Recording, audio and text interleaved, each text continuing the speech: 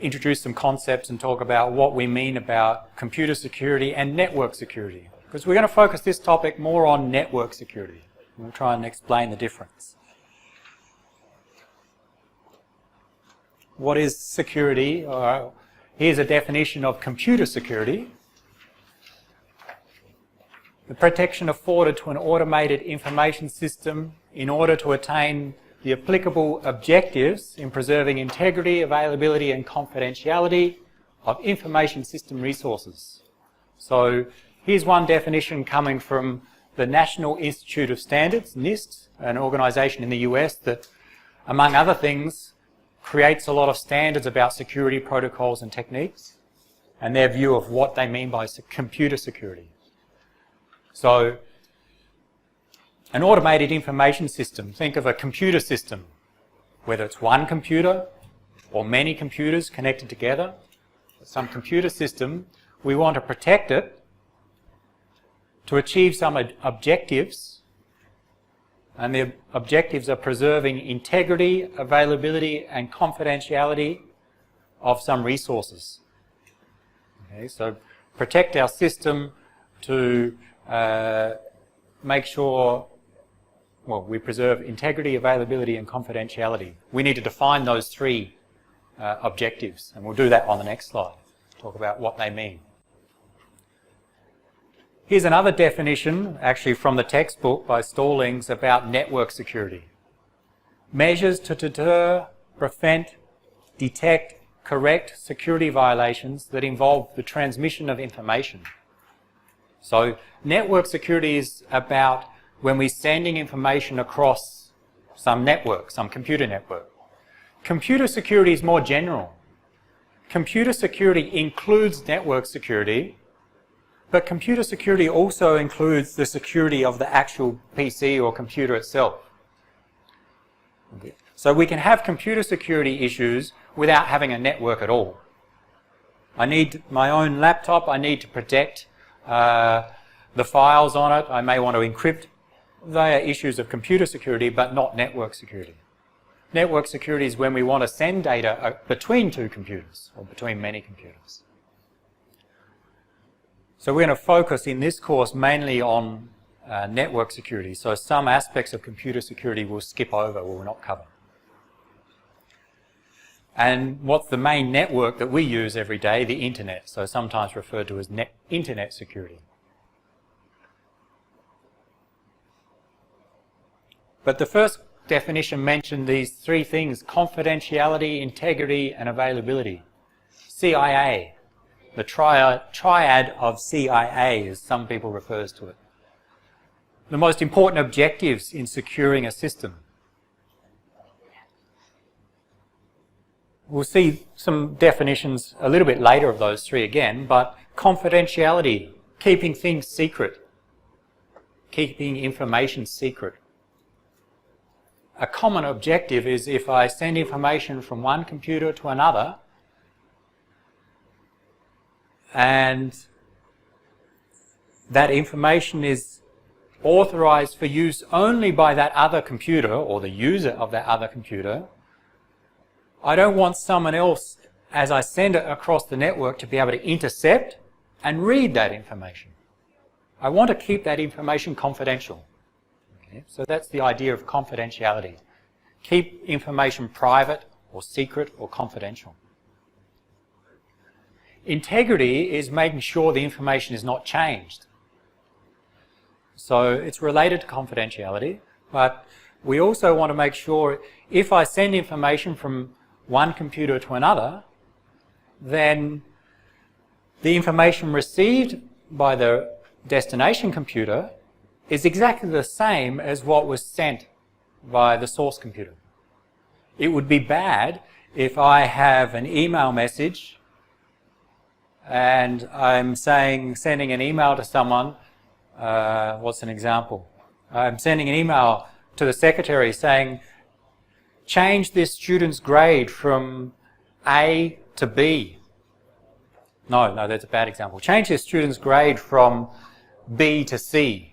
Okay, I made a mistake with marking, so I sent an email to the secretary saying, this student needs their grade changed from B to C. But one of the students, and that one that the email is about, somehow intercepts the message on the network and modifies the message and changes the message to say, change the grade from B to A. It's received by the secretary. The secretary thinks it came from me. It did originally, but it's been modified along the way. That's what we don't want. Integrity is about not allowing that to happen. Maintain the integrity of the data.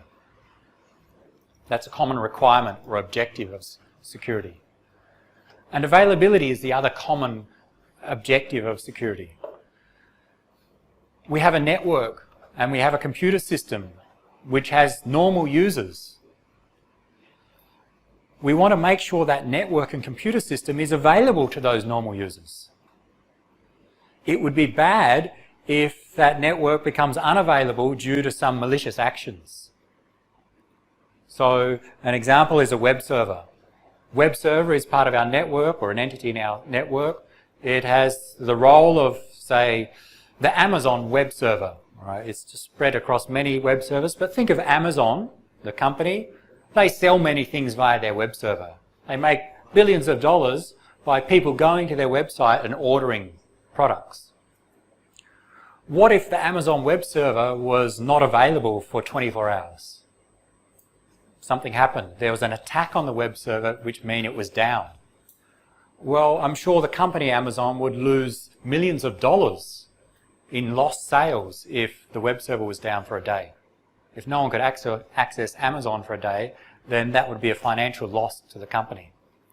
So some security attacks try to make the service unavailable. Availability is the objective. Okay, our system must be available to the intended users. We shouldn't allow it to become unavailable.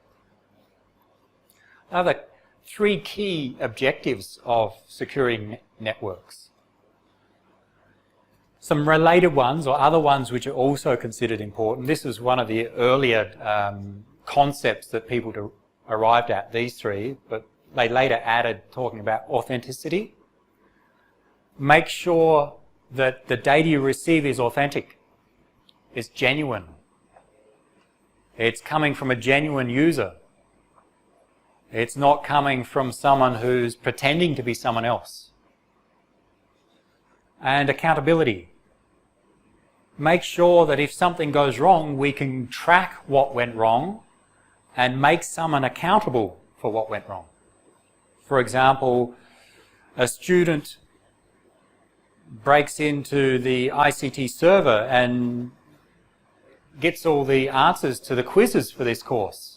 So you can do the quizzes on Moodle and get 100% all the time. Okay, if that happens, what I would like to be able to do is to detect that it happened, and even better, trace back to which student did it. And then I can take action on that student. Outside of the network, I can take other action, like give them some penalty. So accountability is the ability to detect things going wrong, keep traces and logs of what happens, so that later on you can respond and take action if things do go wrong in a network. So some of the objectives of securing computer systems and computer networks. What happens if something does go wrong? What if we have a security breach? How does it impact upon the users or an organisation? There are different classifications to look at. Okay, when we're planning the security for our organisation, we'd like to predict in advance. What if this goes wrong? What are the consequences? Here are some of the most common impacts of security breaches. The effectiveness of primary operations are reduced. That means if you think of an organisation, a company, a university, SIT, what happens if someone breaks the security of our network, of our databases, of our servers? Well, one thing that can go wrong is that we have to spend a lot of time fixing, and we waste time fixing what went wrong as opposed to providing the normal service to students and others. That is, the organisation does not work as well if things go wrong. A simple example, I create an exam for this course. I store it on my office computer before the exam before you take the midterm exam. I create it a week before and I've prepared it. It's stored on my office computer. What happens if a student accesses that exam 1 week before the time for the exam? If I detect that, what happens? Well, it means I have to recreate the exam. I must rewrite the exam because I know if some students got the exam, most likely every student will have the answers by the time you sit the exam. That reduces my effectiveness. That is, I have to now rewrite the exam, wasting my time rewriting a second exam. I can spend less time doing the other things that I should be doing. So the effectiveness of my operations are reduced in that case. Other impacts may be a financial loss. We lose money. Okay. The example for Amazon. If the Amazon web server goes down for a day because of some attack on the Amazon web server, the company will lose money. Okay. So that's a potential breach, a potential impact.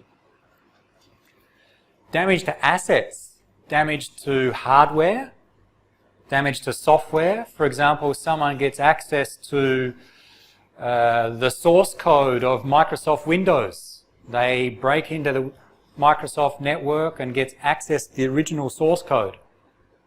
And they make changes to the source code without people detecting. So we can think that that's going to potentially damage the software product that's produced. You can have damage to computer hardware. And the example was recent is the Stuxnet worm. Was a worm 1 or 2 years ago, which was distributed usually by USB keys.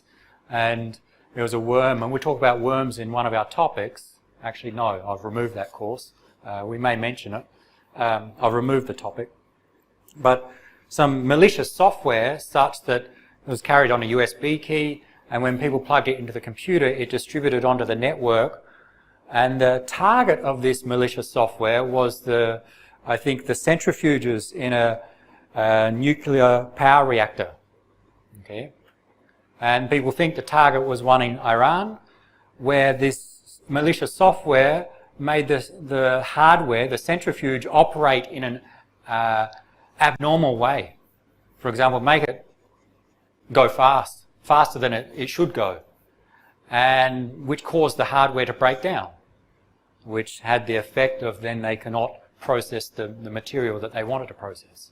So that was a case of a malicious software, which was part of a security attack that damaged some assets, in this case hardware assets.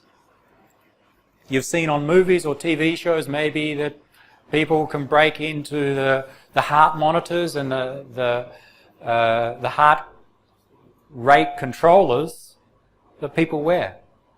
And in theory, if you could attack that and make it do something that it's not supposed to do, you could have an impact on someone and harm individuals.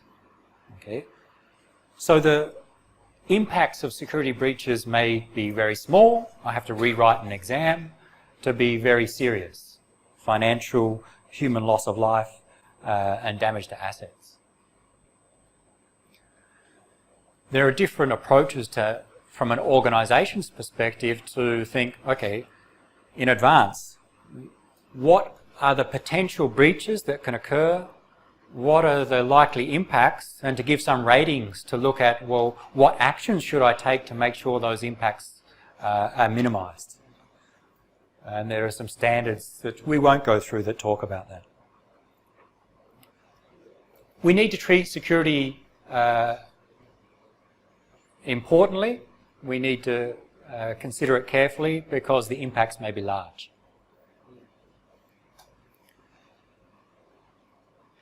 Let's look at a view of, or a perspective of, network security and the components of securing computer networks. And this perspective comes from ITU, the International Telecommunications Union. They create standards about telecommunications, including securing computer networks. We don't care so much about that they created it and how the standard is. There's some document that describes security aspects from their perspective. We're going to use the notation and terminology that they introduce to talk about what we require for computer security. And the main things that they introduce that we'll use is that they talk about security aspects, attacks, mechanisms, and services. So we'll define those three over the next few slides. Different types of security attacks, mechanisms, and services. And some terminology we'll use is we'll talk about a threat and an attack. We have some desire for operating our organisation network or computer system in some way, and we usually define some policy that we'd like. For example, a policy should be no student can access the exam on my computer. Okay? That's obvious, a simple policy from my perspective of who can access that information. A threat is a potential violation of some security policy. So my policy or my aim, no student can access the exam on my computer. There are some threats. One threat is that a student walks into my office and takes my computer, and then they can access the exam. Another threat potentially is that they can get remote access over a network to my computer. Okay, so there are multiple threats that are potential violations of my policy in that case. An attack is an assault on a system that comes from a threat. In simple terms, an attack is a threat carried out. So the threat is that someone takes my computer and reads the exam. Well, an attack would be if someone actually comes and grabs my computer and reads the exam. So an attack is an actual implementation of a threat.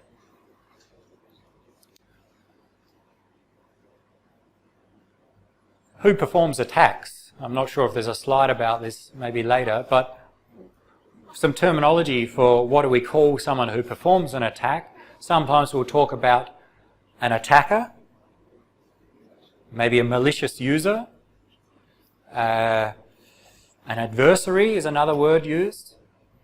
Sometimes you'll hear a hacker, someone hacks into the network. Okay, I'll usually use malicious user or an attacker. But when we talk about all the techniques through this course, when we talk about the attacker or malicious user, they don't necessarily have to be a bad person. Sometimes the attack may be coming from someone who's doing something good or something legal. Okay. Law enforcement agencies may use legal techniques to intercept other people's messages and read other people's messages. From the perspective of the security technique, they are the attacker or malicious user, but they may be doing something good or legal. Okay? So when I say malicious user, I don't always mean someone who's bad. Often the case. Let's look at these three aspects. What is a security attack, mechanism, and service?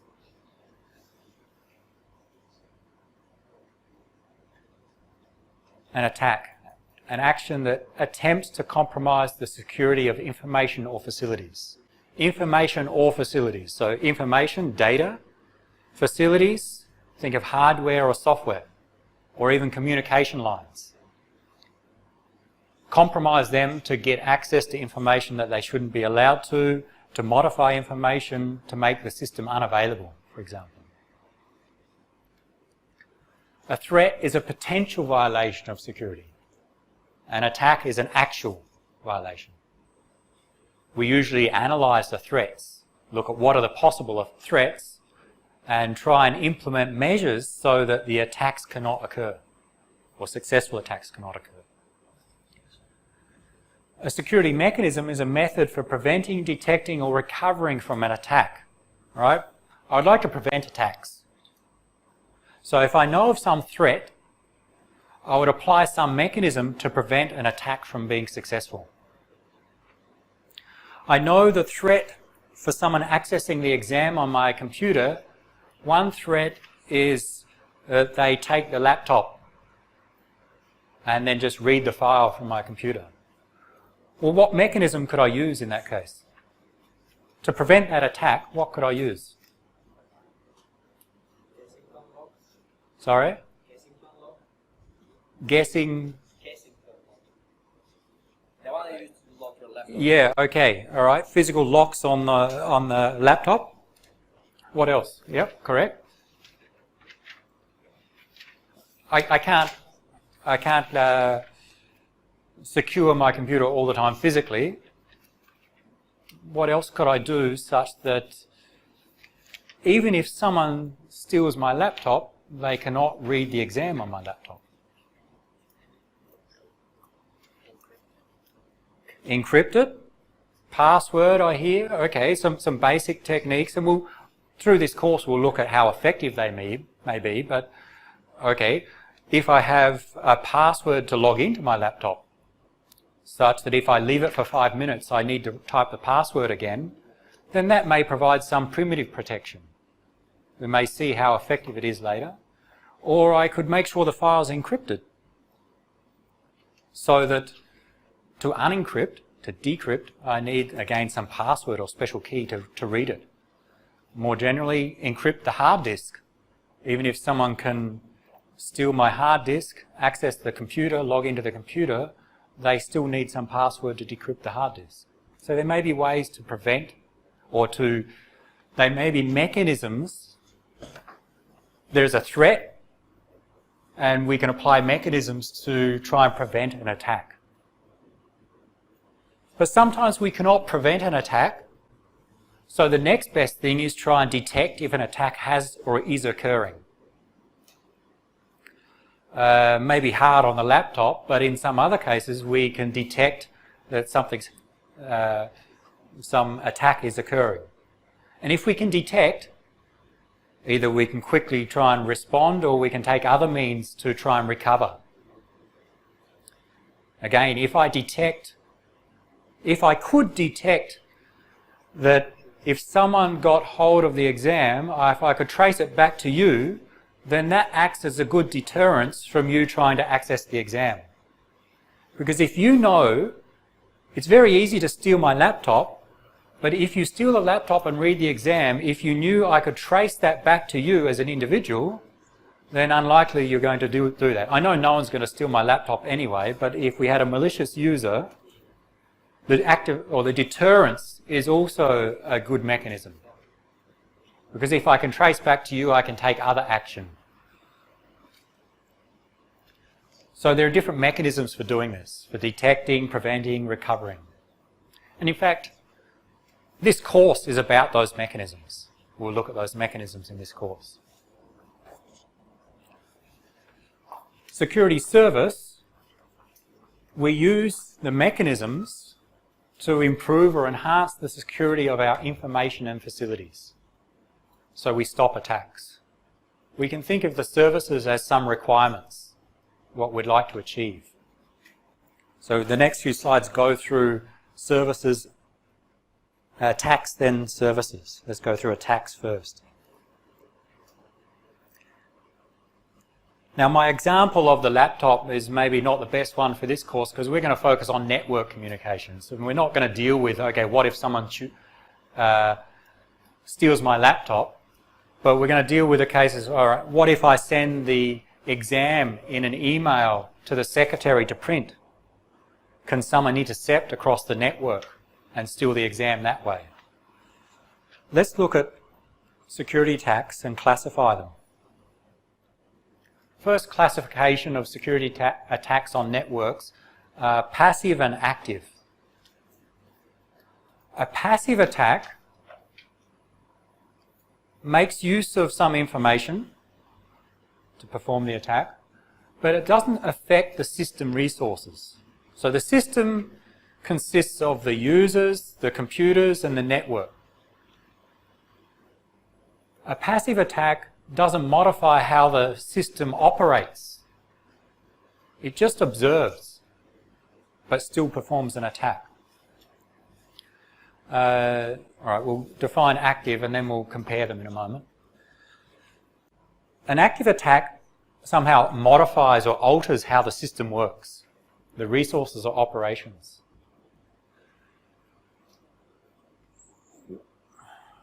Let's come back and talk about them after we go through some specific instances. So with passive attack, there are two types we'll talk about: releasing the message contents and traffic analysis, and then with active, 4 types. So I'm going to go through those 6 specific attacks, and then we'll come back and explain again what we mean by passive and active. It'll become clearer, and we'll compare them.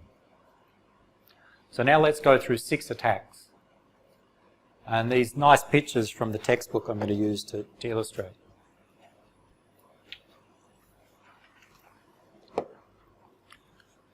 So we have a communications network with some users. This picture shows, okay, as the blue cloud is the network, whether it's some link or it's the entire internet, but some network that users use to communicate with each other. And in this example, we have Alice and Bob, 2 normal users of the network. They're not malicious, they're just normal users. And Bob sends information to Alice. That's the normal operation. He sends emails or messages to Alice. For example, Bob and Alice work in the same company, and Bob is sending some secrets of the company to Alice. Some secret designs of their new product that they're going to build and sell. Okay. Now, an attack where we release the message contents is one of the most obvious ones, the one that most people think about when we talk about cryptography, is that we have some malicious user, Darth in this example, that somehow, as Bob sends messages to Alice, gets that message and is able to read the contents of that message. So we show it as the message going to Alice and also going to Darth. And Darth can read the contents of the message if the message is some secret designs of their up-and-coming product, and if Darth is a competitor, then he can go and build the product and sell it first. So this is the case of an attack where we release the message contents. Same as if I send the exam to the secretary to print.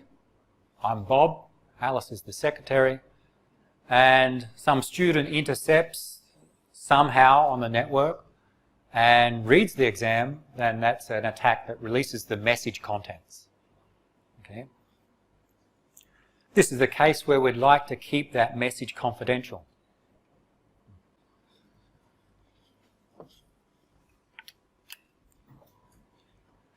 Note that, and let's try and explain an active and passive.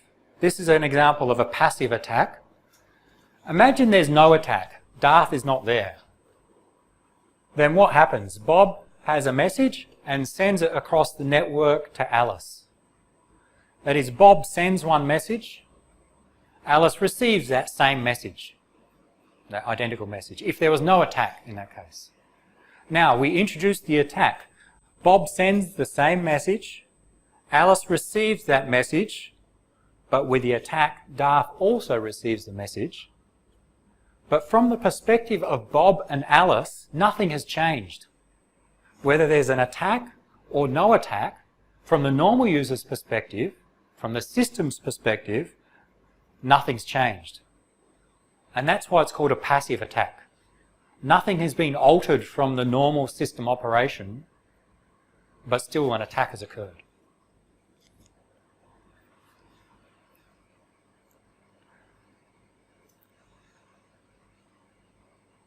Here's another passive attack, traffic analysis. Bob sends messages to Alice in the normal operation. In this attack, while Bob is sending messages to Alice, Darth, the malicious user, somehow intercepts those messages, may not be able to read the contents of those messages, but can make some conclusions based upon observing the messages being sent. The time when they're sent, the frequency that they're sent, for example. So by analysing the messages being sent, by analysing the traffic on the network, the attacker, the malicious user, may be able to make some conclusions which they couldn't make without analysing that.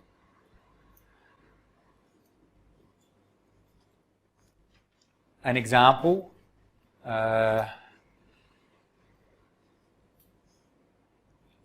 Bob is, let's see, Bob is a known terrorist. Okay, law enforcement agency know that Bob is some terrorist. He's done some illegal things in the past, and they're monitoring what Bob is sending. And it turns out they also know Alice is some potential terrorist. And the malicious user, Darth here, is the law enforcement agency that monitors how these two entities are communicating. And by monitoring as to how many messages are sent, at what time of day, from what computer addresses they're being sent from, they may be able to make observations about what potentially may happen. For example, they see that over a period of 1 month there are no messages, and then on one day there's a lot of messages from Bob to Alice, and they make the conclusion, or they infer that that may mean that some attack is about to occur. So by analysing the frequency of communication, the malicious user can make some observations, even without seeing the contents of the messages. Even if they cannot see what's inside the messages, just seeing that there are messages sent can be an attack. And I think most of you have heard about Snowden and the NSA and what's happening with the revelation that NSA are monitoring many US citizens. Well, it was revealed that they are monitoring not the actual phone calls, not the contents of what people are saying on the phones, but just monitoring who you're calling and when you're calling. So that would be considered a traffic analysis attack, to be able to make observations not based on the contents of the message, but just on who the messages are going to, and how often, when they're going to people, is some form of an attack. It's still a passive attack. With no attack, Bob sends messages to Alice. With the attack, from Bob and Alice's perspective, nothing changes. So the system resources have not been modified.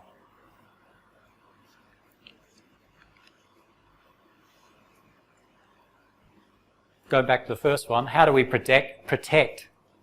What's a security mechanism to stop the release of message contents?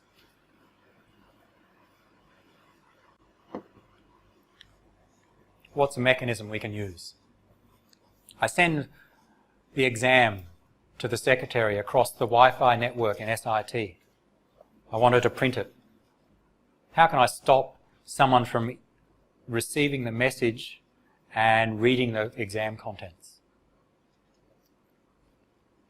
What's a mechanism we can use? I'm sure you know of something. You've probably used it in many cases.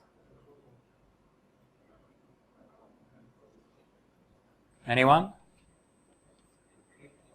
I could encrypt the message, encrypt the file. What I do is I take the exam file, I encrypt it using some software, and I don't send the original exam file, I send the encrypted form of that exam across the network from Bob to Alice. It's encrypted. And what happens, even though the malicious user may receive that message, the encryption should be done such that without having some special secret, a key or a password, if you receive the message, you cannot get the original contents back. Okay? So even though the malicious user receives the message, they cannot see the contents of the message. So encryption is a common mechanism used to prevent such attacks. And in a lot of this course we'll talk about, well, what is encryption and what are the algorithms that can be used for encryption. What about traffic analysis? How do I stop some malicious user from analysing the patterns of communications between Bob and Alice? Does encryption help? encryption doesn't help in this case because Darth does not care necessarily about the contents of the messages. Even if they're encrypted, he still sees that Bob is sending messages to Alice. Still knows the time of day, how often. How could I stop that attack? Stop someone from analysing the traffic? Any ideas?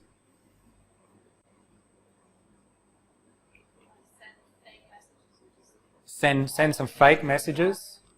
Change the pattern of communication. So let's say normally Bob sends is going to send 3 messages to Alice, one every minute. Then, and from that pattern of one every minute, Darth makes some observations. Then what Bob can do is change the pattern in which they communicate by sending some fake messages in there. Sending at different times at different frequencies. So by changing the pattern, you may be able to hide your communication patterns. Not easy though, okay?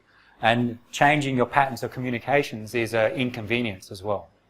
It introduces some overhead and some inconvenience for the users. Keep going. Another attack, an active attack, masquerade. Masquerade means pretend to be someone else. Bob and Alice, normal users. Alice is the finance officer for the organisation. Bob is the CEO or the director of SIT. And normally what happens is at the end of the financial year, Bob sends a message to Alice saying, potentially about increasing or decreasing the salary of employees. And when Alice receives a message from Bob, she changes the salaries in the database. Well, what happens in this case is Darth, a malicious user, pretends to be Bob, sends Alice an email saying, from Bob, I am Bob, please increase the salary of Steve by 10,000 baht. Okay, so, or salary of Darth in this case. One user pretends to be another user to do something malicious. How do we stop that? How can we stop some malicious user from sending messages pretending to be from Bob?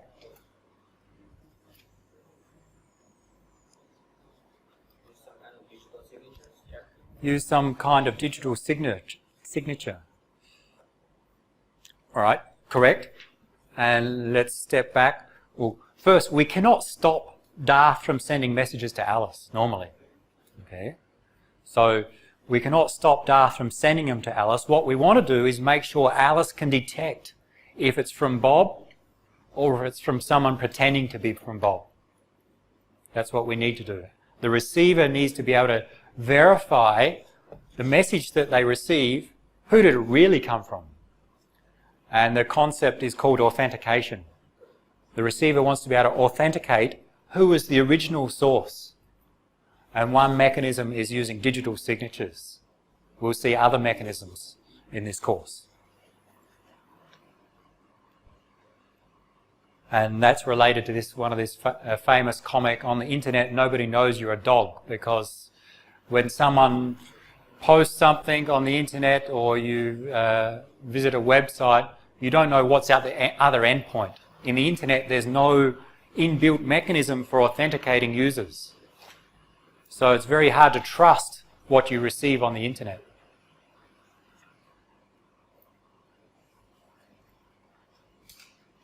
A replay attack. Here, Bob, the director, or the boss, normally, no attack, normally sends a message to Alice. Please increase the salary of Darth by 10,000 baht. Okay, that's the typical message, because Darth did some good work. Salary rise. 1 month later, when that normal message was sent, Darth intercepted and took a copy of that message. It was from Bob. It had Bob's signature. 1 month later, Darth replays that same message, sends it to Alice. Alice receives a message from Bob, signed by Bob, increase the salary of Darth by 10,000 baht. So now she's received 2 messages saying increase the salary of Darth by 10,000 baht, so it's now up 20,000 baht.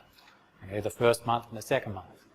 So in this case, the malicious user intercepts a message, a normal message, and at some time later resends or replays that message to achieve some outcome.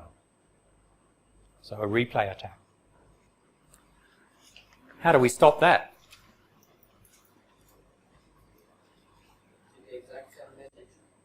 Same message, yes. Replay exact same message, not modified.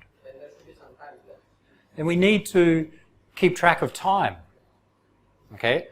In the first message that Bob sends, he dates the message saying this is on the 12th of November 2013. Please increase the salary by 10,000.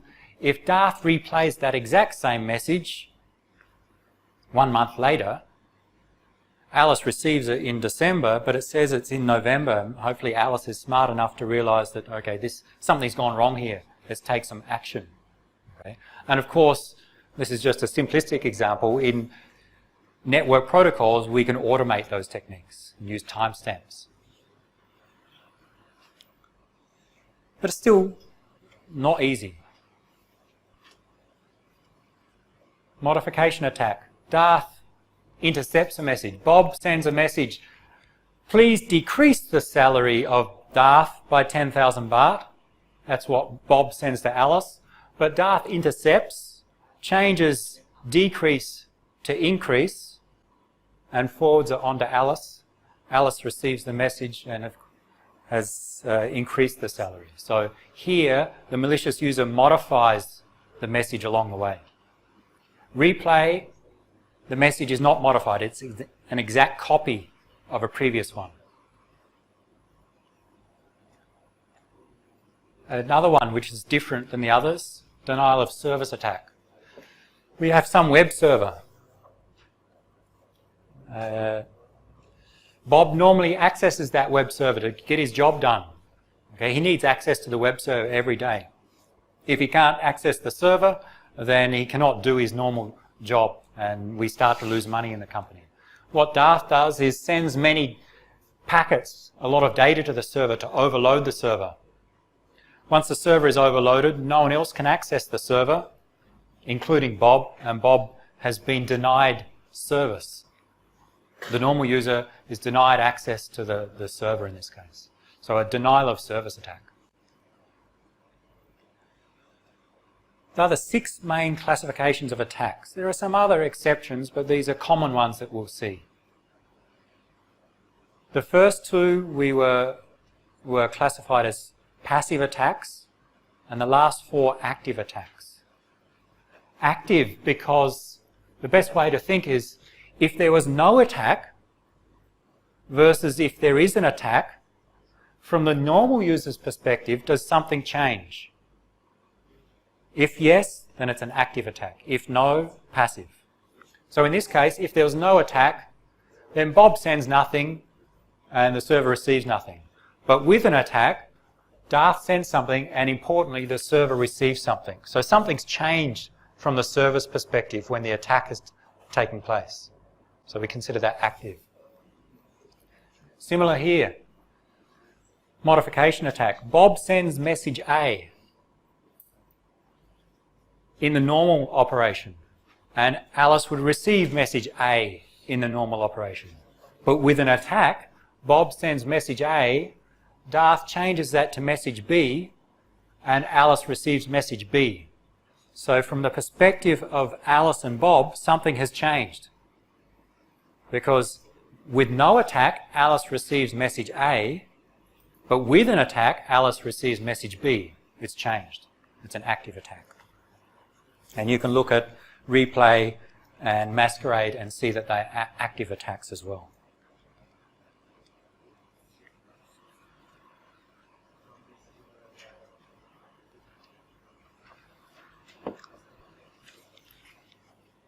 So passive attacks don't modify the system resources, the messages sent, the contents of those messages. An active attack does. Passive attacks are relatively hard to detect. Because they don't modify anything, it's hard to detect that they're taking place. But they're relatively easy to prevent. By using encryption and timestamps, we can see, compared to the others, easy to prevent those attacks. Active attacks, harder to prevent. It's harder to stop someone from sending the message. You can't, in fact, normally. But easy to detect. Even though I cannot stop Darth sending messages to Alice, I can detect it using security mechanisms. I can usually detect something's happening here using some of the security mechanisms we'll go through.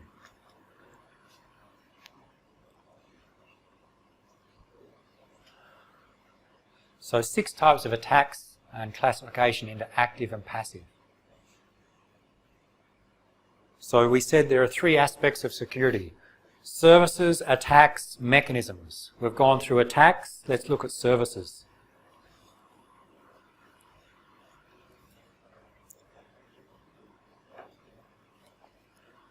And different people have tried to list the main services needed in network security.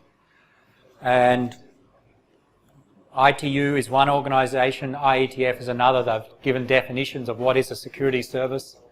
But let's go straight to a list, which is one of the most common lists. There are some variations. Some people divide it into 6 services, some more or less, or use different names. But you'll see that these are common security services in most network systems.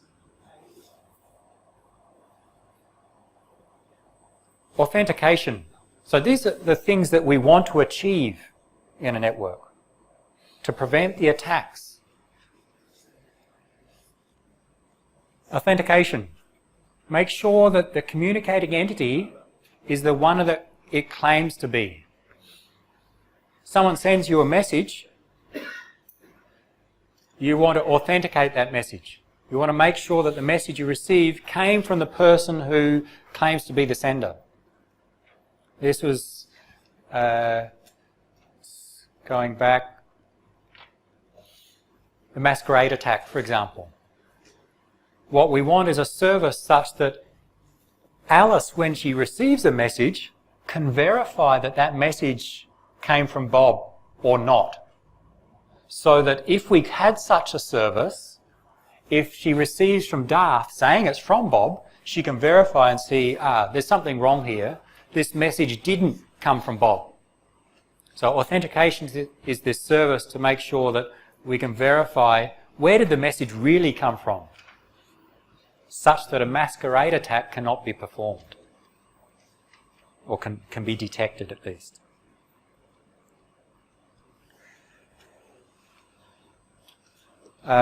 Sometimes we split authentication into peer entity authentication and data origin. An example, peer entity is like making sure the person that sent it is the right person. Data origin authentication,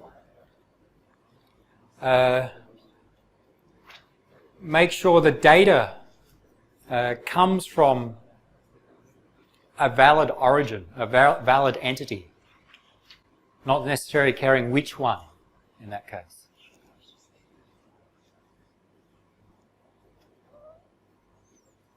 Access control, another service.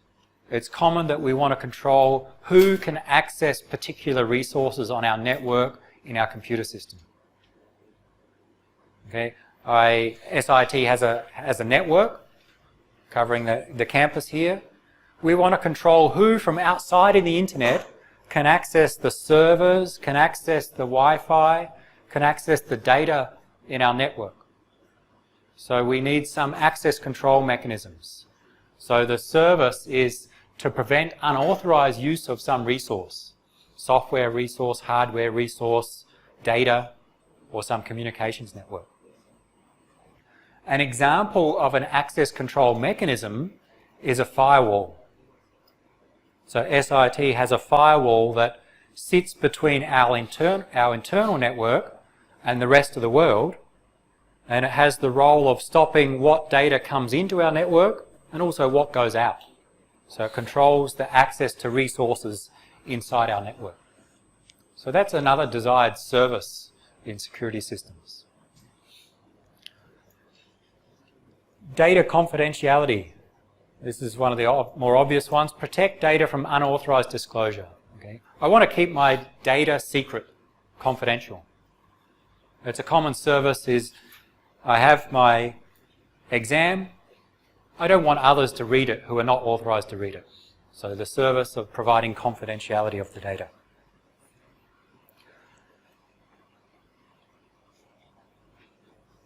Data integrity. Make sure that the data received is the same as what was sent. So I send a message. The receiver should be able to confirm that what's received is exactly the same as what was sent. It hasn't been modified along the way. So if a modification attack is successful, then it means we don't have the data integrity service. Maintain the integrity of the data being communicated. Availability. Skip 5. Availability.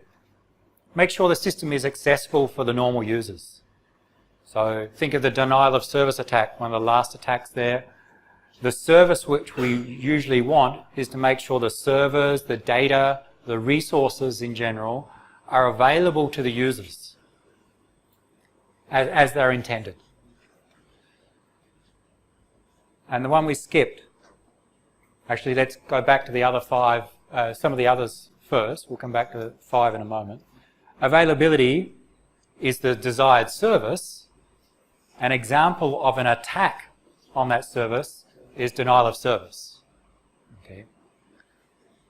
If Dart can perform a denial of service attack, then we haven't got the availability service. Modification attack is an attack on data integrity. Because if a modification attack is successful, then the data received is not the same as what was sent. Masquerade is an attack on authentication. We should not be able to pretend to be someone else. If we can, we don't have authentication service. And confidentiality is an attack on releasing the message contents. The other way around. Releasing the message contents is an attack on confidentiality. What about non-repudiation? Non-repudiation, to repudiate something is to deny something. So the non-repudiation service is we need to have the ability such that entities cannot deny something happening. And the most common things is denying that we've sent or received a message. Let's say Bob sends a message to Alice. Alice receives that. Later, Bob denies that he sent the message. I didn't send it. That can be a problem in some cases. Non-repudiation is about making sure that Bob can't do that. Making sure that if Bob sends a message to Alice, then later Bob will not be able to deny that he sent that message. If he could, that could cause problems.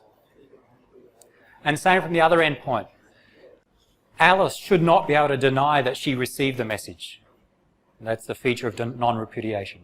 The sender cannot deny that they sent the message. The receiver cannot deny that they received the message. We need that in a number of services. Financial transactions are important. Okay?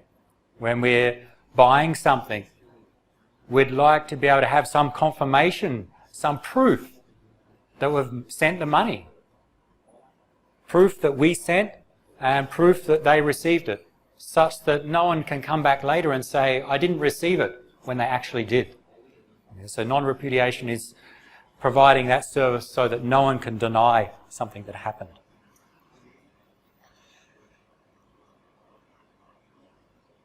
These are the main things that we look for in securing computer networks. We don't necessarily want all of them, depending upon the goal of our network, but we often want one or more of these services. For my sending the exam from me to the secretary to print, I want confidentiality. I want to make sure that no one can intercept and read the exam. And maybe I also want data integrity. I want to make sure that no one can intercept and modify somehow the exam. And potentially we also want authentication. That is, the secretary wants to be able to be sure that the exam she just received came from me, not from some student pretending to be me. Okay? The other services are not so important for that application, but for other applications we may choose different services. So these are the things that we want in our computer network. To implement the services, we use security mechanisms. We've already mentioned some. We've mentioned for confidentiality, use encryption. Maybe use some timestamps, some digital signatures. These are mechanisms. The techniques to prevent, detect and recover from attacks. There's no single technique that does everything. Okay, so we usually combine, there are multiple mechanisms and we use one or more to achieve some service. And the most common mechanisms are built around cryptography, cryptographic techniques. And that's what a lot of this course is about, talking about what are these cryptographic techniques. Some examples are listed here, but we'll go through these in the course. Encryption or encipherment, digital signatures, access control, firewalls, authentication exchange, so there are protocols for authenticating users. For hiding from traffic analysis, traffic padding, sending extra messages. Notarization, have some third party verify that two entities just communicated to avoid non-repudiation. So we'll look at some of these techniques in this course. And another view of those techniques, the services listed and some techniques and, some mechanisms and which services those mechanisms are used to implement. For example, to provide confidentiality, we normally use encipherment, or we'll call it encryption. To avoid to provide non-repudiation, we use digital signatures and data integrity techniques. What we're going to do in this course is look at encryption, and then a fair bit of time looking at digital signatures, data integrity, authentication. Some of the others we'll touch upon.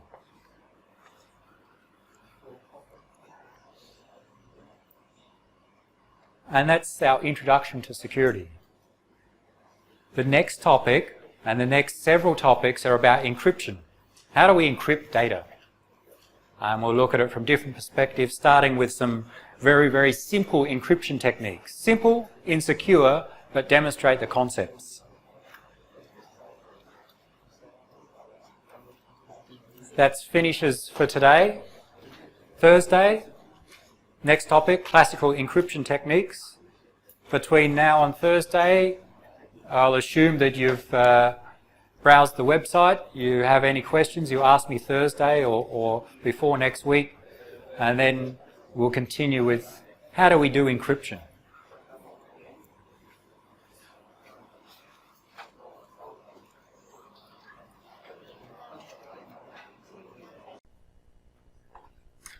Before we start to go into block ciphers and the main example of the block cipher DES, we'll just recap on what we know, or some parts of what we know from classical ciphers. We went through several example, very simple ciphers, starting from 2,000 years old, the Caesar cipher, and they were transposition techniques. Wrong way around. Substitution techniques. We substitute one element with another. We use English characters. So we were substituting a H with a J, for example. And then there were transposition techniques where we take the plain text set of characters and rearrange them, transpose. We change the position of the characters.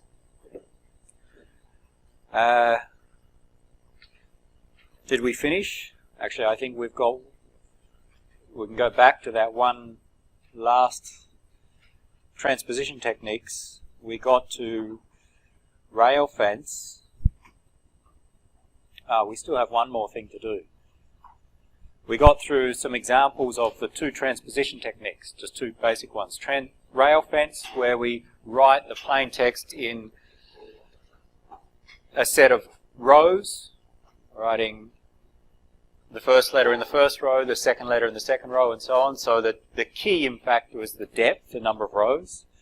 And then we finish with an example of rows-columns transposition, where, again, we write our plain text in rows, and then the key determines which columns we read first to get our plain text.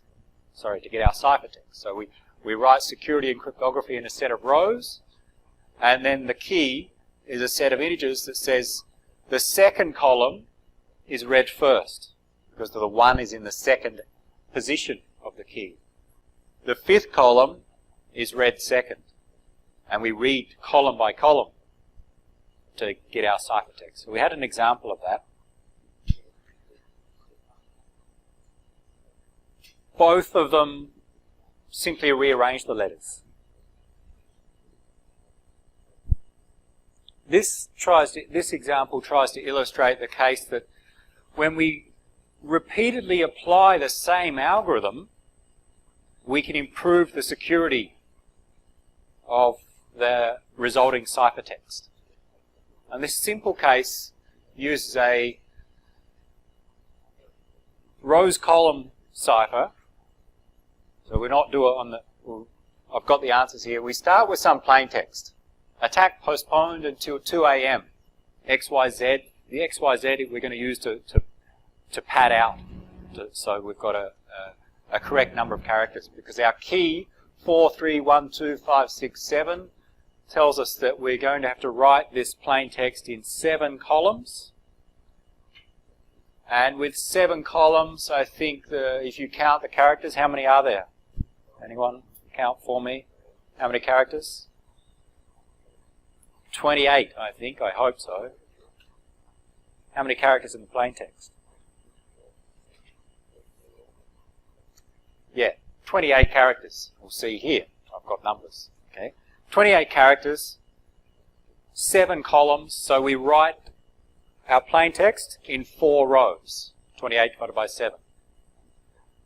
And then, so attack post, so the first 7 letters, and in the first row, the next 7 letters in the second row, and so on. And then to get the ciphertext, we read the third column, because the 1 in the key is in the third position. Read the third column, so down, and that produces TTNA. So if you looked at the third column, you'll see TTNA under each other. And then we read the fourth column, because that's where the 2 is in the fourth position. And we'd get this ciphertext. So you can try that in your own time. We're not going through it now. What we show, and we'll do it again in a moment, but what we show here is, let's not worry about the individual letters. Let's look at the ordering and see how the transposition rearranges these letters and see the patterns. Let's say we number these 28 letters from 1 through to 28. And I can't fit it all on one line, so I've wrapped it across 2 lines. So A, T, T, A, C, K, P, and so on. That's how we interpret. So 1, 2, 3, 28. Z is character 28 in our plain text. So just number them 1 through to 28. And we get these. Then we apply the rows columns transposition cipher and we get this ciphertext. But remember transposition, we just rearrange. So if we follow, where do the letters end up? Where does the first letter A end up in the ciphertext? That's what this set of numbers tell us? The first letter, 01 here, ends up in which position? It's here, the 13th letter.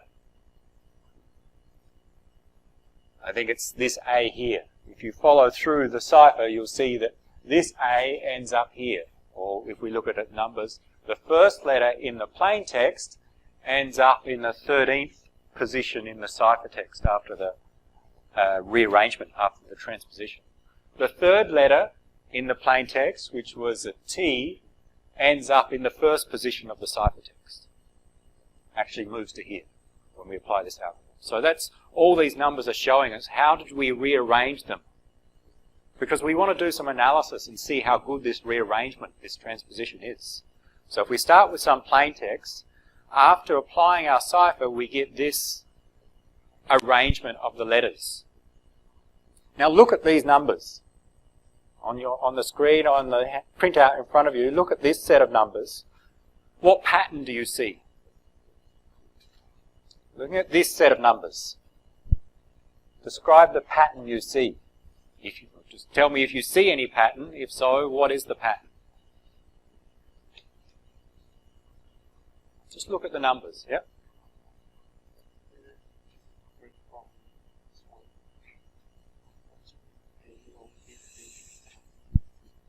I will check that later. Okay.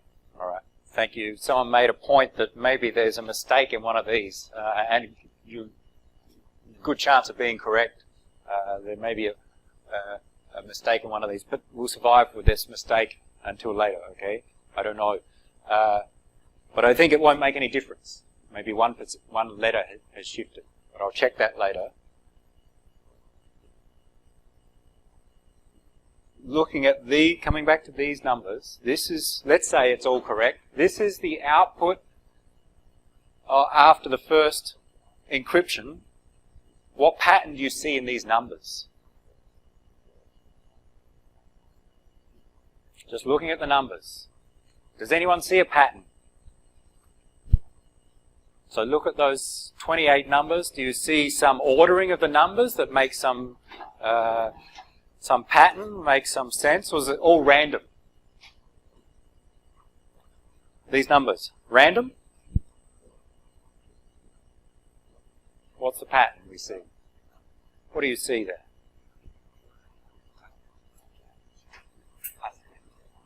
+7. Okay.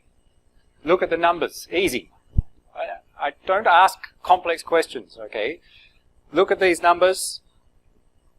3, 10, 17, 24. There's a difference of 7 between these 4 numbers, just incrementing.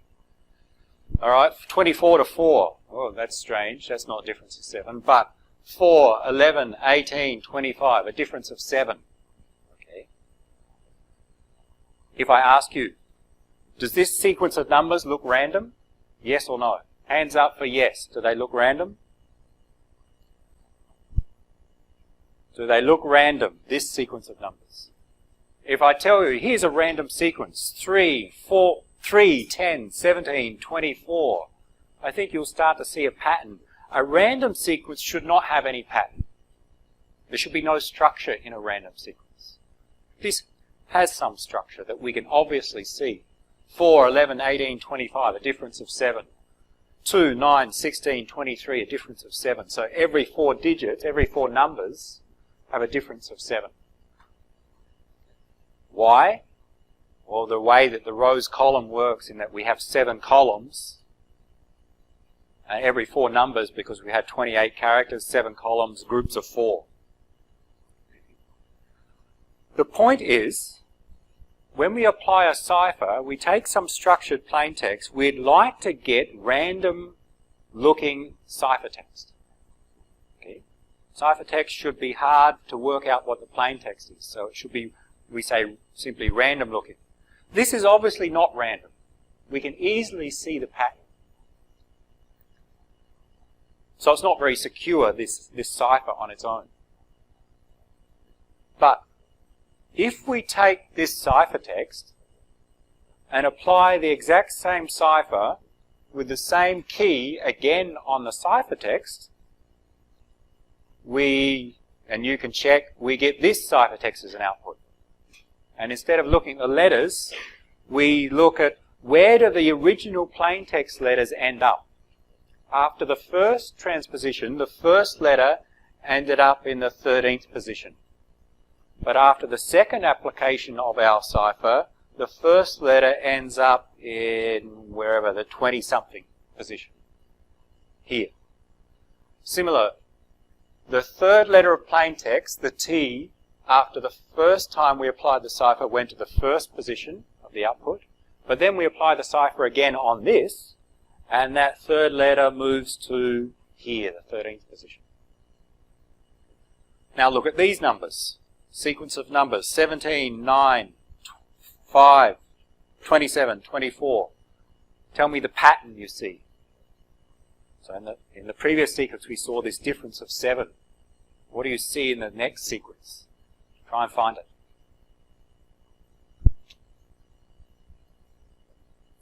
Look at those numbers at the bottom of the slide and see what pattern you see between the numbers, if any. These ones.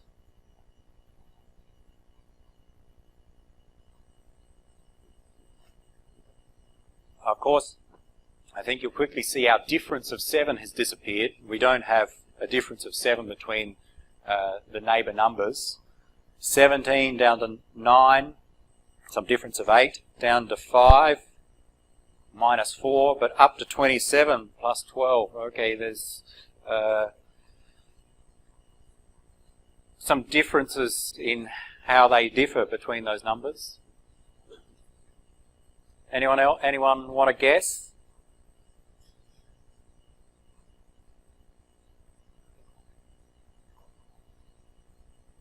Not so obvious to see any pattern in these numbers. To me, and hopefully to most of you that are following, these sequence of numbers look more random than this sequence of numbers. This one we can see a pattern, plus 7, plus 7, plus 7. And then plus 7, 7, 7.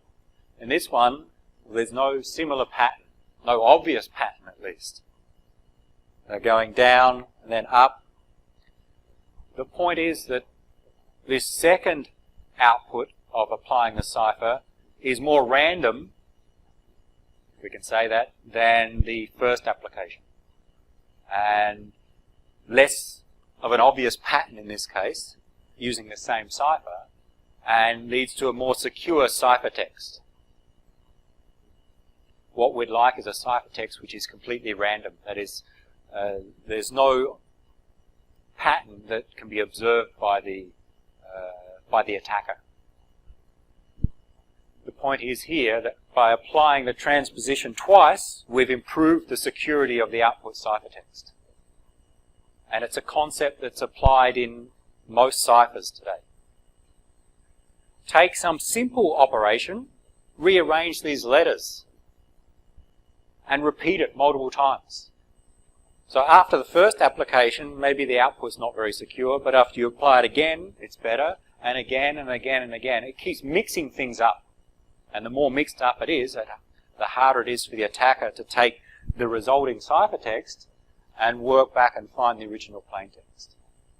So this is an important concept that we use in real ciphers. Apply simple operations multiple times.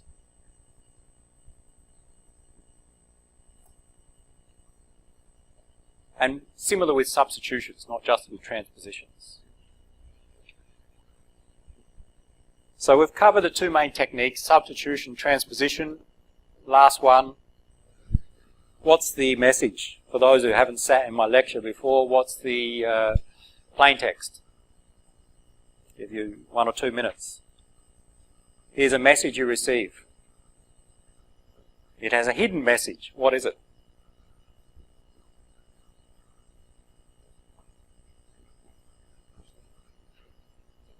And then we'll come back and explain what we're doing in this one. There's a hidden message in there. It's in fact a real message, but there's some secret hidden.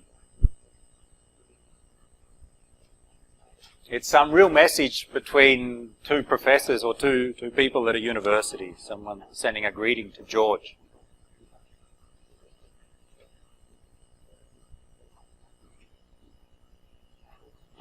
Anyone want to have an attempt? What's the first word? Okay. Second word. Okay. He has the lecture notes from last year. He's got it. Anyone else? What's the message? We'll come back, give you a chance. Let's explain what we're doing. This is another, a different thing than what we're going to cover in this course, steganography. This is the process of hiding a real message inside a fake but meaningful message. So what we do is I send some message that makes sense, not encrypted.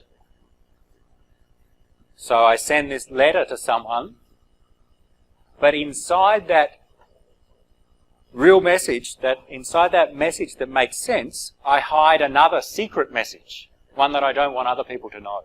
This is the process of steganography. And this assumes that the person who receives this message knows the method I'm using to hide the secret.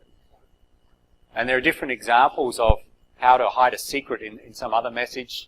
In the old days, for example, a written letter, you write a letter and you put small pinholes above the characters that make up your secret message, and if you hold it up with a light or you hold it so you can see the pinholes, then you identify the characters and read off the secret message. Or some form of invisible ink where you write a normal message, but something's marked such that there's some secret identified in there as well.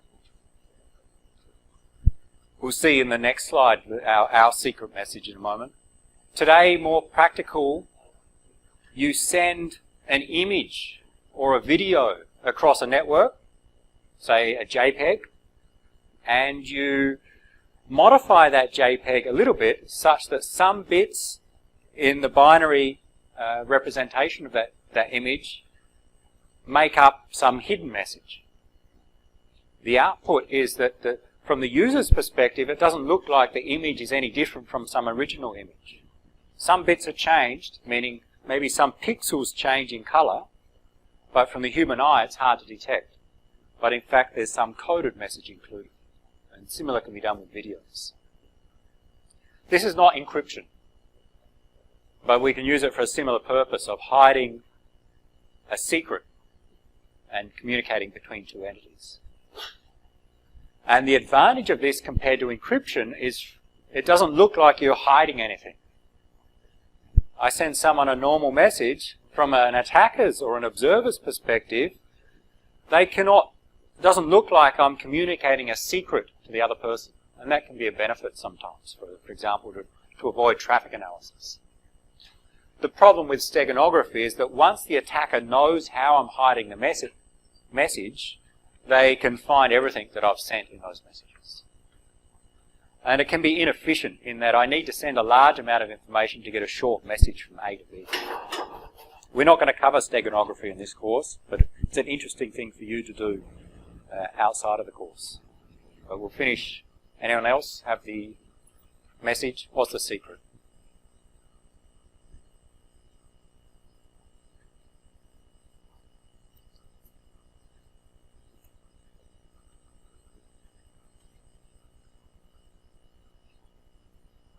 Well, George knows the procedure in this case. George knows when he receives this message. From an attacker's perspective, it just looks like a normal message or email or letter someone would send someone in a university. But George, the receiver, knows the method is to read the last word of each line. Try. The last word of each line.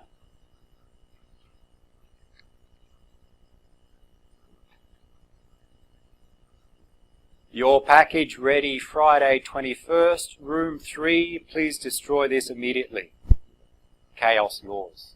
Okay, so here's the secret message included inside this fake message. Of course, once you know that method, read the last word of each line, it's very easy to see. And it's very easy for the attacker to find it. But if you don't know the method, it's hard to find what that secret is.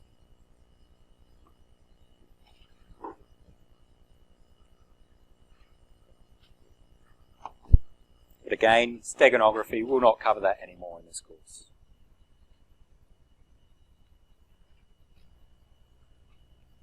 What's the best cipher we've got so far? Which cipher is the most secure?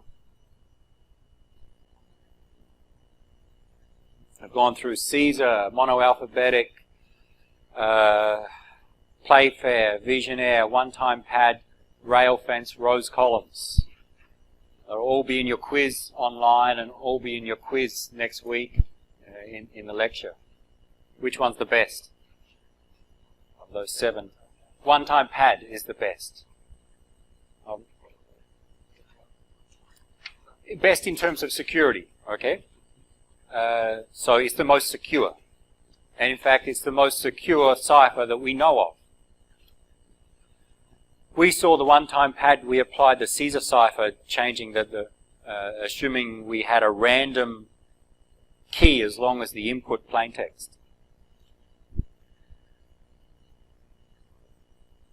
You can implement the one-time pad in practice as an exclusive OR. Let's move from English to computing. And instead of A to Z, we'll look at zeros and ones, binary. I don't think you have this one, sorry, but you don't need it, it's just an example.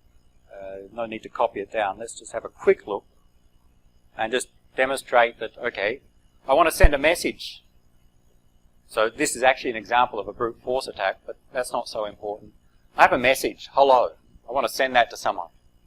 Well, we represent that in binary. So how do we do that? We can use an ASCII conversion, where we do a lookup and see the letter uppercase H converts to some 7-bit value. And I've done that. And it turns out that uppercase H corresponds to 100100. You look up in an ASCII table and it'll tell you that. And similar for the others. So we can treat any message as binary, and we'll do so when we look at our ciphers from now on. Zeros and ones. And a second example, okay, let's say we have the message Steve is what we want to send. Then here's the binary form of the 4 letters, and of course E is repeated at the end. So in decimal from the ASCII table and the binary form. So Steve can be represented as a 7 by 5, 35-bit plaintext value. So now, from now on, we're going to deal in binary for our ciphers, not with English characters. One operation that we can use to encrypt, and it becomes, in fact, the one-time pad, is to take our plaintext and apply the exclusive OR operation.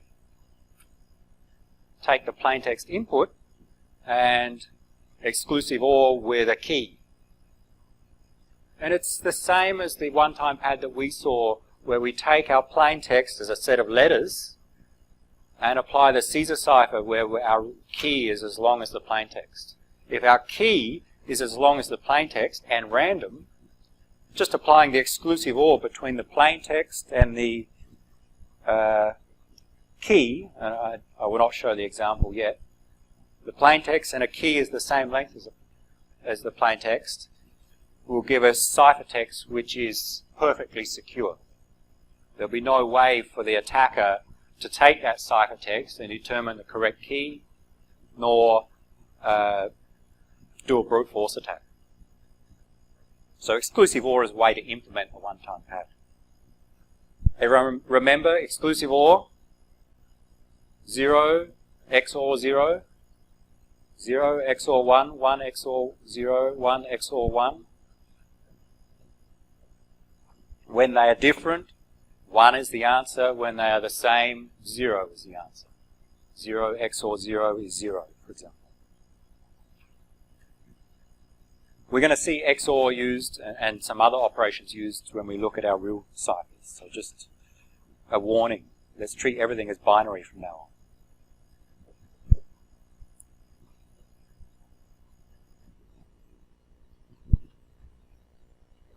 So let's look at some real, or a real cipher, and generally the concepts of block ciphers, the principles.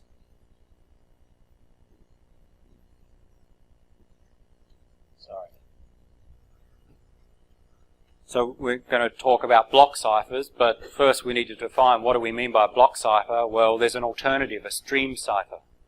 And we distinguish sometimes between stream ciphers and block ciphers.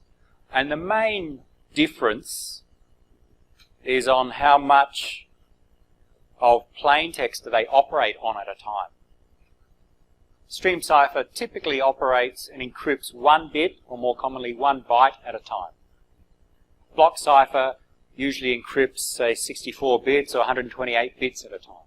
We'll see some examples. We'll not cover much of stream ciphers yet. We'll see an example later. Stream ciphers normally use take some plain text as input and generate some random sequence of bits and apply the XOR operation, exclusive OR, between that random sequence of bits and the plain text and get our ciphertext. So stream ciphers usually use exclusive OR. And the complexity of stream ciphers is in generating a random sequence of bits. So we'll return to that later when we look at random numbers. How do we generate them? The one-time pad is an example of a stream cipher. Assuming we have a long random sequence of bits, that's our key, simply XOR with the plain text, and you get your ciphertext. Block ciphers operate on some block of plain text at a time. Typically 64 or 128 bits in most ciphers we'll see. We take the input bits and apply some encryption algorithm, and we'll see that usually much more complex than just an exclusive OR, and we get our ciphertext as output. And of course that encryption algorithm takes a key as input. We're going to focus on block ciphers for now. We'll return to stream ciphers later and discuss the differences. So some characteristics of block ciphers. In fact, this is a characteristic of any cipher. But we need reversible mappings. What a cipher does is take some plain text and produces ciphertext. So it maps the plain text bits to a set of ciphertext bits, perform some mapping. These bits become these other bits. Reversible means that we must be able to successfully decrypt. If we have some mapping as defined in this table where we have 2 bits of plain text at a time, a block size of 2 bits, and we define the mapping that if we encrypt 0, 0, we get 1, 1 as an output. If we encrypt 0, 1, we get 1, 0, 1, 0 maps to 0, 0, 1, 1 maps to 0, 1. Then this mapping is reversible. Because if we take our ciphertext, we can get the original plain text back. If my ciphertext is 1, 1, then I know for sure the plain text is 0, 0. Because we have a one-to-one mapping. The table on the right here is an example of an irreversible mapping. If I encrypt plain text 0, 0, I get 1, 1. 0, 1 maps to 1, 0. 1, 0 to 0, 1, 1, 1 to 0, 1. Now, I receive some ciphertext. I receive the ciphertext 0, 1. What's the plain text? If I receive 0, 1, I need to decrypt and get the original plain text back, but I cannot do it because if I have ciphertext 0, 1, I don't know whether the original plain text was 1, 0 or 1, 1. So it's not a reversible mapping. We cannot do the opposite mapping. So we must have a one-to-one mapping between plain text and ciphertext. the plaintext cannot map to, a different plaintext cannot map to the same value ciphertext. That's the principle there. Otherwise, we cannot decrypt.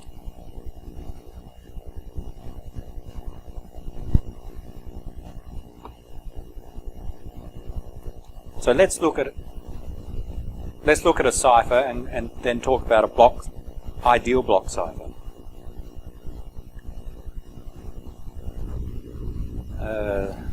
You have the one I'm about to show. It's an example of an ideal block cipher.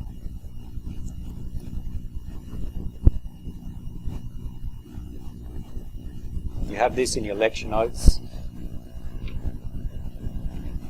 We'll start with a very simple block cipher that we'll treat it as a mapping, and it maps 2 bits of plaintext to a set of possible ciphertext values. So if you find this one, I'll show just the mapping and explain it on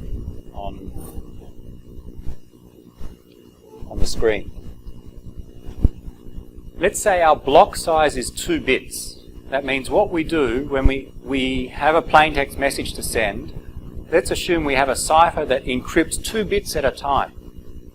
Okay, we take 2 bits of plaintext, encrypt, and get 2 bits of ciphertext. Then we take the next 2 bits of plaintext and get 2 more bits of ciphertext, and we keep doing so.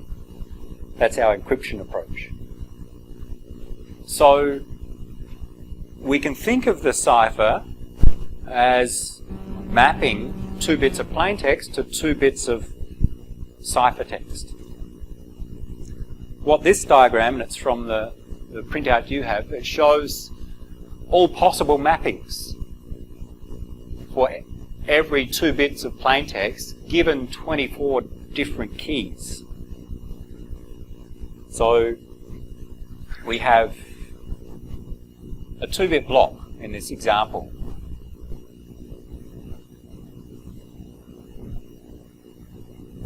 That means our plaintext and our ciphertext will be 2 bits long. If our plaintext is longer, we separate it into blocks. So what this diagram is showing is that if we just look at the top, if my plaintext is 00, 0, and if I use key 1, then the ciphertext will be 00, 0 as an output. That's one mapping. Using the same key, key 1, plaintext 01, output is 01. And 10 goes to 10, 11 to 11. There's one mapping using a particular key. So, how many possible plaintext values do we have? We see there are 2 to the power of 2 possible input plaintexts. This is, I think, on your handout. With a 2-bit block cipher, the set of plaintext values we can have is 4, 2 to the power of 2. And we've listed them in the first column.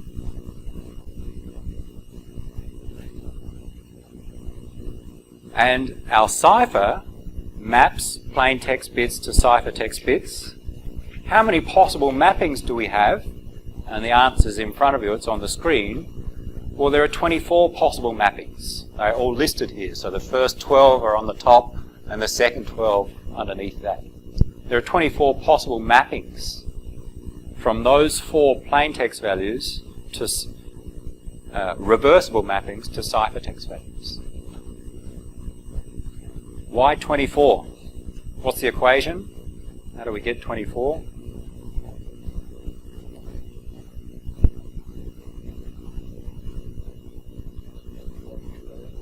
Four factorial.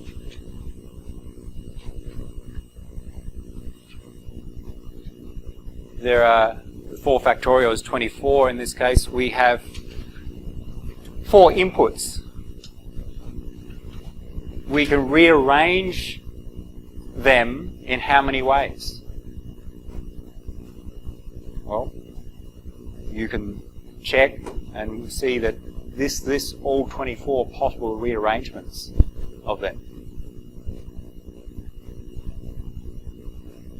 4 by 3 by 2 by 1, 24 or 4 factorial arrangements or combinations. So if you look at the first column up the top, you'll see that's one arrangement of those 4 values. And so this is one of the arrangements, and with K2 that's a different arrangement, and so on. So we have a total of 24 possible different arrangements of those 4 values. And they are our possible mappings from plaintext to ciphertext. What arrangement do we use to encrypt? Well, that is the key. That is the key for our cipher. So this is a definition, or this is an example of an ideal block cipher. So how it works is we take some plaintext as input, and we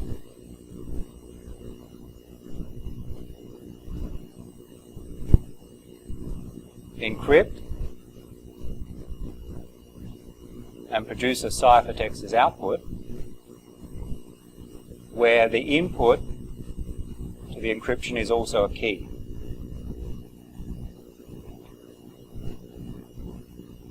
That's our normal operation. For example, plaintext 01.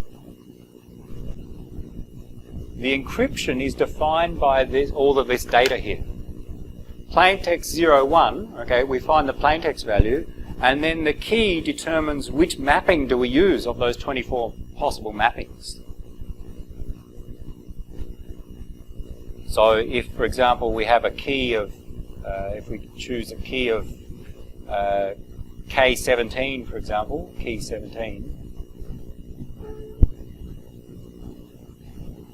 mapping 17 in our list, what's the ciphertext? Well, plaintext 01, plaintext 01, the third row, key 17, mapping number 17, the output will be 00 as the ciphertext.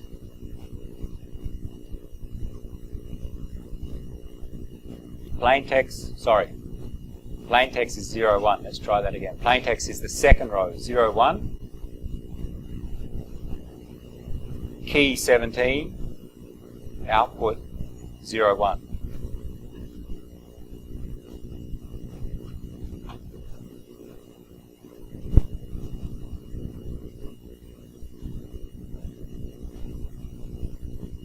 Key 17, plaintext 01, output 01 for this case. So here's a cipher. What we do is we take all possible plaintext values and define all possible mappings or all possible arrangements of those plaintext values. And the key determines which arrangement we use to determine the ciphertext. This is what we call an ideal block cipher. We can implement any block cipher like this.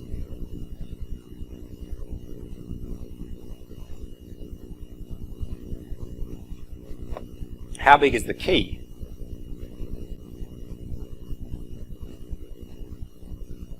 What is the key length in this case?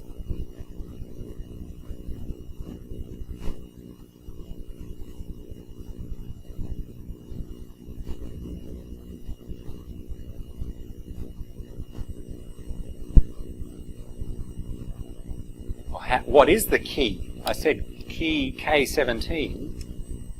Well, the key tells us which mapping to use. So K17 means use mapping number 17.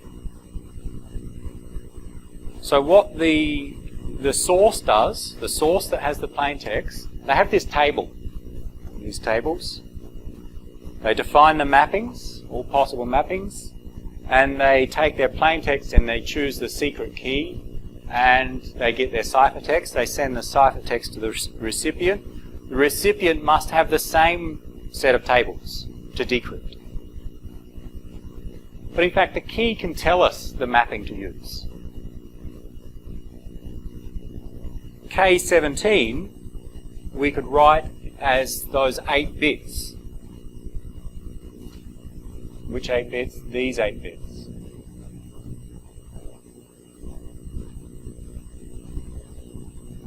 K17 we can say is 1, 1, 0, 1, 0, 0, 1, 0. How that works is that we read this, so it's meaning, okay, 0, the plain text 0, 0 maps to this value, plain text 0, 1 maps to the second value, plain text 1, 0 maps to the third, and plain text 1, 1 maps to the fourth value. So in order of the plain text. So if this is the key, what we do now is that the source chooses the key, that is this specific mapping, they encrypt and they get 0, 1 as the output. They send 0, 1 to the recipient. If the recipient also knows this key, then what do they get as the output? Well, they receive ciphertext 0, 1, which is in the second position of the key, and therefore the plain text is 0, 1 of output, because it's write-it.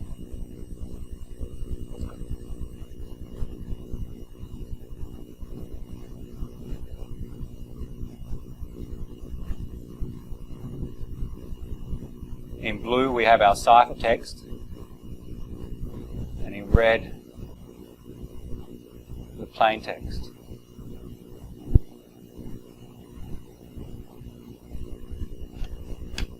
The key is the blue value, and this is just the values in order. So we always write these in order. So if the recipient receives 0, 1 from the key, they know that 0, 1 goes to 0, 1.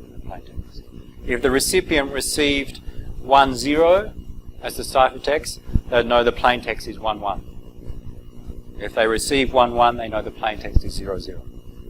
So the key in this case defines the mapping. This is an ideal block cipher in that we can implement any block cipher just as this mapping from plain text values to ciphertext.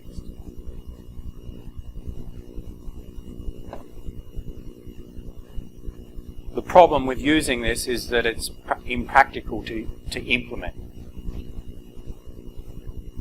Let's return to our slides for a moment. An ideal block cipher, we take an n-bit input, n-bit plain text, and that can map to 2 to the power of n possible states, we can think of them.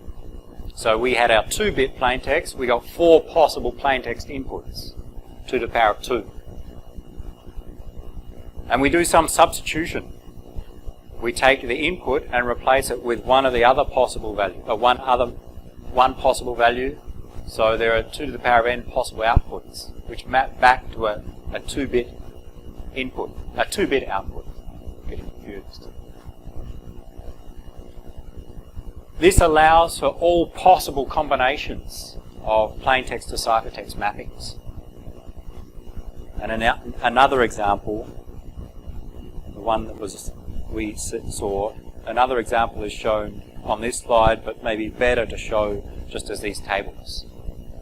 Just one other example, where here's a mapping from,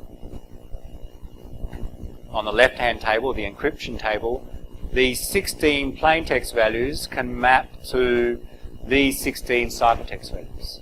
That's one possible mapping. In this cipher, how many mappings are there in total? How many possible mappings?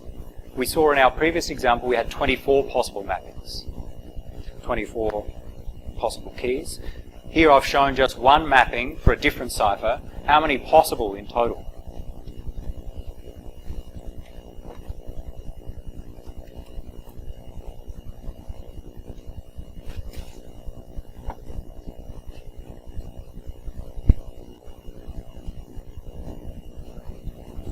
How many possible mappings? If you want to find the answer, maybe start writing them all out. It'll take you a long time though.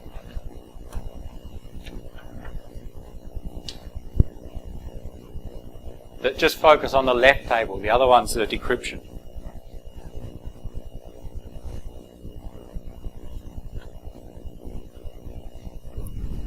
let's go back to our, sorry, wrong direction. Our first example, we had a 2-bit block. 2 bits of plaintext. Gives us 4 possible plaintext values. 0, 0, 0, 1, 1, 0, 1, 1. And how many arrangements of those 4 values can we have? How many different ways can we arrange them? All of these 24 values are the possible arrangements. There are 24 or 4 factorial arrangements, combinations.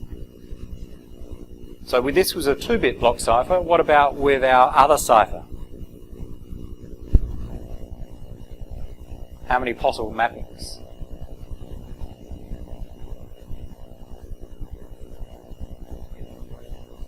$16 factorial. Why?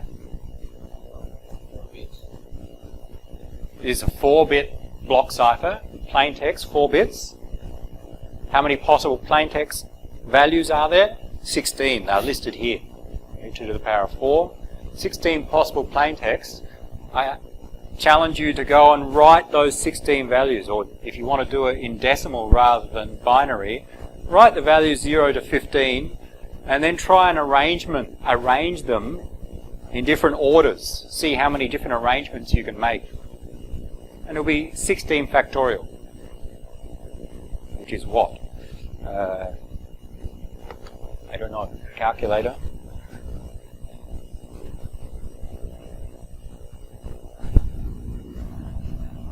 How many arrangements?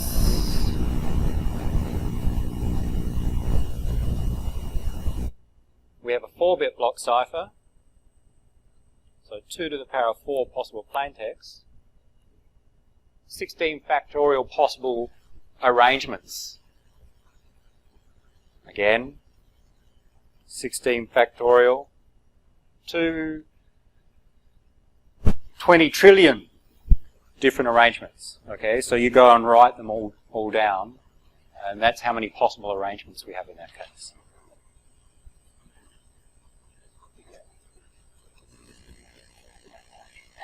Maybe that should be the penalty for those who cannot answer the quiz in the next lecture. Anyone who gets less than 50% has to write them all down. Sounds okay?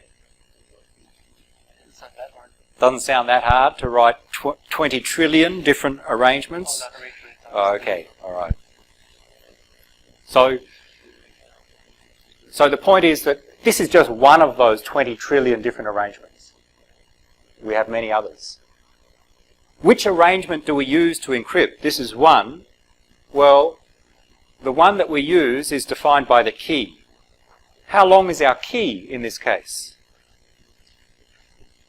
What is the key? And go back to our easier example where we have just 24 arrangements. We have a 2-bit block cipher, 24 possible arrangements. The key determines the arrangement we're using. For example, key 17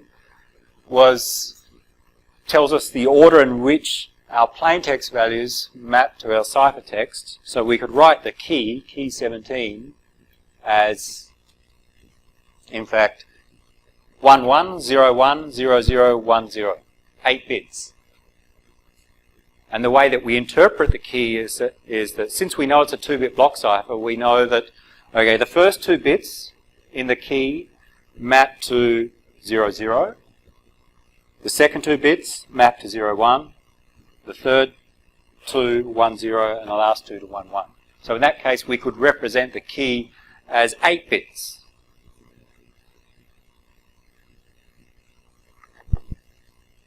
How big is our key with our other cipher?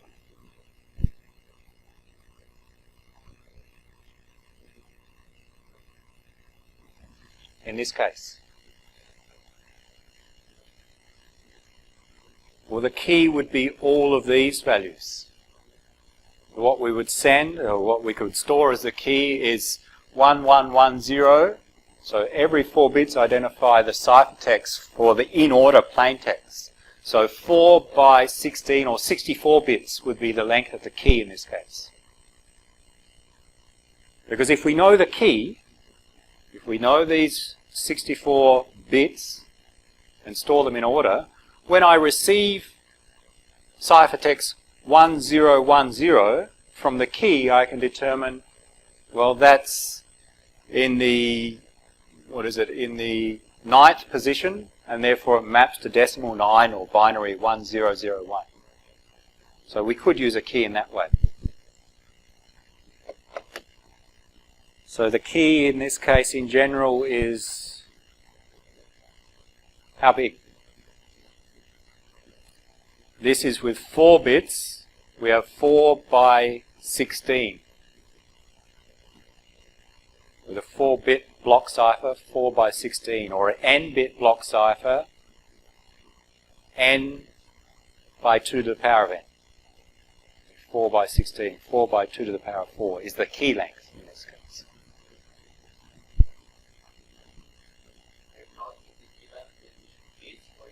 In bits in this case. So what? Yeah.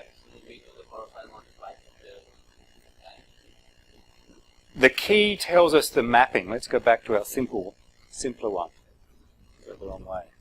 24 mappings.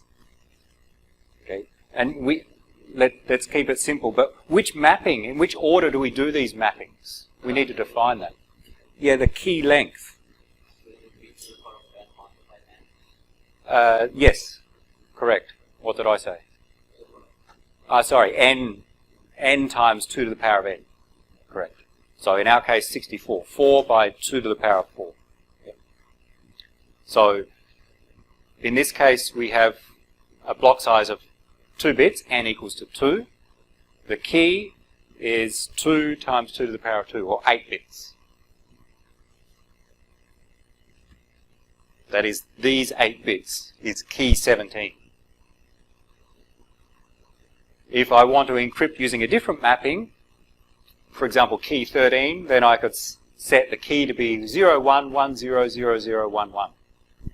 And when the receiver receives the ciphertext 00, if they know this key, from the key they determine that the plain text is 10. But that leads to our problem with this ideal block cipher.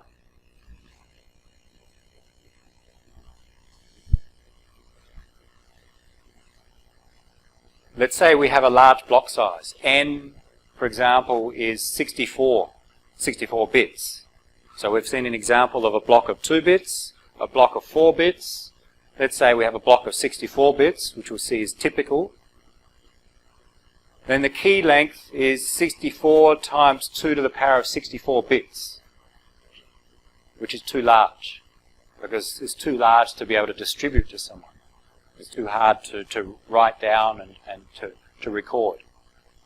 And it becomes very hard to implement when you have such large values. So using a large block size is not possible if we use such a cipher. Using a small block size, therefore, makes the key more manageable, but it turns out the smaller the block, if we have a typically large plain text, we have more blocks, and it becomes much easier to perform an attack by using the statistical characteristics of the plain text. So we have a problem. We can't use a small block size because it makes attacks easier based on statistical analysis, but we can't use a large block size because it makes the key too large. So we need some alternative approach.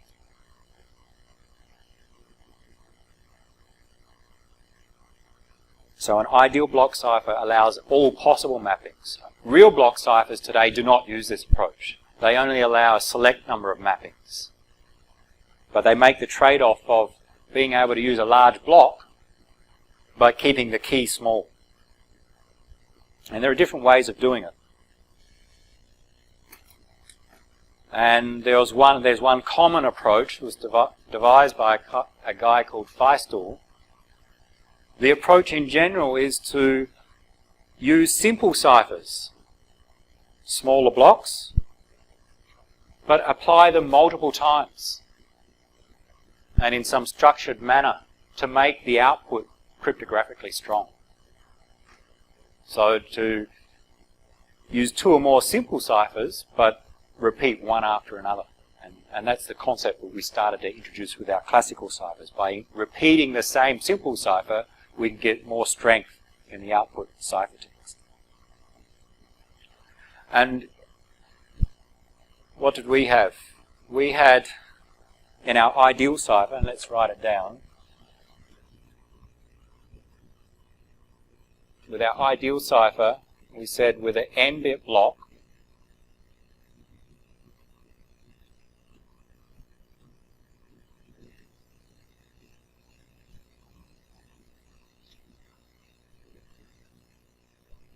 n-bit block size,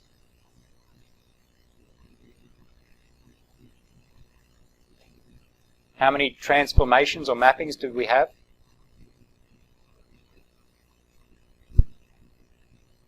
We had 2 to the power of n factorial transformations or mappings,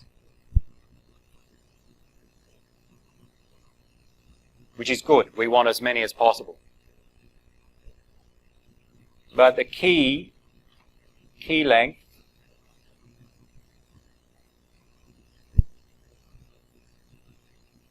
becomes n times 2 to the power of n, which is bad, because if n is large, that key length becomes too large.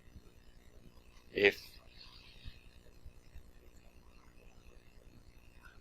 n is 10, for example, then this is 1,000 times 10 is 10,000 bits is the key length. It's bad because of the management problem for the key, distributing the key. With a Feistel block cipher, it makes a trade-off. We have an n-bit block size, and the mappings is not determined by the block size but by the key length.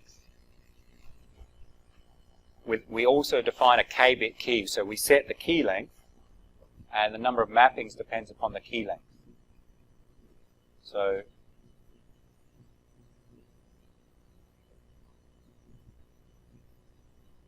key length is k bits, the number of mappings is 2 to the power of k.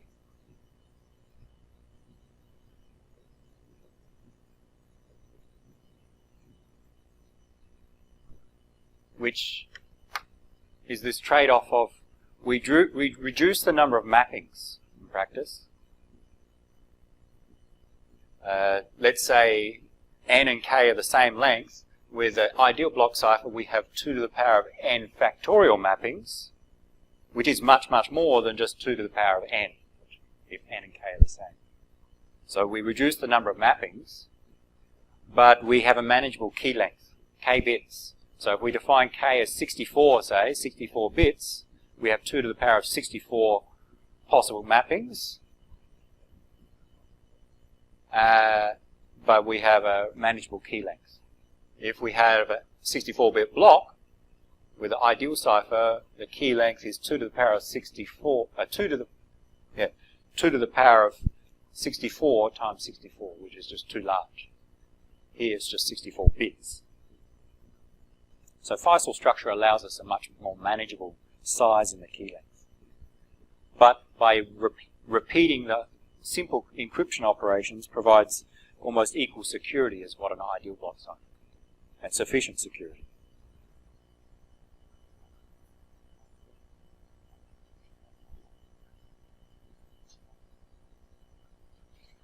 The picture on the next slide shows the structure, actually the next one. We will not go into much detail because we'll see it in DES.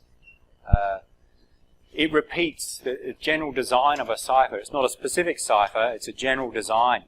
And it breaks the cipher into a set of rounds. A round is the same each time, the same algorithm. We just repeat this algorithm multiple times or multiple rounds. And it involves splitting the plain text into left and right halves. So if we have a 64-bit plain text, we break it into two 32-bit portions. Swapping the halves, we'll see some different operations like swapping the halves, using an exclusive OR and applying some function. And he generalized that some function, we'll see some specific instances.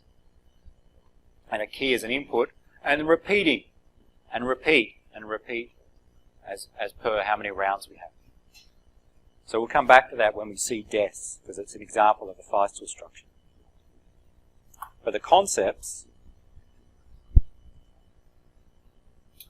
there's an alternation between substitutions and transpositions. So coming back to our classical ciphers, we're using these basic operations. Replacing and rearranging. Substitution is replacing, transposition is rearranging, or permutations. And we'll see shortly that we talk about S operations and P. P for permutation is commonly used. P operations. And applies the concepts of diffusion and confusion. Anyone understand confusion?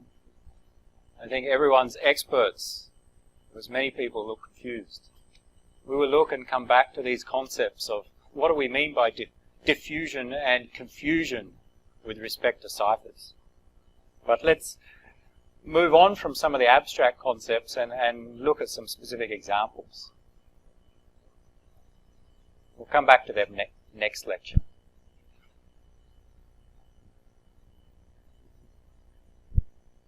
Let's go to DES, and then we'll see a few examples before going through the details. The data encryption standard. It was probably, it maybe still is, it was the most widely used cipher in the world. Symmetric block cipher. It was developed about 40 years ago, designed by people at IBM, and NSA apparently had input, and it was standardized by what was then called NBS, but is now called the National Institute of Standards and Technology, NIST. So a US standards organization created the standard for DES. And the idea was that when this organization creates the standard, all the US government departments must use that for encryption.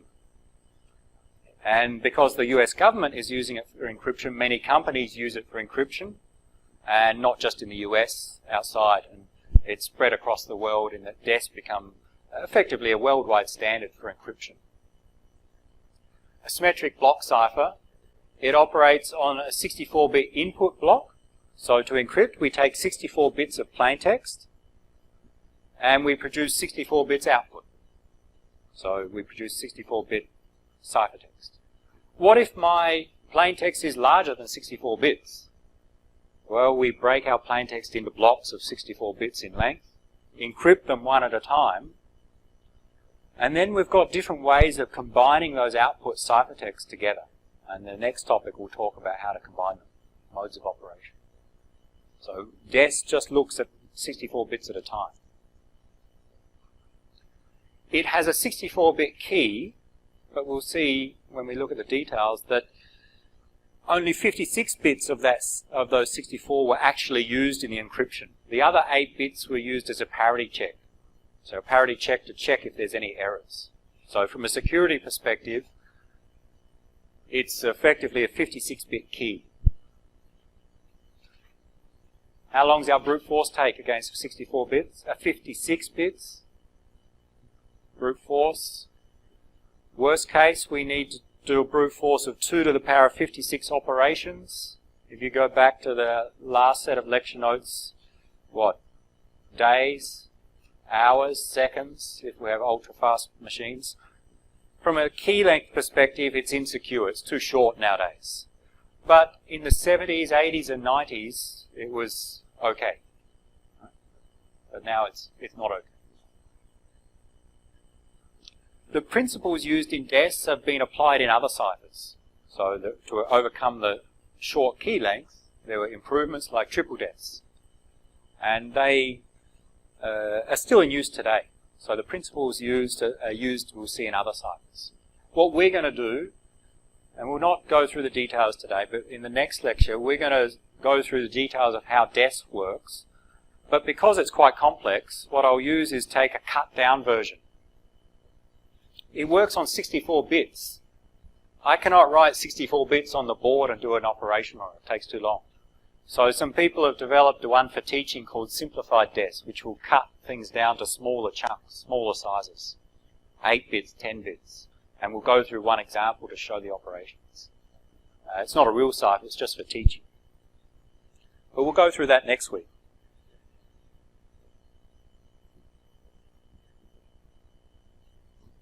So we'll go through simplified DES as an example, and then we'll look at, well, real DES, and look at the details and some of the design issues and possible attacks on real DES.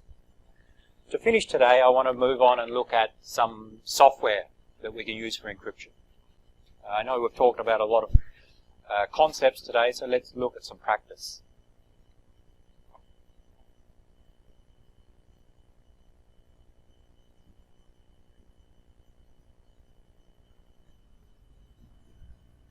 First, let's remind you what your homework tasks are.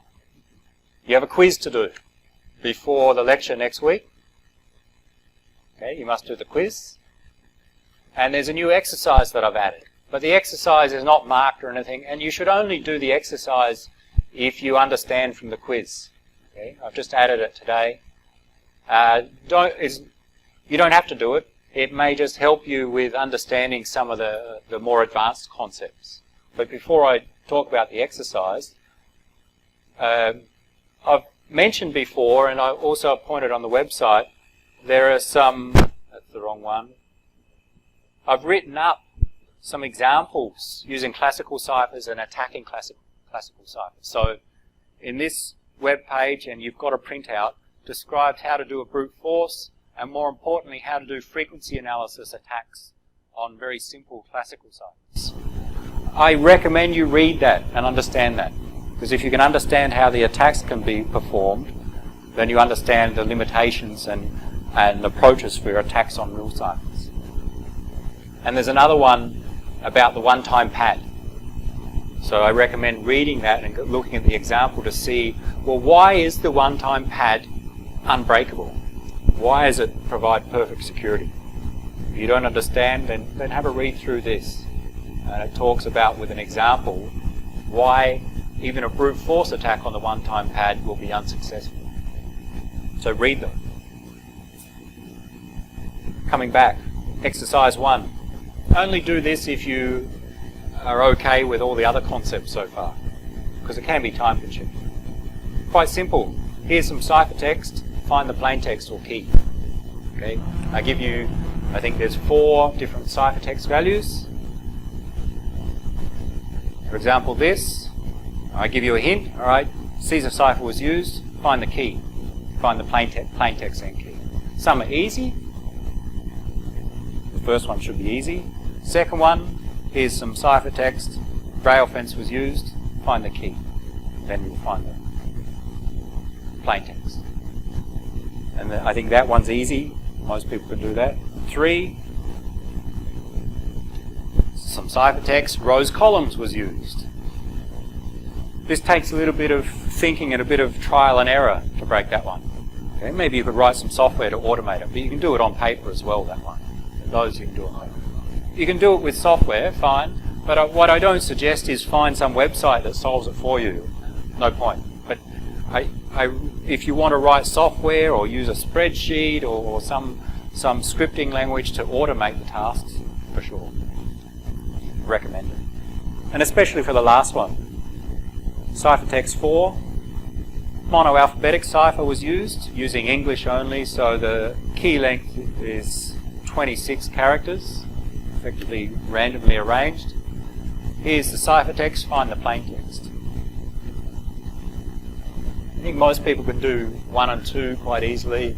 3 and 4 take a bit more time and thinking. But if you can do them, then you probably fully understand both how the ciphers work and how the attacks work.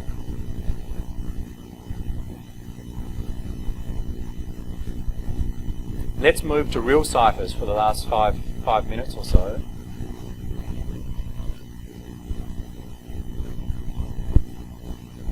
Another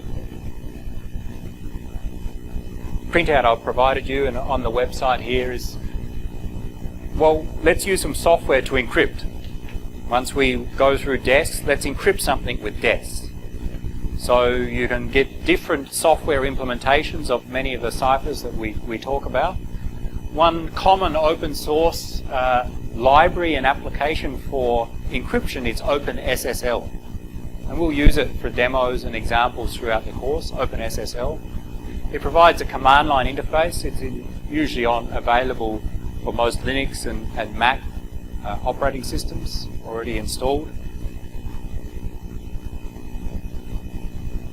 I'll just quickly show some examples. So this web page describes how to use it. Let's look at a few examples of how to use it.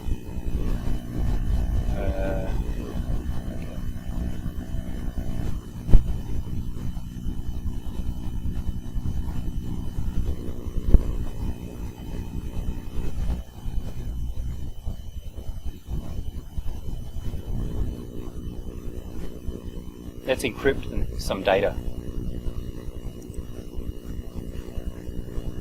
First, let's encrypt some plain text. And I'll take a plain text file, for example. Okay, so I've created a plain text file, which is just some text message. Hello, this is our super secret message. Keep it secret. Let's encrypt it using OpenSSL. And we'll choose a cipher as we go. Different ways of doing it. First, let's find some details about our plain text. Sorry. How long is the plain text? I have a piece of software, word count. It tells me it's 72 characters long. Okay, let's start with that. It's 72 characters. In fact, it's 72 bytes. One character is 1 byte. If we look at our plaintext.txt file, it's 72 bytes. So we're going to encrypt a 72 byte plain text. I have to have a look at the details in maybe hexadecimal. Everything I'm doing is on the website on those instructions, so I will not explain too much, just do the steps.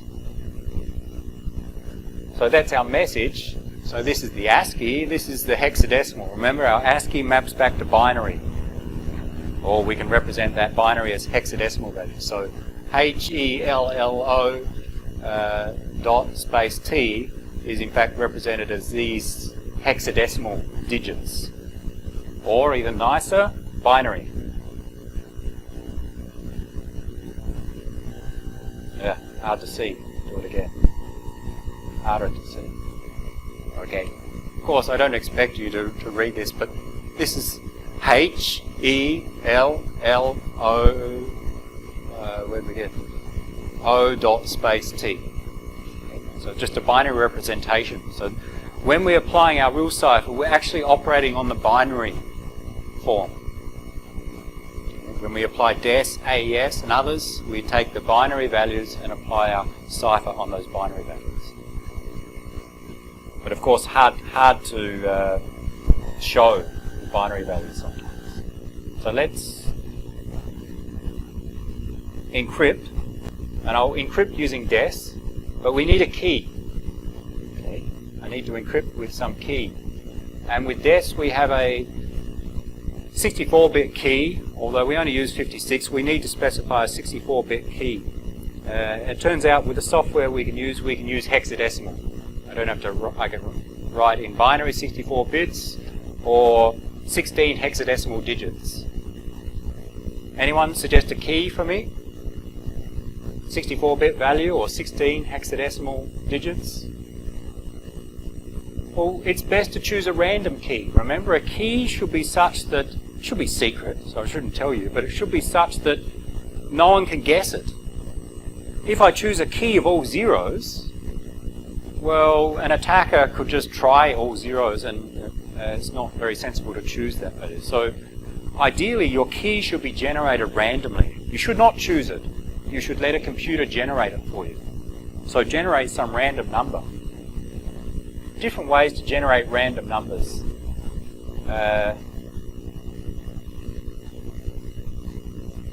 The program that we're going to use to encrypt is called OpenSSL. And it includes many different encryption operations, including random number generation. It has an operation to generate a random number, 8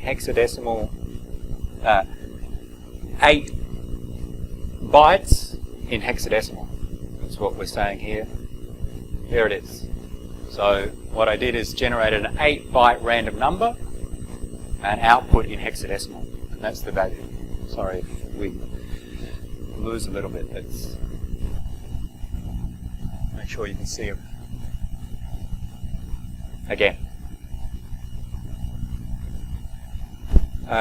We haven't explained it yet, but it turns out to encrypt we need a key and some initial value.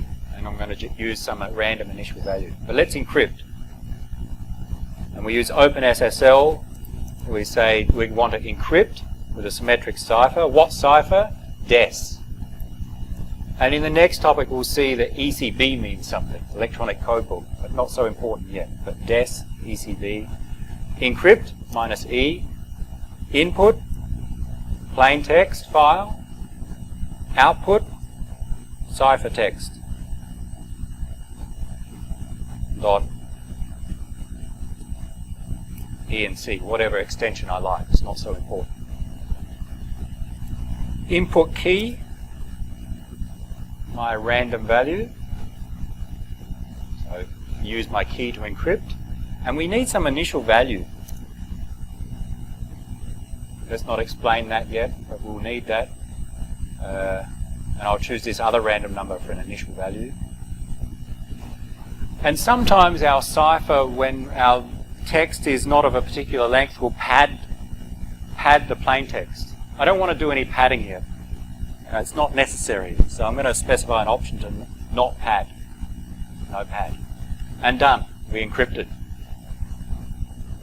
Okay, so you don't have to remember all these operations. I'm just giving you an example. And we have our ciphertext, which is 72 bytes long. That's our ciphertext. Let's look at the ciphertext now.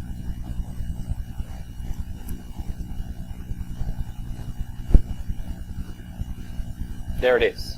Okay. There's our ciphertext. From encrypting our message, hello, this is a super secret message. Here's our ciphertext. And as you see, it's just a random set of, these are hexadecimal digits. There's no meaning in ASCII, so it doesn't make sense to look at this from a text file perspective, because we get any of those ASCII characters. The dots mean unprintable. And we could look at it in binary as well, but I will not show you in binary. You could convert to binary. So we've encrypted using OpenSSL. You can do that on any file. It doesn't have to be a text file. It can be an image. It can be a Word document. Any file you like, because OpenSSL just treats it in its binary form as zeros and ones. And to finish, of course, let's decrypt. And decrypt is almost the same as encrypt. So I'll almost repeat the command. Instead of -E, what do we have? -D to decrypt. And the input is, of course, the ciphertext. And the output is some file, let's say it's my received message. Same key, we need to decrypt with the same key as we encrypted with, and the same initial value. And let's look at our received message. And it should be the same as our plain text message. Yes. Okay, so we decrypted successfully, that's all. Our received message, which was output from the decryption, is identical to the original plain text, which was the input to the encryption. So, just a taster. Become experts in OpenSSL, because you may use that in your homeworks, and you'll use it in practice in the future to encrypt data. So have a look on some of the websites to see how OpenSSL works and start to use it, especially as we go through the real science. Enough for today. Next week we'll look at the details of DES by going through simplified DES.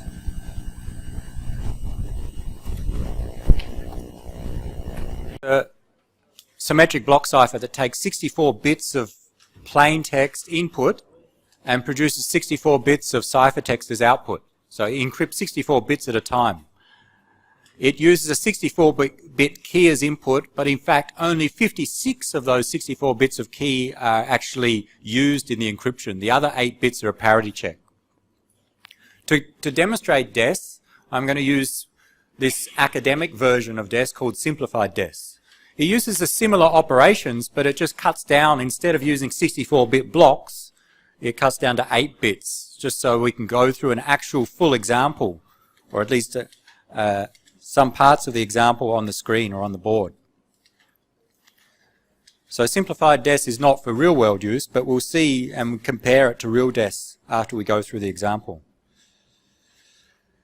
Simplified DES, we deal with 8-bit blocks, so it's just cut down to operate similar to DES. 8-bit, we look at 8 bits of plain text and we'll produce 8 bits of ciphertext. The key will be 10 bits.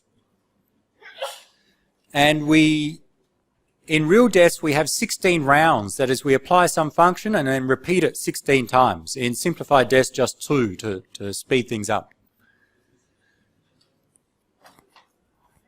The steps that we'll see in the diagram of what is the steps we apply.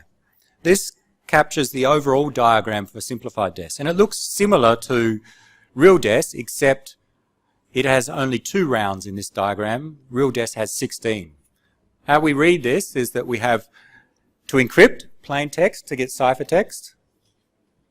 If we have ciphertext and want to decrypt to get plain text, we go in this direction, and we'll explain the blocks. But in fact, in both cases, we take our original key, in this case a 10-bit key, and we generate what's called round keys or sub-keys, K1 and K2, and this will be round 1, round 2. We'll use sub-key or round key K1 in round 1 and K2 in round 2. In real DES, we do a similar thing where we generate 16 round keys and use 1 in each of the rounds. So there's this key generation step followed by the encryption. What are all these blocks? We'll go through them, but in summary, the ones with a P, initial permutation, permutation 10, permutation 8, we'll see another one I think, permutation 4, they are permutations, which means transpositions or simply rearrangements. They take some input and rearrange the bits. We're operating on bits now, not English letters. But remember rows, column? We took, all right, going backwards, we took some characters and rearranged them. We did a transposition or a permutation on those input characters. We'll do the same in all of these. IP is an initial permutation. P10 and P8 are different permutations. In fact, switch or swap, SW here, is also a permutation. It takes 8 bits and swaps the halves. So it puts the first 4 bits last and the last 4 bits first. We'll see that in the example.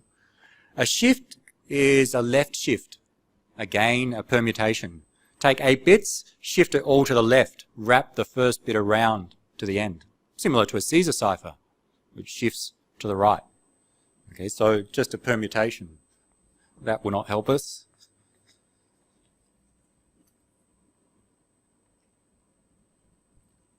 So there's permutations, and then we'll see in detail that this F, this function, it's called a round function, is where the details are, and that will include some permutations as well as a substitution. And the substitution is what adds the security. We need the substitution in there. Without it, then it'll be very easy to break.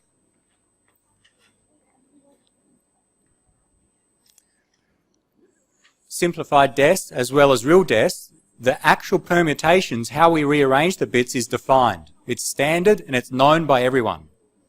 So these are the definition of them. We'll return to them when we need them. Not quite yet. So we'll return to them through our example. Let's start with an example and generate a key. And we'll see the steps in detail. The example, I think you have a printout in your handouts of an example. I'll try and go through it on the screen and we'll calculate it as we go, but you have it already printed out. I'll show you.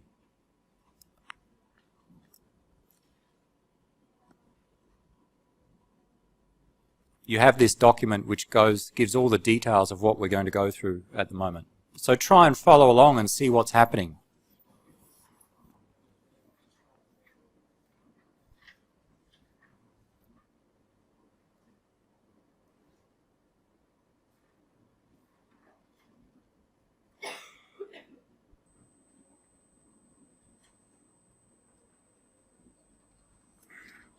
Let's try and start with a key and generate the round keys.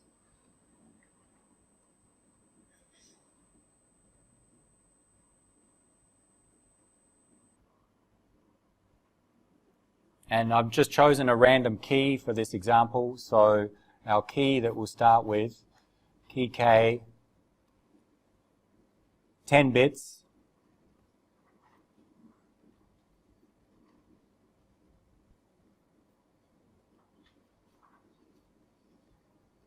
That's the key that we've chosen. For example, the user chooses a random key and shares it with the recipient. So both sides, the encryptor and decryptor, must have this shared secret key. We'll have some plain text I'll introduce in a moment. The first thing that we must do is generate subkeys. And the steps are defined here. We take 10 bits as input.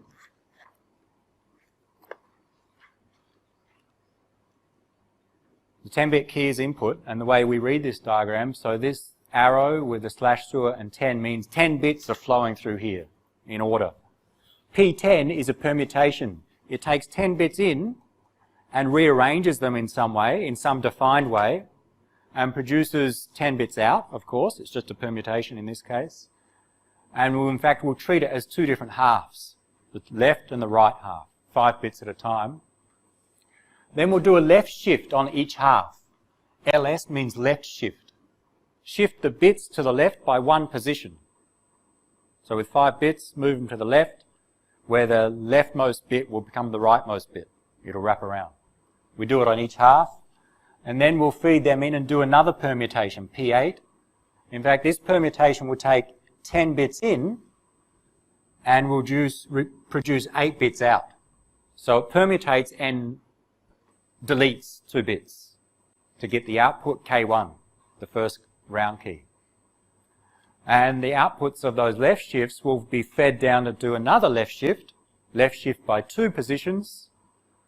P8 will be applied again, we'll get the second round key K2 out. So let's go through that with our 10 bits, our 10-bit key.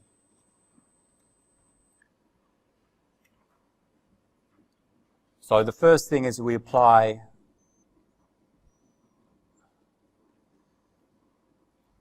P10. So with our key, after applying P10, that rearranges those 10 bits. But how?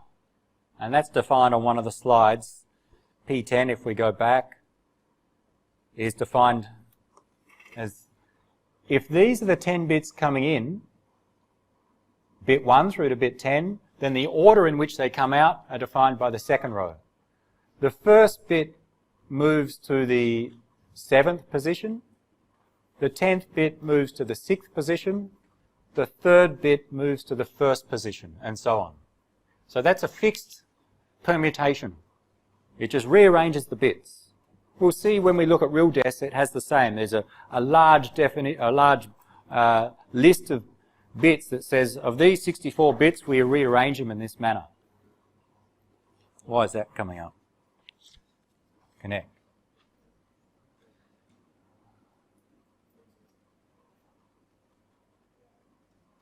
Let's get rid of this error.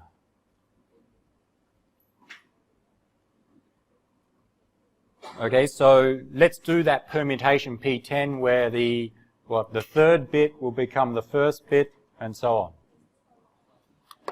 You do it and just check that it makes sense. And I'll write it down just so it's clear in this instance, not for all the others. What do we have? These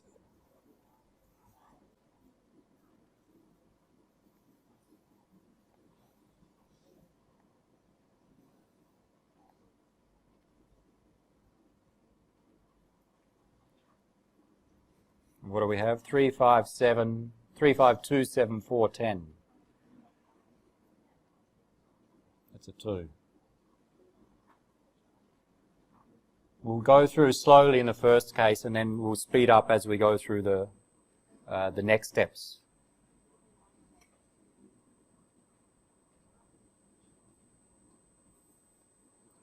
So the result after we apply permutation P10 is that the third bit, 1, becomes the first bit. The fifth bit, 0, becomes the second bit. The second bit, 0, becomes the third bit, and so on. 7, 4, 10, bit 1, bit 9, bit 8, bit 6. So that's all. Very simple. Rearrange the bits. And we'll see the other permutations are very similar. Different arrangements, and we'll talk about why particular arrangements are chosen later, but let's just go through and perform the operations. That is the first step. So the 10 bits that come out, we're at this position, we treat them as 2 halves and do a left shift on each half. Left shift by 1 position.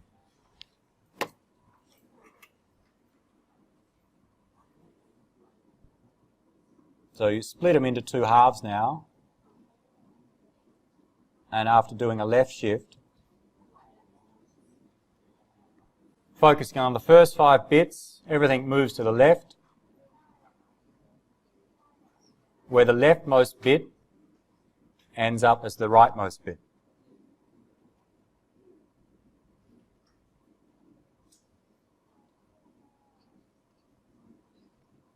And similar for the right half.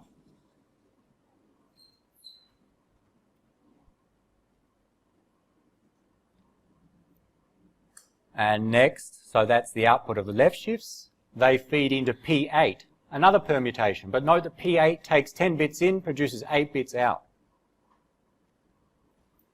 And it's defined as this select and permutate.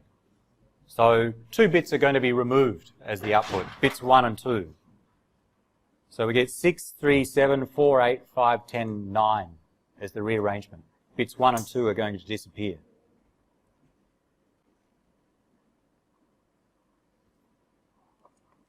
And after P8,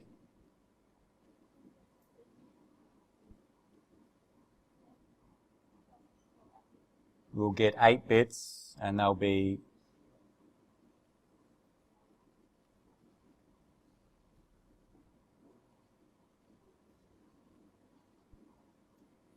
following P8.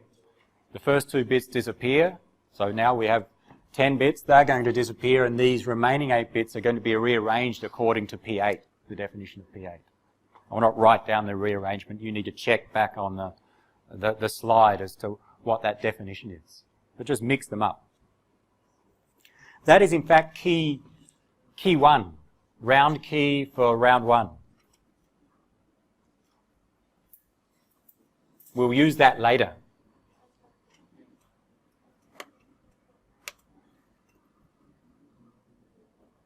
That's this output here, K1.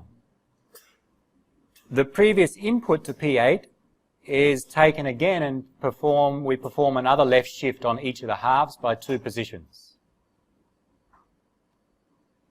So we'll continue and we'll do another left shift by 2 positions this time, not 1, and that is taking this one and this value. So take those 5 bits and do a left shift by 2 positions.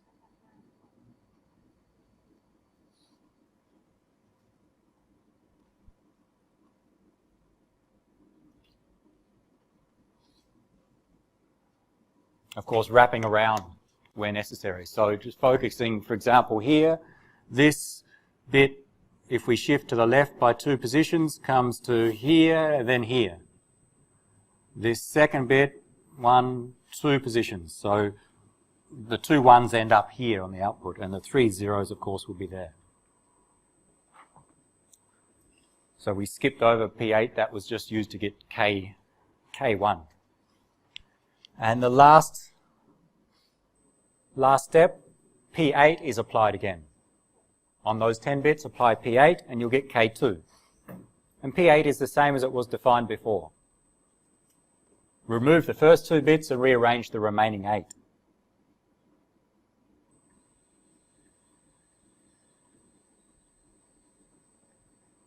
And we get, I have the answers from before, you can check.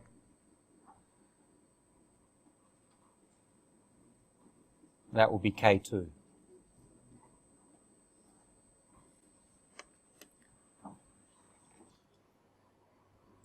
So the operations are very simple. In fact, in real desks, they're that simple. We're shifting bits, we're rearranging bits. Transpositions in this case. Yep. Yes. In this case, this is the algorithm. It's defined like this. Whenever you have a key, the steps we're doing now is generating the round keys. The output of this step, we started with our 10-bit key, we get K1 and K2 as output. We always apply those steps that we've gone through, always using that fixed definition of P8, left shift, and P10. It doesn't change. So very simple. And the same in DES. We'll just see that the permutations have more bits than what we're dealing with here.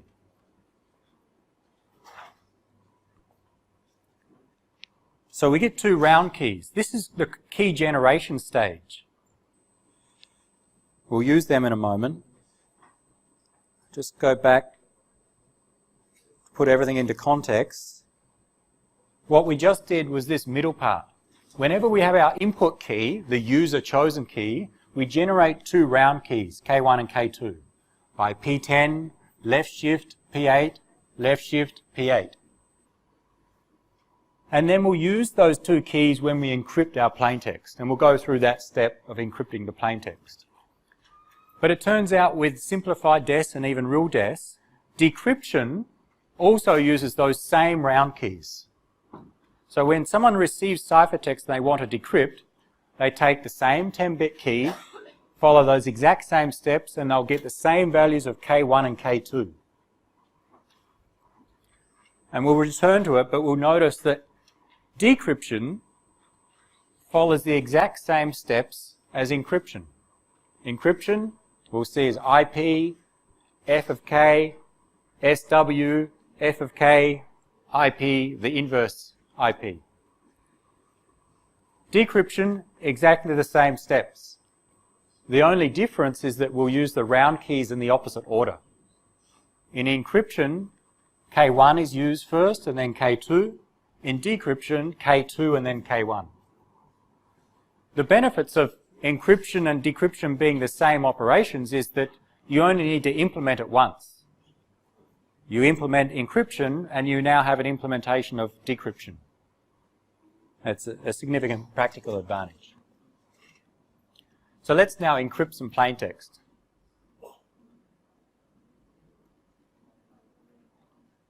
Any questions?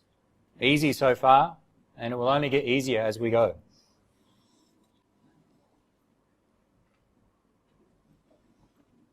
We will not go through all the steps, don't worry. But just some initial steps.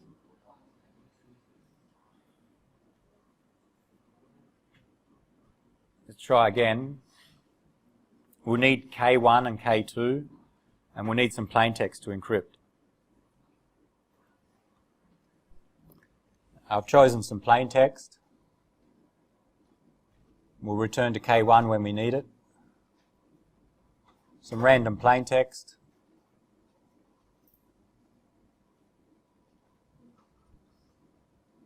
So we want to encrypt this 8-bit block. If I had 1,000 bits of plaintext, then I'd have to break it into 8-bit blocks and encrypt 1 block at a time. So what do we do to encrypt? The details are here. A little bit more detailed than the overall diagram. This is the encryption phase. And it's hard to see at this size, but we start with 8 bits plaintext. IP is what we call the initial permutation. It's a permutation we do just at the start. We only do it once in the encryption. We'll see at the end we do an inverse initial permutation.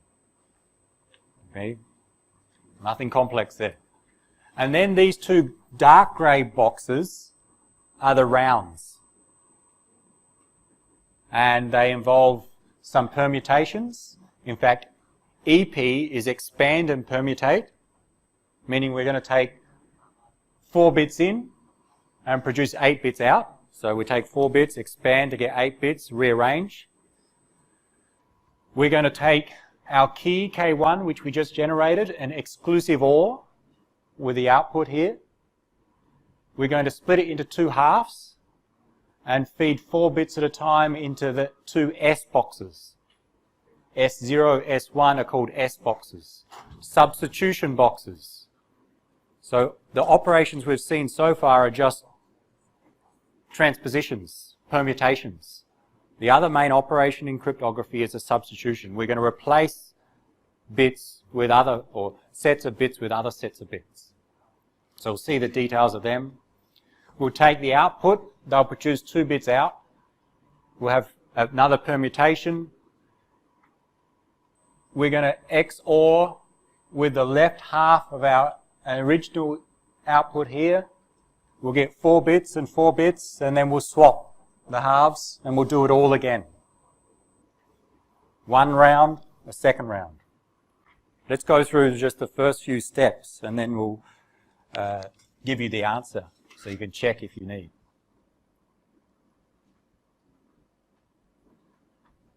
First, the initial permutation.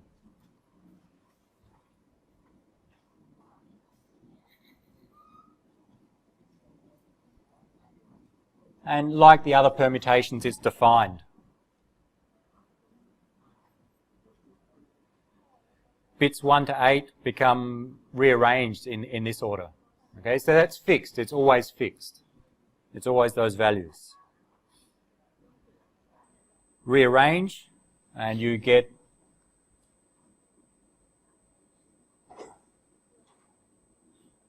what do you get? Tell me the values.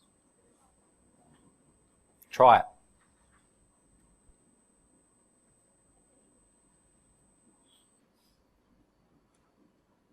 Bit 2 becomes the second bit on the input becomes the first bit on the output. The 6th becomes the second.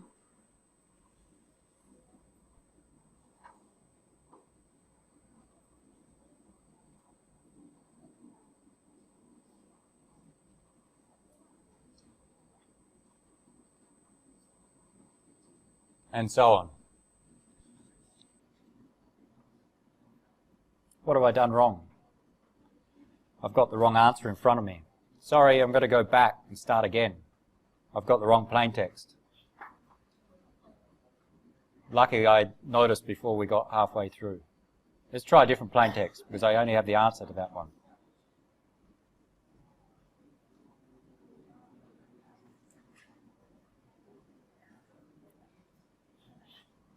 I misread my notes. This is the plaintext I want to try because I have the answers and we can check and confirm at the end.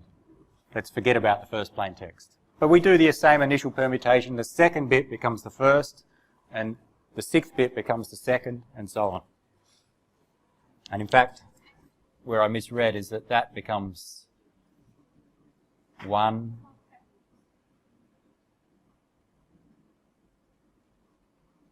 6, and what do you get? This is where I misread the plaintext. That will be the output after we rearrange those 8 bits according to IP.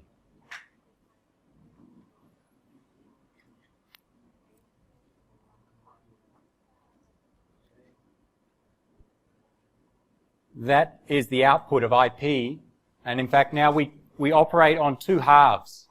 The right half we're going to feed into this block here, denoted as F, uppercase F. The left half we'll return to later. We'll need it later.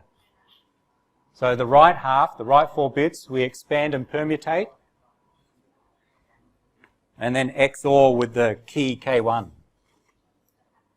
And expand and permutate is defined as this.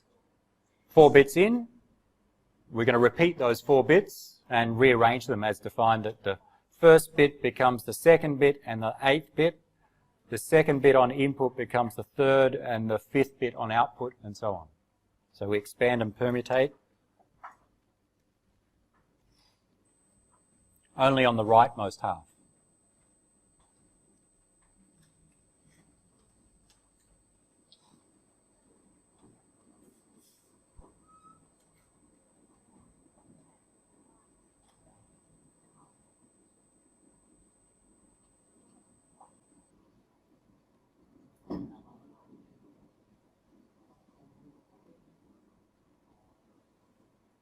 So that was just on those 4 bits.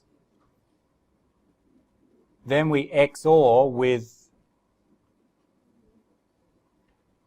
K1. And K1 is what we generated before. From before, K1 was, what do we have?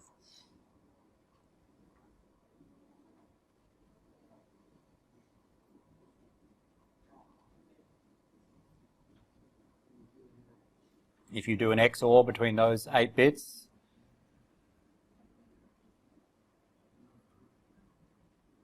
one XOR 1, ever remember their basics of XOR?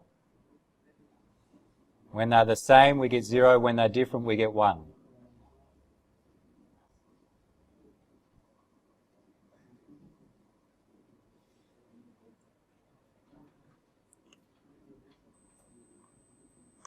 And then we're going to split that into 2 halves and input that into our S boxes. And that's really the next step that we need to go through that's different from before. Then the rest is easy. So just to show where we're at,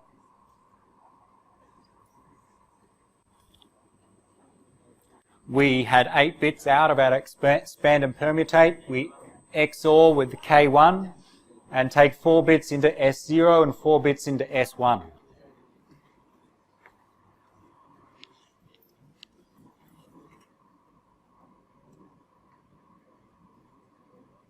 Where the S boxes, we perform a substitution.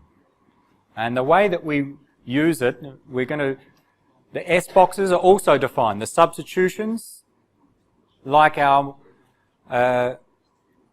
monoalphabetic cipher, defines what do we replace our plaintext characters with? What do we get on output? This defines, given an input, what is going to come out. And we'll define it as 2 matrices, S box 0, S box S1. So focusing on S0, we have 4 bits in. The way that we interpret this, so this is the S box. We have a 4-bit input, bits 1 through to bit 4. Bit 1 and bit 4 specify the row.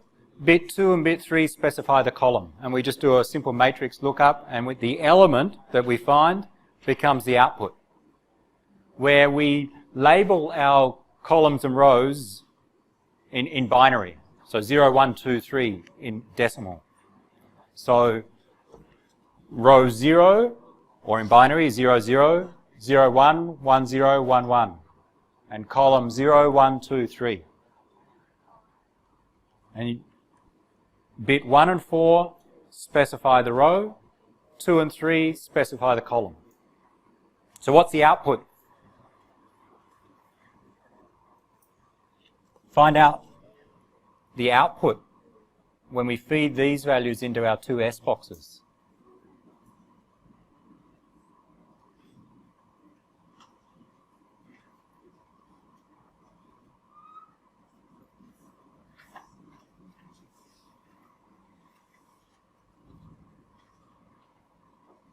Four bits are going to come in and 2 bits are going to come out.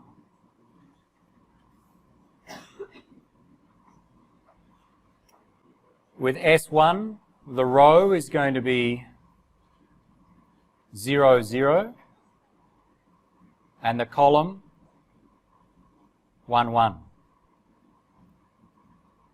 Bits 1 and, let's go back. Bits 1 and 4 specify the row, 2 and 3 specify the column. So row 0, 0, column 1, 1, or in decimal, row 0, column 3. Look up your S box.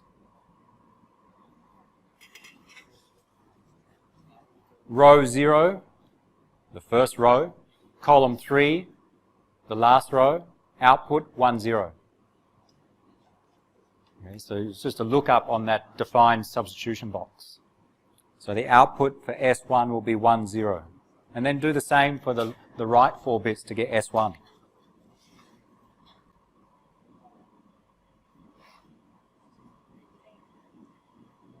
What does S1 give us?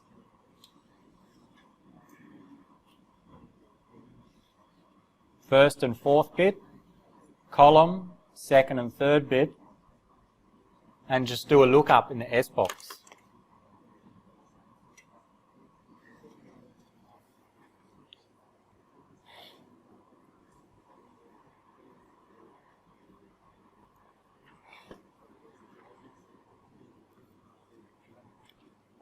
If we can get past the S boxes, you'll see that the rest is all permutations and easy.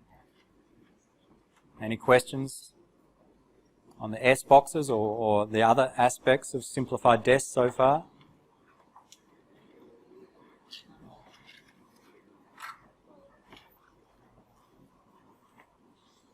Find out the output of S1.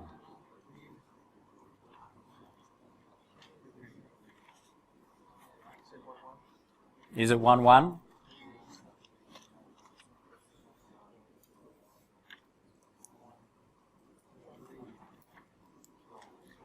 Row, now think of the rows and columns in binary, it's the easiest way. Row 0, 1, column 1, 1.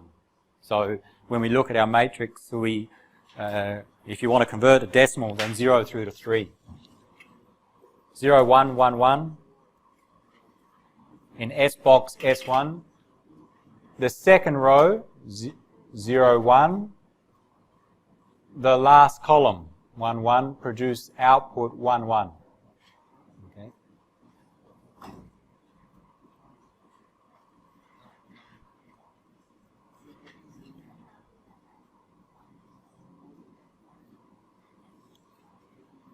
Just a look up on that matrix, our substitution.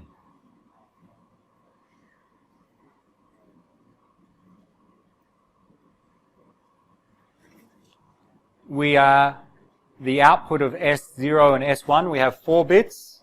We permutate with P4. We'll get 4 bits out. Then we XOR those 4 bits with the left half that came out of the initial permutation. Let's quickly do that and then we'll get to our answer. So we're going to apply P4 now.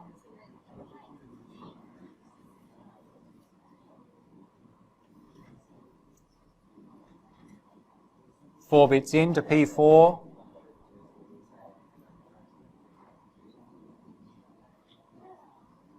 We'll produce those 4 bits out. Where does that come from? 4 bits in, 1, 0, 1, 1. P4 is defined here. A rearrangement.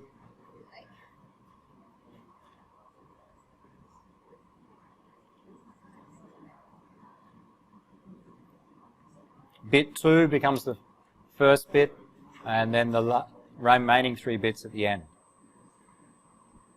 And XOR that with the left half, we have it up somewhere. This left half of the initial permutation, if we can bring it down, is then reused down here. 1, 0, 1, 0.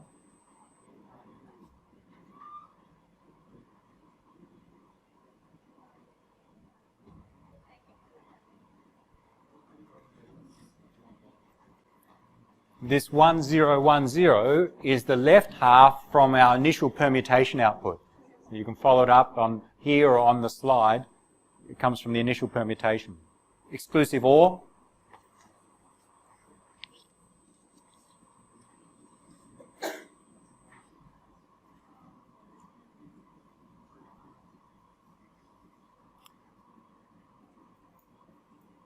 And now we bring, go back to our slide. What do we just do?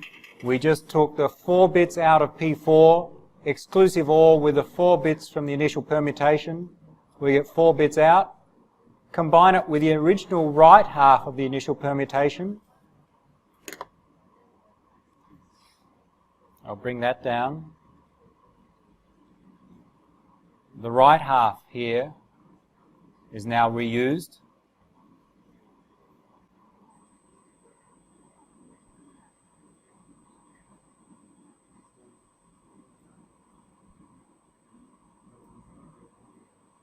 One zero zero one.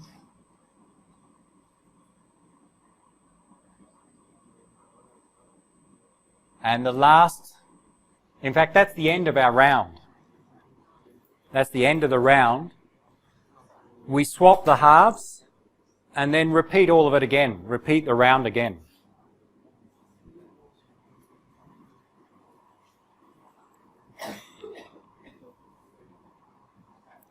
What we've just done is we started with plain text. We did the initial permutation, then we did everything inside this dark grey block.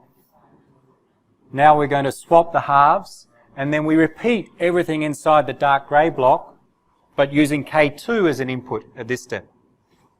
And then we'll get some 8 bits out, do an inverse initial permutation, we'll get our ciphertext.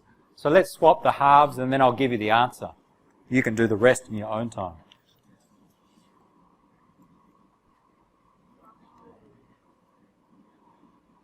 Swap the halves.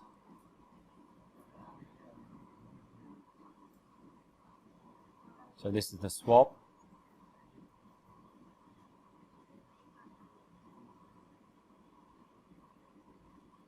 Then you apply our round function denoted on the diagram as f of k using K2 as an input. You'll get as an output, I've done it before, I hope,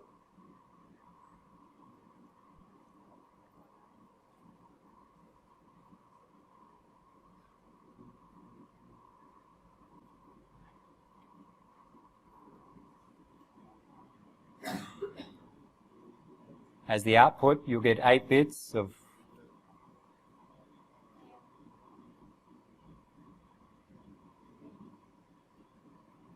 then you'll do the inverse initial permutation.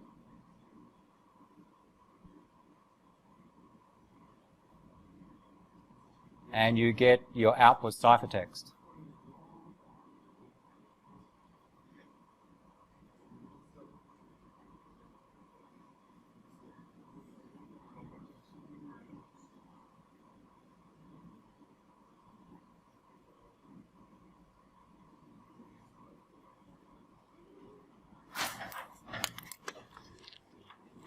Don't worry, we will not go through many ciphers in this much detail. We'll just use this one to demonstrate that in fact complex ciphers are just made up of simple operations. So as the output of our swapping the halves, we get these 8 bits. You apply the dark grey block again, but use a K2 as an input, and we calculated K2 before. You get some 8 bits, you apply the inverse initial permutation, and then you get 8 bits of ciphertext, and we're done.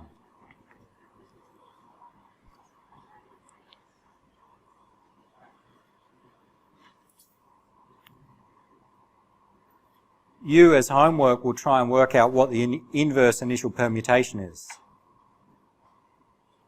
Well, the inverse of IP. So try and work out what it means to do the inverse of this operation, this permutation. Try. Oh, it's the inverse, yes. Let's see what happens. It's like thinking about the rows columns a little bit. Just be careful with it.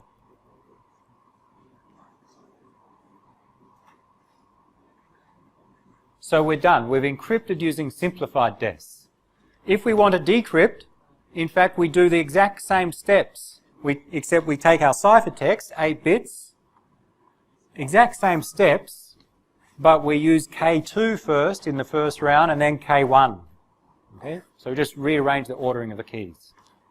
So you know simplified DES now.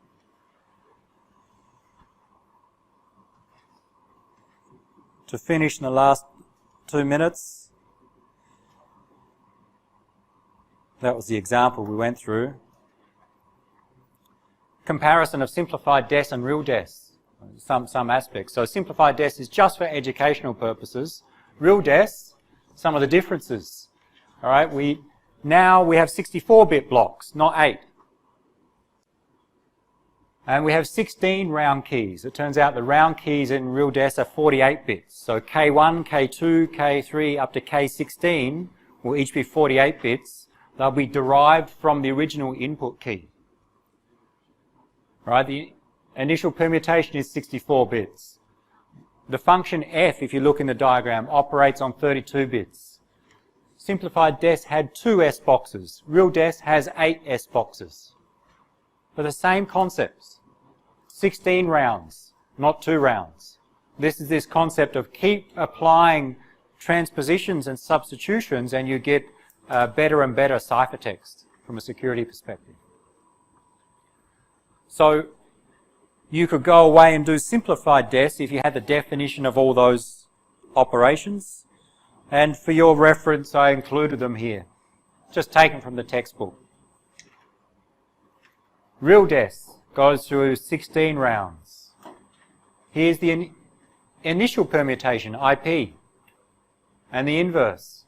64 bits in, we rearrange those 64 bits, so the first bit ends up here, the 58th bit becomes the first bit, and so on. That's all. The expand and permutate, permutation functions. A single round, we take our right half, expand and permutate, XOR, S-box, permutate, XOR, and keep going. All right. The S-boxes. With simplified DES, we just had our 2 4x4 matrices. Here we have 8 S-boxes. But same concept. We just do a lookup in the S box to get the output. In this case, we get output 4 bits. I think we have a decimal 4-bit value there.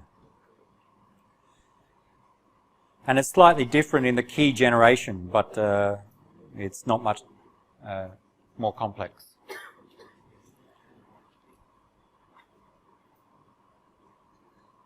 So, we now know simplified DES. You could now expand that knowledge to real DES. And real DES is one of the most used ciphers in the world. It's no longer recommended, but if you consider its use over the last 30 or 40 years, it's one of the most used ciphers in the world. And many other ciphers use similar concepts. Rounds, substitutions, transpositions, XOR, generate keys, and so on. So this is one example of a real and relevant cipher. On Thursday, we'll talk about some of the reasons it uses these operations and some of the limitations of them, and then move on to the next topic. Okay. Let's stop there. This is from the previous set of lecture notes on the classical ciphers, but generally talked about attacks. And we skipped over one slide, and I forgot to come back to it, so now's the time, because we mentioned some of the concepts as we move forward. Coming back to an attacker, what they want to do is discover the plain text or the key.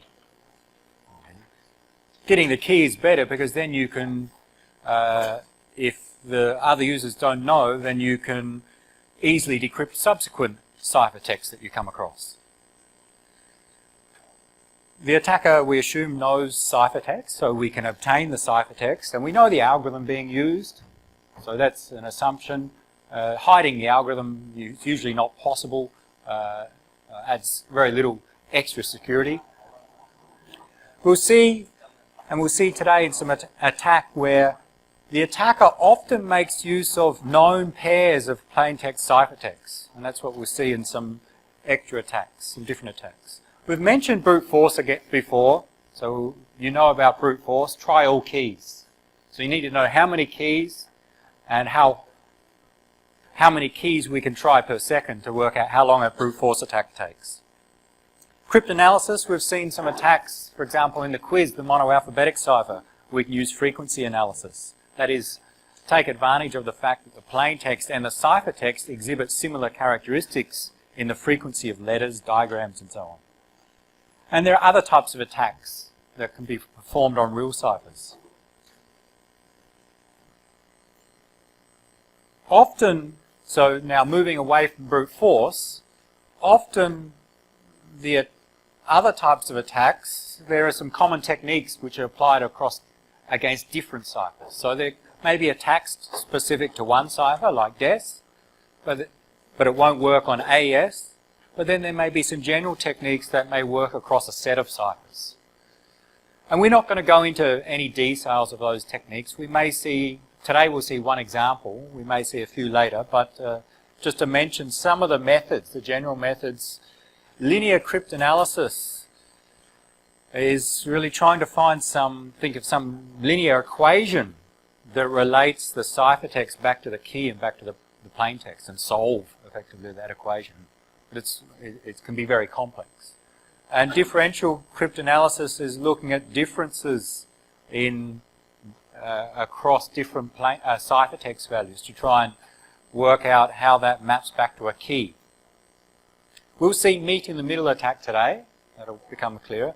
Side channel attacks, and there are others. Side channel is using some outside information to try and determine the key or the plaintext. An example, and it's used in a number of systems, is when I encrypt something on my computer, say I've implemented DES and I'm encrypting some data. There are many different operations of DES. We saw simplified DES yesterday, the rounds, the XOR, the permutations and so on. It turns out in some cases, if you can measure how long it takes your hardware to do each operation, you can get some extra information and try and then use that to try and determine the key or plaintext. So one example of a side channel attack is actually measuring how long the hardware takes for each operation in the encryption. And because depending on different keys and different plaintexts, the operations may take different amounts of time. So by analysing that, you can start to work backwards from the ciphertext to a key or plaintext. So using extra information, some other information from some other channel. Often, attacks are compared against the worst case brute force. So if we can do brute force, then fine, we can defeat the cipher, but often the success of other attacks is compared against, well, how long does it take compared to brute force? We'd like to be faster than brute force. Okay, so brute force is the worst case approach. If we can come up with an attack which is better, faster than brute force, then that's a good thing from an attacker's perspective, defeating the security. So with brute force, we normally measure the number of operations. So how many decrypts do we need to do to defeat the cipher, to find the key, for example?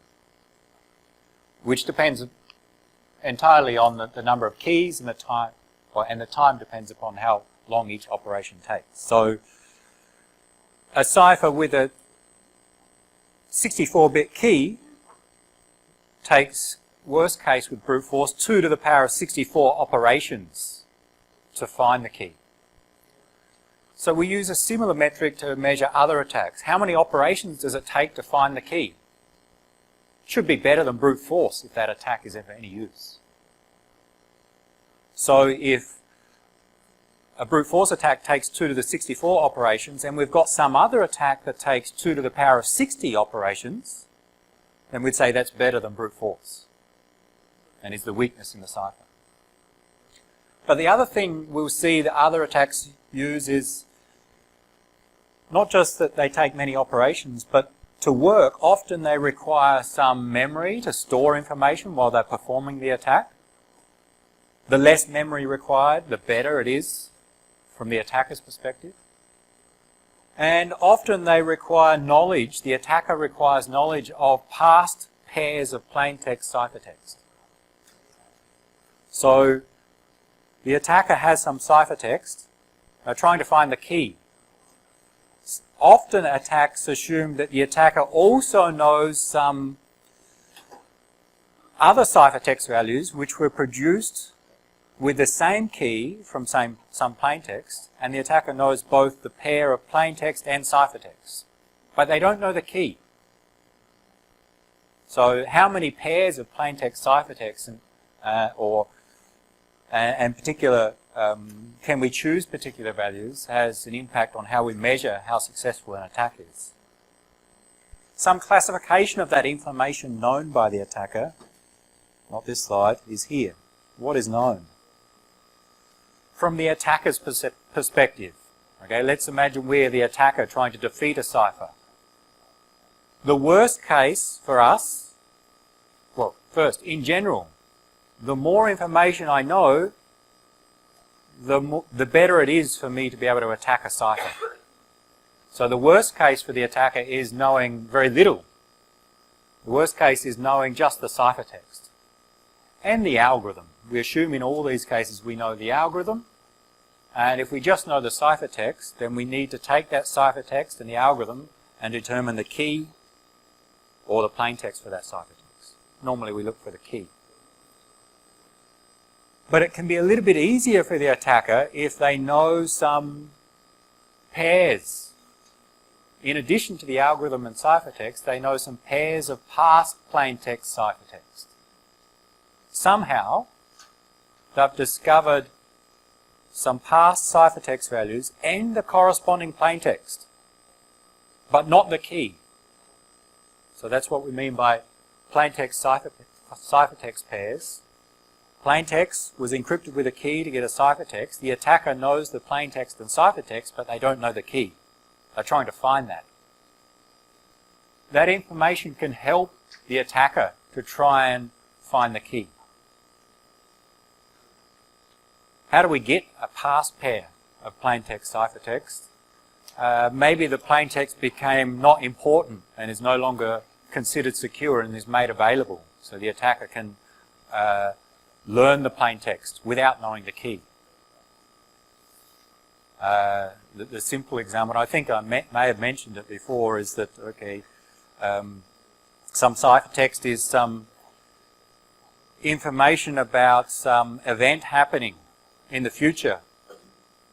The event will happen at this time, at this location.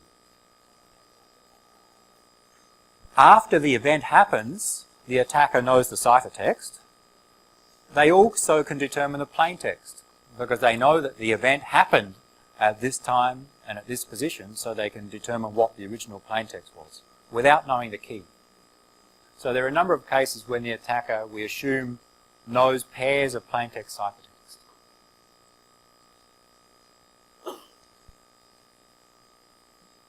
If the attacker can choose what pairs it can learn, it can make the attacker the attack even easier. So a known plaintext is the case where the attacker is able to find some plaintext ciphertext pairs. Chosen plaintext is where they've chosen particular plaintext values and found the corresponding ciphertext values. An example, I choose a plaintext value as the attacker, and somehow I get the user to encrypt that plaintext with their key, and I intercept their ciphertext. So now I know the plaintext and ciphertext. Choosing the plaintext allows the attacker to choose values that may help breaking the cipher by finding weaknesses that depend upon that plaintext. So being able to choose the specific value can help in some attacks. Chosen ciphertext is similar, except the attacker gets to choose the ciphertext. and can find the corresponding plaintext. Chosen text is when we can have both. The attacker can choose both plaintext and ciphertext and get the other value in the pair. Generally, as we go down, the more information the attacker knows, the greater the chance they can perform a successful attack. With ciphertext only, then it's harder for the attacker. With chosen text, it's generally easier for the attacker. We'd like to design ciphers such that we can defend against any attack, preferably. Even if the attacker knows chosen plaintext, chosen ciphertext, or even chosen text. Sometimes we can defend against all, sometimes just a selection. So the more information the attacker knows, generally the easier it is for them to attack. We'll see this come up when we perform an attack in a moment. Well, soon. Hopefully at the end of this lecture.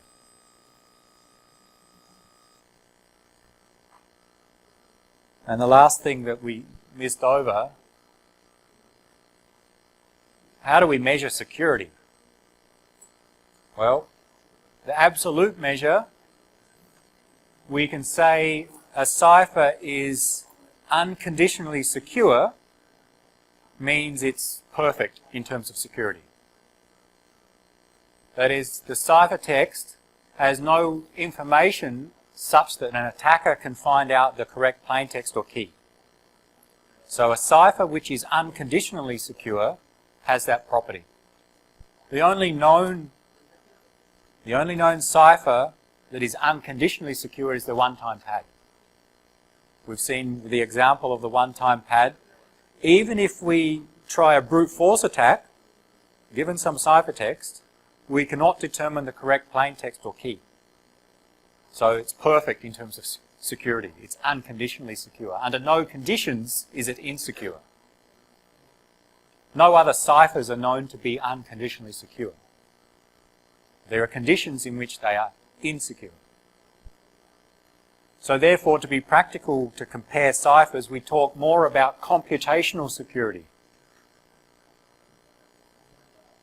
And in general, a cipher is considered to be computationally secure if the cost of breaking it exceeds the cost of the information encrypted, or the time required to break exceeds the useful lifetime of that encrypted information. Example, I have 100,000 baht in my bank account, and my password to get access to my bank account is encrypted. And someone finds the encrypted password, some malicious user, a student, and they want to get my 100,000 baht.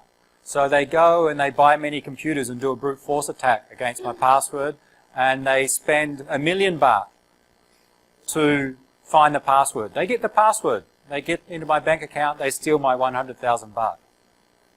This information we'd say is computationally secure because the value of the information was 100,000 baht for the attacker, but the cost of breaking it was 1 million. So it costs them more to break it than they get in return. So a simple example that we need to evaluate, how much is the information worth? That one was easy, but I encrypt a confidential information about trade secrets for my company. I don't want other companies to get that. What's that information worth? It's very hard to put a value on lots of information. So it's hard to put numbers on how much is the information actually worth, and how much would it take to break that? How much cost would it take? It's hard to estimate the value of a lot of information. The other one is the exam. I have the exam on my laptop for the midterm. The midterm is in 4 weeks' time. And I encrypt the exam. You can have the ciphertext. You have all these computers, the lab computers, and you start your attack. And it takes you 7 weeks to find the exam answers, but the exam's over. Okay, you sat the exam. You needed the exam answers in 4 weeks. It took you 7 weeks to get them. So again, in that case, we'd say it's computationally secure because the time required to break the cipher exceeded the value or the useful lifetime of the encrypted exam in that case. Again, it's hard to estimate what the lifetime of some information is. So, although the concept is easy, in practice, knowing how valuable information is, how long do we need to keep it secure is not easy to predict. And how long does it take to break is, again, not easy to predict. So one-time pad is the only unconditionally secure cipher. All others are conditionally secure. So therefore we look at the computational security. How much effort, how much cost or time does it require to break it? And we'll come to some of that when we look at DES. So let's go back to our DES slides, our block cipher.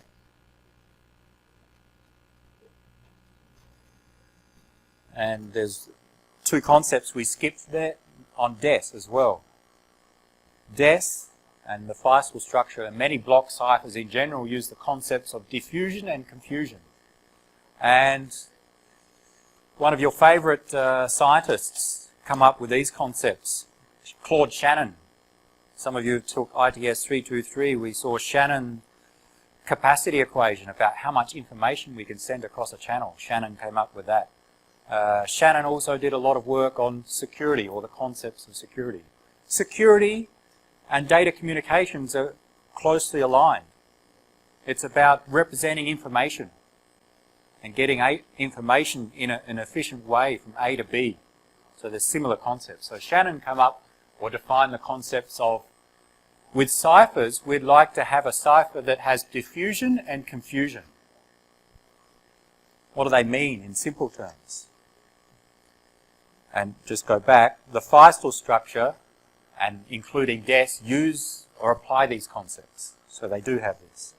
Diffusion is spreading out the plain text when we get the ciphertext. Our plain text always has some structure. Think of an English phrase or document. There's some structure in the frequency of letters. When we apply our cipher, we'd like that structure to be diffused, to be spread out across the entire ciphertext. So the structure is no longer present in the ciphertext. That's the idea there. So that the structure in the plain text, or the statistical nature of the plain text, is reduced in the ciphertext. So preferably that it looks random in the end. How to achieve that? Apply permutations or transpositions repeatedly, and then on the input plain text, and apply some function to like a substitution function. In the same way that DES has some basic permutations, P, we saw those P boxes, we saw in simplified DES P10, P8, P4 permutations, but also some S boxes for substitutions, and repeat each round. So that increases the amount of diffusion of the plain text. The other part is confusion. Make the relationship between the ciphertext and the key complex, with the intention that even if there is some structure in the ciphertext, so the attacker can find some structure in the ciphertext, that is, some letters occur more frequent than others, it still should be hard to take that ciphertext and find the key. So if that's achieved, we've got confusion. So making it hard, given the ciphertext, to find the key. So make the relationship between them very complex. We saw in some of our classical ciphers, once we find the ciphertext, the key is easy to find. once we found the ciphertext on our monoalphabetic cipher, we've automatically got the key. Whereas with DES and other ciphers, we'll see even if you find the ciphertext for a given plaintext, it's still hard to find the key. And that's the concept of confusion. And it uses some substitution, some complex substitution algorithm. Non-linear means it's hard to go in the inverse. And in DES, the S boxes implement this. They increase confusion in the cipher.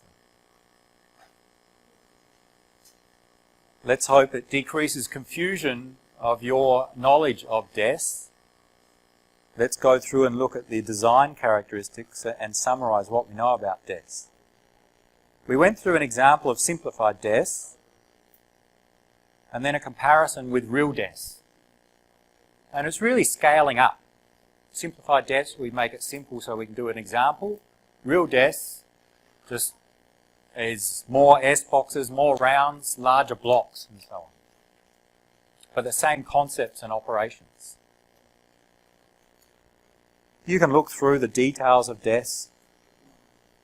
Again, of course, no need to remember these, and no need to remember simplified DES operations. Okay, so I don't ask you in the exam to remember these S boxes or this picture or these permutations. You don't need to remember them. The reason we went through this example was for you to see that we're using very simple operations, permutations, substitutions, but combining them together to get a good cipher.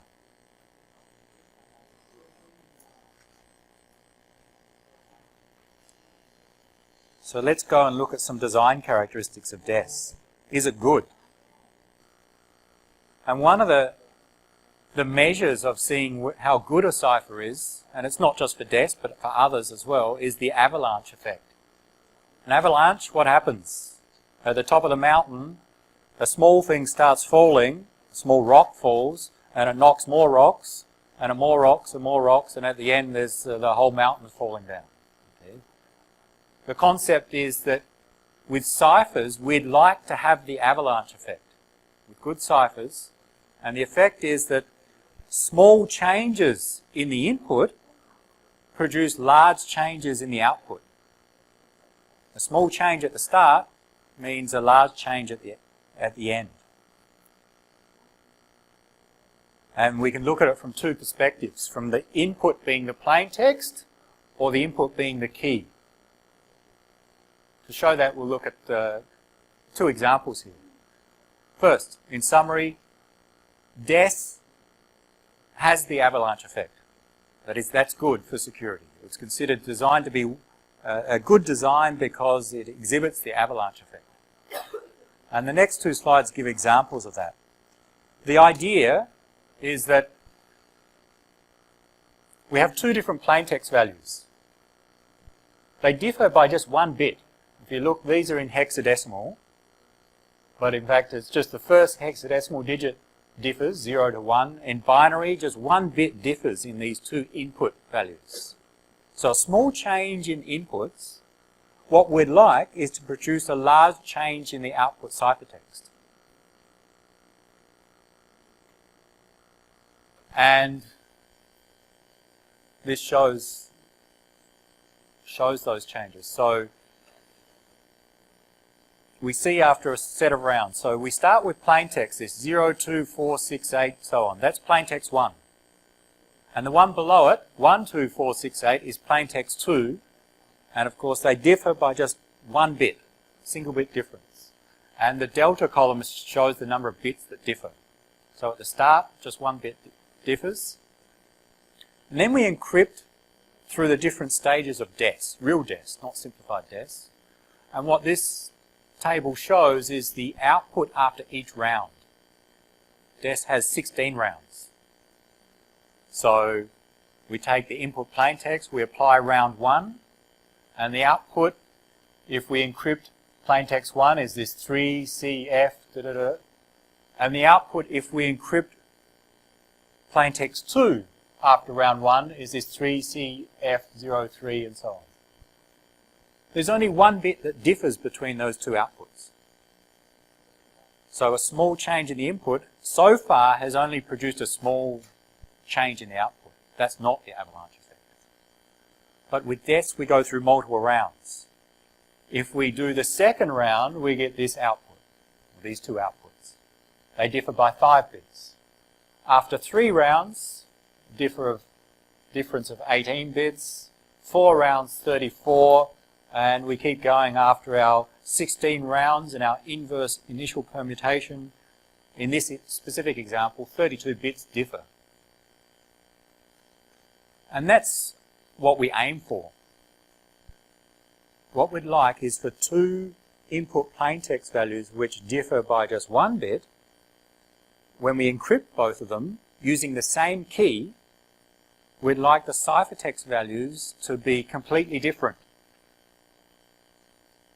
Now, remember with DES we use 64-bit blocks.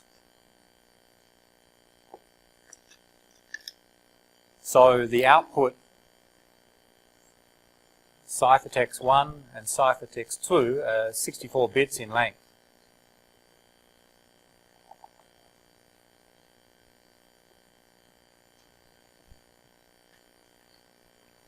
What we'd like is that the differences are random or appear random. And on average, if you have a 64-bit block, we'd like at least half of the bits to be different. 32 would be optimal. And it turns out to be 32 in this case, but not in all cases. Because, as an example, let's say an 8-bit block. Let's say a ciphertext is... What's a ciphertext value which is different from C1? Significantly different. We have an 8-bit ciphertext value to keep it small. What's a value that is significantly different from C1 in this case? So, an example ciphertext, C1. Give me an example ciphertext. Right, let's keep it simple. What's the difference? How many bits? Just 1 bit differs in this case. So I would say that these are similar. They're not much different. So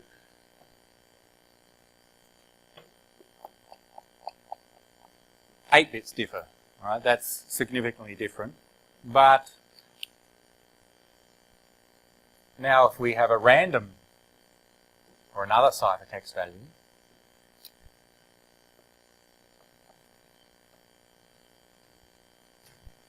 then we'd like, on average, if we consider all possible ciphertext values, on average we'd expect half of the bits to change.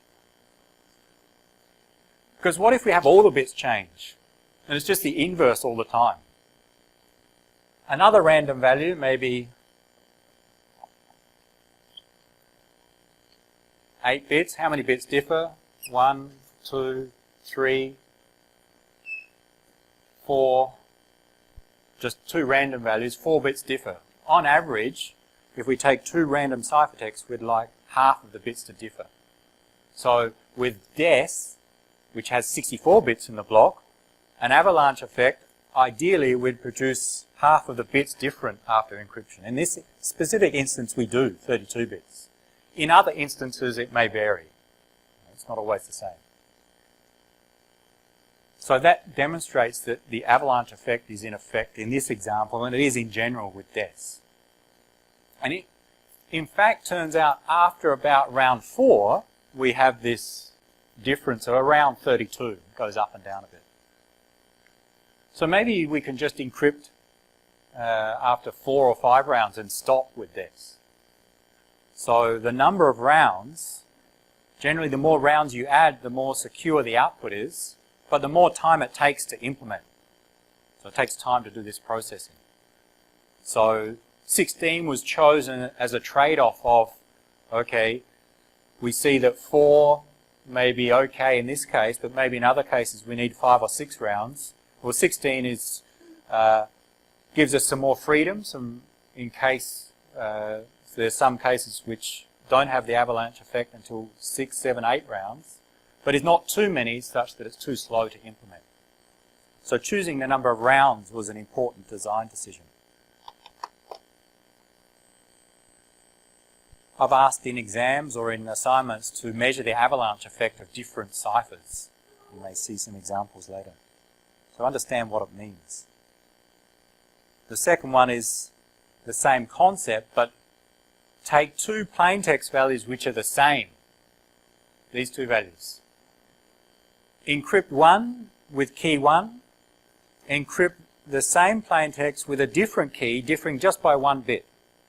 So going back, the second example is plaintexts are the same, but the two keys that we use to encrypt differ by 1 bit. In the first example, the plaintext values differed by 1 bit. The key was the same.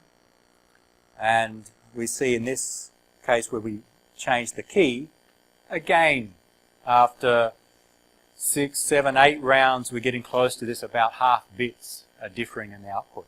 After the entire encryption, 30 in this specific case. On average, if we try different values, we'd like 32 to be the average difference. So DES has the avalanche effect, which is good. And in fact, it is achieved after just several rounds, which means it's likely that the number of rounds of 16 is sufficient. It was a good design choice. What else about DES? The key size is not good. The 64-bit initial key in DES is actually split into 2 parts. 8 bits used for a parity check, but not used in the encryption. So only 56 bits are used in the encryption, so an attacker really only needs to guess those 56 bits. Which means there are 2 to the power of 56 possible keys, or about 7 by 10 to the 16. In 1977, someone designed a machine. They didn't build it, they designed or estimated a machine that would break DES in about 10 hours if it cost $20 million US. So that's, what, 40 years ago. In 1998, the Electronic Frontiers Foundation built a machine that cost $250,000 US, and they broke it in 3 days. So a brute force, dedicated hardware to try DES keys. They did it in about 3 days. Today it's considered too short to withstand brute force attacks. 56 bits is not long enough. In general, with DES, the algorithm is considered secure. The limitation is the key size. So the design, people have done a lot of analysis and they find in most cases it's secure. They can't find weaknesses in the algorithm, but it has the weakness of the key length is too short.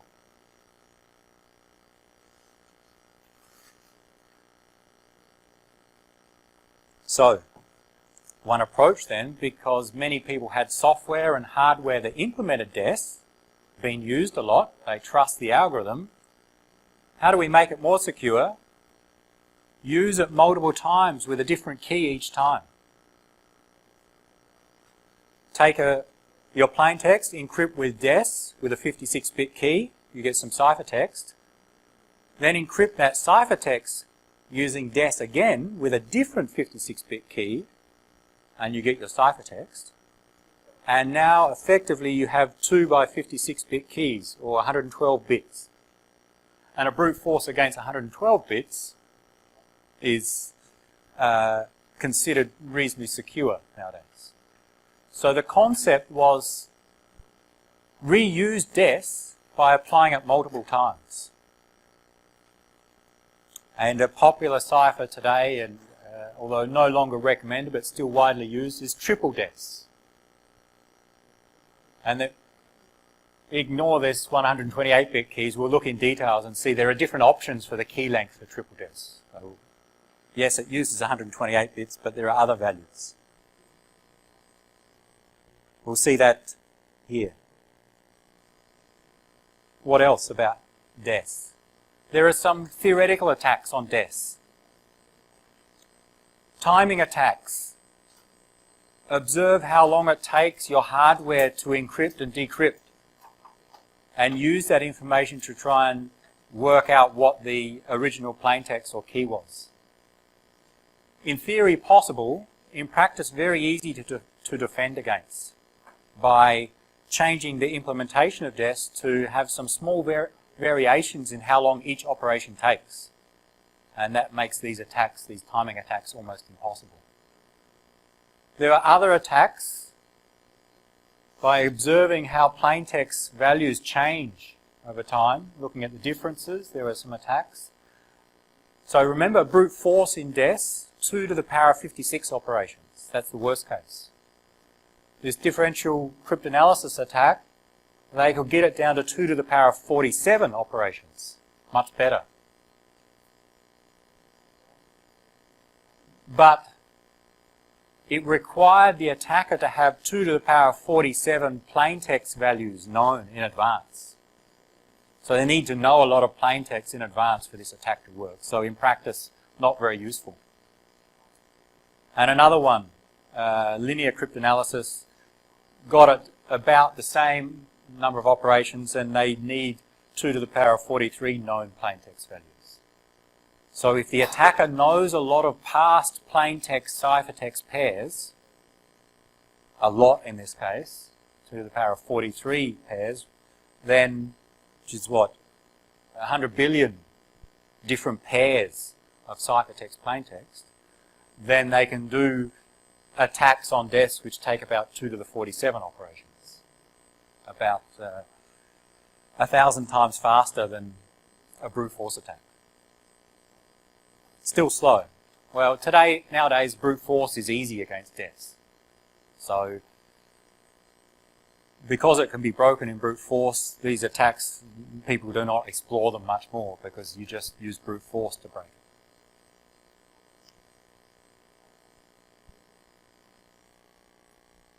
Another issue with DES was that originally was designed in private. The people who designed it were for companies or governments, and they didn't tell people how they chose all the values.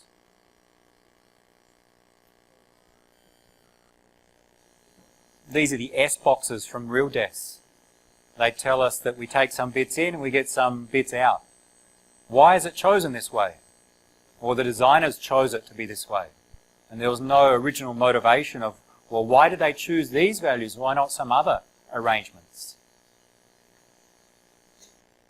It turns out that people have done analysis and found that even though they don't know the original motivations, if you make small changes in the design, it turns out that DES is much less secure.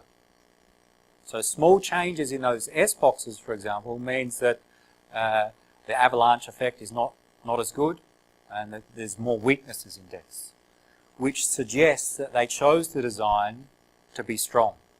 They knew about other attacks. So generally DES is considered a good algorithm, but poor key length. And definitely not suitable today. What about other ciphers?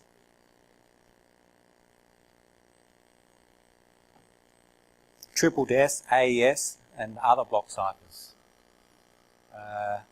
So the next move, since DES was considered good, to apply it multiple times. We'll come back to this. We'll look at double DES and triple DES. We'll come back to these and look at an attack in some detail. But it turned out that even triple DES was considered secure. It was 3 times as slow as DES. Because in fact you apply the same algorithm 3 times. So to encrypt something was 3 times slower than DES, which wasn't fast in the start. So the advanced encryption standard was developed, designed in the late 90s. The idea was to make it secure, of course, but also to work well on different types of hardware and in software. The advanced encryption standard is used and highly recommended for use today. So it's still considered secure, and it's recommended by the US government, for example, and many people use it in many different implementations. In wireless LAN, in internet communications, in file level encryption. So if you encrypt your hard disk with Windows or your operating system, it usually uses AES. So it's very common. It uses 128-bit blocks. Okay, DES was 64 bits, AES 128 bits. It allowed different size keys, 128, 192, 256. Okay, so the longer the key, the more secure against brute force. It used rounds, and depending upon the key length, it used different rounds, 10 to 14 different rounds, and used XOR and some other S boxes and some other arithmetic that was a little bit more complicated than DES, but still considered secure.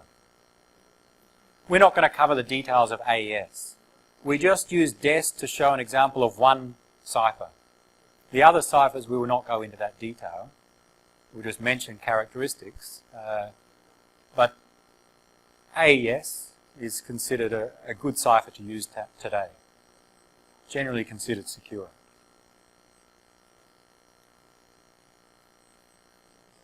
And others. A list of some, not all, block ciphers. Some of the designers, when they were designed, and some characteristics, the block size, the key size, the design approach. The Feistel structure is similar to what DES used, those rounds with substitutions, permutations. They all use similar approaches, not the same. Some are more secure than others. Generally, AES is considered highly recommended.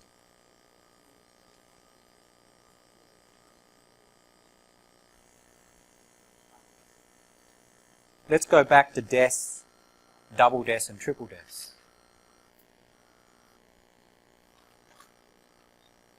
So given DES is considered secure but the key length is too short, the idea to improve it was to apply it multiple times. Then you can reuse the software and hardware that already implements DES. And all the experience of using it can be reused.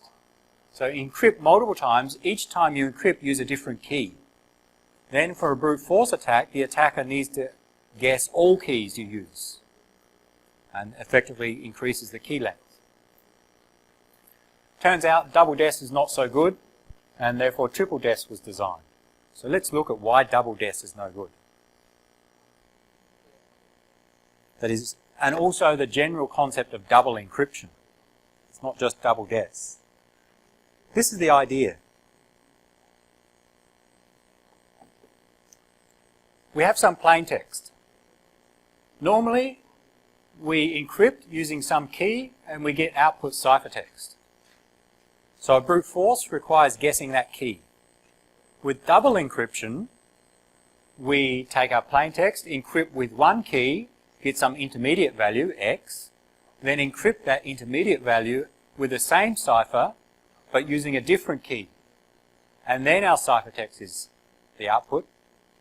So our key is actually made up of two parts, K1 and K2. And they are different, say two random keys. So now what an attacker needs to do, effectively our key length has doubled. For a brute force attack, they need to guess both values. They need to try all values. And therefore, if K1 is 56 bits, like in DES, and K2 is a different 56 bits, then the attacker for a brute force attack needs to try 112 bits. That is 2 to the power of 112 operations. So that was the idea of double encryption, but it turns out it has a severe weakness.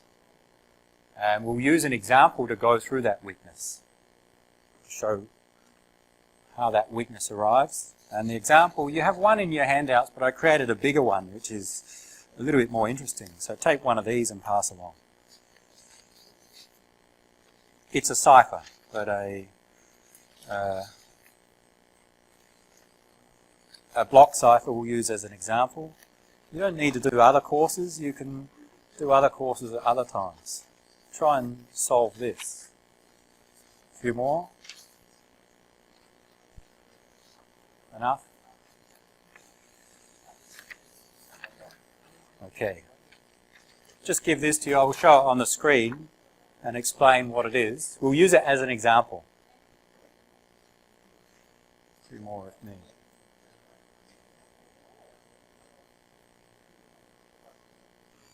First, what is this? This is our, let's say, our cipher that we've designed.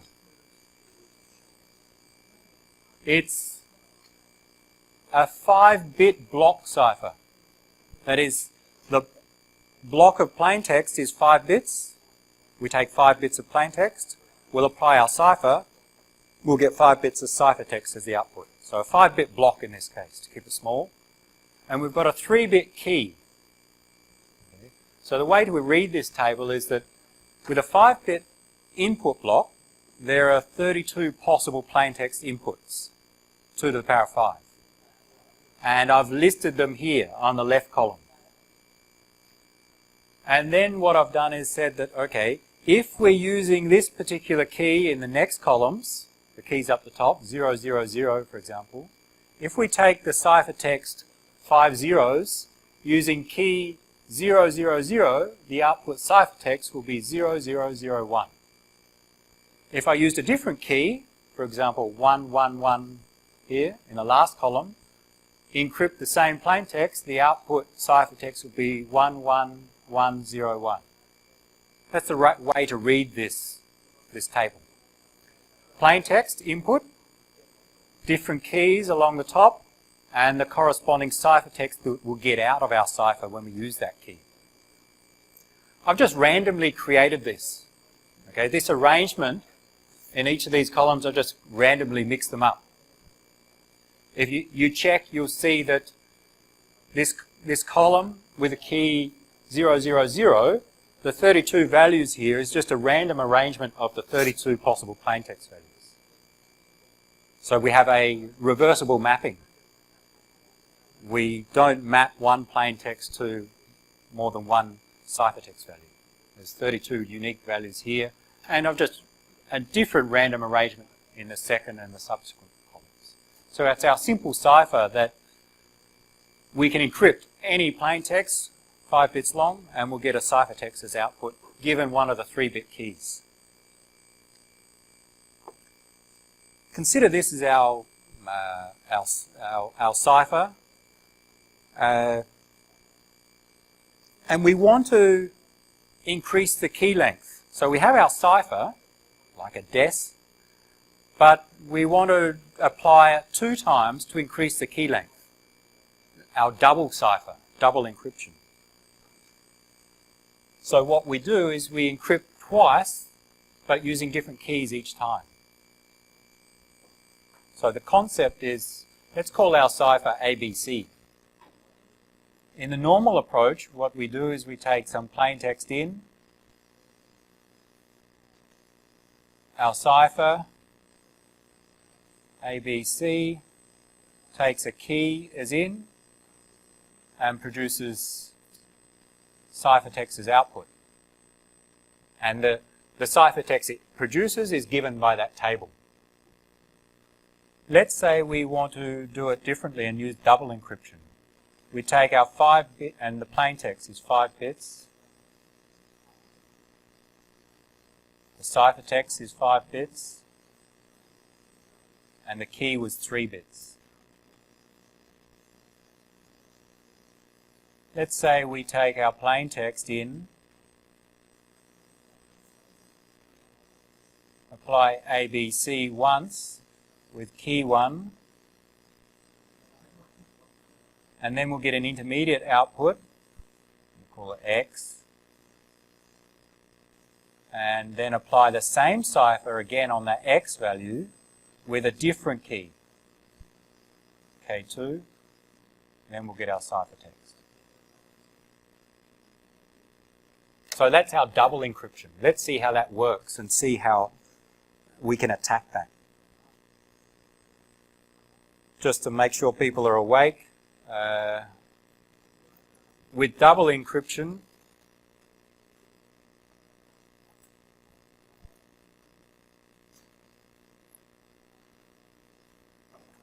no, we'll see how you're awake when we go through our example. So, we're going to do an attack on this cipher. First, brute force attack. On the single instance of the cipher, how many operations does a brute force attack take in the worst case? Brute force on the single instance, well, we need to try all possible keys. We have a 3-bit key, so there are 8 possible keys, so a brute force takes 2 to the power of 3 or 8 operations.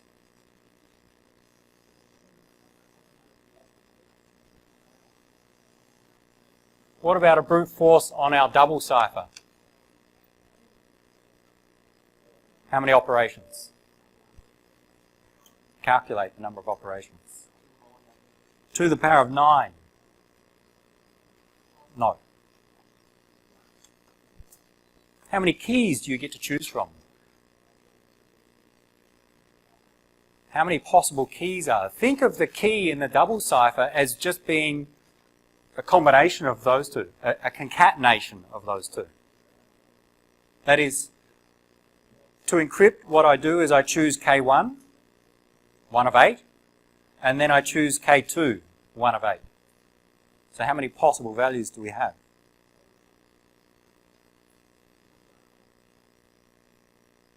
That is, I can choose a 3-bit value here and a 3-bit value here.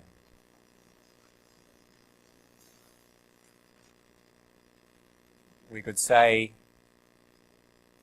our resulting key is, let's say, K1 combined with K2. So how many keys do we have? How many possible keys?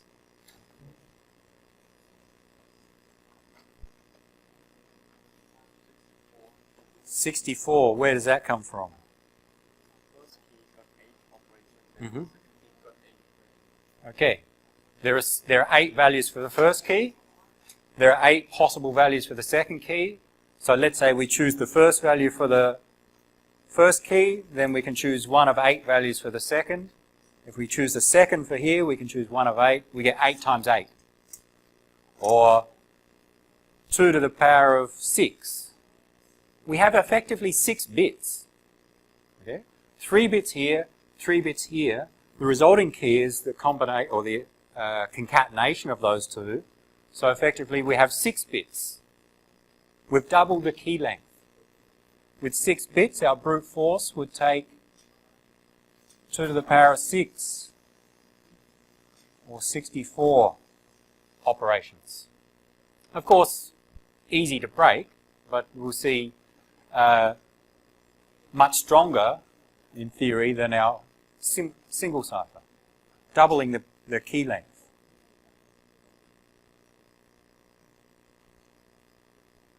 Any problems so far on this concept? So we double our key length by applying the cipher twice with respect to a brute force attack.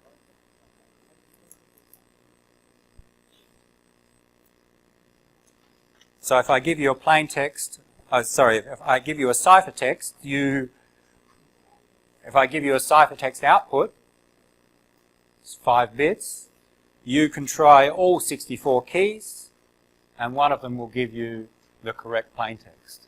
Which one is going to be hard to tell. But in general, when we have a large plain text and structure in the plain text, we'll be able to find it. Now, it turns out, although a brute force attack takes 64 operations, 2 to the power of 6, there's what's called a meet in the middle attack, which will take much less effort. In fact, a meet in the middle attack will show we can break this cipher in about the same number of operations as a single version. So let's try it.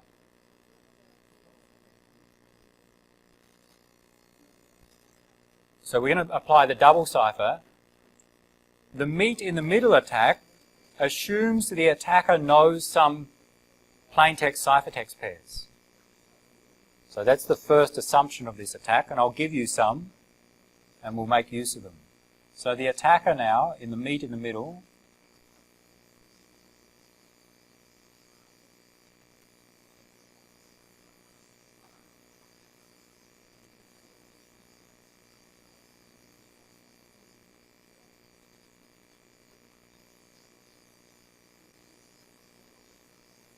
let's try an attack. And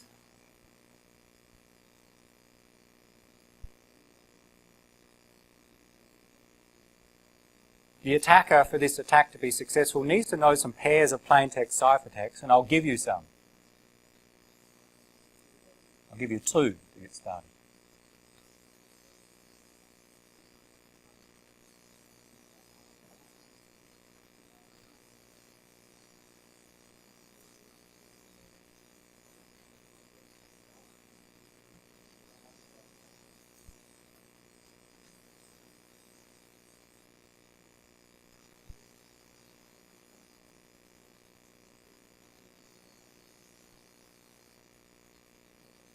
So how to interpret this is some plain text value, this is a ciphertext value. Let's call it P1, C1. And this is another plain text value, P2 and C2. Let's assume the attacker knows these values. Somehow they've discovered these values, and they don't know the key that map the plain text to the ciphertext. But they know these pairs. Their aim is to find the key. Okay, so the aim of the attacker, find the key given our cipher and given these pairs.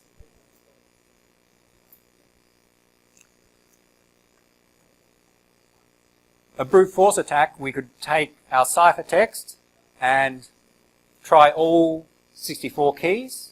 One of them would give us this plaintext, and we'd know that key gives us the correct plaintext, and that's the key to use.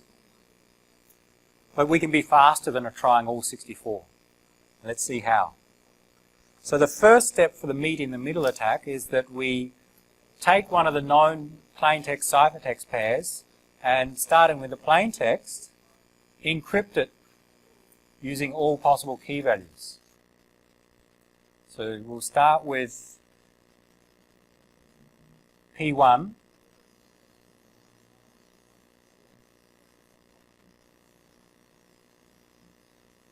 and encrypt P1, so brute force against P1, but for a single version of the cipher.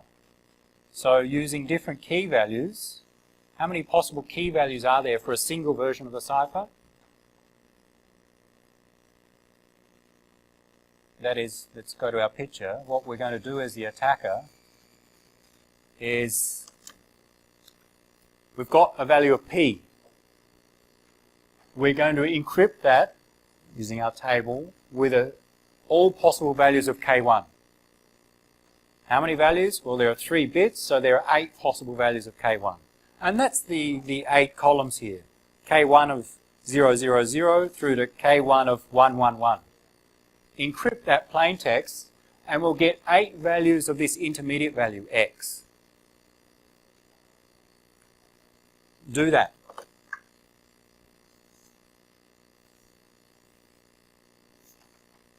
See what you get.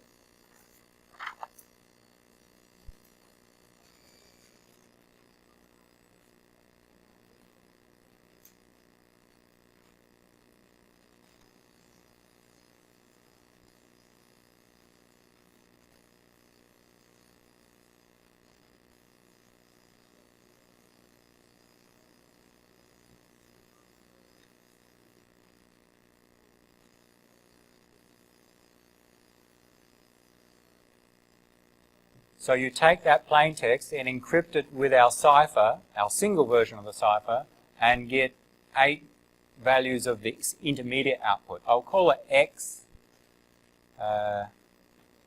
say X, X1 with key 1, X11. So when we take P1, 01101, and use key 000, what do we get as an output? Well, you look up the table.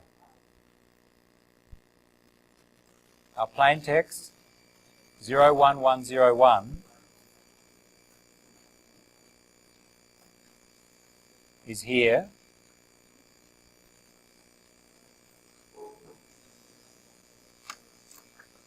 what you do is you take the plaintext value, encrypt it with the first key, all zeros, and this will be the value of the x that comes out, our intermediate value. And then do it again for the second key, and you'll get this value out. And the third key through to the 8th key. So we get these 8 intermediate values. That's the first stage of this attack. What we're trying to do is to find the key in less than 2 to the power of 6 operations, in less than 64 operations. The first case is encrypt the plain text with 8 keys, so 8 operations. And you get these 8 values as output. 8 x values. So I'll list them.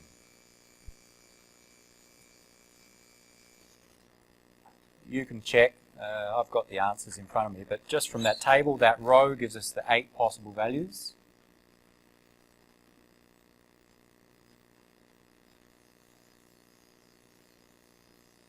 If we encrypt using the second key,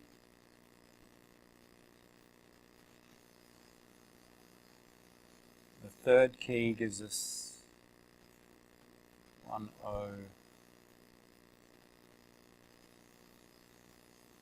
The fourth key.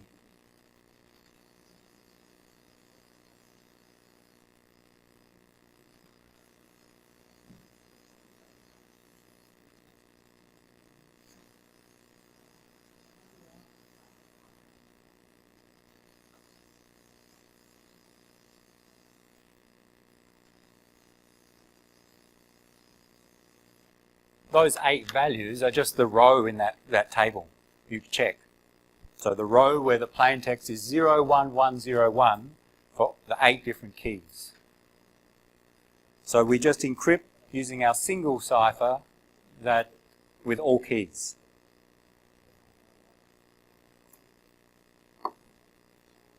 How many operations so far? Well, 8 operations, 1 for each key. Next step is to take, so we knew P1 and we know the corresponding ciphertext C1. What we just did is take P1, encrypt it with all possible keys. The next step is to take the corresponding ciphertext and decrypt it with all possible 8 keys. And we should get matching X values. Why? Look at our diagram. Our cipher is, if we encrypt P with all values of K1, we'll get these 8 X values. We know the corresponding ciphertext with P, so if we decrypt C, going backwards, with all possible values of the key, then we'll get 8 possible X values. At least one of them, those X values, should match. Because if we use the correct key, if we're using the correct key, we take P1, encrypt with the correct key 1, we get an X. If we have the ciphertext and decrypt with the correct key, we must get the same X. So from the attacker's point of view, try C1 decrypted with all 8 keys, K2s, to get a set of 8 X1s.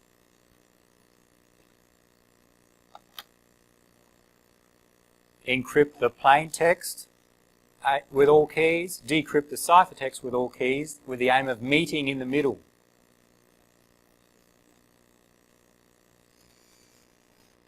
So we know C1.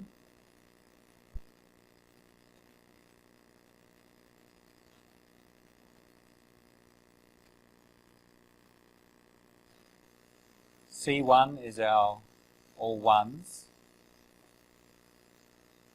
If we use the correct key, if we encrypt P1 with the correct K1 and decrypt C1 with the correct K2, we should get the same X value. So let's try. So given C1, what is the plain text if we decrypt using key 000? Well, we can see from the table, if the ciphertext is all ones, where are we? The ciphertext is all ones here. If we decrypt using key 000, the plain text will be 10001.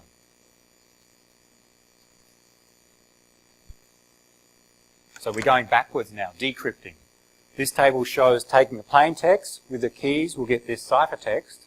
So to decrypt, we find the ciphertext, the corresponding key column gives us the plain text. So decrypting this with key 000 gives us 1001. So that's our first X value. And then we do it for the next key. So same ciphertext will give us this plain text 00110. And then for subsequent keys, if I can find all ones, we have it somewhere down here, and so on. Okay, so we take the ciphertext, decrypt with all 8 keys. And the values that we'll get, I have them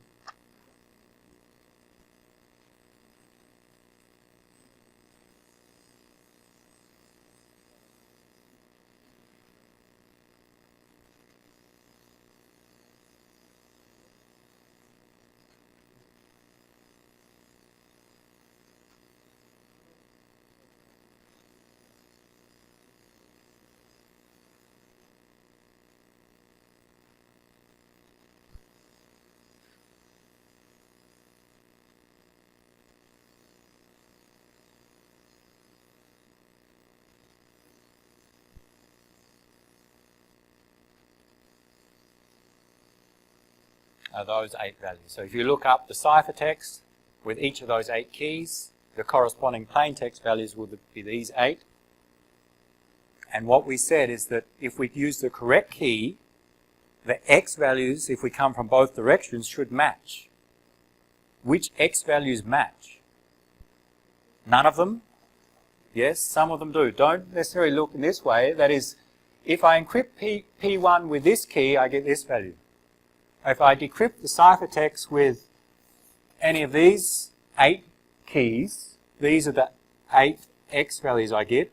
Does this X match one of these 8? And we check. Which ones match? And how many? Try and find them.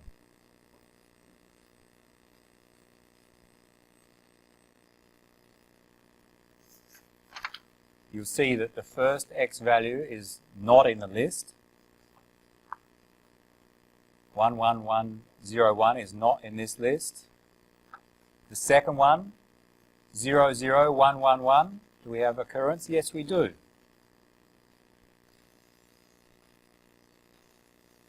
There's a match here. And then we do it for the rest. And this one matches in 2 instances. Does it?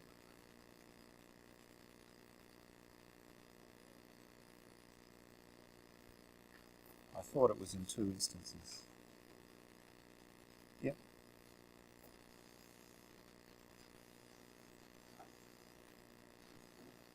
You'll see there are the 3 sets of values that match. That is, here,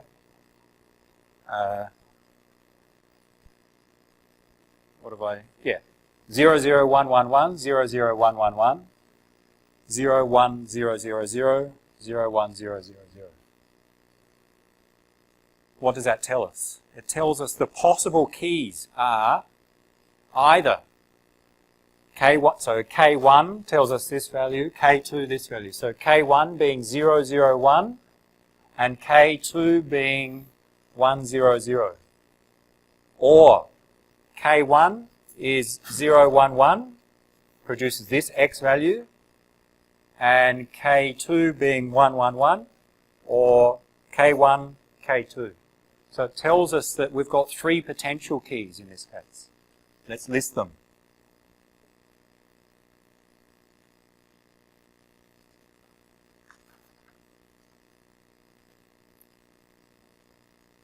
K1, the first match is,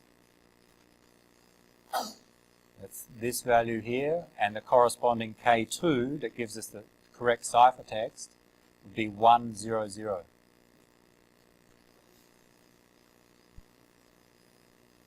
Remember, our final key is just the combination of K1 and K2. That's a potential correct key, but there are two others as well.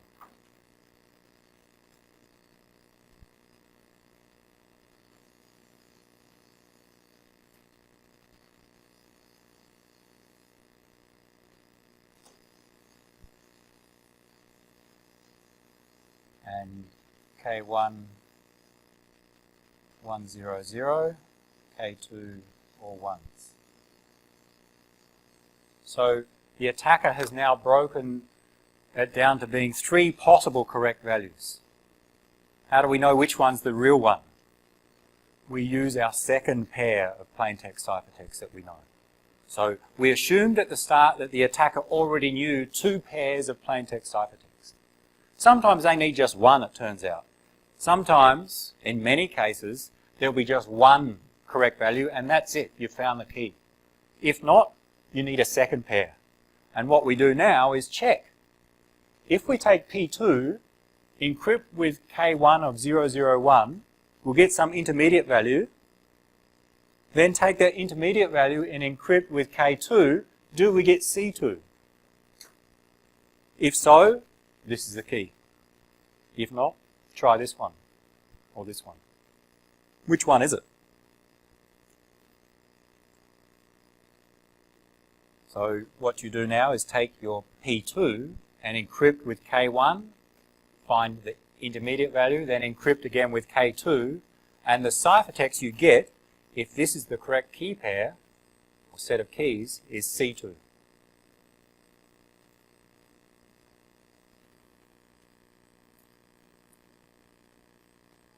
Let's look in the table. P2 is 11001. P2 is 11001.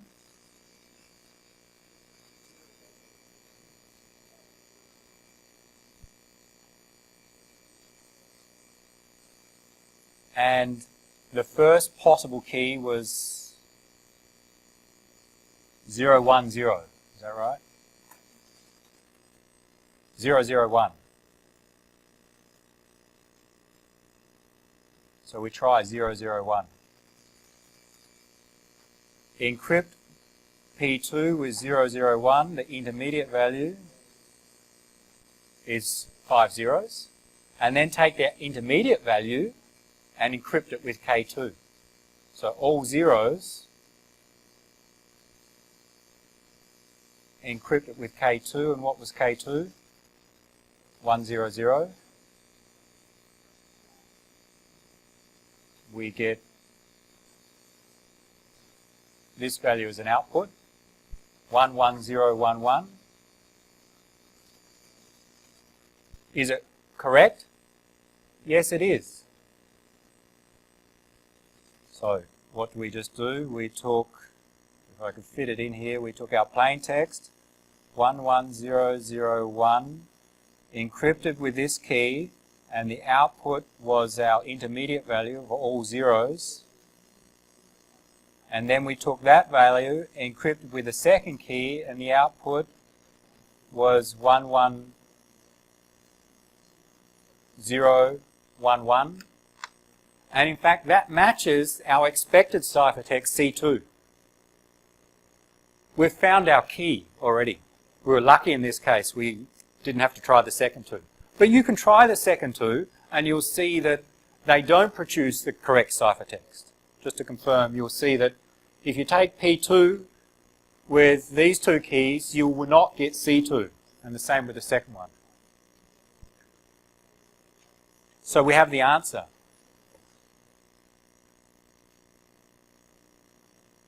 The attacker knows the key. It's 001100. How many operations did we take to do that? How many encrypts or decrypts? We treat encrypts and decrypts the same in terms of the amount of effort. So how many? Well, we can count them. we took our plain text and tried all 8 keys.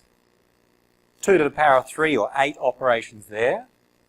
So in the first instance we took here 2 to the power of 3 operations. And then we did the same with our ciphertext, try all keys, so another 2 to the power of 3 operations. And then we did 2 operations here, just to check. So 2 in this case. So the total number of operations, 2 to the power of 3 plus 2 to the power of 3 plus another 2. Compare that to brute force. Our brute force is 2 to the power of 6. In this attack we had plus another 2. 18 operations. Or 2 to the power of 3 plus 1 plus those extra 2.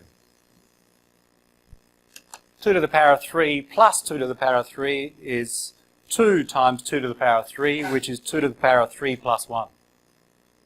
Plus another 2 small ones at the end. Sometimes we don't need to go those 2 at the end. It will vary. Brute force, 2 to the power of 6 operations.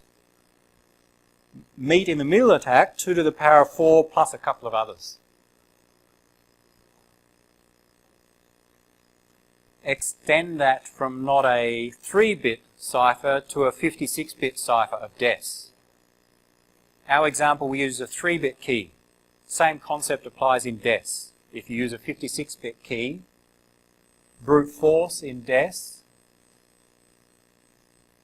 would take, and running out of space, but in DES, brute force would take 2 to the power of 112 with a 56-bit key.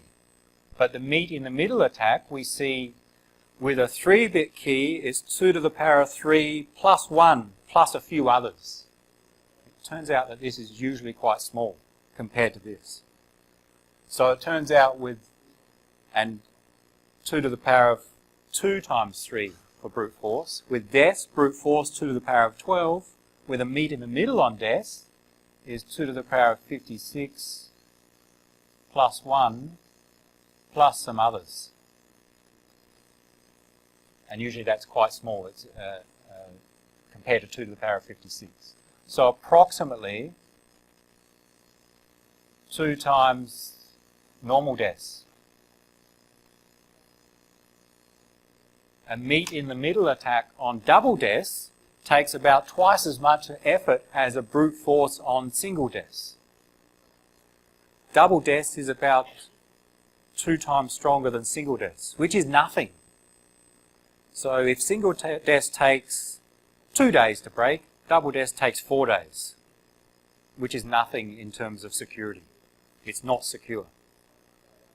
Or if it cost $1,000 to break DES, it costs $2,000 to break double DES. So using double DES doesn't provide much advantage over single DES because of the meet in the middle attack.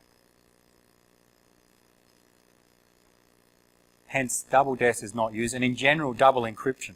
Okay, this is a problem with double encryption. Turns out by using 3 stages, not 2, we can overcome this meet in the middle attack. And that's where we get to triple DES, and that's what's used in practice today.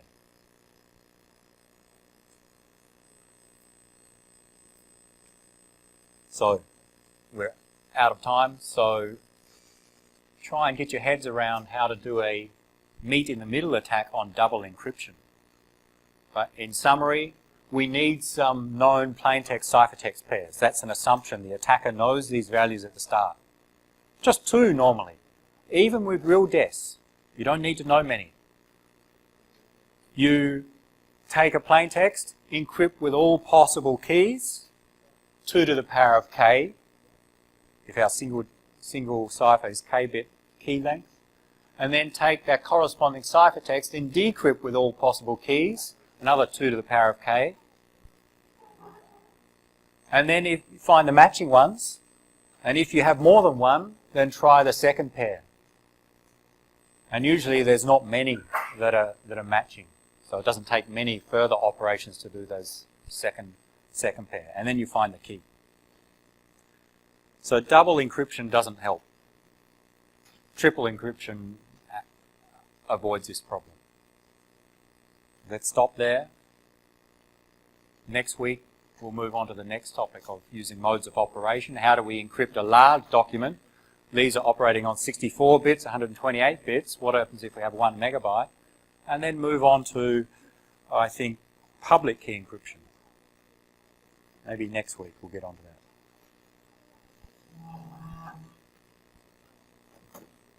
If you want to collect your hard copies of your quiz, you may do so.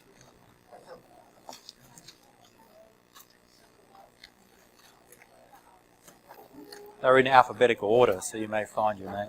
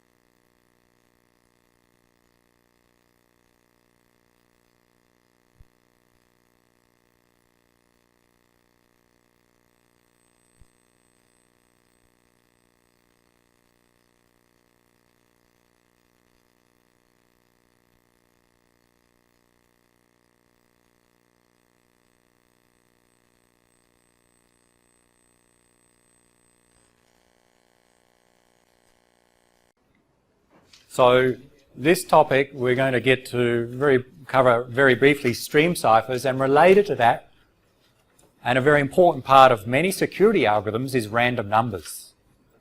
Okay, so we'll talk first about random numbers and then some quick examples of stream ciphers, and then return and look at brute force and other attacks on ciphers in general.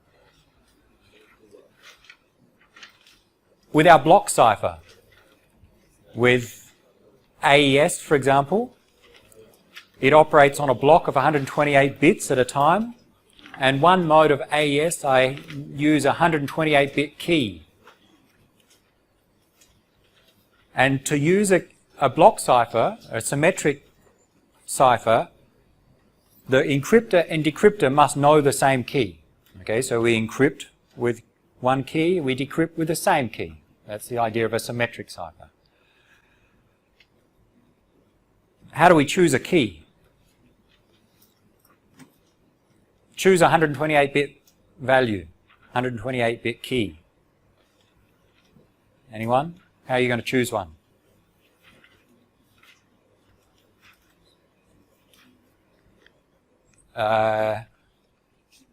What about, and I will not write all 128 bits, but what about this as a key? If I choose a key, I want it to be secret, but I'll tell you, okay? All zeros, 128 bits, and maybe a 1 at the end. Decimal 1. I chose that as my key, and I tell you, the person I want to send a message to, and what I do is I take my data, my file, I encrypt using AES, using this 128-bit key.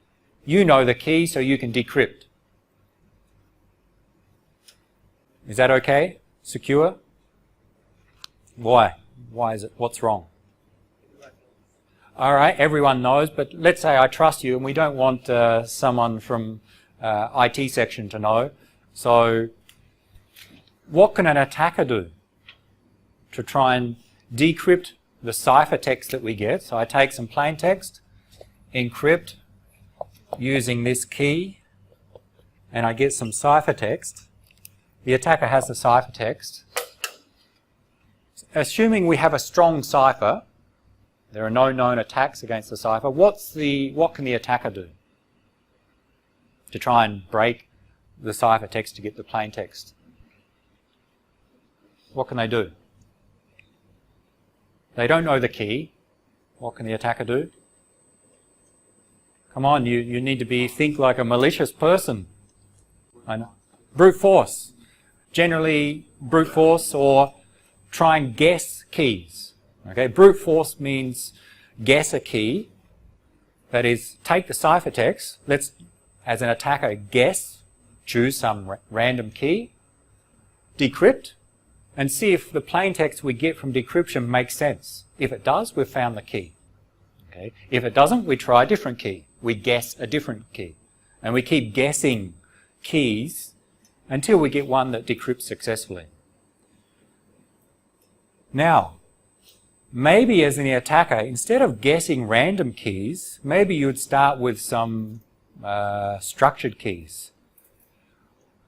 What if, maybe I'll try all zeros as a key, as the attacker. Guess that one first. And maybe try this key second.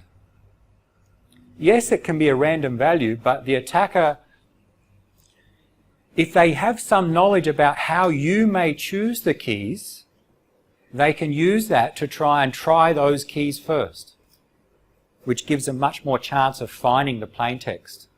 Brute force is going to take too long, but if they can try the keys all zeros, all ones, 127 zeros and 1 1, then immediately they've found the plain text. The point is, if you want to prevent a brute force attack, when you choose a key, you should choose random keys. Okay.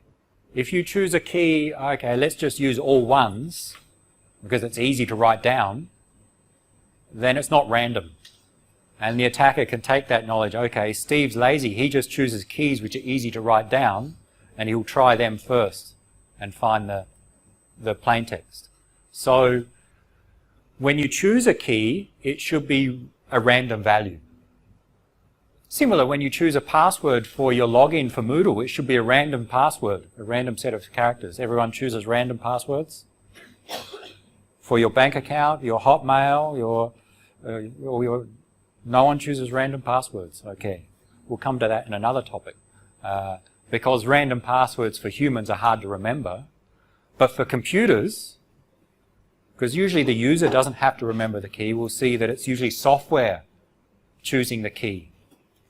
So they can choose a random value and store it in memory or on disk and encrypt using the random key. So we need to use random numbers to generate keys for encryption. Many other aspects of security, network and security protocols make use of random numbers. And that's why we're talking about random numbers now, because they're in fact used in many parts of security.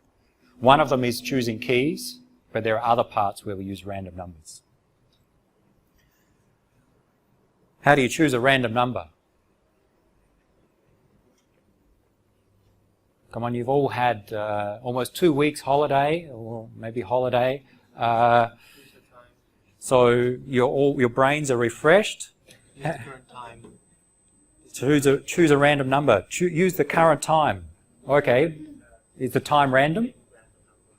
Sorry? Use the time to generate a fake random number. Use the time to generate a fake random number. The time's predictable. It's not random. The time now and the time in 1 second time, I can predict what that is. The time is not random. What can we do with it? Throw a dice. Okay. So every time I want to choose a 128-bit key. So what do? Get a die, 128-side die, and roll it, or 2-side and roll it 128 times. Flip a coin. Okay, not very convenient. How will you get a computer to generate random numbers? 4 or 5 function and generate random number. You use a function. What function? Come on, you're a computer scientist. Give me an example. Rand. Use the rand function. Okay, great. Now, your task is to implement a new rand function. How are you going to implement it? What does a rand function do? It's not magic. It follows some steps. You can't just rely on that all the time. So how would the rand function in your programming language be implemented? How do you think a computer can generate random numbers? Anyone? Use the process ID. Use the ID of the CPU or of the process, the software process. Usually not random, usually limited between 0 and 65,000 or so. There's not many values to choose from. I suspect it's not very random. I want to choose a value of 128 bits length. And I think there'll be some structure in the processes. The first process will always be process ID 1, say on a Unix system.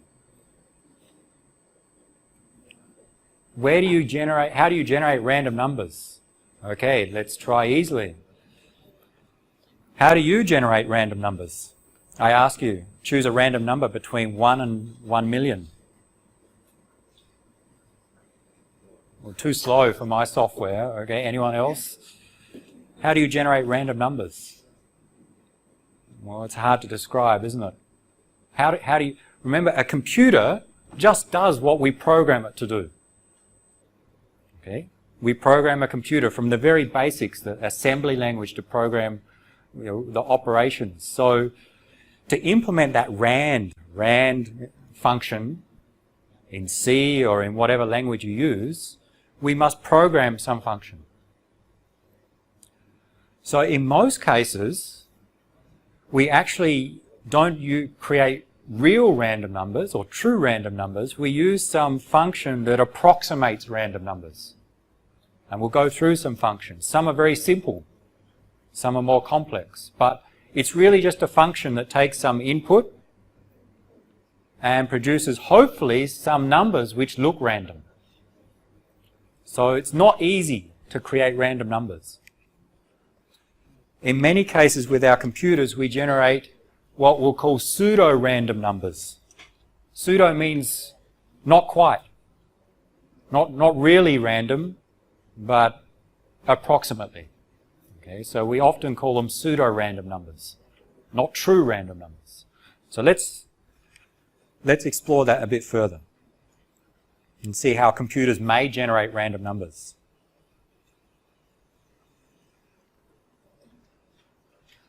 Why do we need random numbers in security? Select keys, we need random numbers, and we need to do it fast. And so we can't just roll a dice manually. We need software to implement, to choose a random number and be able to do it quite quickly and repeatedly. And there is a number of other places. So generating keys, we'll use them in stream ciphers.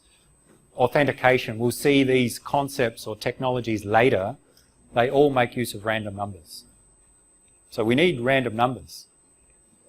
What do we mean by randomness? A uniform distribution is one measure. There are others, it's not the only one, but think of a sequence of numbers. Then we'd expect, if it's a binary value, we'd expect on average for a long sequence, we'd have the same number of zeros and ones.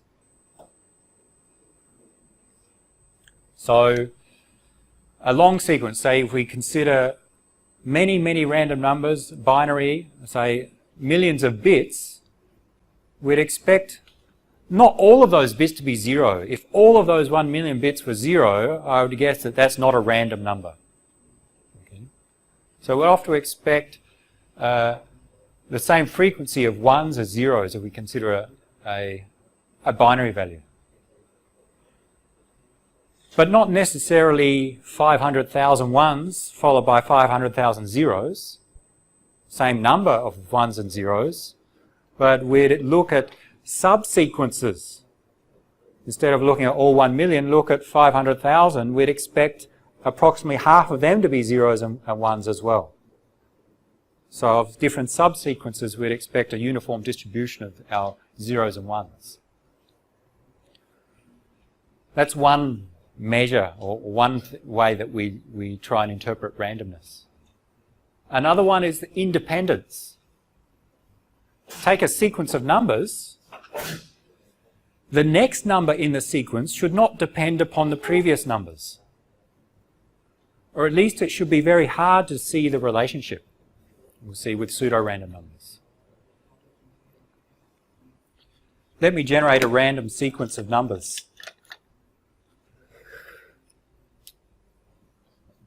I'm going to write some numbers. Let's say I have a random number generator. And I call it many times. Okay, my code calls the rand function many times and it returns these values. The first value it returns is 10. Let's work in decimal. The second value it returns is 20. The third value is 30. And then 40. What do you think and then 50, what do you think this value is going to be? We'd say that this value is not independent of the previous values. It's actually dependent on the previous value. We see there's a pattern here. Is this a random sequence? No. There's some structure here. The next value in our sequence was dependent on the previous values. And here it was quite obvious it was dependent. What about this?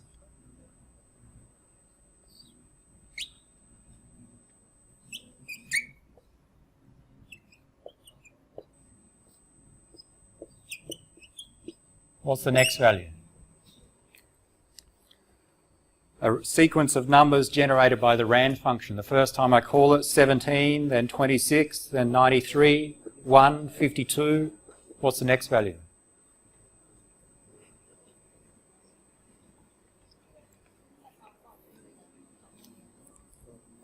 What's the next value?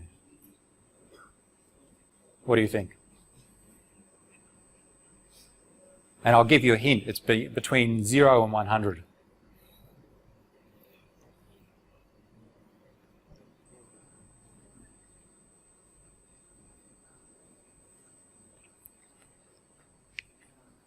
I don't know. That is, there's no pattern in this case. I tried to choose them randomly in my head in this case. So we'd say that we have a sequence and we cannot see any dependence between the numbers. Whereas in the first sequence we could see the dependence that they're increasing by 10. In this case we cannot see the dependence between the numbers. And that hopefully this next one is independent of the previous ones. It doesn't depend upon the previous values. If so, then we'd generate a random sequence of numbers. So we'd like independence of our numbers. So that given one value, we cannot infer what the next value would be. So you couldn't guess what this would be. Well, you couldn't correctly guess because there's no dependence between those numbers. So that's what we'd like in a random number generator. And that another way to interpret that is it's hard to predict the next value. Okay?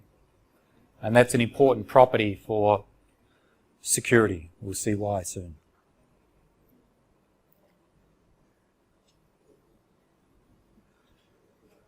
So we distinguish between true random number generators and pseudo-random number generators, sometimes shortened as PRNG. Pseudo-random functions, let's ignore that. We'll not talk about that. Keep it simple. A true random number generator uses some physical source, some non-deterministic source, to generate random numbers. Non-deterministic means it's not predetermined. We do not have some algorithm for generating them. Some examples of such sources, something that measures radiation events. In the physical environment, measurements of radiation from some source is considered to be random, or as close as random as we know in physics. Similar, if we have capacitors on some electronic set of, on a motherboard, for example, or on a circuit board, the measurements from those capacitors usually exhibits randomness. Some noise from different electronic components. It's considered that the noise is not predictable, it's random. Or some noise from some audio system. Okay, the noise that comes out of the speakers through the audio system is often considered random, truly random.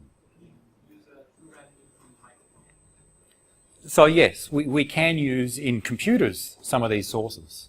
Okay, we'll talk about that. Okay, and then maybe a little bit less so, but still often considered true random is different physical activities. If we think about a computer, measuring the difference between the times of I/O, input-output operations on a hard disk, okay, the writes and the reads on the hard disk over different periods of time, in some cases exhibits true randomness.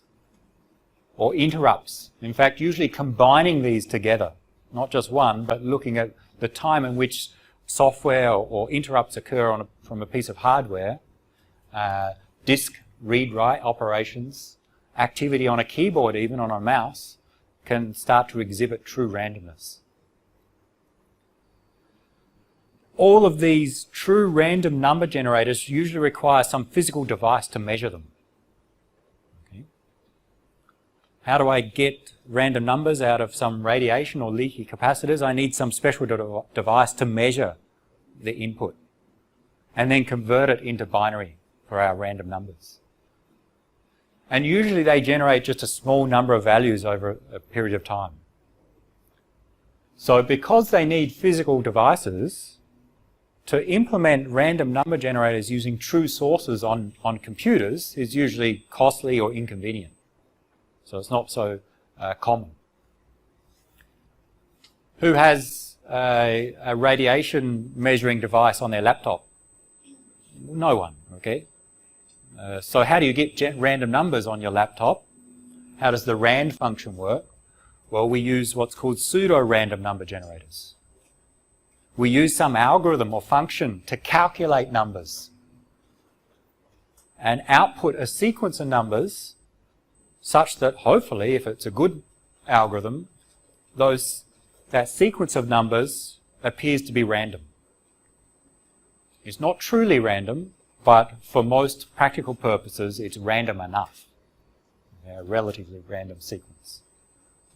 But note, it's a deterministic algorithm. The algorithm is implemented, follows some steps. So in theory, you can determine the next value. You can determine what the values are going to be in the sequence. In practice, it just needs to be hard to predict the next value. So in practice, most computers use pseudo-random number generators. Some special cases may use true random number generators.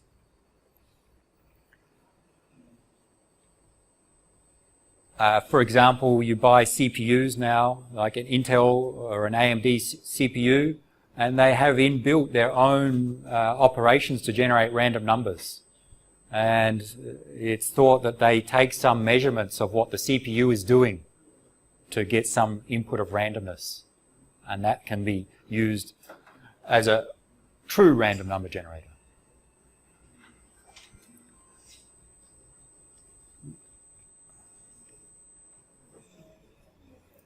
So, to use in a computer system where we need a generate a random number or a sequence of bits, if we have a source of true randomness, we can measure that and then convert it into binary and we get our random stream of bits. But that requires some physical measurements usually. It is inconvenient. So in a pseudo-random number generator, what we do is we just have some algorithm that takes some initial input, some initial value. And with random numbers, it's called the seed value. And that algorithm takes that seed, produces an output, and usually has some feedback. The next value is fed back and produces the next value. So we generate a stream of bits if we look in binary. And that's a pseudo-random number generator. Let's go straight to an example. We'll come back to some of the things we skipped. The linear congruential generator, LCG. An example of a simple pseudo-random number generator. Simple to explain and go through a few examples. Here it is. The idea of random number generators is they generate a sequence of numbers where that sequence should appear random. So this function or algorithm is defined here where it takes several parameters. The idea is that we have three constants, A, C, and M. A is a multiplier, C is just some value that we add, and we take the current value of our current random value and multiply by A, add C, and mod by M, the modulus. And that produces our next random value in the sequence. And to generate the next value, then we use the previous one again and use the same function and generate, hopefully, a random sequence. So just let's see how that works in practice. And then we'll come and discuss some of the design issues.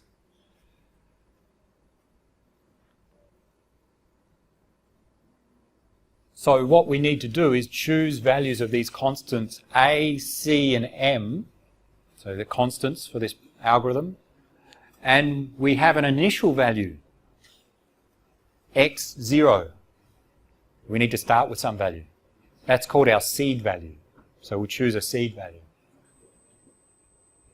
So I'll give you some parameters and you'll calculate some of the values in the sequence.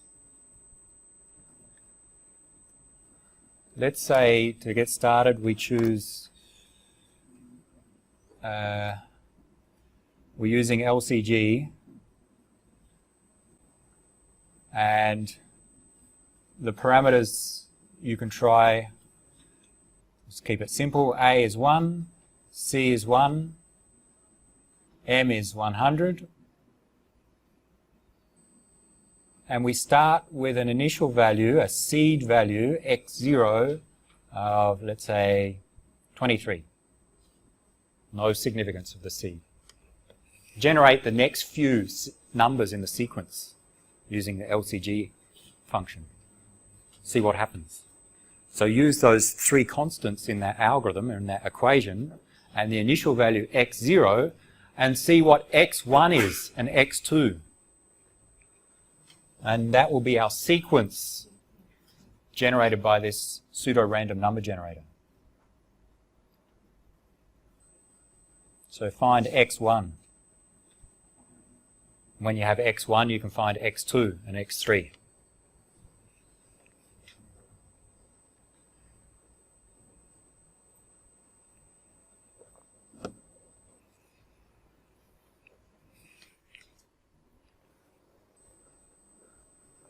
Anyone have the values of the first 10?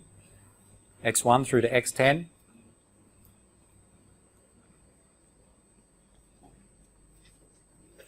So simply look at that equation, xn plus 1 equals axn plus c mod m.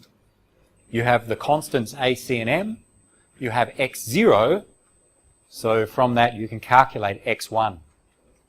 N equals 0, so you'll get x1 as the output. Then do it for the first few values. What do you get? 20. Keep going. 20.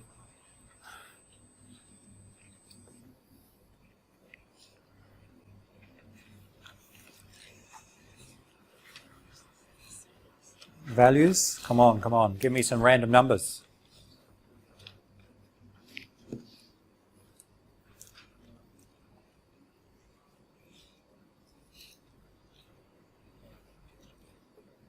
No need to use your computer to calculate. I think you can calculate addition and multiplication by yourself. But fine, use your computer. See if this random number generator is as good as the one that the Mac OS uses.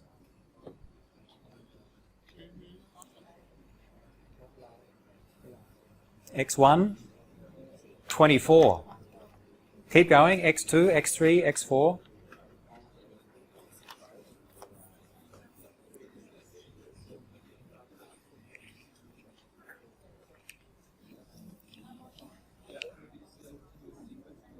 Let's see. So simply A times xn, the current value, plus C mod m. M is 100, C is 1, A is 1. So in fact we can forget about A because it's multiplied by 1. So it's the current value plus 1 mod 100. So the current value plus 1 mod 100. 24. X2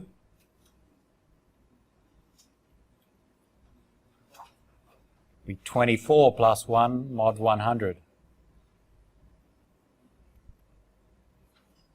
So we could say X, our sequence,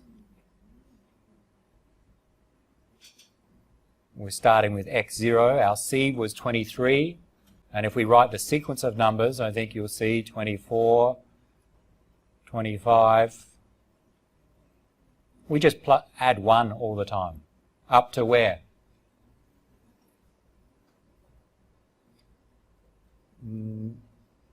99. What's after 99? 0. Mod 100. And eventually we'll get back to 23.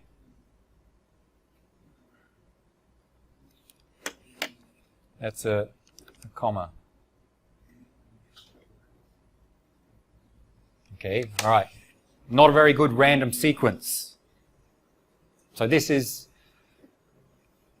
our random number generator, but with the set of parameters we've used, it's not very good. Okay, so we'll change the parameters in a moment.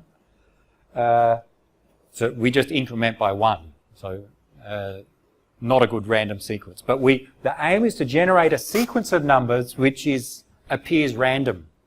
This one doesn't appear random. It's obvious in this case. Now, but some characteristics.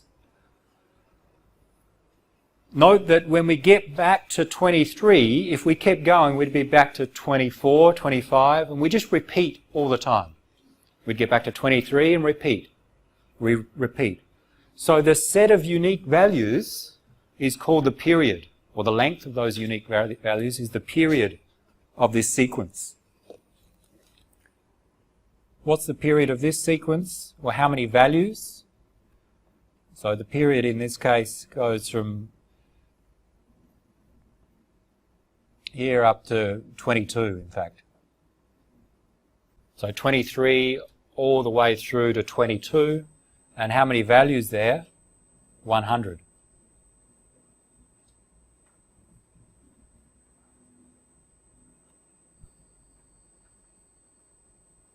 the period of this sequence, we have 100 different values generated here. We'll return to why that's significant after we see a few other sequences. Let's try again, but with some different parameters.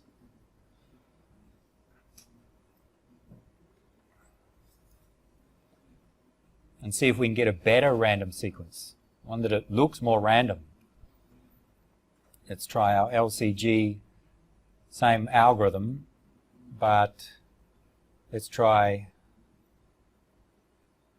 A is 7, C is 0, and M is 32. And a seed of 1. Generate the set of sequence numbers with this configuration of the LCG. Easy task. Same algorithm, different parameters. A is 7, C is 0, M is 32.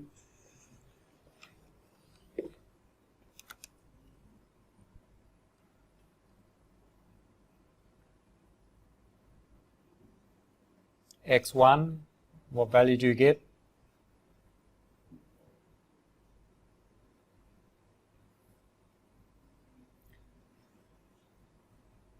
Remember, we have A times X0, 7 times 1 plus C, all mod M.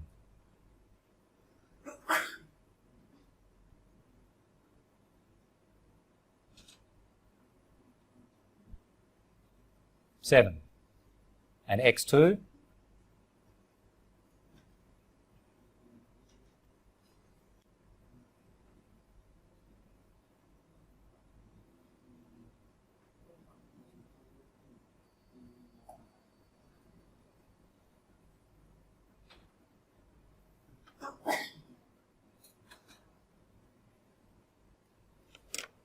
Keep going. Just to keep your brains working. I know some simple mathematics.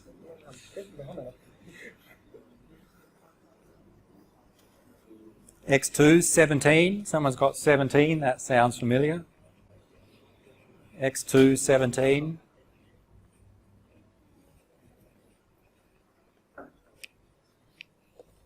Again. 7, A times our previous value. Sorry. A times our previous value, which was 7 plus 0 mod 32. 49 mod 32, 17. X3, and you'll do the same. 7 times 17, which is 119 mod 32, 23. Good. You can check. X4, 7 times 23, which is 161 mod 32, is 1. Okay. X5, it's 7 again. We're back. We're repeating again. Okay. Because if we have 1, we've already got to 1, so from 1 the input will be 7 again. We repeat. So we can say this sequence, in this case, X, we start at 1, 7, 17, 23. A period of 4. There are just 4 values generated with this sequence, and then we repeat.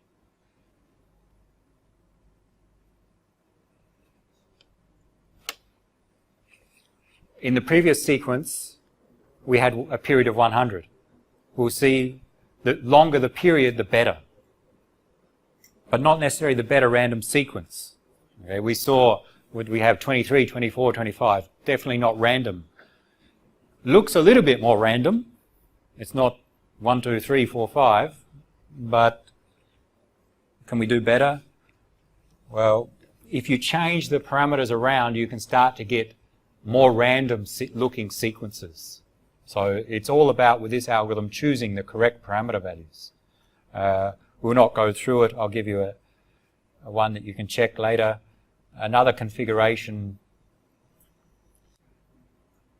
A is 5,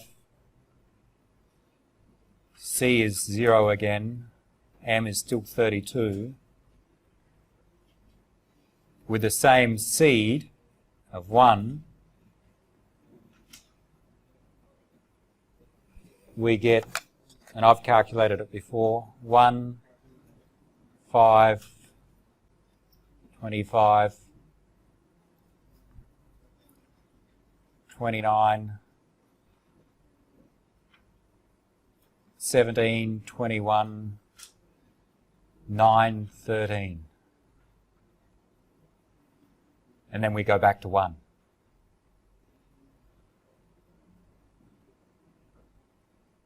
A period of 8. So we have a very simple algorithm with several parameters, and it turns out with this algorithm, if we choose the parameters well, so some parameters are not good. The first set were terrible because we just got incrementing numbers. If we choose them well though, we can generate quite good random sequences. This sequence, 1, 5, 25, 29, 17, 21, 9, 13. Can you see any structure there? Nothing obvious. Okay. There is structure because it comes from an equation. Okay. But the sequence, at least very simple example, it looks to have some randomness, especially compared to the first sequence, which was just incrementing numbers. The third one compared to the previous one, all right, there's only 4 numbers there. In general, the longer the period, the better. We desire a long period. That is a large number of numbers before we repeat.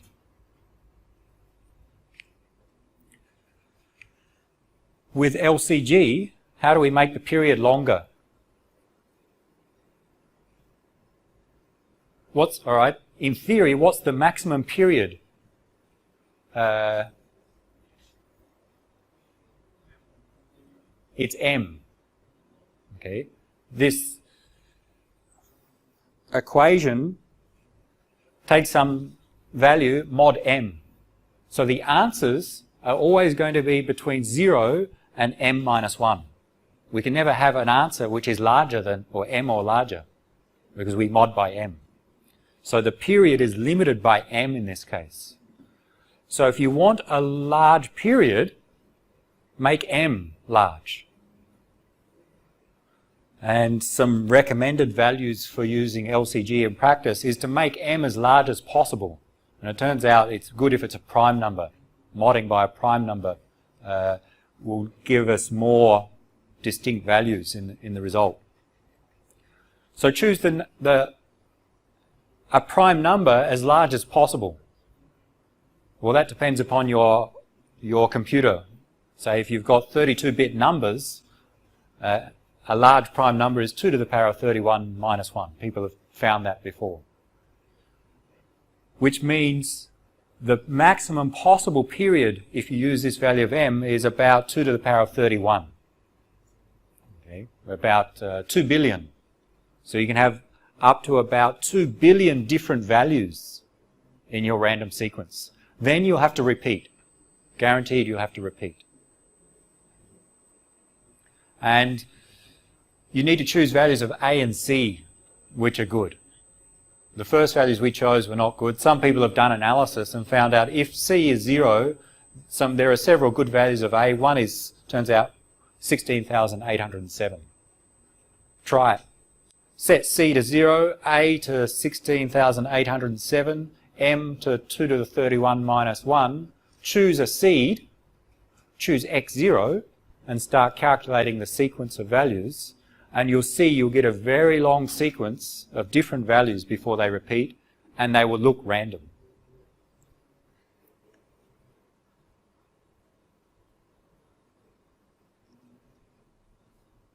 So there's the first example of a very simple algorithm to generate random numbers.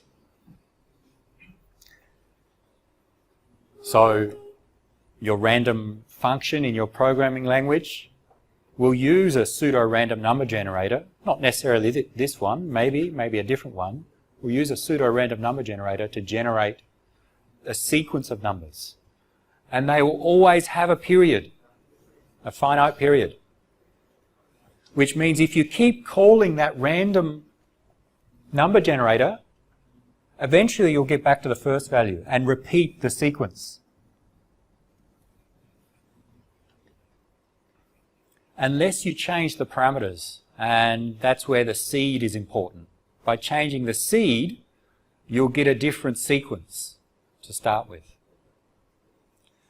So if you're using the random function in your programming language, then often there's a way to change the seed for that random number generator. And that will produce a different sequence of random numbers. Let's go back and see some of the general concept we've missed. So what would we like with a pseudo-random number generator? We want to be able to generate a stream of numbers, a sequence of numbers. Usually we think about binary. All right? Our examples we use decimal, but usually we want binary values for security or for security applications.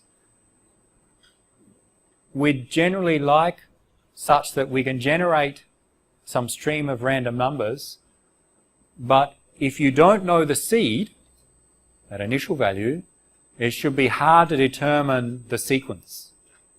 Okay, so if you don't know what the seed is, an attacker, even if they know that algorithm, shouldn't be able to determine what the sequence is. It should be unpredictable. Forward and backward unpredictability means that given some value, you cannot predict the next value. Okay, you cannot predict forward. Or given some values, you cannot predict previous values. So given subsequent values, you cannot predict what happened in the past. There are different tests. So we've just said, this sequence looks random. Okay? There are some mathematical tests to start to consider a sequence and give some measurements of how random it is. Okay? So there are different tests to be more scientific than just saying it looks random.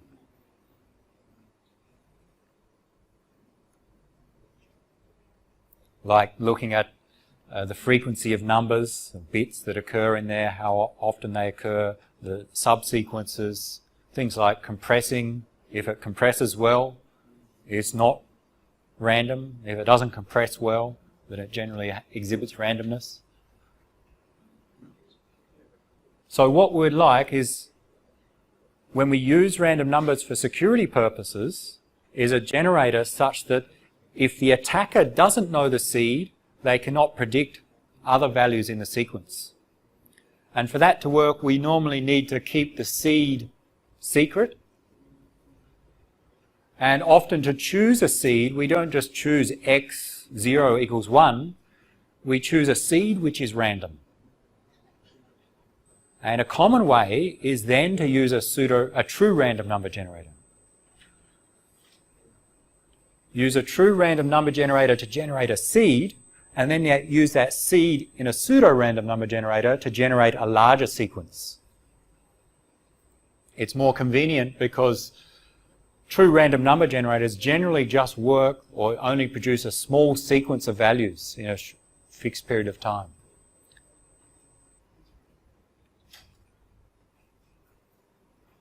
So a common use of random numbers for security purposes, you have, it says, an entropy source, but think of some physical source, some measurement of the CPU operations, the disk operations, the noise from circuits. You have different sources. You have some device that can measure those sources and generates some random number. We'll use that as a seed into our pseudo-random number generator, which generates a large sequence of random numbers. True random numbers typically generated only a small sequence of values in some period of time. Pseudo-random number generators can generate many random numbers in the same period of time. So this is a common way to use it.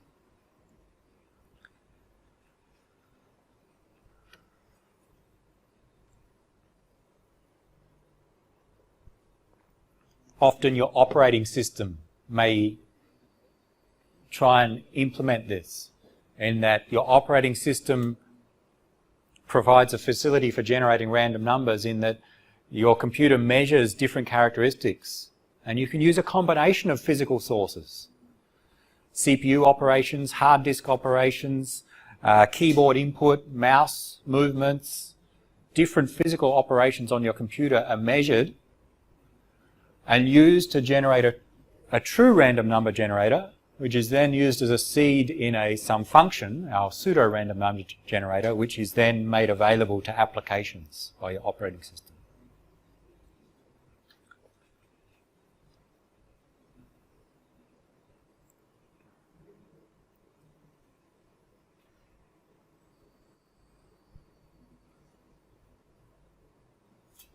What's another random number generator? There are many others. Okay, we've just gone through a simple one that we can demonstrate. LCG. Turns out it's not very secure, LCG, so it's not commonly recommended for when you want strong security. There are other algorithms which are better. Blum Blum Shub, developed by 3 people, a different algorithm. It's considered secure when we use it for cryptographic or security applications. You can see the example on the next slide, but we take some large prime numbers, and this may not make sense to you yet, but we will in the next few topics, such that those large numbers, when we mod by 4, give 3.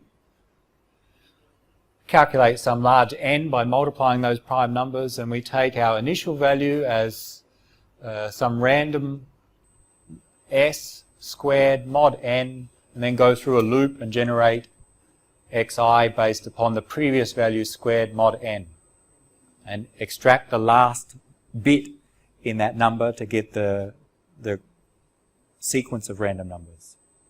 But not so important to go through that. Have a look if you want. So an example of some initial parameters. We go through and generate these values using the equation, and we take the last bit from that, and our random bit stream is 110011100001, and keep going. Okay, so that's the output in this case. Not these numbers, but those bits are the output. And we just keep running that loop.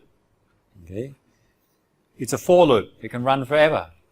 Just keep running that, and it keeps generating a stream of bits. This is our random bit stream. If we want to generate our 128-bit key, we run it 128 times, iterations.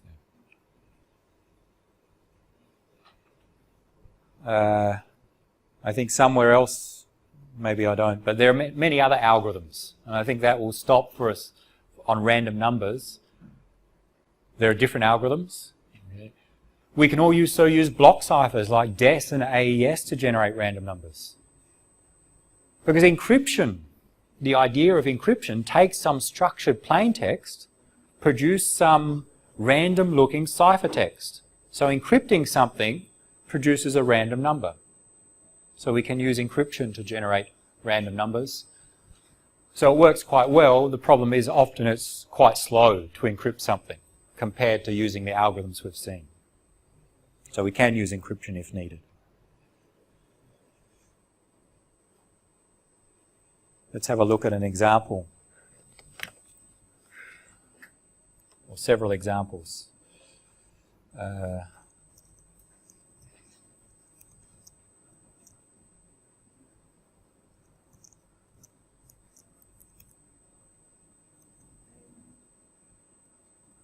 Let me just check.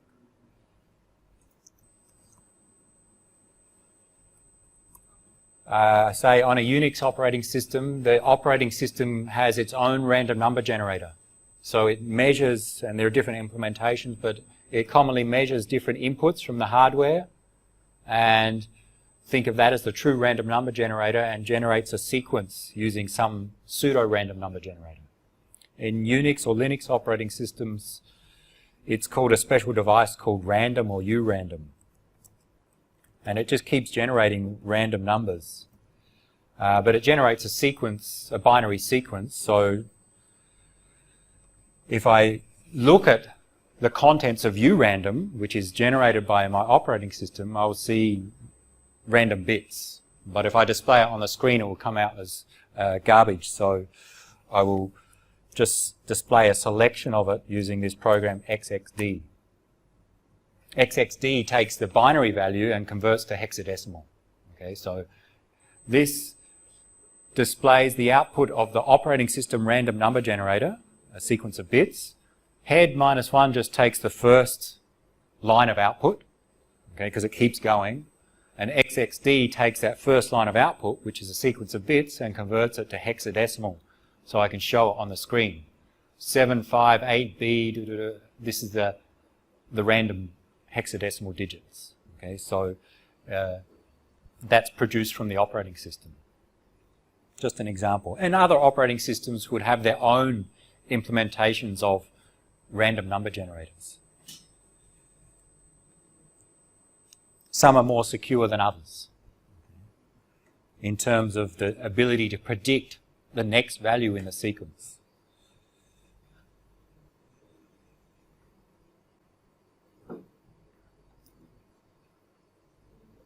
If I want in binary, it doesn't show as well, but we can convert instead of hexadecimal into binary, and we get our binary sequence. Okay.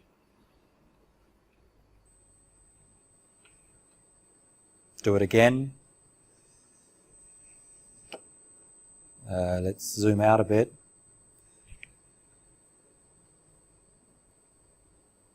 If I keep doing it,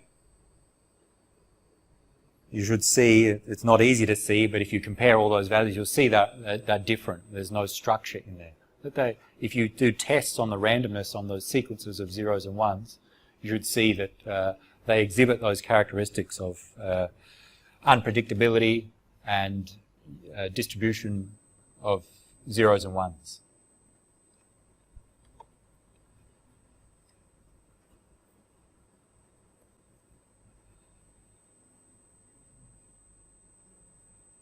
The next part, and related, is stream ciphers.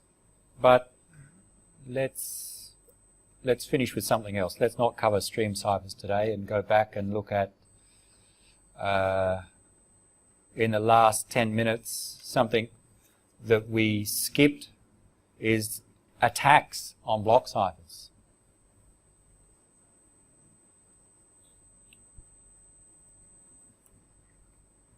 And the last slide, or one of the last slides, returning the block ciphers, DES, AES, triple DES, and others. How secure are they?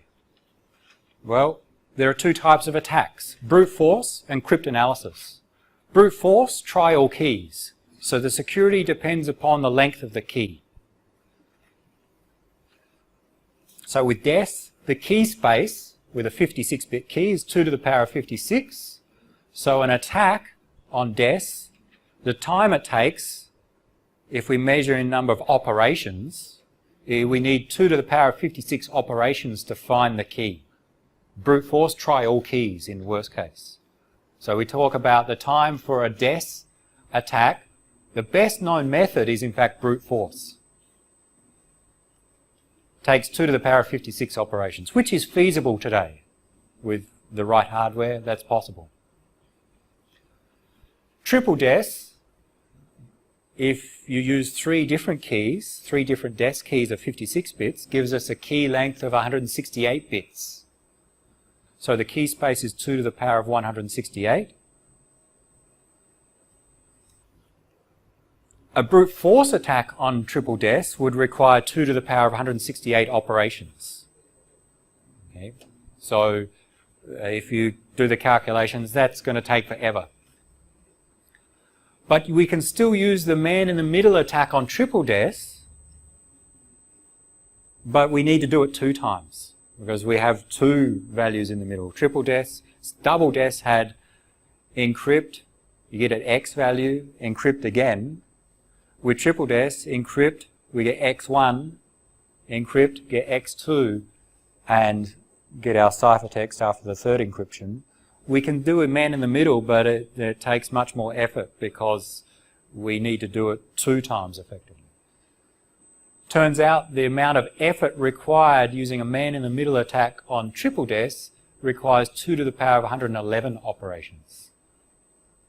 Brute force, 2 to the power of 168, but with a man in the middle, we cut it down to just 2 to the power of 111. There are other known attacks. One of them by Lux, who wrote a paper about it, takes a little bit longer, 2 to the power of 113. So we measure attacks based upon how many operations they would take. We compare them to brute force. If it's slower than brute force, then it's not a good attack. If it's faster than brute force, then that's better. How much faster we care about. So brute force on triple DES, 2 to the 168, but there are better known attacks which bring it down to much less. But still, 2 to the power of 111 still would take a long time. And we've got some slides earlier that I think we've seen how long that would take. But with these attacks, the other thing to measure how good they are, remember with double DES, we assume the attacker knew some plain text ciphertext pairs in advance. To perform the attack, the attacker needed to know something in the advance. So we often measure how much data is known in advance. The more you need to know, the harder it is for the attacker. Okay? So with a man in the middle attack, you only need to know 4 different values. That's nothing. That's easy. But with this other attack, you need to know about 4 billion different values, which is much harder in practice to know those values. So we can compare them based upon how much data they need to know and how much memory they consume when we do the attack, how much data we need to store. So with a man in the middle attack, we require to use memory of up to 2 to the 56, which is a lot of memory. Okay? So if you do the calculation in bits or bytes or whatever, it doesn't matter.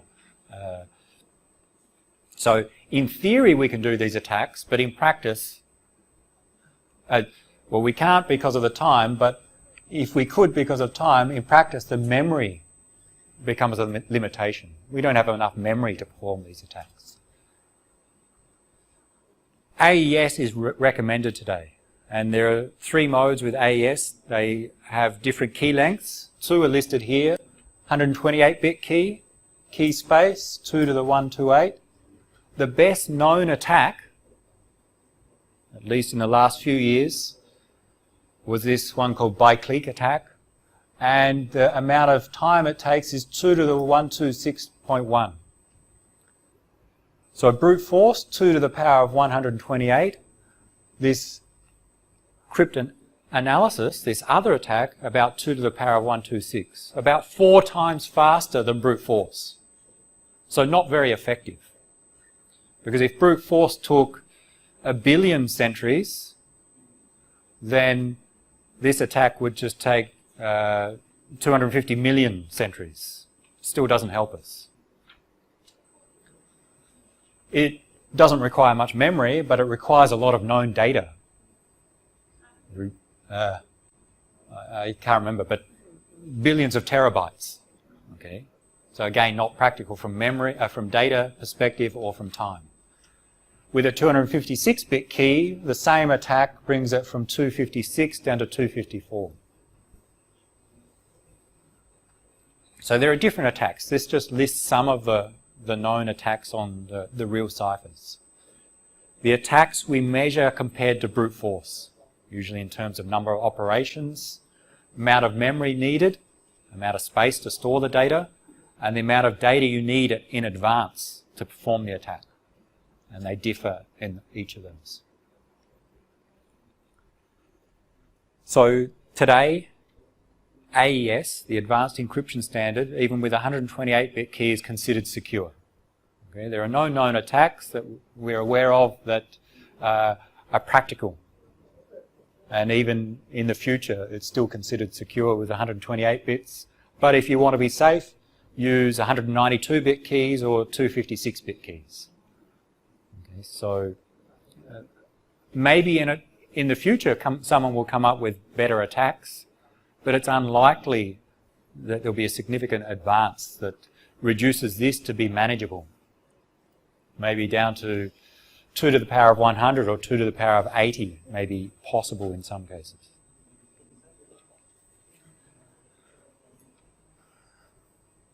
The problem with longer keys is that it's slower to encrypt.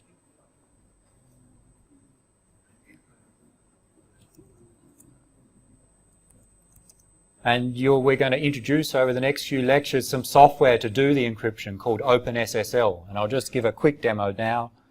It does encryption using different ciphers. And it actually, I will not do an encryption, I'll just show a speed test. It gives us how fast my computer is to encrypt using different ciphers.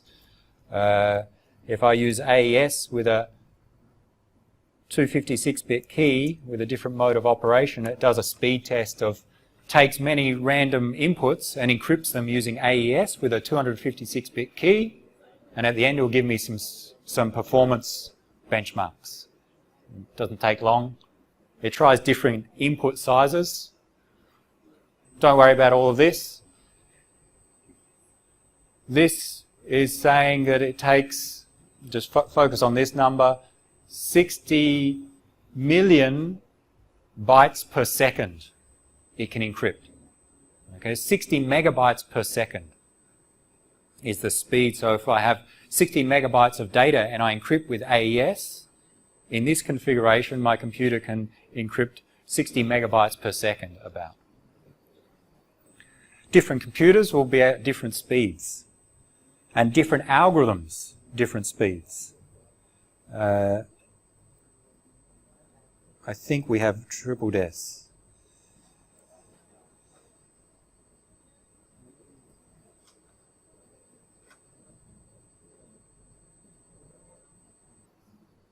Different name, des ED3. So you can try different ciphers and see which ones are faster than others. I made a mistake in the previous case. Des EDE3 really means triple des. Encrypt, decrypt, encrypt. 20 million bytes per second. AES was 60 million bytes per second. Triple des, 20 million bytes per second. Triple des is 3 times slower than AES. So there's the advantage of AES. It performs much, much better. One last one. By default, they use software to encrypt the CPU, just normal software.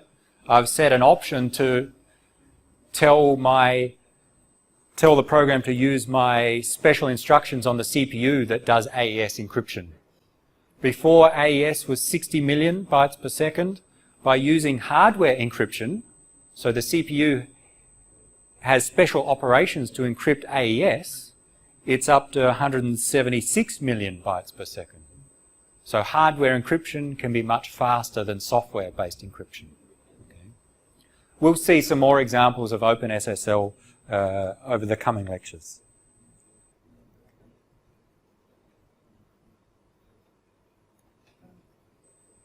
Let's stop there. So again, our symmetric block ciphers operate on a small block of bits at a time. 64 bits, 128 bits are common.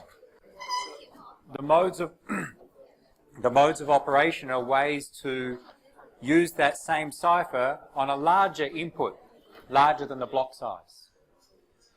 ECB is the basic approach and what you would expect in a very trivial approach. You take your plain text, say a megabyte, you break it into blocks that match your cipher. So my plaintext P is broken into blocks of P1, P2, up to Pn. Then I use my cipher, AES, DES, whatever. I use my cipher to encrypt each block of plaintext using my key, my chosen key, and get ciphertext C1 as output. Then I use the same cipher, the same key to encrypt, and I get C2 as output. And I do that for each of the input P's, P1 to Pn. I get C1 to Cn out. The output resulting ciphertext is just a concatenation of those C values. Okay, so that's the basic approach. Split your plaintext into blocks, encrypt each block one at a time. Same key, same cipher. Ciphertext is a combination of the output ciphertext blocks. The problem with ECB is that you can get repetitions in the output ciphertext. And you may have seen that in some of your quiz questions. Actually, I don't think you used ECB. You may or may not have seen the repetition, but if you have two blocks which are the same on input, because we're using the same key and the same cipher, we'll get the exact the same ciphertext blocks output. If two blocks are the same on input, then the two blocks in the ciphertext will be the same. So let's say you have a large file and you want to encrypt it, you break it into blocks. If it turns out that there's some repetition in the file, then there'll be repetition potentially in some of the blocks and repetition in the output ciphertext, which is bad from a security perspective. Any repetition in the ciphertext is some structure in that ciphertext, and it makes a potential opportunity for an attacker to exploit that structure, to work out, okay, there's some structure in the ciphertext, work backwards to find out the corresponding plaintext. So ECB, two blocks are the same on input, we'll get the same output ciphertext. So that's not good from that perspective. So other modes of operation are used. And these all work for different ciphers. Doesn't matter if it's AES, DES, or something else. And the two you saw in the quiz were CBC, cipher block chaining, and counter mode, CTR. Let's just have a quick look at them.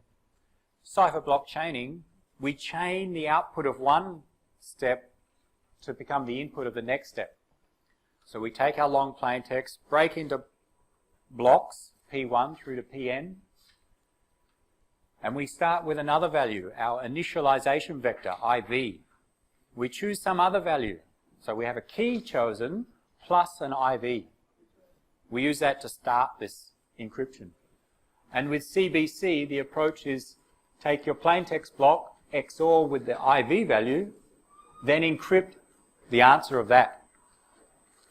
The output ciphertext is C1, but that C1 is fed into the next stage.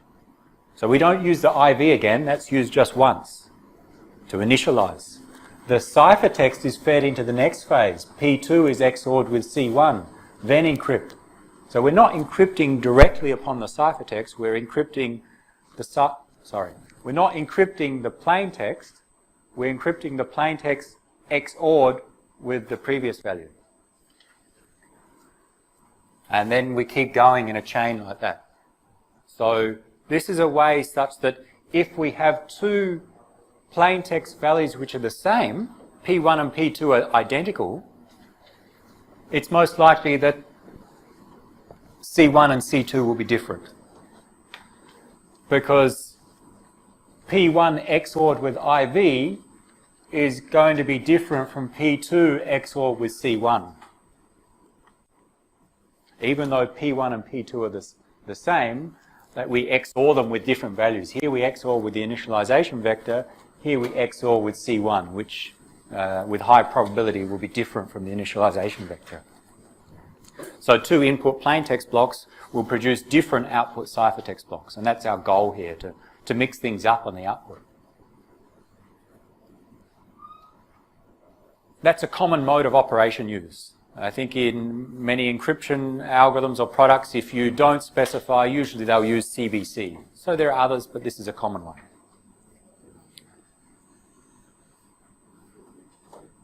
What about XOR? Exclusive OR. We'll see it again when we look at stream ciphers in a moment. Take your plain text, XOR with a random value is a form of encryption. And it's equivalent, if you have a good random value, equivalent to a one-time pad. So XOR is a good operation.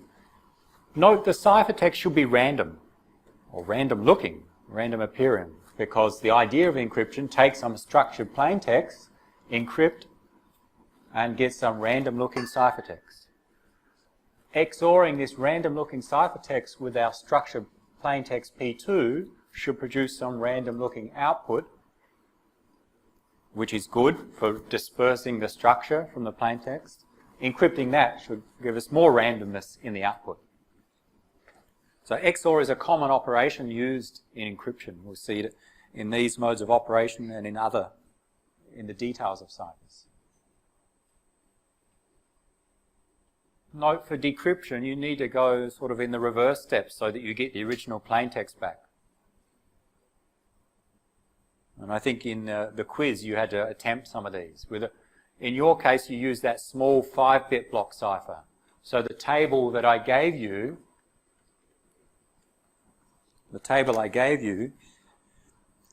you use in this block here. So you took, actually I gave you decryption, I think. You took your ciphertext, you took your key, if you're using CBC, and you look up in the table for that ciphertext, using that key, what was the original plain text? And you got the output here. Then you XOR'd that with your initialization vector, which was given in the question, and then you got P1. And then C1 was fed into the XOR in the next stage.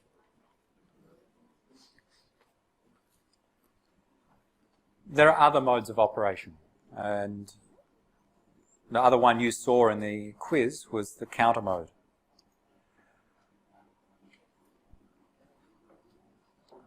Let's go back, sorry. CBC, cipher block chaining. One stage depends upon the output of the previous stage. Okay, you look at the second stage here. To encrypt, let's say we know all the plaintext values. To encrypt P2, we must have C1. In terms of an implementation, it means this must be done in serial. We cannot implement it in parallel, because to encrypt P2, we need C1. And to get C1, we must first encrypt P1. So we cannot encrypt P1 and P2 at the same time. With ECB, we could. With ECB, if we have P1 and P2, let's say I have 2 cores on my computer. I have a quad-core processor. I could send P1 to be encrypted on one core and P2 to be encrypted on a different core, and they could happen in parallel at the same time. Because P2 encryption doesn't depend upon the output of the encryption of P1. So we can implement this in parallel, depending upon how many processes we have. With CBC, we cannot. Because to do the encryption here, we need the result of the previous phase. So we cannot put it in parallel. So that's a disadvantage in terms of performance. If we want to encrypt things quickly, we cannot implement CBC in a parallel mode. Counter mode's another approach. It's very simple, and it has the advantage that you can encrypt in parallel quite easily. You choose a counter, an initial value, so another IV, let's say 0 in binary. You encrypt that value with your key and then XOR with the plaintext. The plaintext block, and you get your ciphertext. For the second plaintext block, the counter 2 is just counter 1 incremented by 1. So if counter 1 was value 0, counter 2 would be value 1. That's a counter, we just keep incrementing. where the initial value of counter 1 is your IV. Remember, even though the counter is predictable, encrypting the counter value with your key produces a random output, some ciphertext. We cannot predict the value. And XORing that random value with the plaintext produces random looking output, our ciphertext block C1. So very simple in that we just encrypt a counter and XOR that output of the counter with our plaintext. And an advantage compared to CBC is that we can implement this in parallel. There's no dependence upon the second block compared to the first block. So what I can do is I take my plaintext blocks, I generate my counter values because I know them in advance. Counter 1 is going to be 0, counter 2 is going to be 1, and so on. And all I do is on one core or one CPU encrypt the first block, and at the same time on the other CPU encrypt the second block. So they can be encrypted at the same time in parallel. And we'll get our ciphertext out. And we can do that for as many cores or as many CPUs as we have, or as many entities that we can execute in parallel. So this has an advantage in terms of performance compared to CBC. CBC and counter mode are considered practically just as strong as each other. Okay? They're both considered secure. And CBC is more commonly used because it's been around longer, but counter mode is starting to be used, or is being increasingly used. And there are other modes of operation. Some are generic for all ciphers, some are specific to selected ciphers, some are specific to AES, trying to take advantage of AES structure.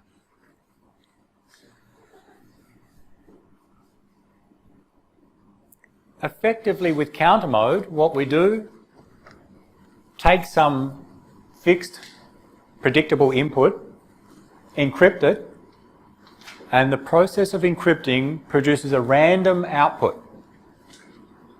That's the idea of encryption. Take some structured input, encrypt, and get some random ciphertext as output. Random looking or pseudo-random. And then we do that for each phase. To encrypt our plaintext, we take that random output here and XOR with P1. Take this random value, XOR with P2, and so on. So really all we're doing is taking our plaintext block and XORing with a random value. And it turns out that's what stream ciphers do. So this is a block cipher, but stream ciphers use the same concept. Last week we spoke about random numbers, and that random numbers are important to computer security. Generating them is not easy. We need some algorithm to generate random numbers. And a block cipher is an algorithm to generate random numbers. Our encrypt block here takes some counter as input and a key, and the output is a random sequence of bits, or a pseudo-random sequence of bits. And same here. So XORing that pseudo-random sequence of bits with the plaintext is a form of encryption.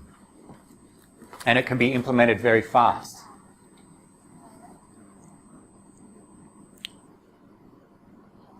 We'll show some examples of different block ciphers in use later. Just notes, counter mode encryption, decryption. What's the difference? Almost nothing. So the same algorithm, it's just encryption, P1 here, you get C1 out. To decrypt, C1 here, P1 out. You can use the same code, the same software, the same hardware to implement encryption and decryption with counter mode. It's just the reordering of that input.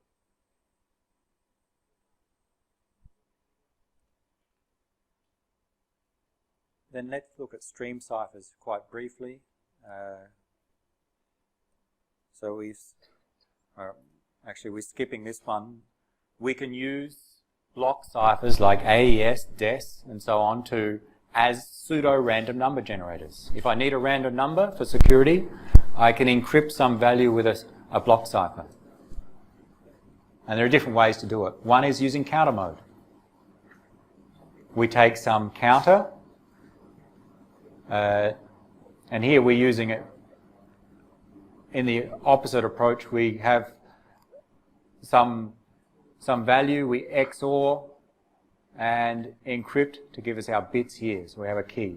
So we can do it in other ways. Output feedback mode is one that we skipped over in the slides, but another mode of operation. And there are other ways to use, and this was an example of using triple des for generating a random sequence of bits. Stream ciphers effectively do what we just saw with counter mode.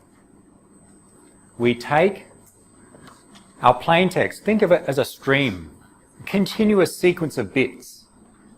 Okay, so imagine you using Skype or a voice over IP application on your computer. You're talking. The microphone takes your voice and the software converts it to bits that represent your voice. And as you send them across the network, you want them to be encrypted. So you want an encrypted voice call. So think of the bits coming in here as the bits representing your voice, the stream of input bits, continuously coming in. You have a key. You have some pseudo-random number generator. It's called a byte generator here because it's generating a byte at a time, but it generates random numbers. This is the seed to the pseudo-random number generator.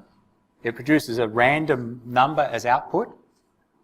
Represented in binary, we XOR that random number with the first, in this case, byte of your plain text. The result of the XOR is your ciphertext. So if this is your voice coming in, that is, you're talking on the computer, the microphone sends it to a codec which generates some bits representing your voice. Then the encryption software XORs those first 8 bits of your voice with some pseudo-random number. The output 8 bits are the ciphertext which are sent across the network. And that continues to happen. As you keep generating input bits, you just keep XORing with the next random number in the sequence and keep going. Keep sending a stream of ciphertext. And decryption is easy. Note XOR. If you XOR the plain text with this value K and get C, to decrypt, we use XOR again. Take C XOR with the same K gives us the original plain text back. So at the decryptor, we have the same input key, uppercase K here, generate the same sequence of pseudo-random numbers, and XOR the first 8 bits of ciphertext with the same lowercase k as was used for encryption here.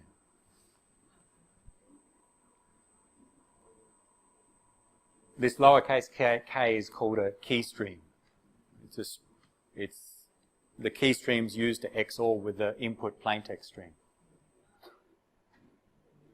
That's the common structure of stream ciphers. And the difference between different stream ciphers is how they generate random bytes. There are different ways to do it. So algorithms have effectively different pseudo-random number generators. One of them, we'll come back to that, RC4 is a commonly used example of a stream cipher. It has an algorithm shown on the following slides, but we will not go through it in this lecture. There's an algorithm that effectively implements this pseudo-random byte generator. And it's relatively simple.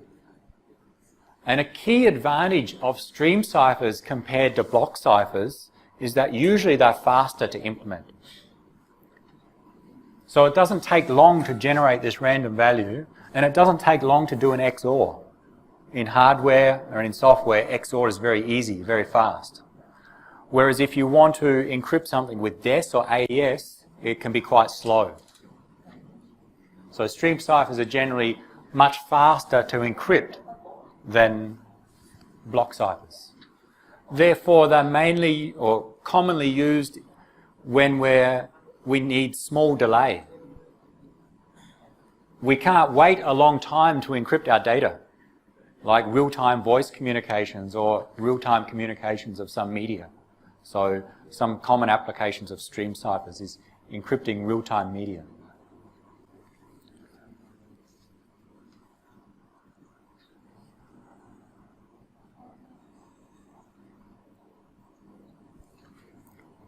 For the stream cipher to be secure, the pseudo-random number generator must be good. It must produce a good sequence of pseudo-random numbers, a long period. We spoke about our random number generators. The sequence of numbers we generate, there must be a large variety there. We shouldn't repeat those numbers. So a large period is required there. So as random as possible the output should be. The less random the output is, it should approximate a true random number generator. So some algorithms don't generate as good random numbers as others. That is, it's easier to determine what the next value will be or what the previous value came from. And as with any cipher, we have a secret key. There's a secret key in this case. This key, K, must be kept secret. It must be long enough to withstand brute force attacks. Often simpler to implement and faster than block ciphers. The problem with stream ciphers is that you cannot reuse the keys. You need to use a different key when you have a next set of plaintext. With block ciphers, you can reuse keys. With a stream cipher, if let's say you encrypt some voice call using one key, and then you reuse that key the next day, and the next day, and the next day, you keep reusing the same key with this stream cipher, it becomes very easy for the attacker to get the ciphertext, and from multiple ciphertexts work back and get the key. Okay, so with stream ciphers, it's important to change the key on a regular basis. So often those keys would be generated and updated automatically.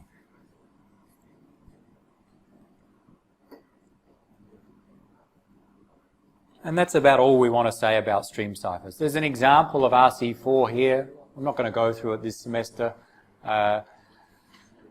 Note, it's developed by Ron Rivest. Remember the name because he comes up later. It has different key sizes. It's very simple to implement. So simple that you could implement it yourself in a couple of hours. It's a for loop, another for loop, and a loop with a few basic operations. So it's very simple to implement. It has a few weaknesses that people are starting to identify, but for the purposes it was used for, was quite good as a stream cipher. It was used, for example, in wireless LANs. There's only a few known attacks which are practical. But there are other stream ciphers which are now considered stronger than RC4.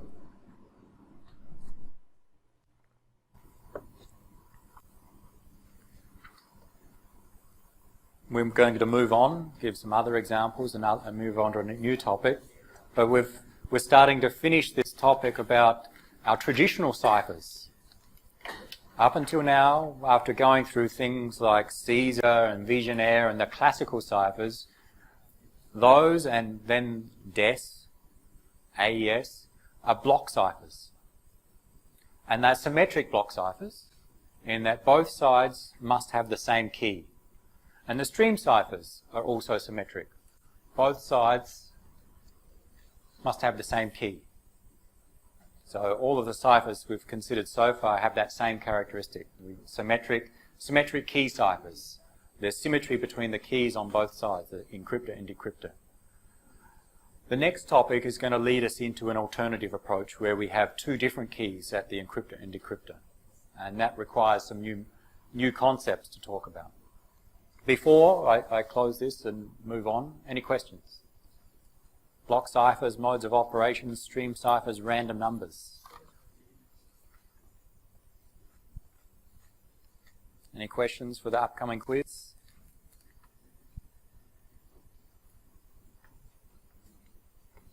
So the slides that I skip over, we will not cover in the exam or the quiz, like RC4, for example. And because we missed a lecture, I need to move on a little bit. Or alternatively, we can have a make-up lecture. Do you want a make-up lecture? Hands up if you don't want a make-up lecture. Okay, I need more than half. So you can't put 2 hands up. That doesn't count as 2. Okay, well, at this stage we don't need a make-up lecture because we missed just 1. But we'll see how we go with progress. Let's encrypt. So far we've just looked at algorithms. Of course, if I give you a 1 megabyte file and you want to encrypt it with DES, you cannot do it by hand. We need some software implementation to do so. And implementing the ciphers and making sure they're implemented correctly is important for security, because if you implement the cipher and you make a mistake in the implementation, some bug, then it opens up an avenue for an attack. So when you write your software and you develop a website that needs encryption, you probably won't implement your own cipher. You will not design your own cipher, nor will you implement an existing cipher. You'll probably take a library that someone else has developed that implements the cipher. So many people don't implement their ciphers themselves. They use something that others have used and tested a lot. And one library that's common and open is called OpenSSL. I'll show you a few examples, and I'll point to some on the website that you can see more details of those examples, but we'll ask you in some homework to use this software to do some encryption and to solve some problems.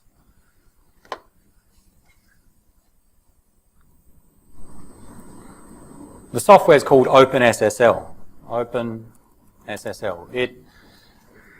It's a standalone application that we can run on the command line. It's also a library in that you can write your own code and link to the operations provided by OpenSSL. We'll use it in command line mode. There are many different things that we can do with OpenSSL. We can encrypt with different ciphers, we can generate keys, random numbers, and some key management that we'll see in later topics. There are some different versions. That's just to show the version. I'm just going to show a few quick examples of encrypting with symmetric key ciphers. Let's start with some message. And so I want to encrypt some plain text. So let's create some plain text.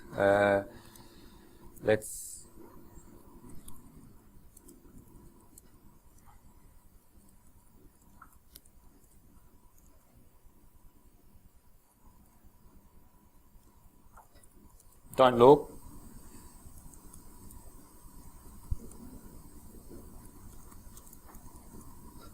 And I'm just creating it long enough so we can use it in the example here. So that's just my plain text, and I'm going to write that to a file. Let's call it plain text.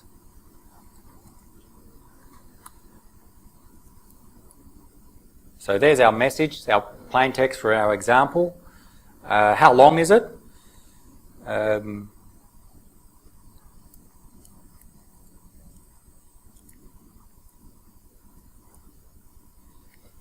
The size of this file is 72 bytes. Okay, so that's the size of the file, 72 bytes. There are 72 characters there, 1 character, 1 byte in the storage. When we use our ciphers, we're encrypting on the binary input. So not like Caesar where we're going to change H to another letter, we just treat this text as a set of zeros and ones. So it's 72 bytes in this case.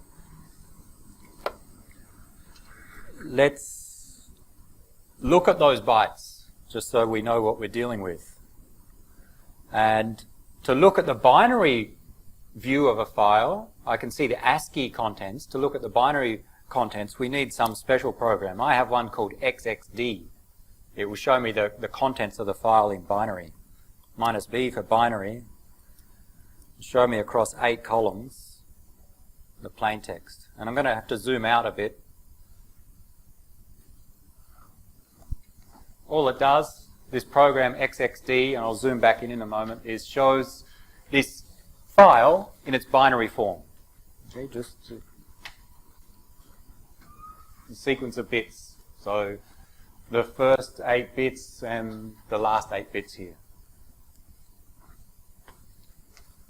Let's encrypt.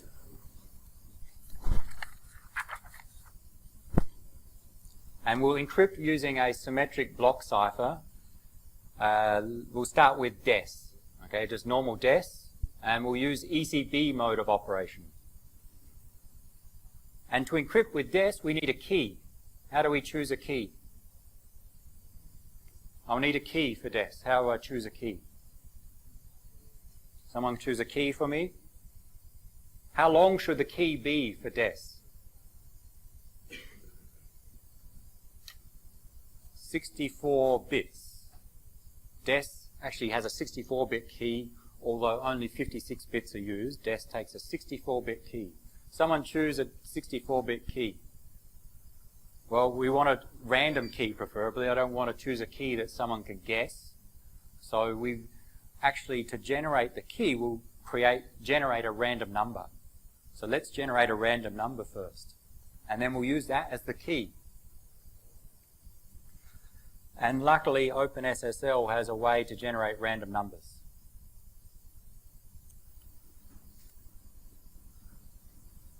It has a rand operation. Generate a random number, 8 bytes long. 8 bytes is 64 bits. And instead of outputting binary, we'll make it a little bit easier and output in hexadecimal. No need to remember these operations. There's links to a detailed description of them in the website. I'll show you later, just demonstrating what you can do. Generate a random 64-bit or 8-byte value output in hexadecimal. There it is. 16 hexadecimal digits. Now let's encrypt using that as the key.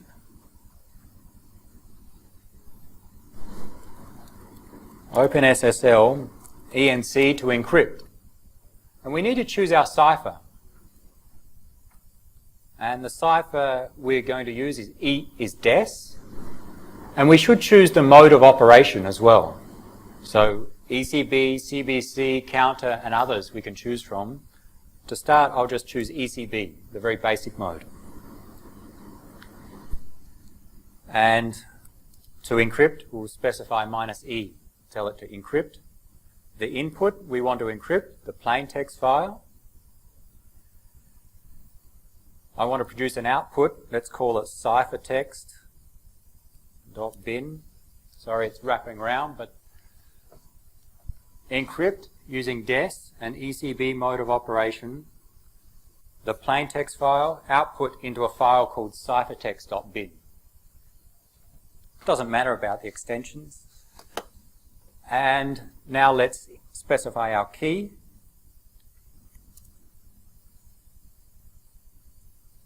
And I'll copy the key from the random number and use that.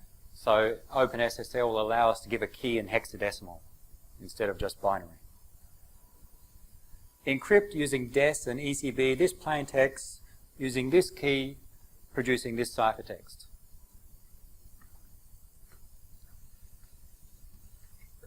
Normally with modes of operation we'll also include an initialization vector. It's not needed for ECB, but I'll, just so we can repeat this later, I'll include it here. And it needs to be 64 bits or 16 hexadecimal digits. That's in hexadecimal. That's a bad initialization vector. All zeros. You shouldn't choose that. You should choose another random value. So it should choose a random value here for my initialization vector. But just for this example. Done. Encrypted. The output ciphertext.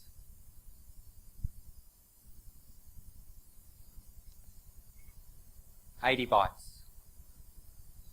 Input plaintext 72 bytes. Output ciphertext 80 bytes. What happened? Is that correct? What went wrong? What we'd expect is that if I have an input of 72 bytes, plain text, I get 72 bytes output ciphertext. All of our ciphers take the same length input, same length output. Okay? 64 bits in for one block, 64 bits out. Combine the blocks, same length in, same length out. Here it's different. 72 bytes in, 80 bytes out. It turns out that with many ciphers, they add some padding in there and even some error detection to be able to detect if something goes wrong. And that's what these extra 8 bytes have been added in this case. OpenSSL has added some padding in there. It wasn't really needed. So let's add an option, encrypt again, but say no pad. Let's not pad, just to make things a little bit simpler in the output. And now our output is 72 bytes. Okay, that's what we should have, or we expected at the start. 72 bytes in, 72 bytes out. But in practice, we'll often allow padding in case the input is not integer multiple of the number of bits of our block. We need to do some padding. Now let's look at our ciphertext. And it's binary. If you take those ASCII characters and try and view them, they'll produce some strange characters. Let's look at them with XXD. And I'll look at them in binary. So I'll zoom out a little bit.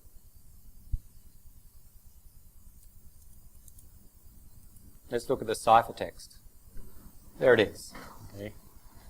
So the binary ciphertext, and it's hard to see, of course, but if you look closely, you shouldn't see any structure in here.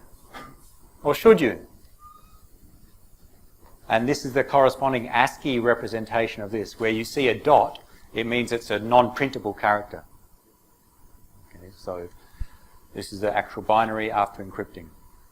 Anyone see any structure in the ciphertext? What I'd like is my structured input plaintext, this message. When I encrypt it, I get some random looking output.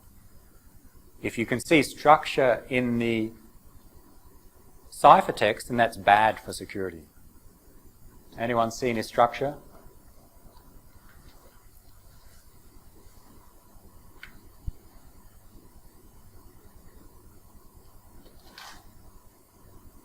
Anyone? All right, here's a hint. There is some structure. There's a problem. Anyone notice it? Maybe look at the ASCII representation of the ciphertext. I'll zoom in a little bit more, sorry.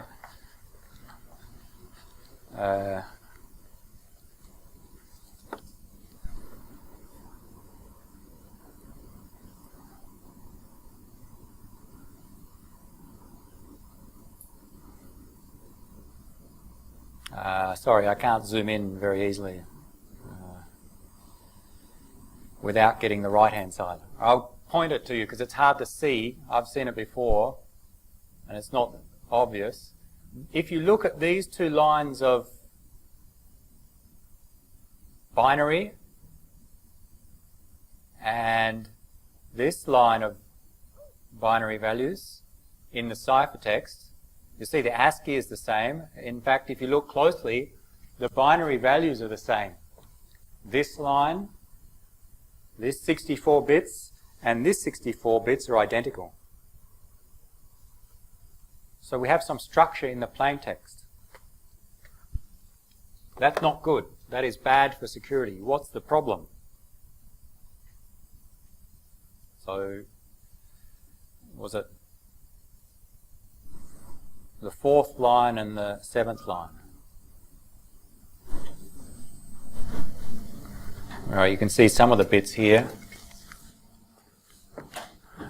Identical here. Same 8 bits, same 8 bits, same 8 bits, and so on. Why?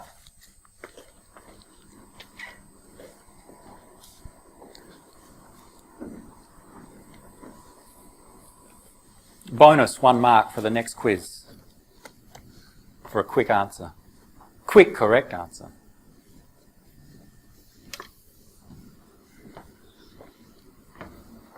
Why in the ciphertext do we get some structure? In this case, the structure is a sequence of 64 bits which are identical. Translate, no. Uses the same process. Be more specific. Yep. Both plain texts are the same. Be more specific. The both blocks of plain text are the same. Therefore, the output ciphertext is the same because of in same key, but then one more step. Yeah. ECB. I think half a mark each bonus. Yeah, ECB mode of operation, the same. That's the problem in this case. Let's go back and zoom out.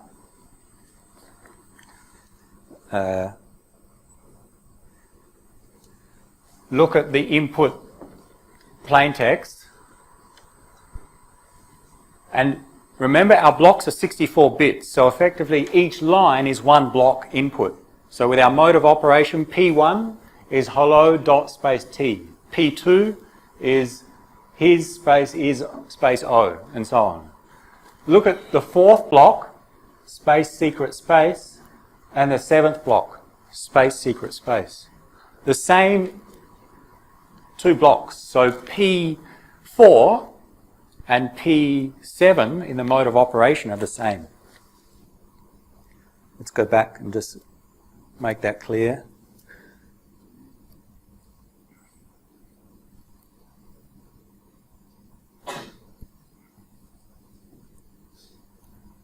We're using ECB as the mode of operation, although we don't list them here, but P4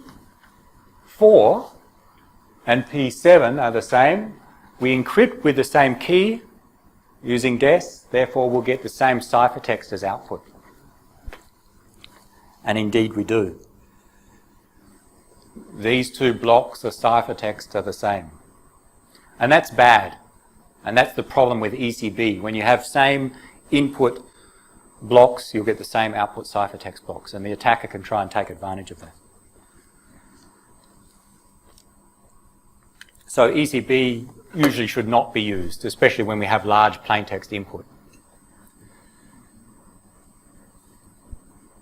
I will leave it for you as your homework, and I'll set a homework soon that requires you to use OpenSSL and encrypt some plaintext, decrypt some ciphertext, just to get some feel with the software and to see what it can do, and maybe do a little bit of analysis of the outputs in some cases. You can do many more ciphers. We can change to AES, different modes of operation, and in fact even symmetric public keys cryptography.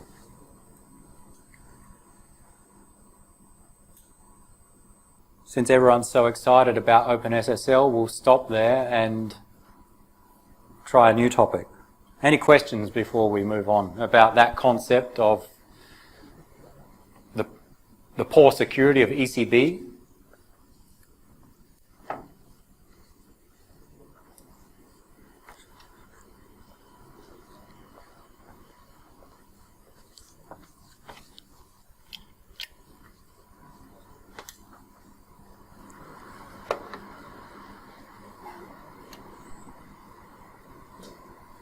Then if you're happy with block ciphers and symmetric key encryption, let's try an alternative approach.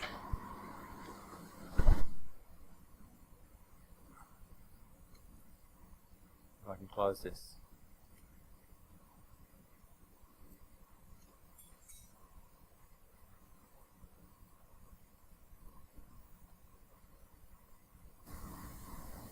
Wrong one.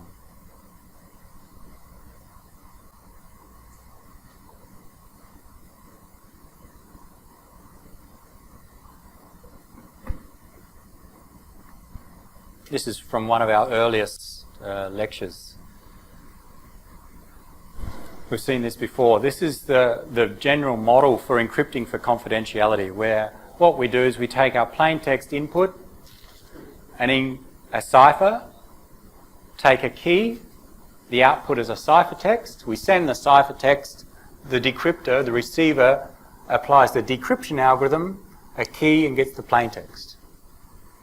Up until now, key 1 and key 2 have been the same with symmetric key encryption. Shared secret key. Key 1 and key 2 are the same. There's some problems with that. It can be very inconvenient for some purposes. So people have developed an alternative where there's two different keys. And that's what the next form of cryptography we're going to cover. But to understand some of that, we need some refresher, in some cases some new material on some of the mathematics that supports the new form. So that's the next topic that we'll start on today.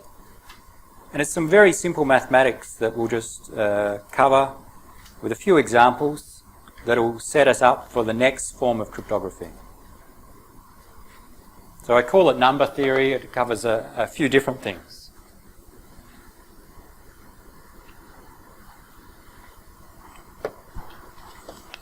Some of it should be easy, that is, it's just refreshing your memory. Some of it may be new, but still easy.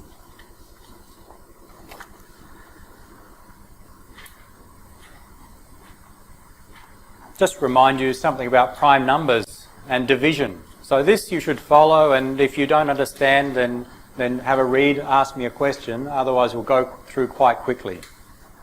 Just some remind you of some terms.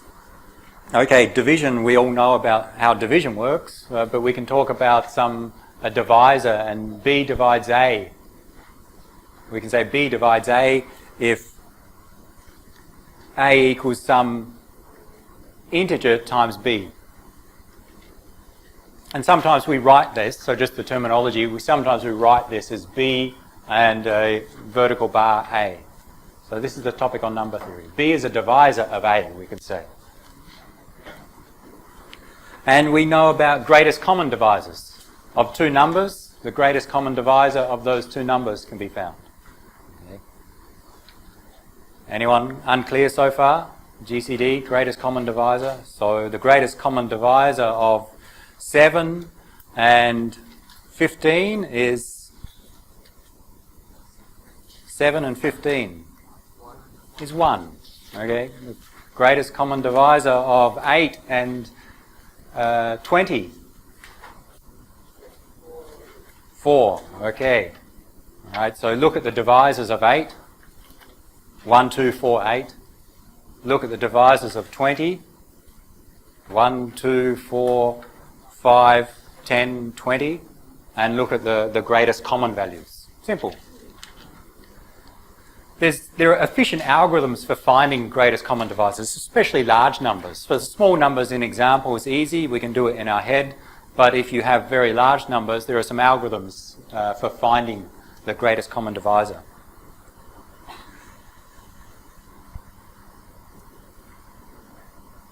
We say two integers are relatively prime if the greatest common divisor of those two integers is 1.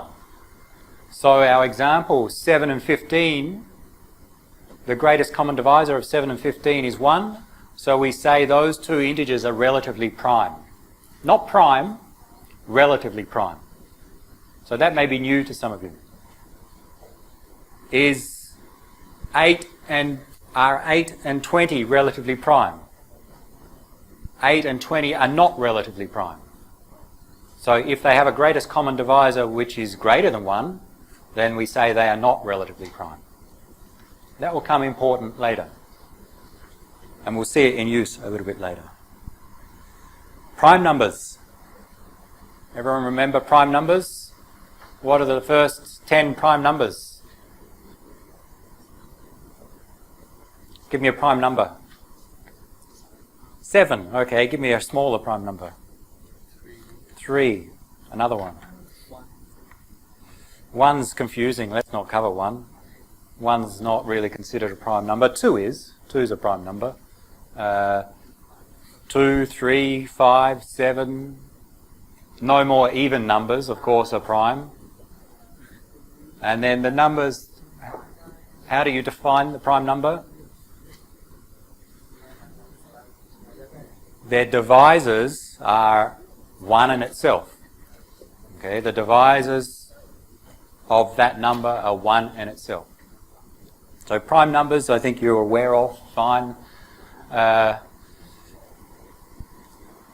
Some integer p larger than 1, we define prime numbers larger than 1 if and only if its divisors are plus or minus, or really 1 and p, 1 in itself. And any integer, not necessarily a prime, can be factored into its primes, where some integer a can be written as the second or prime 2 powered to some exponent and multiplied by different primes. So any integer can be written as multiplying a set of primes out. And that will become important later.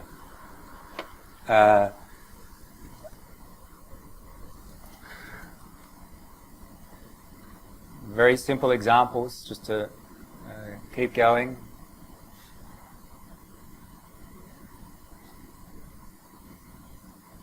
What is 15 written as multiplication of primes? Or let's start easier. What are the divisors or factors of 15? The divisors of 15 are 1, 3, 5, and if we count 15 is a divisor. Therefore, the prime divisors are 3 and 5, less than 15, so 3 times 15. All right, what are the divisors of 24? 1, oh, we're not, all right, 1, 2,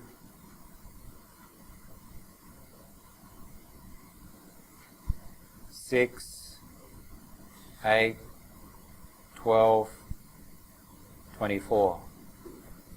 24 is written as prime factors.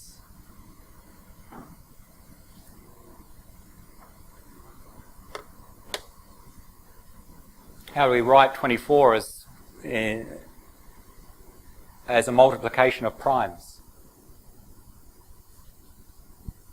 Which means take the prime numbers and multiply them together to get 24.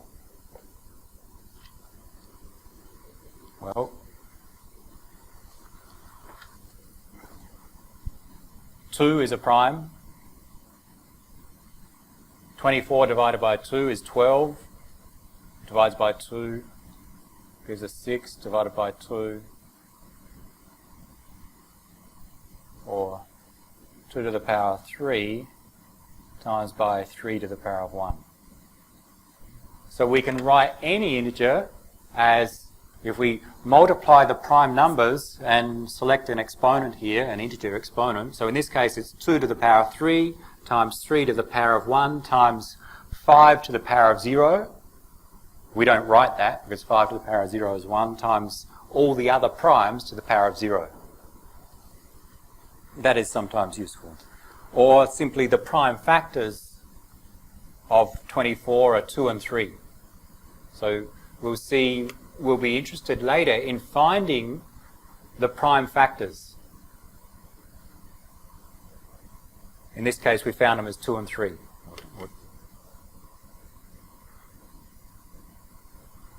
Okay, and that's what this equation states. In general, we can write any integer as multiplying the primes together where those exponents are integers, 0 or higher.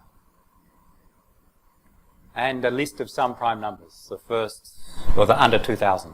Okay.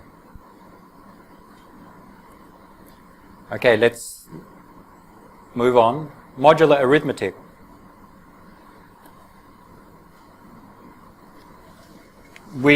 In some of the algorithms we'll use for public key cryptography, the next form of encryption, we'll use modular arithmetic. And normal arithmetic, it's normal arithmetic, but we mod the answer effectively. And it has some useful properties when we use it in encryption. So very basics, you know about mod. A mod n is the remainder when a is divided by n. Okay, we write a mod n. N is called the modulus. So n is the modulus in this case. We can say two numbers are equivalent or congruent modulo n, equivalent in mod n, if when we take those two numbers and mod by n, we get the same answer. So we often write that as A is equivalent to B in mod n.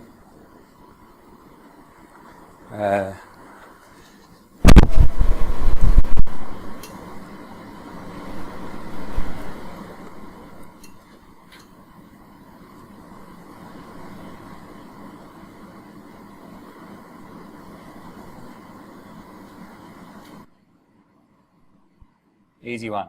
What's the answer? 3. In mod 10, 13 and 3 are the equivalent or congruent modulo 10. Because 13 mod 10 is 3, 3 mod 10 is 3. That's all. When we mod by the same number and get the same answer, we say they're equivalent in that modulus.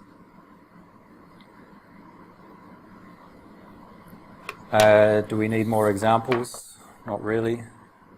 Negative numbers we'll ignore for the moment.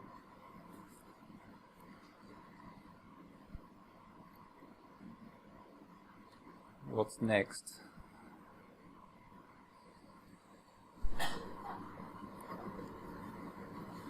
So the mod n operator maps all of our integers, so the infinite set of integers, into some finite set of 0 to n minus 1. Okay, so when we mod by n, the answer is always between 0 and n minus 1. That's all we're saying. So it maps it to a particular set, denoted as Zn. So Z8 is 0 up to 7. Take any integer, mod by 8, and the answer will always be in that set of 0 to 7. Modular arithmetic performs arithmetic, addition, subtraction, multiplication, and division within the confines of some set Zn. So we talk about a set Z8 means the answers of our arithmetic will always be between 0 and 7. So when we do 10 plus 15 in mod 8, then the answer is always going to be between 0 and 7. So always, the answers of the arithmetic operations are always in this set.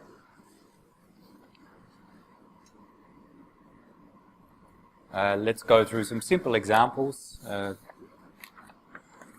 Make sure we don't get some useful ones.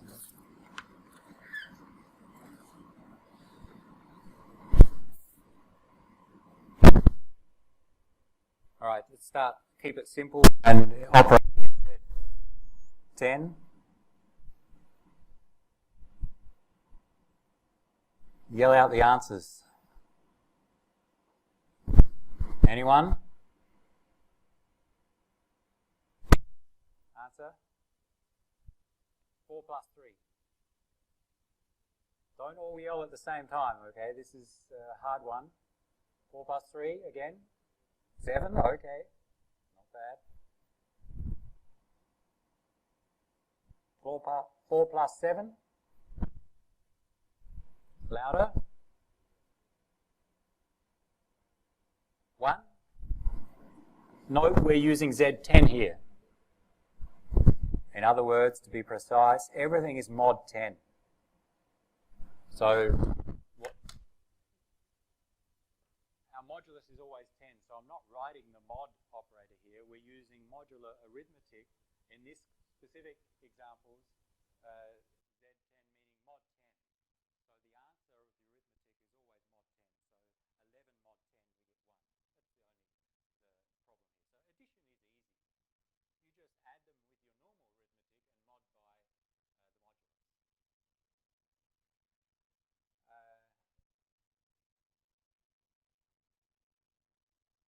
What about subtraction? Well, let's introduce a new concept first. With addition, with modular arithmetic, we can just add the numbers using our normal approach and mod by n, or mod by 10. We can talk about the inverse. What's the inverse operation of addition? Subtraction. And the inverse operation of multiplication is division.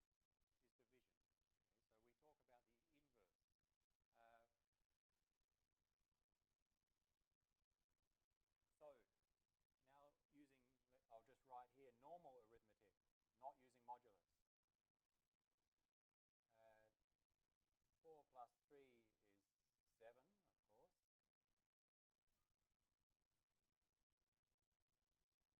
What's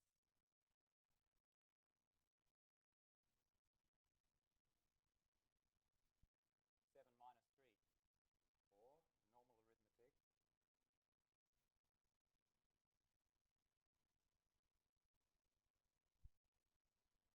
Which is, let's write it as in addition, 7 plus negative 3.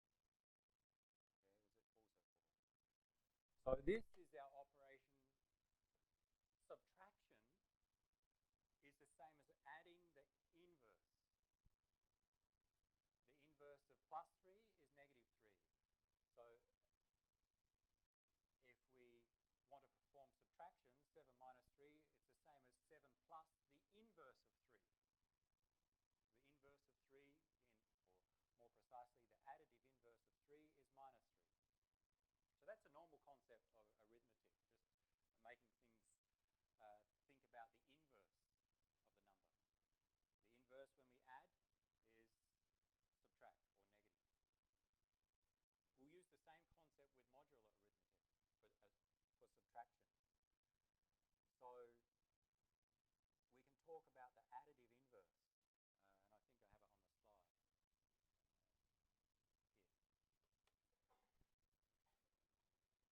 A is the additive inverse of B if A plus B is equivalent to 0 mod n. The same in our normal arithmetic. The additive inverse of 3 is the number such that when we add it to 3, we get 0. 3 plus minus 3 gives us 0. So we say the additive inverse of 3 is minus 3. But in modular arithmetic, we don't have negative numbers. So what's the additive inverse of, we're using Z10. The additive inverse of 3 in Z10. What's the additive inverse of 3?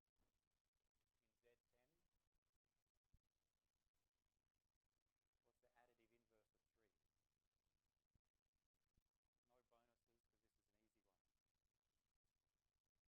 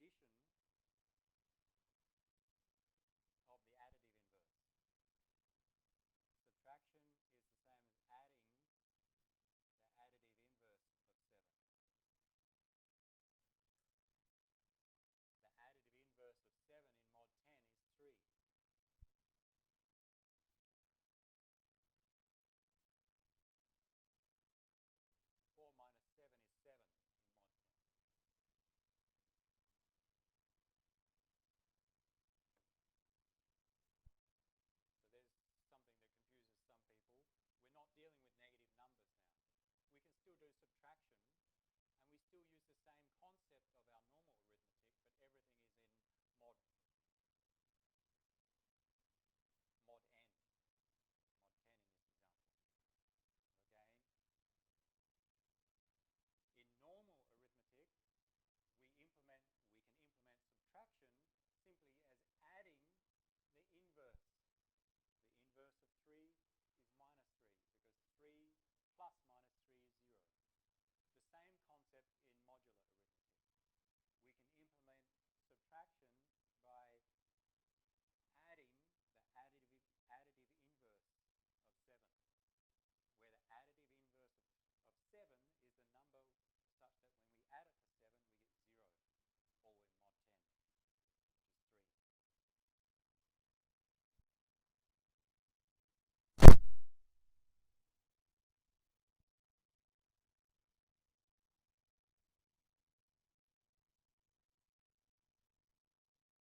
Minus 6 is 6. 2 plus the additive inverse of 6, which is 2 plus the number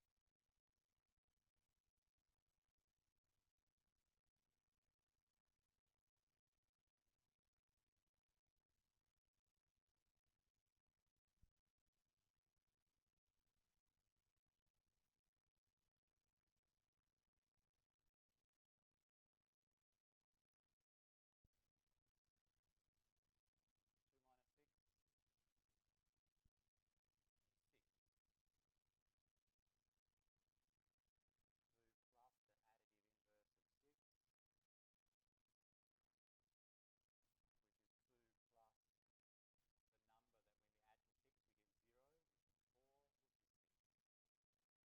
5 minus 3, and that's an easy one, but let's go through the, 5 plus the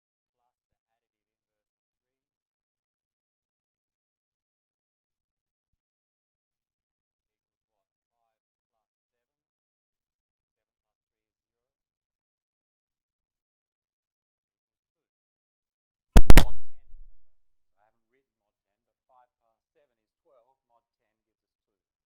Equals 2. Mod 10, remember. So I haven't written mod 10, but 5 plus 7 is 12. Mod 10 gives us 2. And you can see quite easily 5 minus 3 is 2. So that gives us our normal operation. So when we have negative numbers, we can we must keep them within the confines of our set. Additive inverse.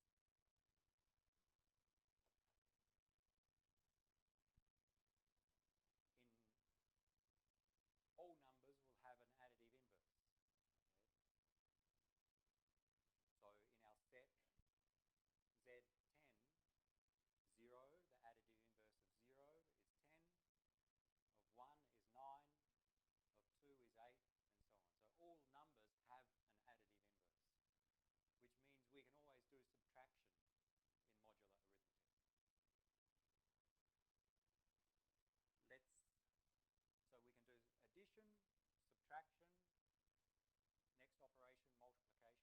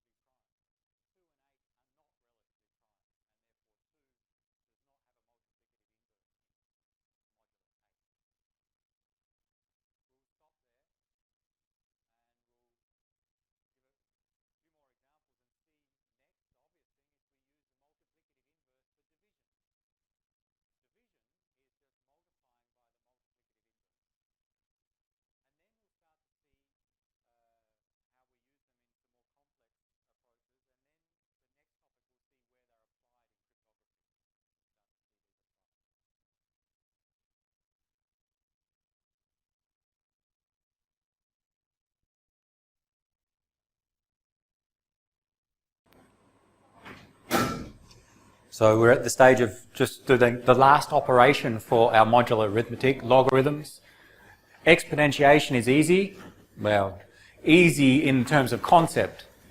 That is, it's repeated multiplication, and in terms of how we think about exponentiation, you take your number, raise it to the power, mod by n, you get your answer.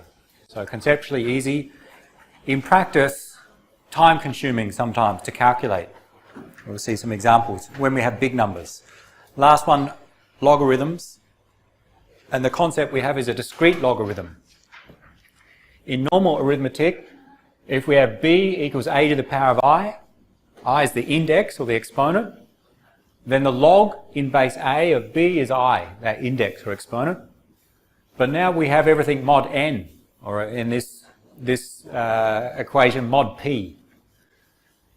So if we have b equivalent to a raised to the power of I, all in mod p, then we say, in the same concept, the logarithm in base a with mod p of b equals I, the index. So we're trying to find the index of this exponentiation, the opposite of the exponentiation operation.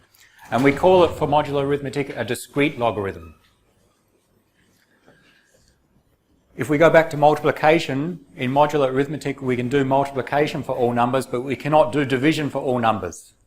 And similar follows, we cannot do logarithms for all numbers. There's only special cases where we can determine the unique exponent. So we need to introduce a primitive root to explain that. So a primitive root is of some... So we define a primitive root of some prime p, a prime number p, if a number is a primitive root of that prime p, then a raised to the power of 1, 2, 3 up until p minus 1 gives us distinct values. And that's best shown with some examples. So we'll go straight to some examples to introduce the concept of a primitive root. And then see the discrete logarithm relies on a primitive root being found. I have some better examples, I hope.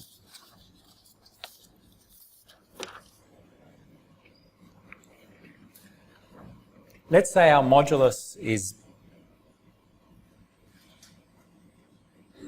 everything is mod 7.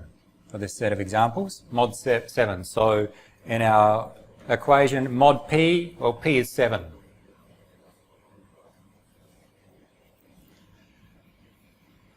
Let's look at the numbers when we take some number a and we raise it to some power I, where I ranges from, for mod 7, 1 up until 6.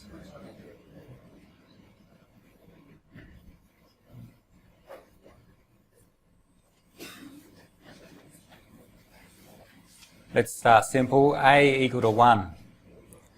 So, we're trying to give an example of a primitive root.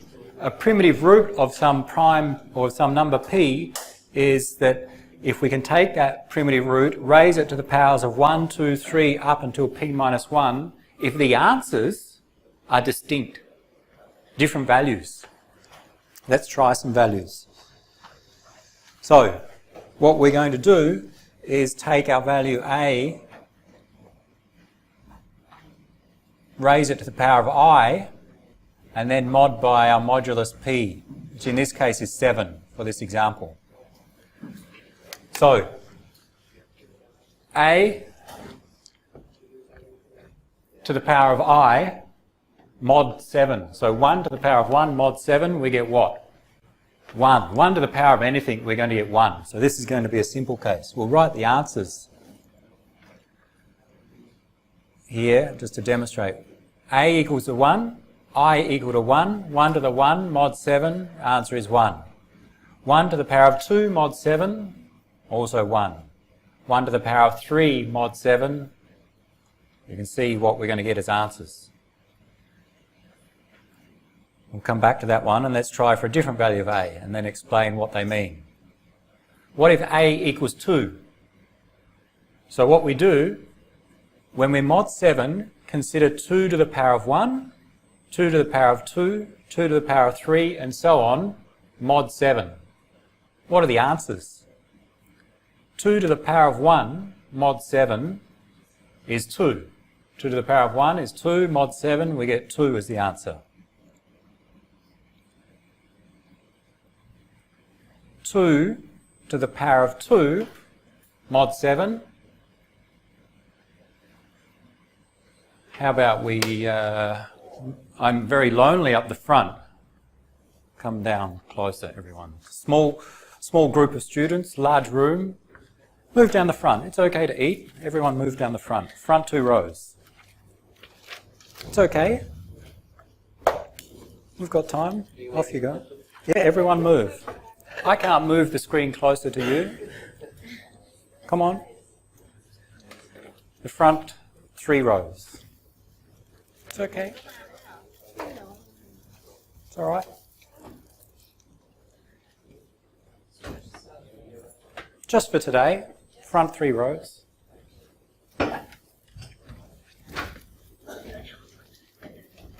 Yes, everyone, not just 2 or 3 people.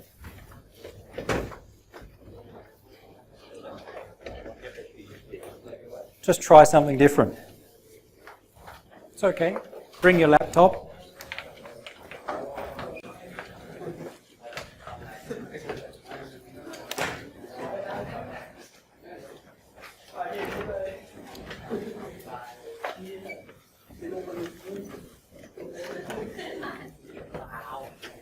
It's not too hard. Just move down the front. The front a little bit closer.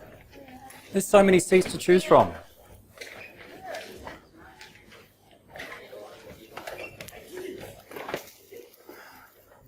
Okay. Now I can ask a question and hear your answers. 2 to the power of 2 mod 7. What's the answer? 4. 2 to the power of 3 mod 7. 2 to the power of 3 is 8 mod 7. We get 1. 2 to the power of 4 mod 7. Try it. 2 to the power of 2 mod 7, we get 4. 2 to the power of 3 mod 7, we get 1. 2 to the power of 4 mod 7, 2 to the power of 4 is 16 mod 7, the answer is 2. 2 to the power of 5 mod 7, 2 to the power of 5 is 32 mod 7, 4. 2 to the power of 5 is 32. 4 times 7 is 28, remainder is 4. 2 to the power of 6 mod 7.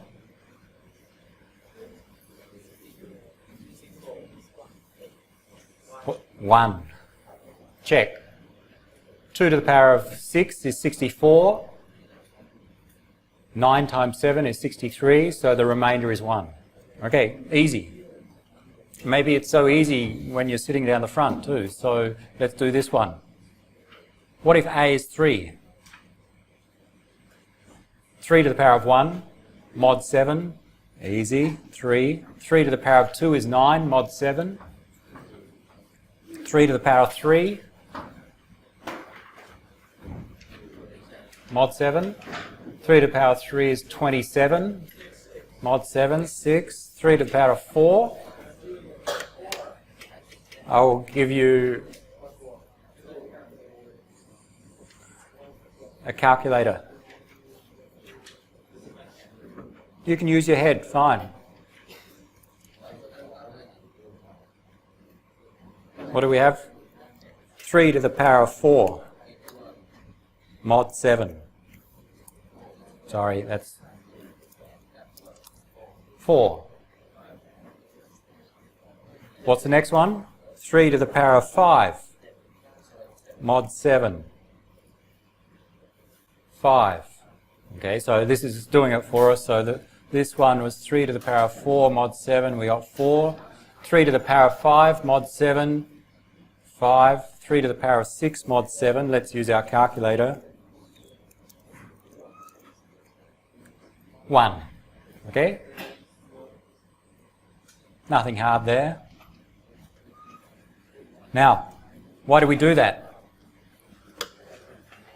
Our modulus is prime 7. P is 7. A primitive root of 7 is a number when we raise it to a power of all the integers up until that number 7, but less than, we get distinct answers. So we say 3 is a primitive root of mod 7. With 2, we get non-unique values in this set of answers. 2 occurs twice, 4 and 1 occurs twice. With a equal to 3, when we raise to the power of I and mod by 7, we get this distinct set of 6 values. So we say A is a primitive root.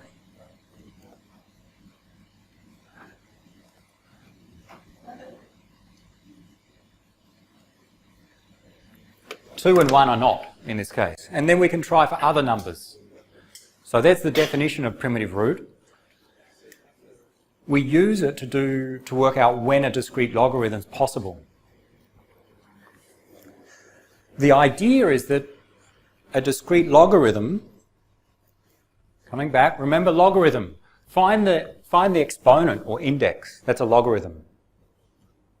Given the base and the answer, find the index that when we raise the base to that index, we get the answer b. Same with discrete logarithm, but everything is mod p. With some base I, if we mod p and get the answer b, what is the index I? Sorry, some base a. Base is a, mod is p, the answer is b, then the index is I. Well, we can only solve such value and get a unique exponent I, that is get an answer that's unique, if a, the base, is a primitive root of prime p. So that's the conditions when our discrete logarithm will work.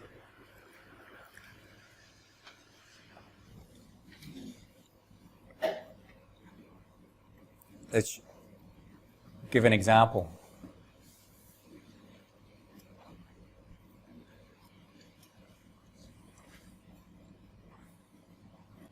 What have we got?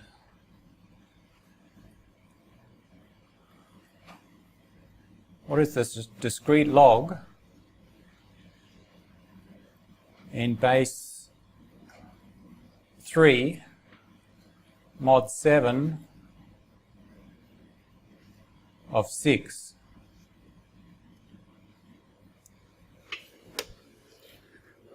The way we read that is that 3 raised to some power, to some index, mod by 7 gives us an answer 6. So what is that index? 3 raised to some number, then we mod by 7 gives us 6. What is that number? Where do you get the number from? We just calculated it, didn't we?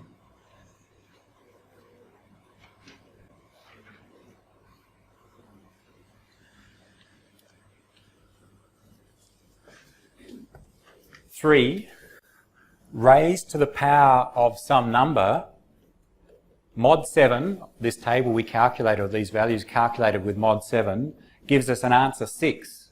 So what's the index that gives us an answer 6? 3. So the answer of this is 3.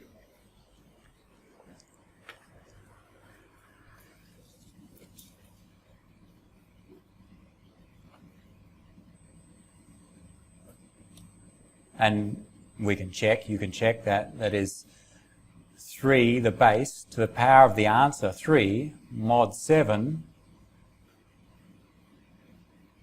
3 to the power of 3 is 27, mod 7 gives us 6. Okay, that one's fine. Discrete log of base 2 mod 7 still of 4.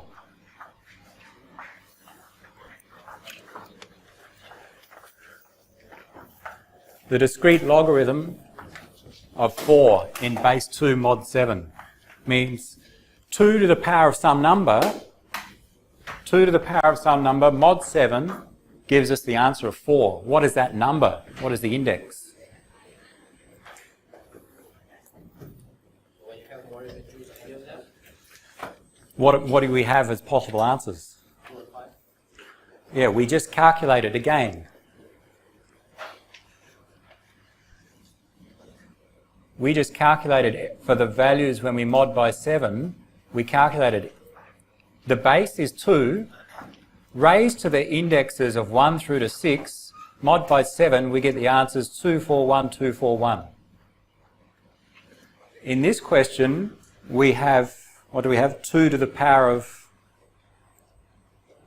discrete log of 4. So what index gives us an answer of 4? There are 2 possible values. 2 to the power of 2 mod 7 gives us 4. 2 to the power of 5 mod 7 also gives us 4.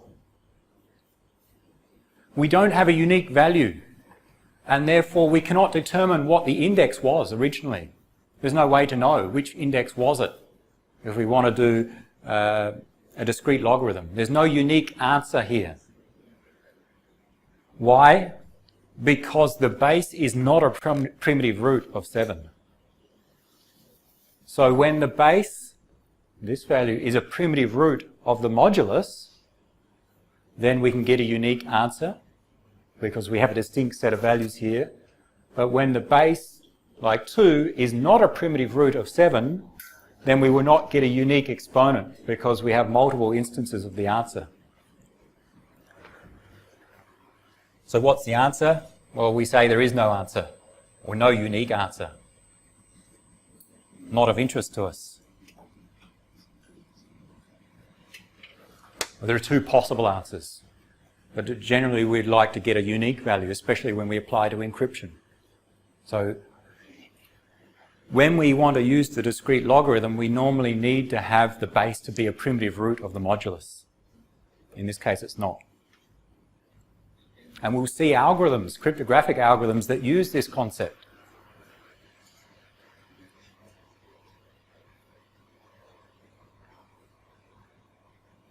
So again, all we did was, for our example, when we're using mod 7, we said, well, given the values 1 up until 6, the set of exponents, if a to the power of I, these are the possible values of I, when we mod by 7, if we take all values of A, which values, when we raise to the power of I, give us a unique set here?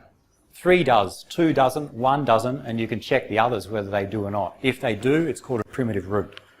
And if we have a primitive root in this case, we can solve the discrete logarithm with a unique answer.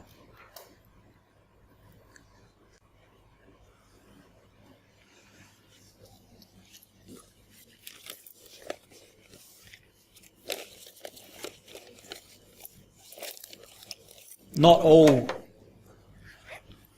Okay, and some useful values. The only integers with primitive roots are listed here. 2, 4, and some prime raised to some integer, any prime raised to the integer, p to the power of 1, p to the power of 2, and 2 times that value. So there's only some numbers have primitive roots, and that restricts us when we want to find a discrete logarithm. So when we want to use the discrete logarithm in a cryptographic algorithm, we must choose our numbers carefully. So for now, just be aware, what is a primitive root? A primitive root of some prime p is a number such that when we raise it to the powers up until p minus 1, we get distinct answers. When we mod by p, what is a primitive root? And that for a discrete logarithm, we can only find a unique exponent if the base, a, is a primitive root of the prime p. So that's what we need to know for now. Now, we say we can find the answer. Another thing we'll see later, maybe not today, solving the discrete logarithm can be complex. Complex enough, if you use large enough numbers, practically impossible. That is, if you spend your 10 million years trying to solve it, you will not get an answer. It will take too long. So that will be a property that we take advantage of later. But we'll return to that when we use it. This is using mod 19 as a different example. We had an example of mod 7. If we have mod 19, what are the primitive roots of 19? And this is a table similar to what we calculated. This is the values of a, and then a to the squared, cubed, up to a to the power of 18, up to p minus 1. How many primitive roots of 19 are there? There are 6. And these grey boxes highlight. Look at the answers. When we raised the power in mod 19, the grey boxes highlight the unique set of values. A primitive root is one that gives us a unique set of values which is distinct amongst all 18 in this case. 1, 2, 3, 4, 5, 6 possible primitive roots. They are 2, 3, 10, 13, 14 and 15.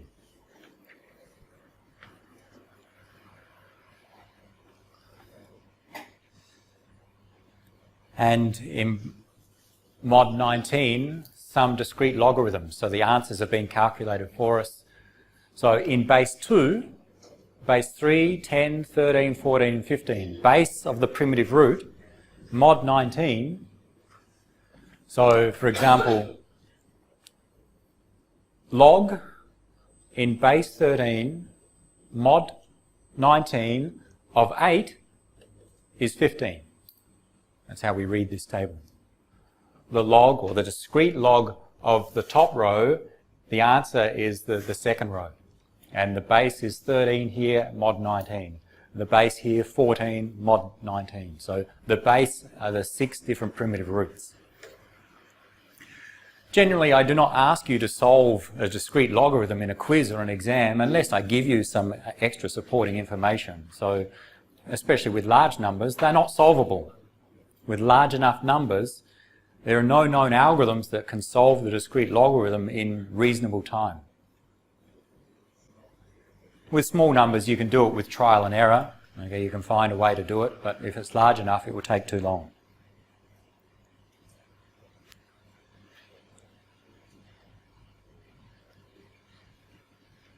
And this is the last point on this slide. With certain problems, when the numbers are large enough, it takes too long to be able to solve those problems. And we'll take advantage of that fact when we use some of this mathematics in public key cryptography.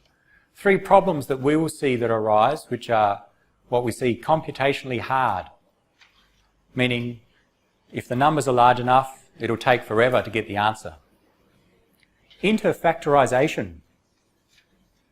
That is, given some integer n, which was calculated by multiplying 2 primes together, if n equals p times q, p and q are prime numbers, large prime numbers. If I give you n, it'll take you forever to find p and q if you don't know them. That's the problem there. There's no known algorithm that will take n and factor it into its 2 primes in reasonable time. One example of a large number, maybe 5 or so years ago now, a number n which was, the number n was 768 bits long, or 232 decimal digits. So write a number 232 digits, given that number, factor it into its 2 primes p and q. Several years ago, it took someone something like 2,000 man years to do that factorization. So if you make it longer, it will effectively take forever. So they are in NP? Sorry? They are in NP? These problems are in NP? Yes, yes. NP, yes. Okay. Yes. I don't know for all of them. I think interfactorization. Euler's totient, I'm not sure. In practice, too large. Whether it's NP, what's the difference? NP complete, NP hard.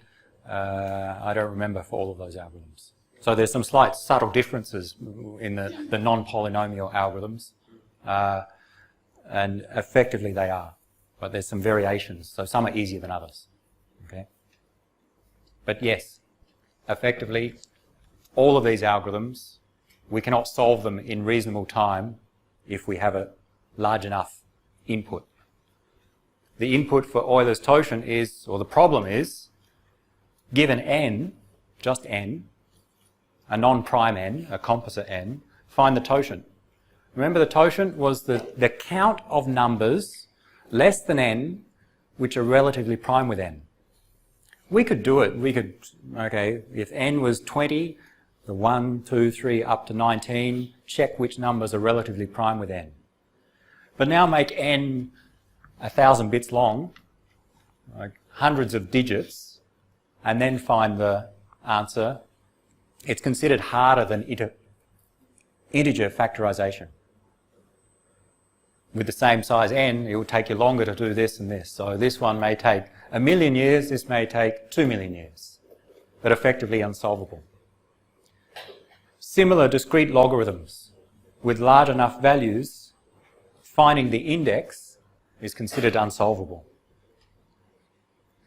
So if you know the base, the modulus, and b, finding the discrete logarithm is impossible.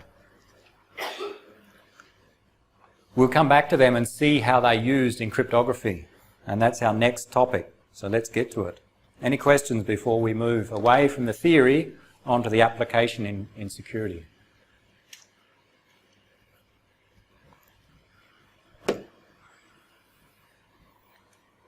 Next topic, public key cryptography.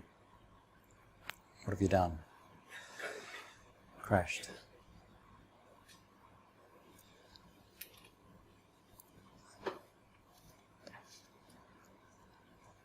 So all of the security schemes we've seen up until today have been symmetric key cryptography.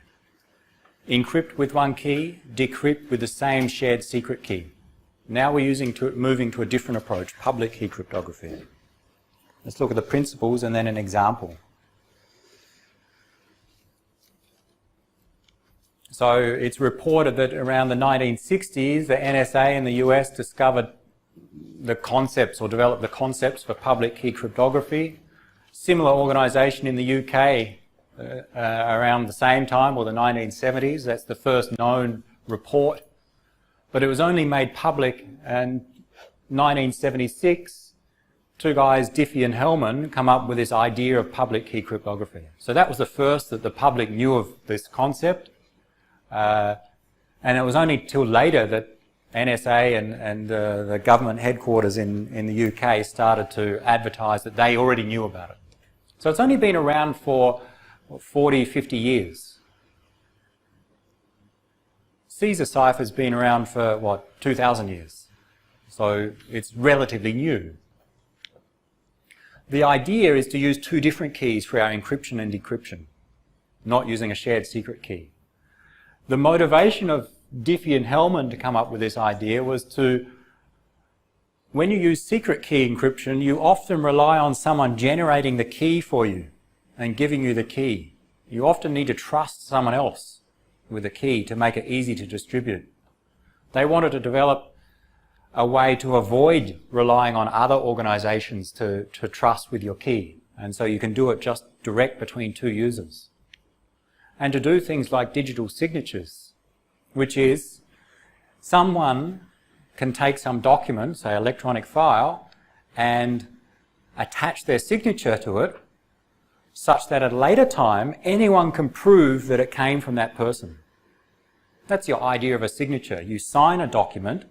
The concept is that later someone can see that document and prove that it came from you, that you have approved that document because it's got your signature on it. They wanted to provide this functionality, and they come up with public key cryptography.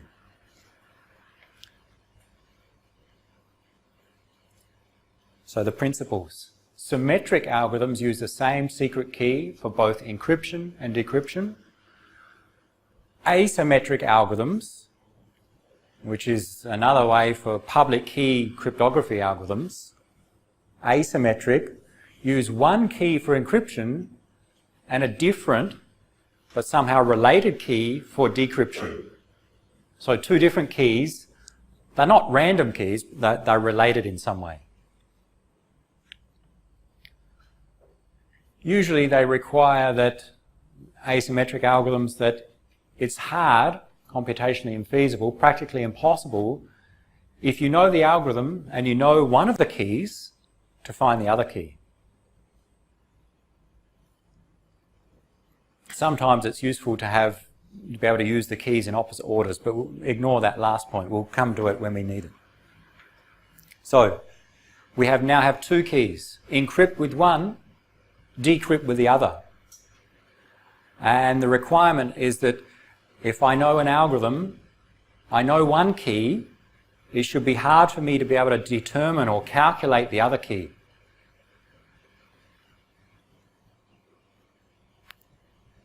So in fact we have two keys. We talk about a key pair, and one's a public key and one's a private key. So we talk about a public-private key pair. And in most systems, the way that it works, each user in that system has their own key pair. So we denote that for user A, they have two keys, the public key of user A and the private key of user A. So the private key of Steve and the public key of Steve. I have my own key pair. You have your own key pair. Everyone has their own key pair. Often created by yourself. And we'll see the ways for creating them later. They're not random numbers. Okay? The key values are not random numbers. They are related somehow. A public key, as you guessed by the name, it can be made public. That means if I have my public key and private key, the two values, I can tell all of you my public key. Doesn't matter. It's available to everyone, anyone who wants it. My private key, again, should be secret. It should be private to me. So I have my key pair. I tell everyone my public key, but I keep my private key secret. I don't tell anyone. That's the assumptions that our keys rely on. And then, all right, let's see these for secrecy and authentication with some pictures. To explain how we use those keys. So the concept, let's say I want to get a message from A to B confidentially. We have a message M, the plain text. This is user A on the left, user B on the right. We want to get a message from A to B such that no one else in between can read the message. We want confidentiality. Both users have their key pair. So we can say user A has a key pair, user B has a key pair. To achieve confidentiality, what we do, user A on the left takes the message, uses a public key encryption algorithm, E, and uses the public key of the destination. So if user A is sending to B, and they want this message only to be read by B, then user A encrypts the message using the public key of B in this encryption process. And the result we can write as we encrypt using the public key of B, message M, and we get some ciphertext as output. We send the ciphertext across the network. the destination B receives the ciphertext, and to decrypt, they use their corresponding private key. If a message was encrypted with B's public key, our algorithm should be such that it will only successfully decrypt with B's private key, the other key in the key pair. So what B does, they take the ciphertext C, their private key, PRB, and decrypt using our algorithm. And if our algorithm is designed correctly, they'll get the original message as an output. So we'll get the plain text back. So if we want to have confidentiality with public key encryption, and this is an important point to remember, the concept is always encrypt with the destination's public key.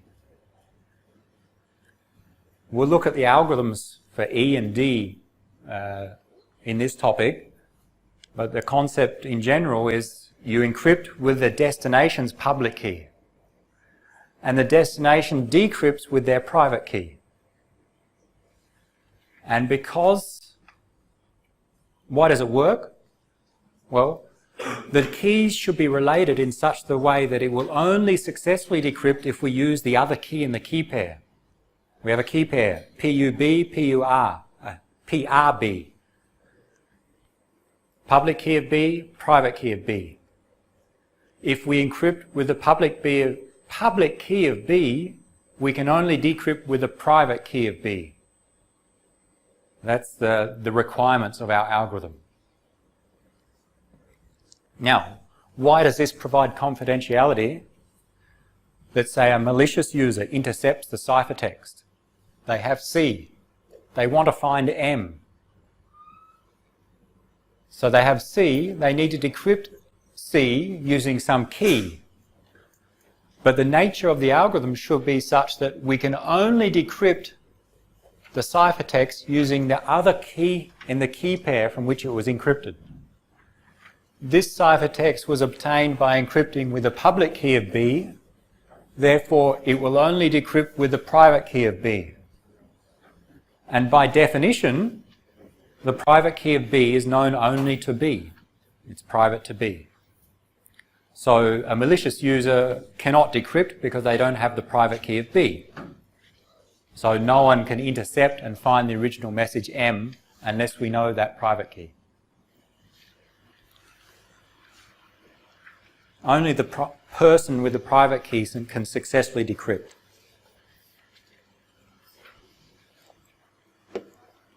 For this to work, we need to design an algorithm such that it will successfully decrypt and a way for generating the keys such that it will work in this manner. So this is just the concept. How does it actually work depends upon the algorithm. But people have designed algorithms that meet these requirements, so it does work.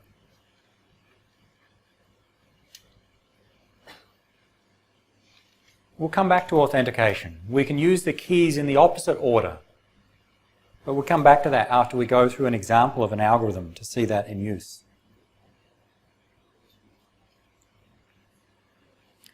What have we got? Let's go direct to an algorithm. We'll come back to the applications after we see a detailed example. Let's get to one. And the most common and maybe the first algorithm, or one of the first few algorithms that was developed and still used widely today, RSA. We're going to go through it in detail, see how it works, and we may see another algorithm in a little bit less detail a little bit later, maybe after the midterm. So RSA is one algorithm for public key cryptography. There are others, but this is one of the most widely used algorithms. Where does the name come from? It was developed by Ron Rivest, Adi Shamir, and Len Edelman. R, S, and A. Okay, so the name comes from the three people who developed this algorithm. So in 1978, these three researchers developed this algorithm, and then they started a company to sell products that implemented the algorithm called RSA Security, eventually sold to some other company, so still part of another company now, RSA. EMC, I think, is the company. It's the most widely used public key algorithm. And the way that we think of the plain text and ciphertext is integers, numbers. It's a block cipher. We take a block of text, an integer, and we encrypt it using RSA. And commonly it's just used on small inputs, but we'll come to that after we go through how RSA works. So going back to our general approach for public key cryptography, we need an encryption algorithm, we need a decryption algorithm, and we need some way to get the keys. Unlike symmetric key cryptography, the keys must be generated and they're related in some way. In symmetric key cryptography, we normally just create a random key, a random sequence of bits. But here, we have an algorithm for generating the public and private key, because for the decryption to work, those keys must be related. So with RSA, there's a key generation algorithm. We'll go through the steps. Then there's an encryption algorithm and a decryption algorithm.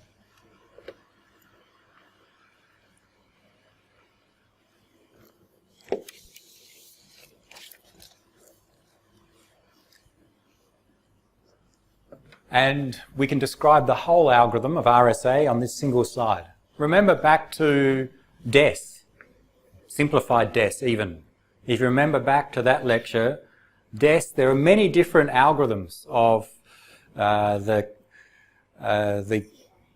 generating the subkeys, the S boxes, the different rounds, and we repeat the rounds with DES, the 16 rounds, the many large S boxes and so on. That was quite complex. Encryption with RSA is simply take our message as an integer, raised to some power, mod by n. So conceptually it's very, very easy. It's just doing exponentiation in modular arithmetic, modular exponentiation. And decryption is just as easy. It's the same algorithm, just we vary the numbers that we use. To decrypt some ciphertext, we take the ciphertext, raise it to some power d, mod by n, and we get the original message back. Very simple algorithms conceptually. To implement and to a little bit more complex, but compared to our block ciphers, our symmetric block ciphers, much simpler. For this to work, we need to generate the keys correctly, and that's what we'll go through first, of the way of generating the keys, and then we'll look at an example that shows how it works. So what happens is that each user in the system generates their own key pair. So imagine every user goes through the key generation steps, and at the result of the key generation, each user has a key pair. Once each user has a key pair, we can encrypt and decrypt using the correct key. So let's go through key generation first. First step, to generate your own key pair, what you do is choose two primes P and Q, two prime numbers, and then you calculate n as the multiplication of those two primes. Let's do it in an example.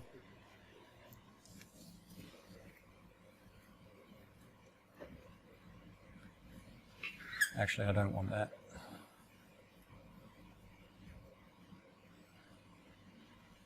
Let's go through an example where we generate our keys. For the example, we're going to use very small values, just so I can calculate them. We can always do it in our head, but we'll talk later about in practice. So first, RSA key generation.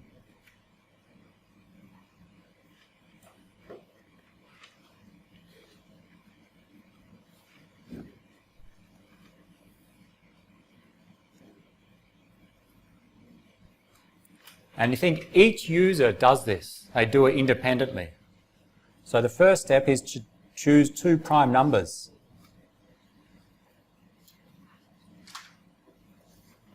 P and Q. two prime numbers, okay. I'll choose two that I can calculate easily. P 17, Q is 11. Okay. We'll talk later about what are the recommender values, especially regarding length. But the concept is the same. And then we calculate N, which is P times Q.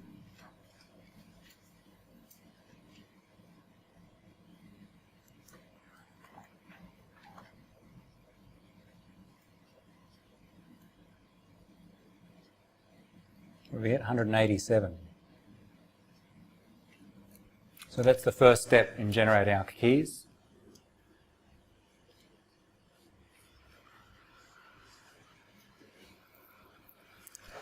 The next step,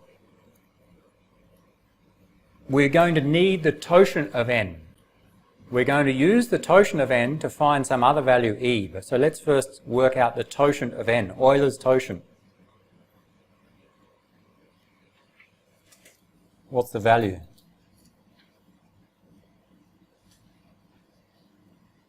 The totient of n in our case is 187.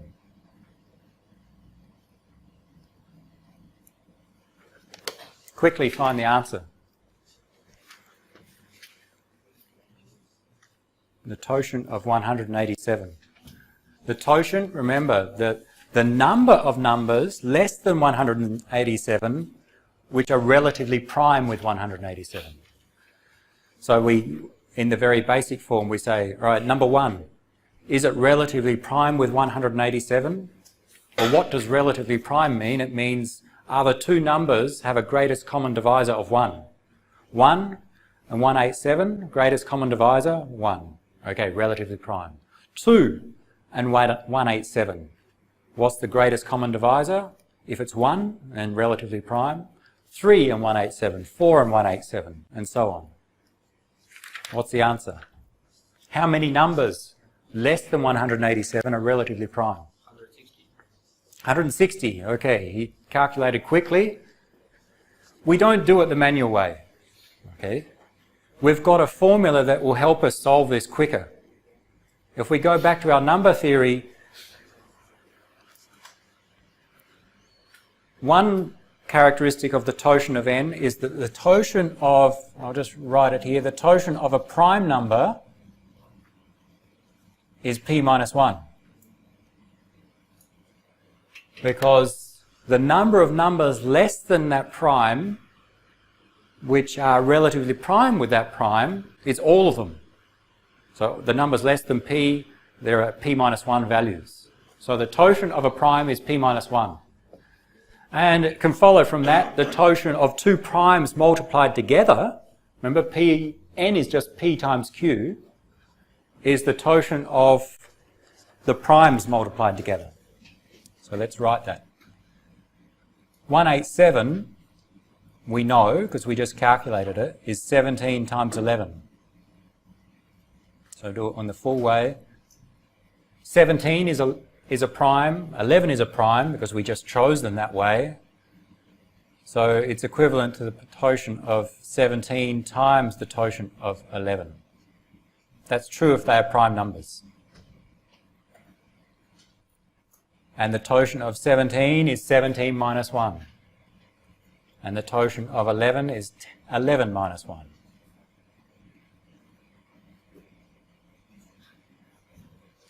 So the fact that we chose the primes means we can quickly solve the totient of the multiplication of those two primes.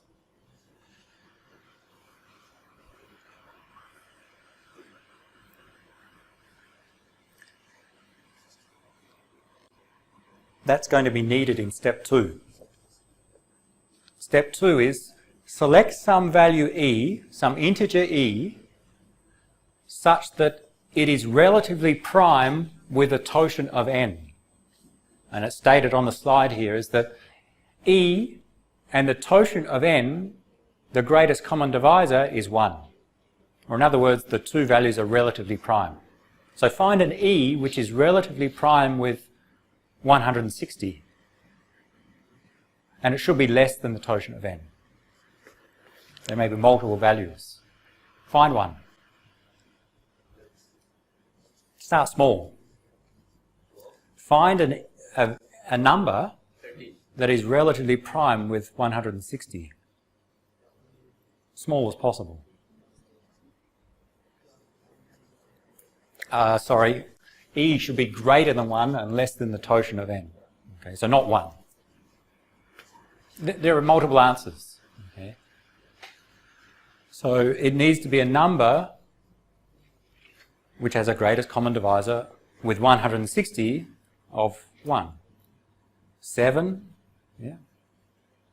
So greatest common divisor with 160, it's not going to be an even number. 2 has a greatest common divisor with 160 of 2, so that's not an answer. 3 and 160. 4, 5, 6. Try some numbers. Let's try a few. So we have the totient of 187. Find an E. We want the greatest common divisor of E and 160 to be 1.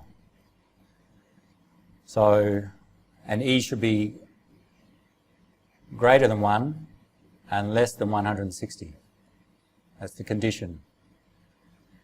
So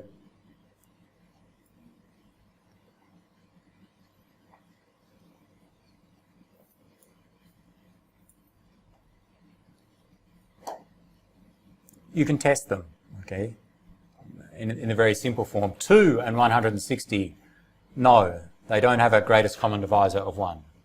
3 and 160, yes, that one's okay. 4 and 160, in fact, all of the even numbers have a greatest common divisor, or have a divisor of at least 2. So we can rule out the even numbers. 5 and 160. Greatest common divisor, is it 1 or higher? It's higher. 160 has a divisor of 5, so we cannot use 5. 7, check, it's okay. 160 will not divide by 7. 7's a prime number. And we can keep going. 9, I think you'll find 9 is okay. 11 is also okay. There are multiple answers here. Many or multiple numbers between 1 and 160 which are relatively prime with 160. Choose one of them. That's the step 2.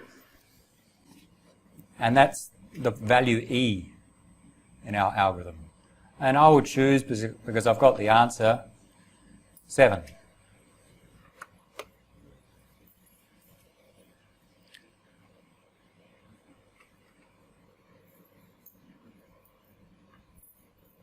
Next. So that was step 2. Step 1, choose your primes, calculate n. Step 2, calculate the totient of n and find E. Select an E such that it is relatively prime with the totient of n. Step 3, find some D, or calculate D, such that D is the multiplicative inverse of E in mod the totient of n. So D times E mod the totient of n should be 1. That's our requirement. Find D.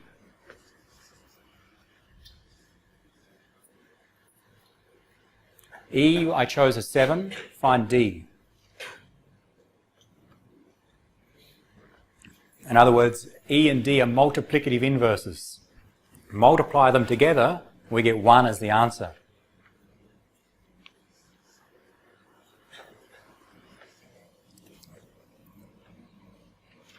When we mod by the totient of n, which is 160. So E, you're correct.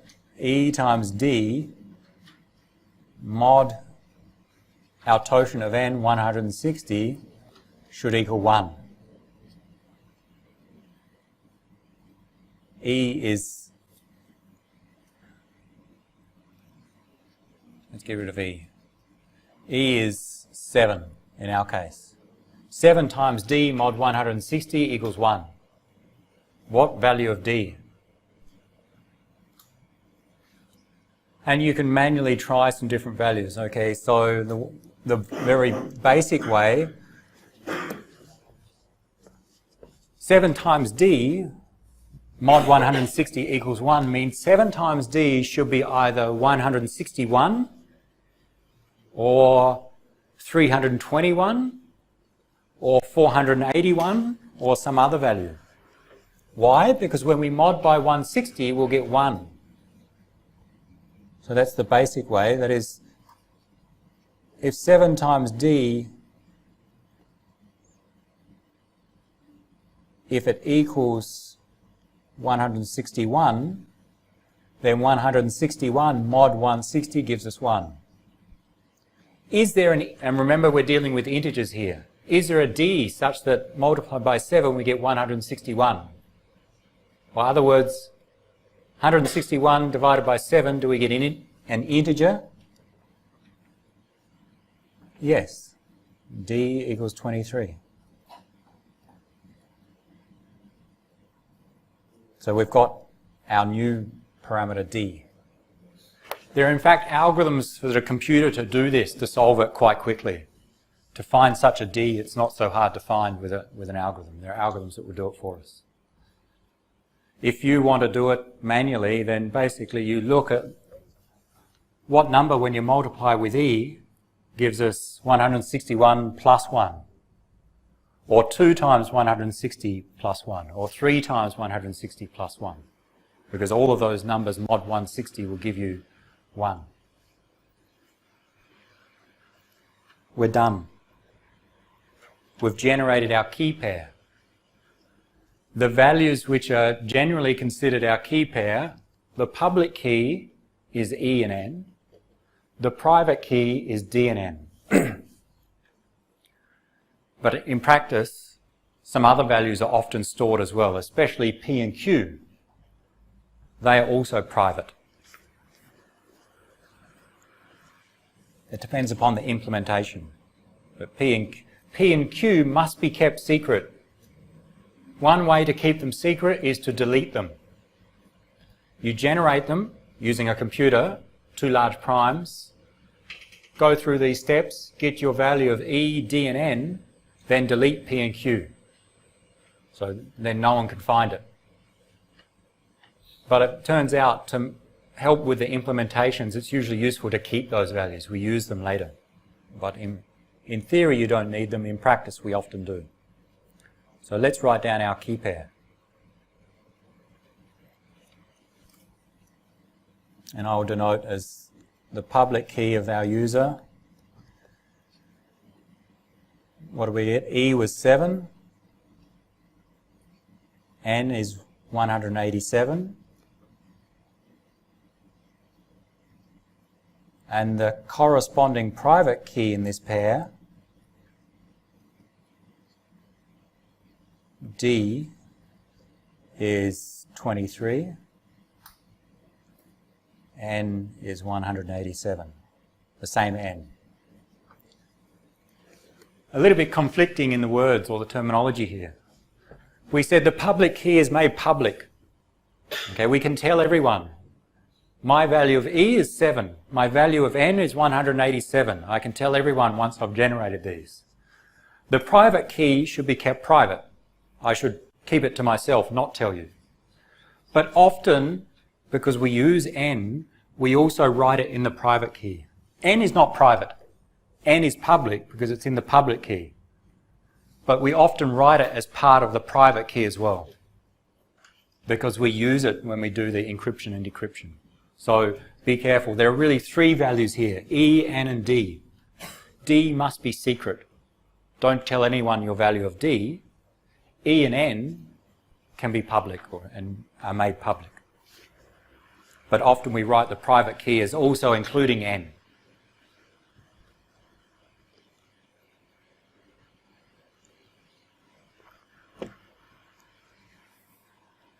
So I generate those values. I tell you my public key. Yep. Like if you know E and if you know E and N, can you calculate D? No, if the numbers are big enough.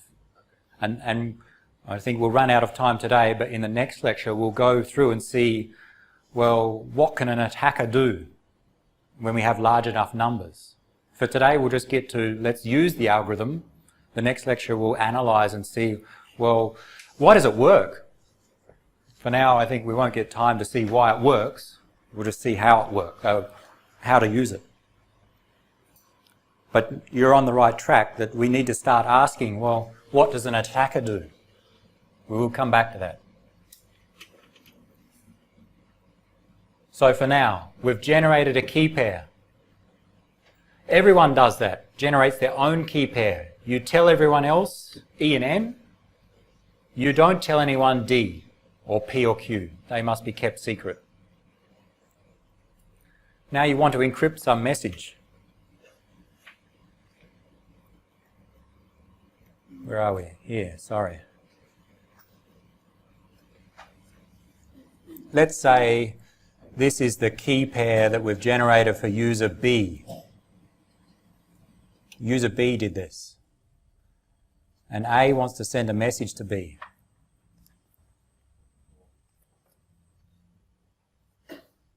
And we want this message to be secret, to be confidential. What do? We have some message, we want to send it to B. What we do is we take that message and we encrypt it using the RSA algorithm, and to keep the message secret, we encrypt it with B's public key.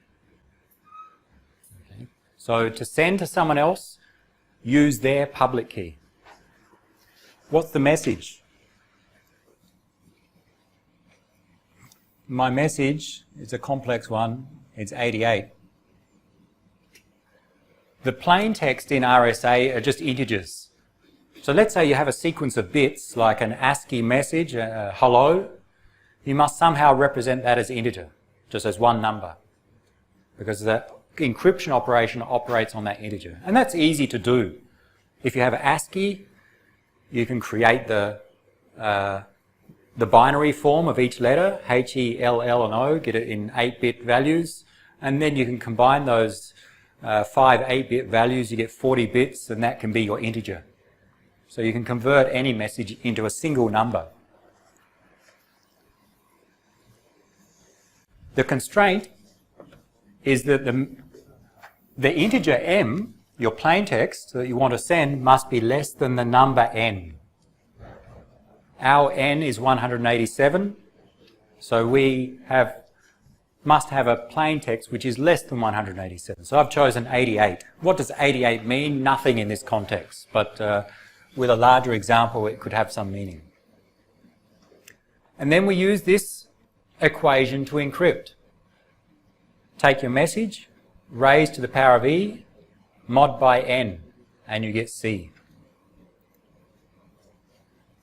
So A does that.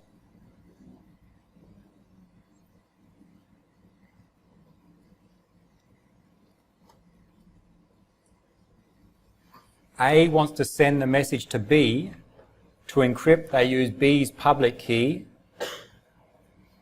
The value of E is 7, and N is 187.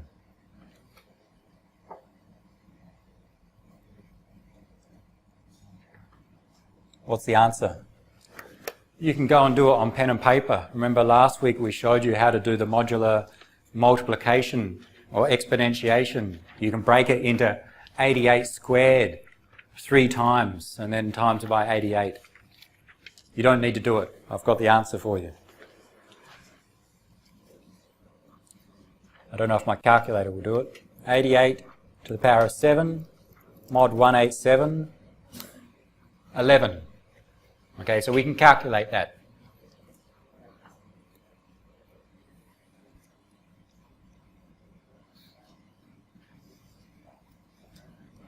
We send that across the network. The value 11.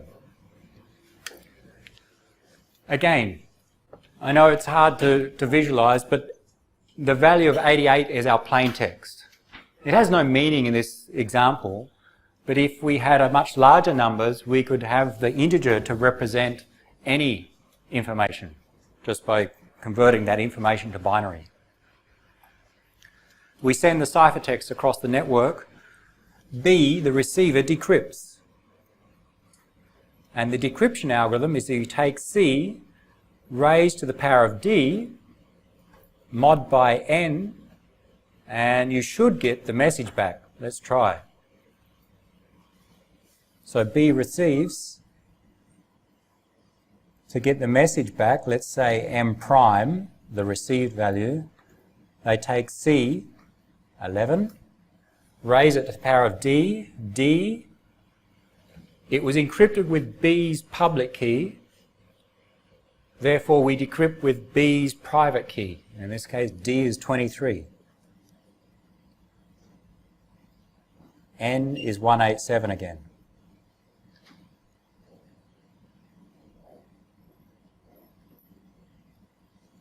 And I need my calculator. 11 to the power of 23 mod 187.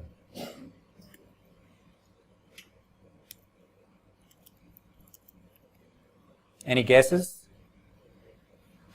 88. Magic.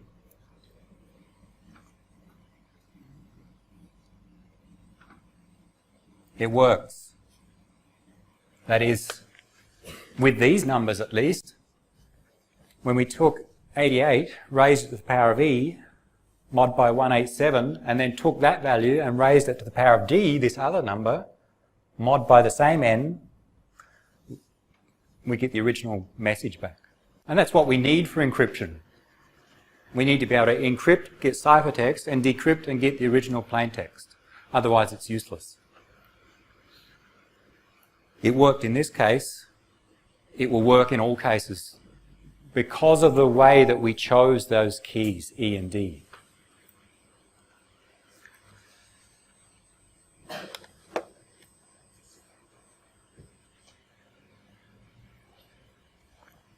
Why? All right, before we go through why will it work, any questions on the steps so far? Not on how we attack it, but just on how we generate the key and how we encrypt and decrypt. Any questions? So when we have a quiz on Thursday, if we have a quiz, then you can encrypt with RSA, decrypt with RSA, generate RSA keys, at least for small values. All right, you need a calculator for this step. Well, you don't really. I could ask you, I wouldn't in a quiz, but I could ask you to solve it manually by expanding it out. You could, but I'm not that mean. Not in a quiz. In an exam, I'm meaner than that. So you may have to solve these manually, but the steps. You should be able to generate your own key pair using small numbers, like I've just chosen.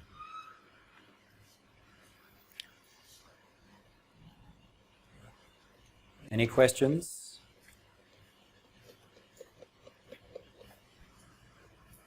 First, well, the last thing today, why does it work? If we change M to a different value, will it always produce, when we get the ciphertext and decrypt with D, will we always get M back here? Well, yes, it will. Why? Let's have a quick look.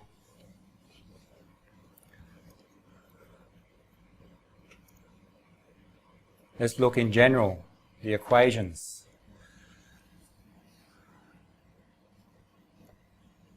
Sorry, C we start with.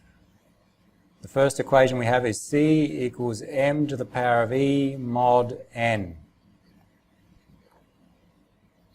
And the other equation we have is M, the decryption, is C to the power of D mod N.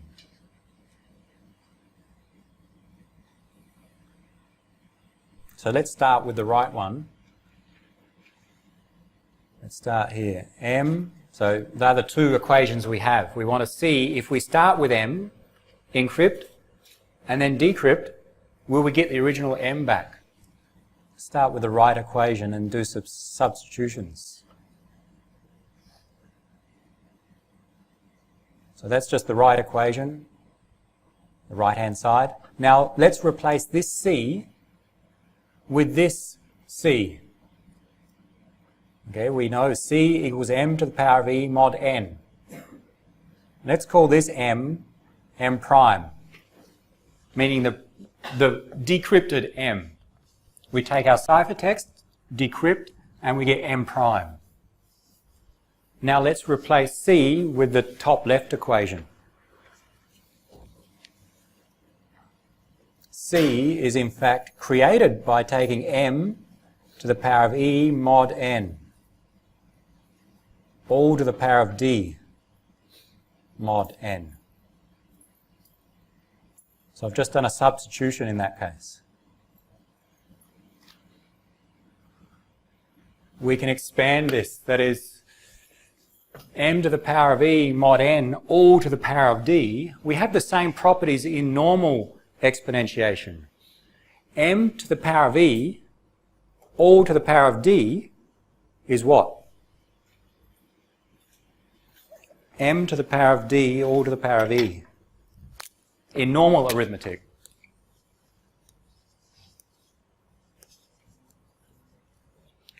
Equals, with normal arithmetic, m to the power of e times d. The same applies in modular arithmetic, and you can check and go back to our properties to see that. M to the power of e to the power of d is the same as m to the power of e times d.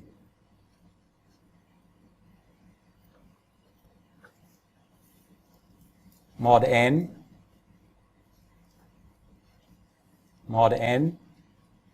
well, we don't really need that. All I did was effectively bring this d inside here. M to the power of e to the power of d is m to the power of e times d mod n, and we have the second mod n. But note, if you mod n multiple times, it's the same as modding n one time. 12 mod 10 is 2. Mod 10 is 2. Mod 10 is 2. If you keep modding 10, you'll still get 2. So it doesn't matter how many mod n's we have here, it's equivalent to just to 1 mod n. So it simplifies to m to the power of e times d mod n.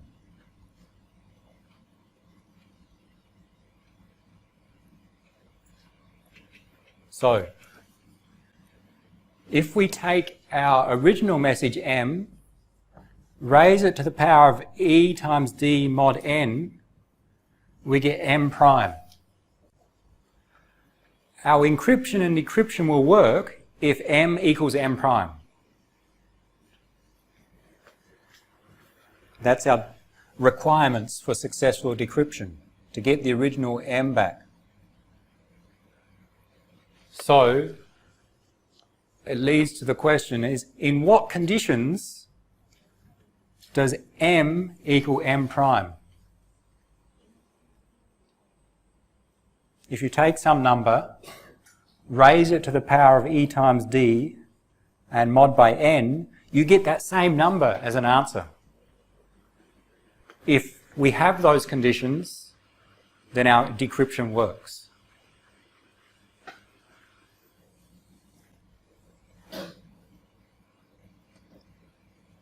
And I'll write that a different way. Yeah, one of our theorems from the previous topic is going to help us. Let's write it differently, but just change the variables. Instead of m prime, we require m prime and m to be equal. Let's say we require something like this. A equals a to the power of something, e times d mod n. When do we have such a condition? And this will be our last thing we look at. I have to go back to last topic, which will give you the answer. Here. When does a to the power of something equal a in mod n? When that something is the totient of n plus 1. So we will use this theorem to find the conditions when RSA algorithm works.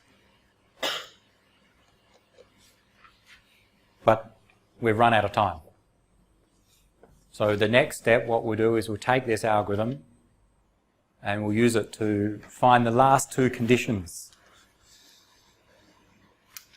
That, if we think of that as the totient, the theorem was like this. Totient of n. Almost the same. When are these two equations the same? When are these the same? When E times D equals the totient of n plus 1.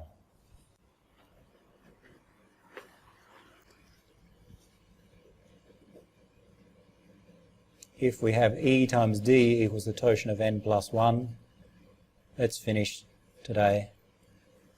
Let's spend another minute to finish. Those two will be the same if this is true. When is this true? Well, when E times D mod the totient of n equals 1. That is, mod this by the totient of n, and you get the left side. Mod this side by the totient of n, divide by the totient of n, the remainder is 1. The totient of n plus 1, mod the totient of n, there's 1 left over. So that's our condition for when RSA will decrypt. And if you go back to the key generation, we have this condition. We chose a D such that when we times by E and mod by the totient of n, we got 1. So the way that we generated the keys made sure that this condition was true, which makes sure RSA decrypts successfully. So that's the way to show that RSA always works if you generate the keys in that approach with the algorithm we use. That's a bit involved.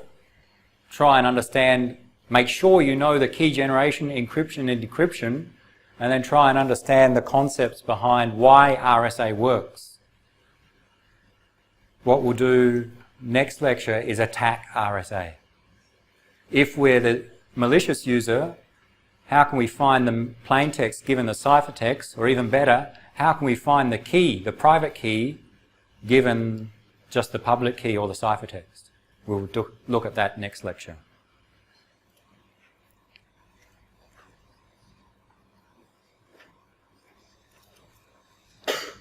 Everyone's awake? Good. If you're interested in RSA, you may have seen, or in security in general, sorry, I've got it somewhere, you may have seen in the news last week and this week, on the technical news, that people have come up with ways to break RSA. Researchers cracked the world's toughest encryption, they're referring to RSA, by listening to tiny sounds made by your computer or your CPU. The setup is a laptop here, decrypting with RSA, a microphone. It listens into the CPU, actually listens to the noise it makes, and it comes out of the fan of the laptop, and then from that they determine the secret key just by listening to the CPU from a distance of 1 to 4 meters.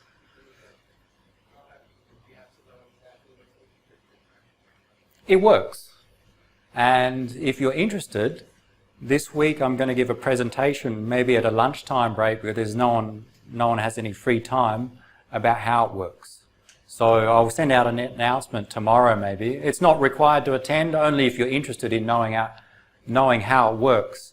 It will most likely be Friday lunchtime. Then I'll give some plots and some results from their paper that show how that works. Okay, that will be breaking RSA. It's not needed for the lecture, only if you're interested.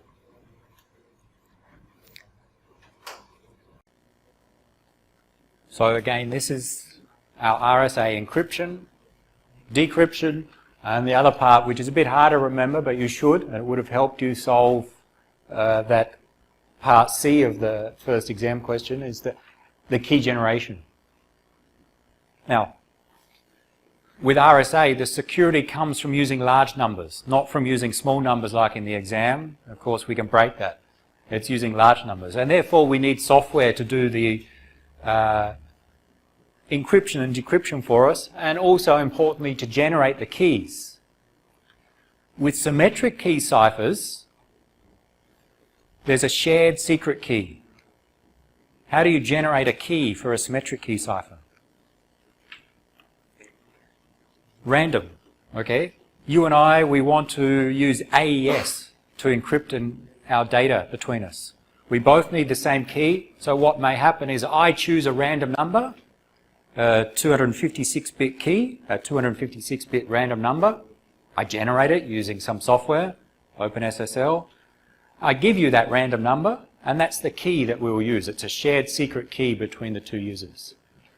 But with public key crypto, the keys are generated according to some algorithm, not a random number.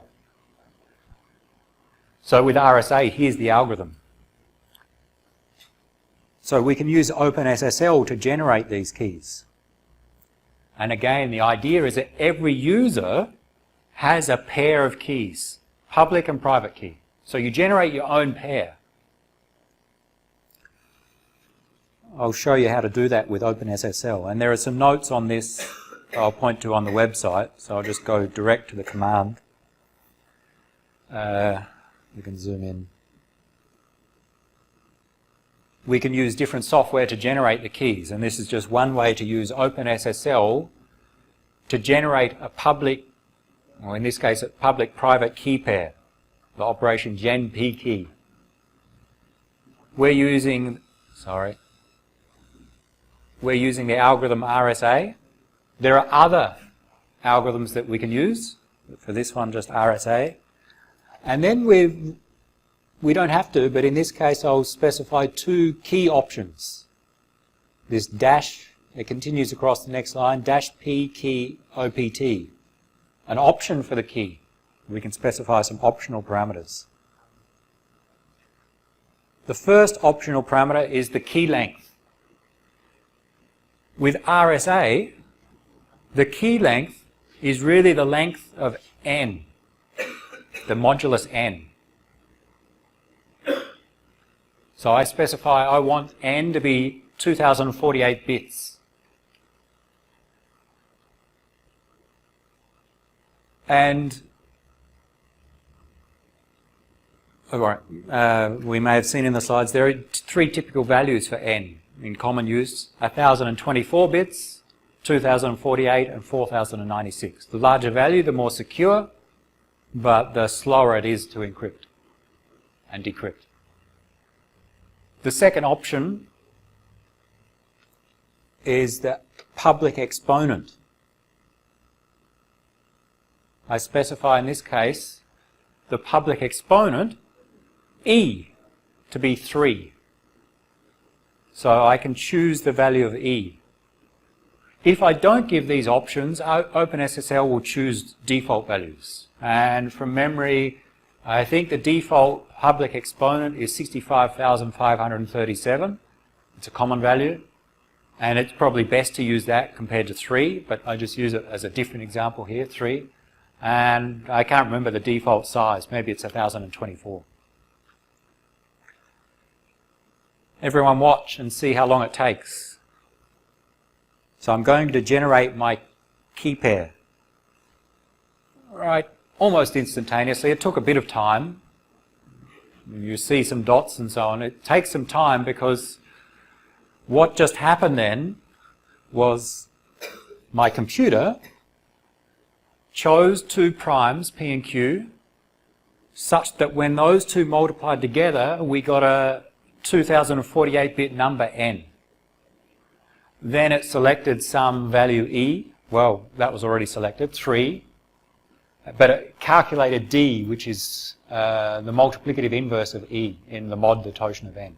So these steps were performed by OpenSSL in that case. And we get a public and private key. Let's look at the values. it was saved in a file called privkey.pem. PM is just the format commonly used. So my key pair is saved in this file. It's 1704 bytes long. Let's look at the contents.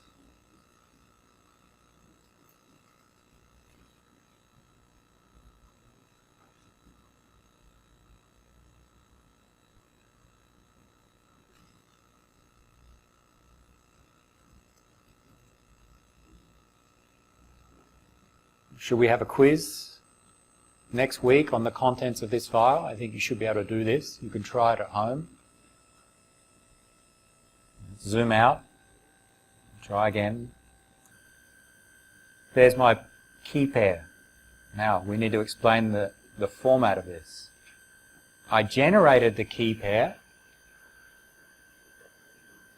We'll see the detailed values in a moment, but what OpenSSL does by default in this format of the output is it encodes the values into some form that can be printed on the screen and, for example, included on a web page. So this is not encrypted.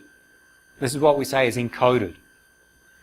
In the same way that we have ASCII encoding to encode our different characters into some decimal or some binary value, we can have different encodings, and this is one encoding called base 64 encoding that takes some binary values and encodes them using, I think it's one of 64 different characters, and that's the combination here. So it makes no sense here, but that's all the information needed because a decoder will find the original values. So often you'll see not private keys, but when we look at public keys, you'll see some encoding like this, say attached to the bottom of an email or on a web page. Let's look at the actual values. Let's decode this. And the way to do it, OpenSSL has an option.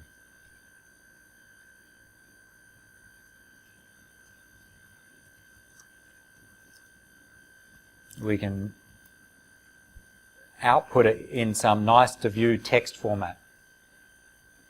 Take our input private key and produce an output in a text format, and so I can scroll through, I'll pipe it into less. Gives us the original form, and we scroll down, then it gives us end, and now it gives us the human-friendly form. A little bit more human-friendly than the first one. It gives us the private key, the modulus, n. Okay, there's the value of n. It's 2048 bits, but it's represented in hexadecimal here. So if you convert, you'll get this as a 2048-bit number. The public exponent, e. So e is 3 in decimal. The private exponent, d, is the next value. Don't look at this, because this is private for me. Again, another large number. So this value is the secret value that it should be specific to you and not shared with anyone else, right? It's just a demo in this case. So really we have three values, E, D, and N. D must be kept private. E and N we make public. But for performance reasons, for the implementation, we also store some other intermediate values. So we just really need E, D, and N, but OpenSSL and other software store some other values to help speed up the encryption and decryption. So we see prime 1 and prime 2. Recall, what happens in the key generation is that we have a prime P, a prime Q, we multiply together to get N. This is P and Q, I don't know which order, it doesn't matter. There are two prime numbers here. So they are our large primes. Again, must be kept private, because if someone else knows these primes, then they can easily break anything encrypted using your public key. And then some other intermediate values are stored. Not so important for you to know about these. There's two other exponents, some other coefficient. Again, just for implementation purposes.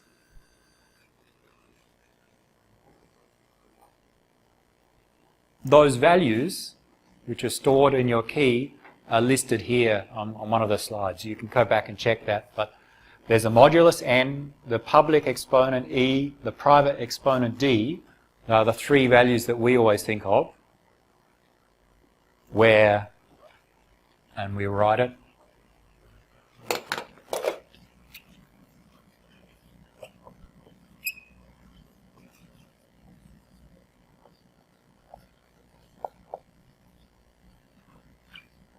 where we often write that the public key is E and N, modulus and public exponent. The private key is D and N, private exponent and the modulus. The remaining values are there for speeding up the encryption and decryption when we use these keys, the two primes and these other exponents and coefficient. Not so important to remember or worry about these. They should be kept secret. When you have them, you shouldn't show anyone else what the values are. Otherwise they can defeat the RSA. So really the public values that you can tell anyone else are N and E. The other values are kept private or secret.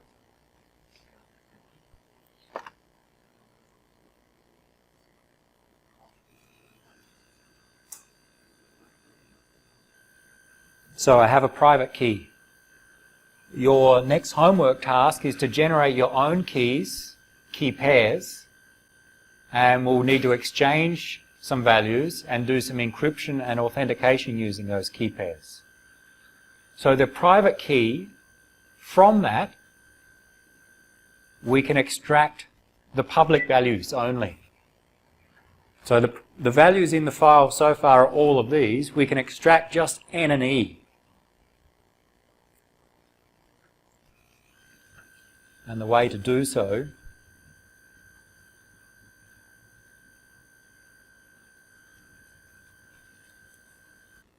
with OpenSSL, we can extract just the public values.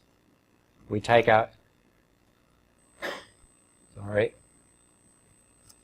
we take our input private key, which contains all values, and output to some file I'll call pub key, and specify to just output the public values so that we hide or don't display any of the private values.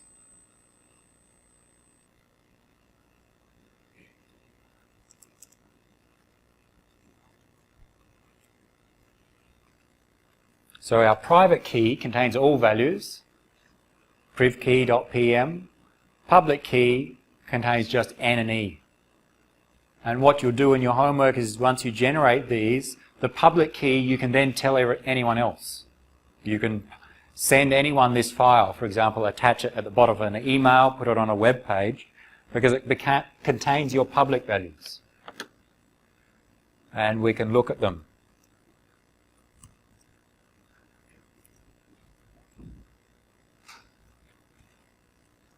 Output into some text format. So take my public key, specify it's a public key coming in, and display the output as text. And just so we can scroll through, I'll pipe into less. And here's the encoded format of my public key. So if you want to attach your public key to your email, when you send someone an email, you can attach just this encoded form, because software will be able to decode it. But here are the actual values. The public key, 2048-bit modulus in hexadecimal. And the exponent E. E equals 3. So the two public values of N and E.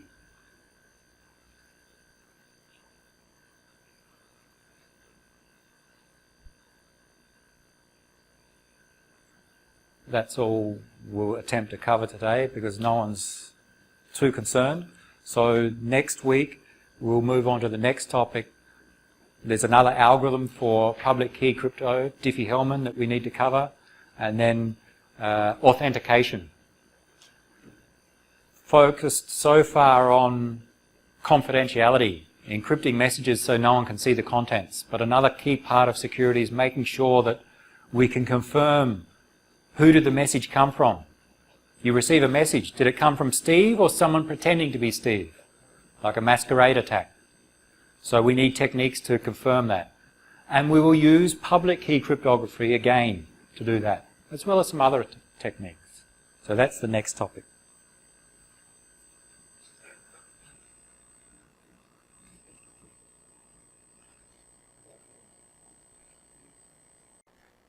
So we got to this approach of using a public key authority. But before we come back to this authority approach and look at another one, let's just make sure everyone understands the problem. I'm just going back to our man-in-the-middle attack. This was a scheme we used to distribute a secret. And that's what we're trying to do. A wants to communicate with B. To do so, they want to encrypt their communications and using a symmetric key algorithm. So they want to encrypt everything using some secret key, and in this scheme it's denoted KS. So KS is their secret, but they don't know it yet. So they haven't communicated in the past. So this scheme uses public key cryptography to exchange that secret, where A sends its public key to B, saying, I am A, I want to communicate with you, let's create a shared secret. So that's step one. We send our public key to we send our public key to B. B generates a secret. It creates KS. Let's say generates a 256-bit random value, and that will be the secret that they use for AES to encrypt the data. So B creates KS and is going to send KS back to A, but of course we cannot send the secret in the clear. It must be encrypted, because if we send it in the clear across our network, then someone can intercept and find our secret. So what B does is encrypts the secret KS using the public key of A. So that if someone intercepts this message, message number 2, they need the private key of A to try and decrypt and get KS. Without the private key of A, they will not be able to learn KS. And who has the private key of A? A does. That's our understanding of public key cryptography. Only A has a private key of A. So the idea is that B sends this encrypted message back, A receives it, decrypts using the private key of A, and learns KS. And from then on, they use KS to encrypt their data. KS and some symmetric key cipher. So this is a common technique that we use a public key and public key encryption to encrypt a shared secret key. And once that secret key is shared, we use that secret key to encrypt using a symmetric key algorithm. Because symmetric key algorithms are much faster than public key algorithms. But we saw that there's a problem with this.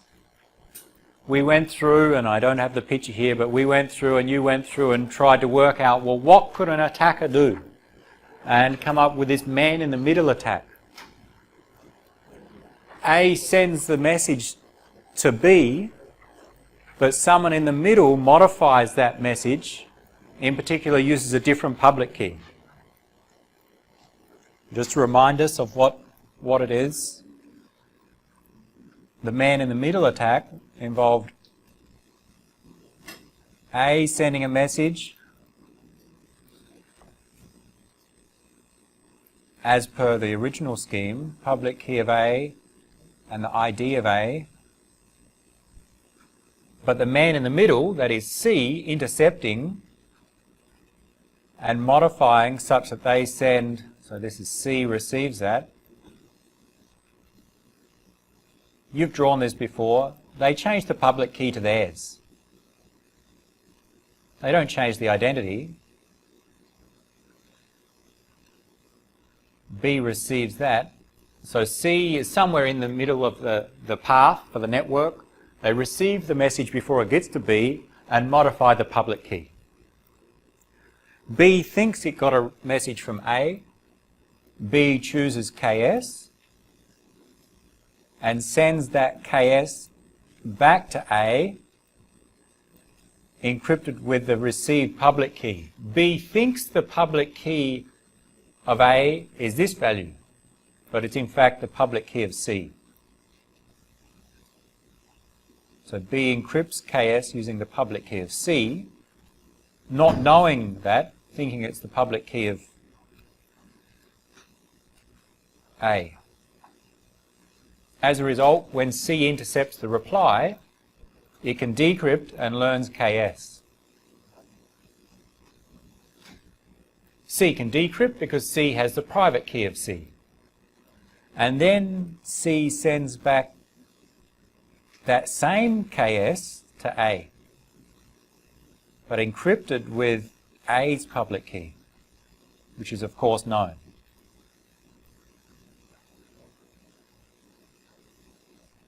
And when A receives this reply, they decrypt with their private key and they learn KS.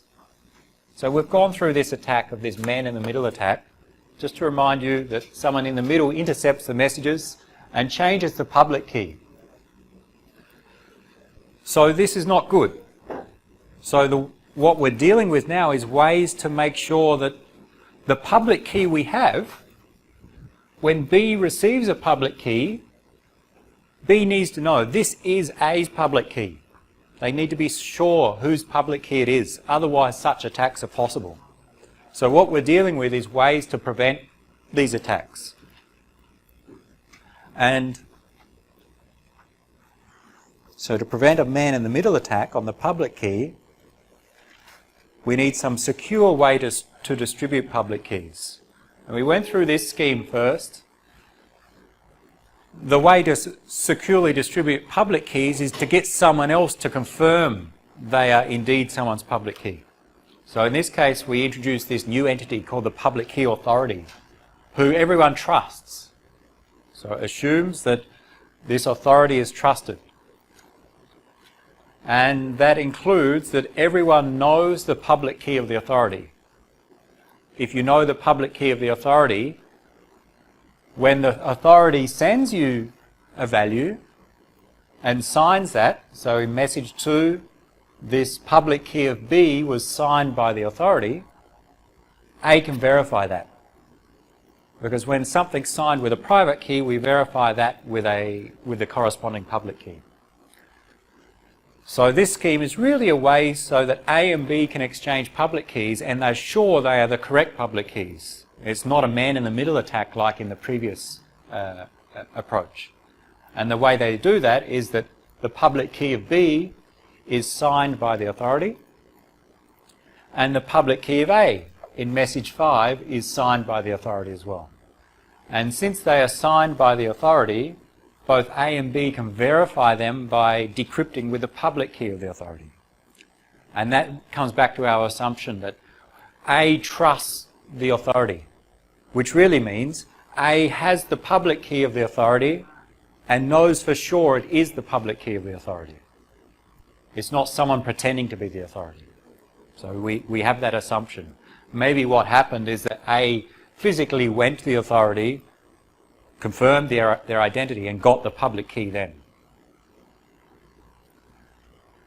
So this is just one scheme for distributing public keys so that if someone tries to send a public key pretending to be someone else, we can detect that. It involves, if A wants to talk to B, A sending a request to the authority and getting the public key of B, contacting B saying I want to communicate with you. B does the same to learn the public key of A, and the last two steps are just to confirm that these messages are recent and not being replayed by someone else. And the end result is A knows B's public key and B knows A's public key. Easy. One of the problems with this approach is that every time A wants to communicate with a new entity, we go through these steps of contact the authority, get the key, and the receiver contacts the authority, gets the key. Imagine there are thousands of entities in the network, they all need to communicate with each other. There's many contacts to the authority, and it becomes overloaded. It becomes a bottleneck. Many packets are sent to the authority which must respond quickly. If the authority cannot respond, then A and B cannot communicate. So the next scheme is one way to improve that, mainly from a performance perspective, not from security.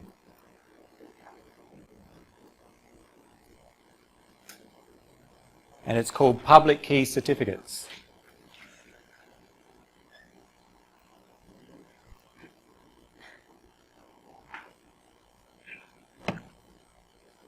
So we'll go through the general approach. Again, the same objective. A and B want to learn each other's public key. And they need to be sure that they're their public key, not someone else's. Similar approach, we have some third party to confirm whose key it is. And in the previous scheme it was called a public key authority. Here the more common name is a certificate authority. What happens is that A and B are issued certificates, denoted in this diagram as CA and CB. A certificate will contain the public key of that entity signed by the authority. And this is a bit confusing when we compare this diagram to the previous one. These four messages sent between A and the authority and B and the authority, there's no numbers on them. They actually happen before the communications need to take place. So they happen manually. Whereas in the previous scheme, we didn't draw the ones that happen manually. All 7 messages happen automatically across the network in this case. Contact the authority, get a response. Whereas if we want to draw the equivalent to what we have here, A and B want to communicate using certificates. Let's draw it.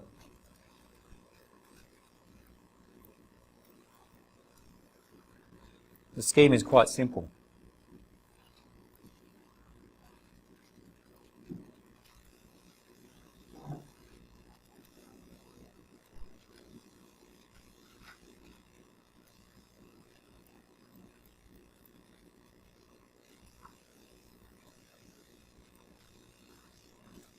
A sends its certificate to B in the first message, and then B responds with its certificate. So if we want to compare those schemes of using the public key authority versus using the certificate authority, compare this diagram with this one. When we use the public key authority, every time A wants to communicate with someone, we go through these 7 steps. Contact the authority, get a response. Contact B, who contacts the authority, gets a response. The problem was that there was many communications to the authority. When we use certificates, it's this approach. A wants to communicate with B. Quite simply, A sends its certificate to B, and B responds with its own certificate. And we get the same security as in the previous scheme. So we need to go through what is a certificate and what does it mean and why this is secure. Now, this diagram, compared to this one, it's actually these 2 steps, step 1 and step 2. That's all. It's just that this picture, it's a bit confusing, it includes the prior steps that must happen manually in advance, whereas the public key authority didn't include them. So note, when we use certificates, every time A wants to communicate with someone, it's very easy. A sends its certificate to the destination, and that destination, let's say C, sends back its certificate, and then they're done. What's a certificate? In the same way that the public key authority signed A's public key, a certificate is A's public key signed by an authority. When we say signed by someone, we mean encrypted using that signer's private key, confirming it came from that particular entity.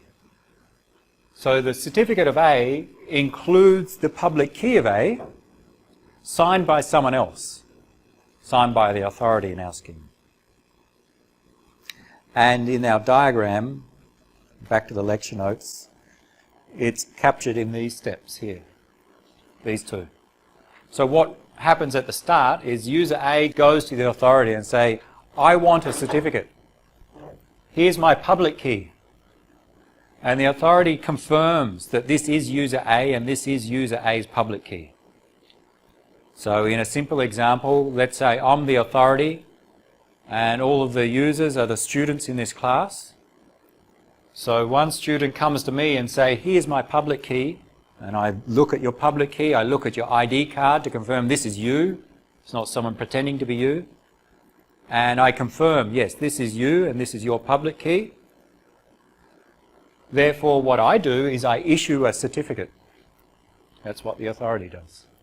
They create a certificate which contains the public key of that user, PUA in this case, the identity of that user,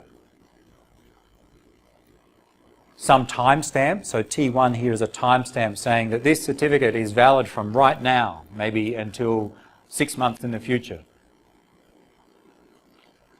And I sign that information. So the authority encrypts that information using their private key, so that anyone else who has the public key of the authority can verify. So think of a certificate as the public key of a user signed by some authority. And we'll see that a different format, this is the general concept, we'll see a more specific format in a moment. Similar, B does the same. B goes to the authority saying, here's my public key, and the authority creates a certificate for them. CB in this case.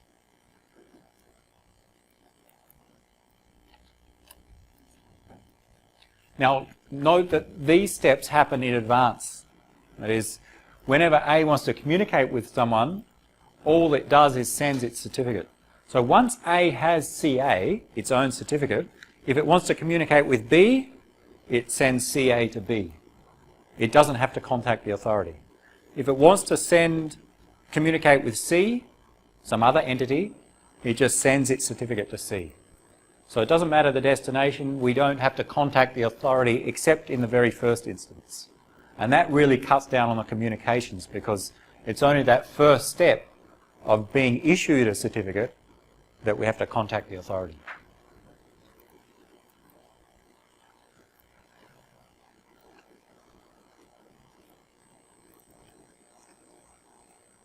What is the certificate? What information is included inside?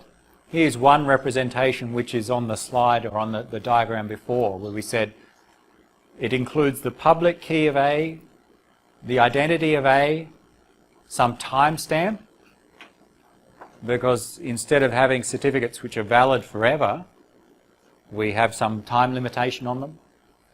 And importantly, encrypted using the private key of the authority.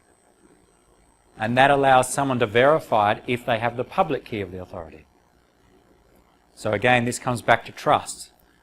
To be able to verify a certificate, you must have the public key of the authority, and you must know it is indeed the public keys, the public key of the authority. It can't be someone else. So we must trust the authority.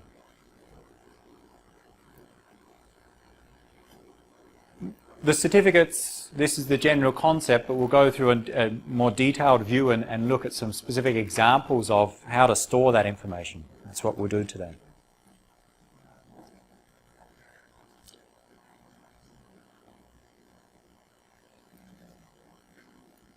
When we sign something, what do? When you sign, if you're using public key cryptography, when you sign something, how do you sign a message? How do you sign a message? Encrypt with something. Okay, you get an F in the exam if you say that. Anyone else? Encrypt with a private key, still not enough. F for you, maybe a D plus, because it's a bit closer. Encrypt with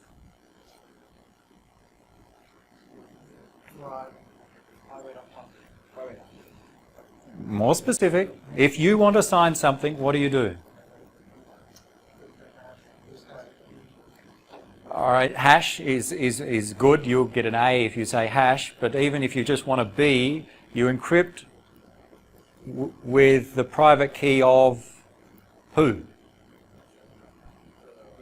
You. That is, if you want to sign something, you encrypt with your private key. So make sure you're clear, because remember, everyone has their own private key. Think of all users have their pair of keys. So to sign something, you encrypt with your private key. Now, more specifically, we encrypt a hash of the message using your private key. The hash is there for performance reasons, not for security. So let's write that down. Here we haven't shown the hash function, but in practice we usually use a hash function even for certificates. So one way we can write CA, we have the identity of A. That is something that identifies this user in the system. We have the public key of A. So the actual public key of the user. We usually include some timestamp. So it's denoted here T1, meaning some information about when this certificate was created and how long it's valid for. And all of that information is combined with the signature. And we create the signature by encrypting using the private key of the authority. I'm going to run out of space. The hash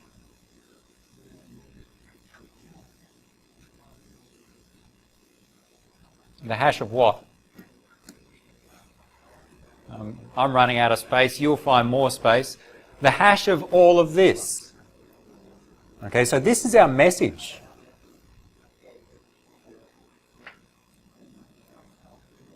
This is the information we want to sign.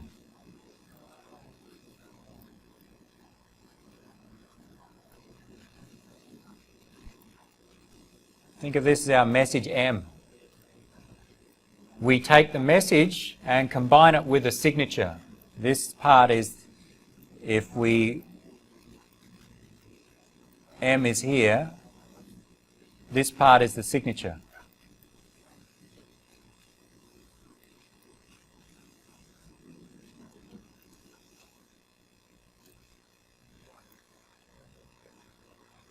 The message is the information we want to communicate to someone, our identity, our public key, some timing information, a timestamp.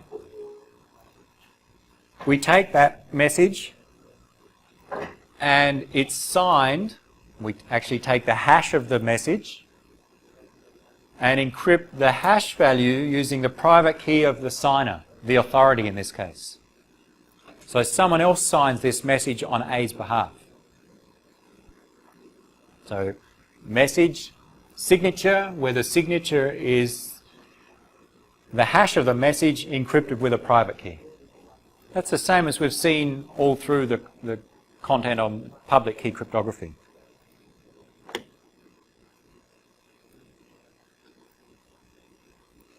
So really a certificate is the public key and identity and some other information signed by an authority, signed by someone else usually.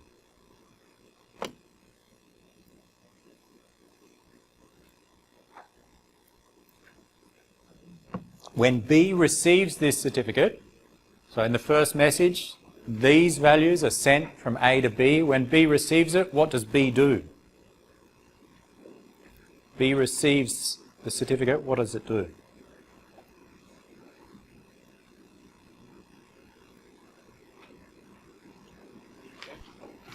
Decrypt. Decrypt what? The signature.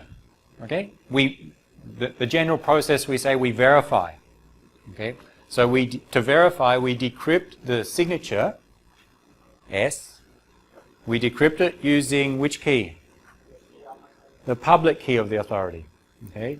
So if it was encrypted with the private key of the authority, we decrypt with the public key of the authority, we get a hash value, and we compare the hash value with the hash of the message. So this verification step.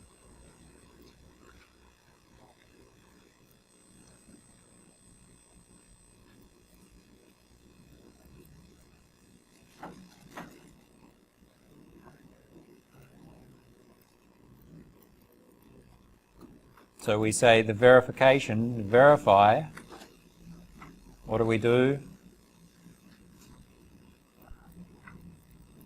We decrypt using the public key of the authority, the signature component, S here, and we take a hash of the message component, and then we compare them.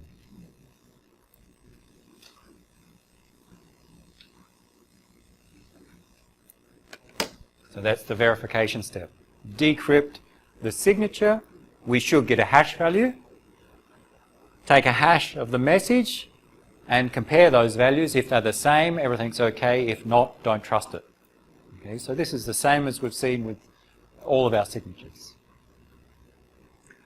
To do so, we need the public key of the authority.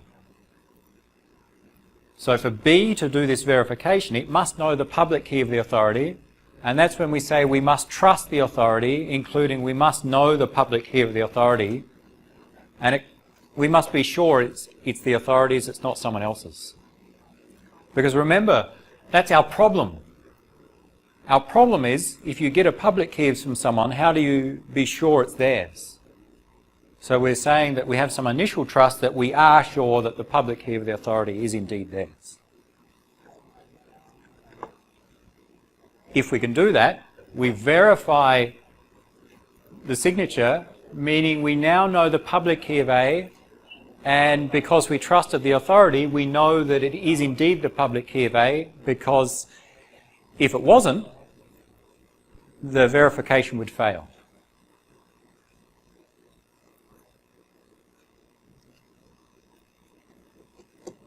B, of course, does the same thing. It sends back its certificate, and A verifies that. So same steps. Any questions? Yep. How does an entity become a trusted authority? How does an entity become a trusted authority? So in a generic system, say, then an entity must be trusted by the users.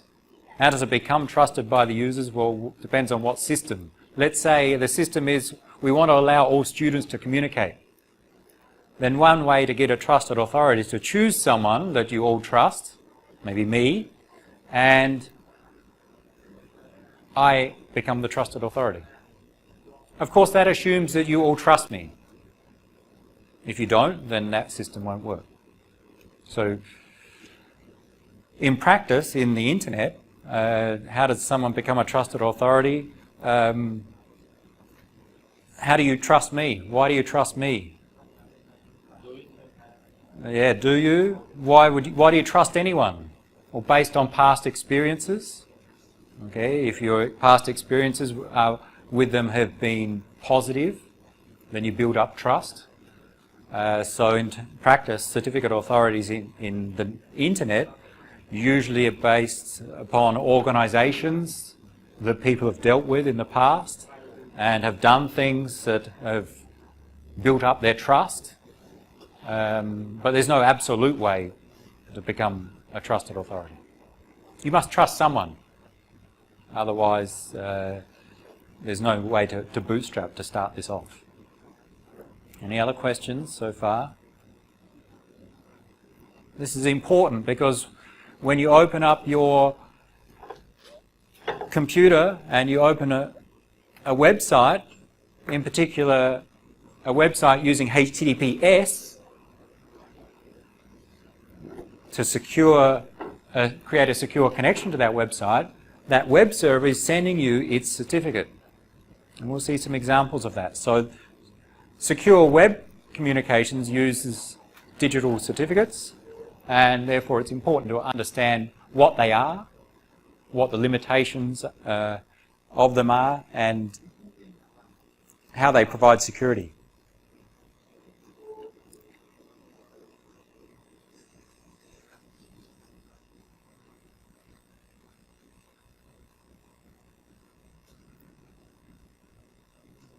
Let's try our man-in-the-middle attack.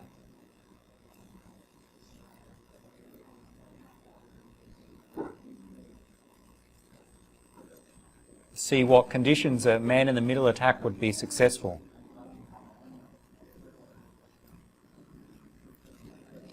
This assumes that everybody knows the public key. Yes, our assumption is that when we say we trust the authority, it means we know the public key of the authority.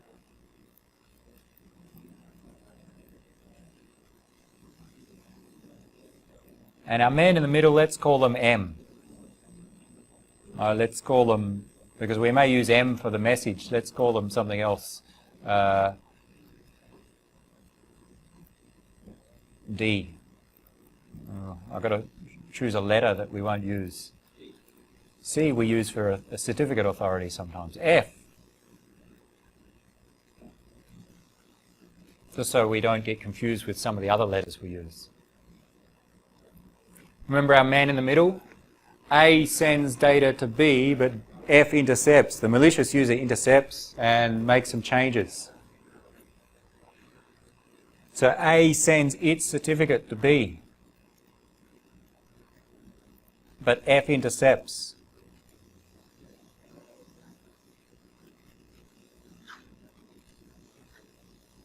What can F do?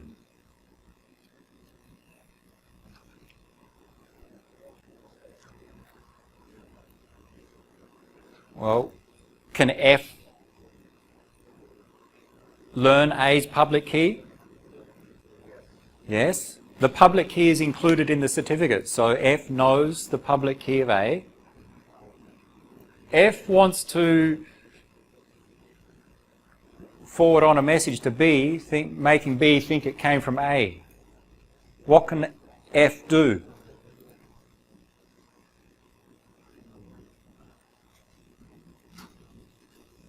Let's try.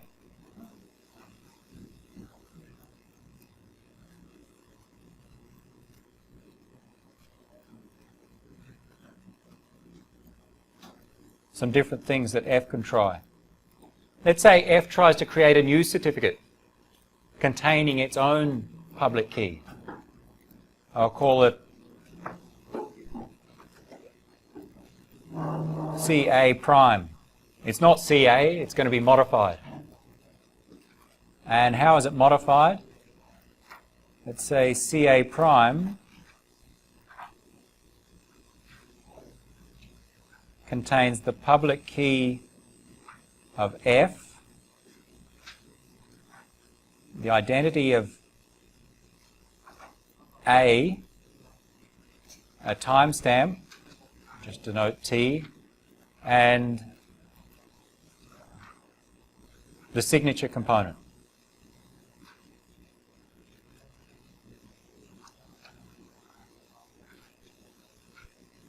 And again, I will not try and draw the rest, but the signature component is the entire message hashed and signed.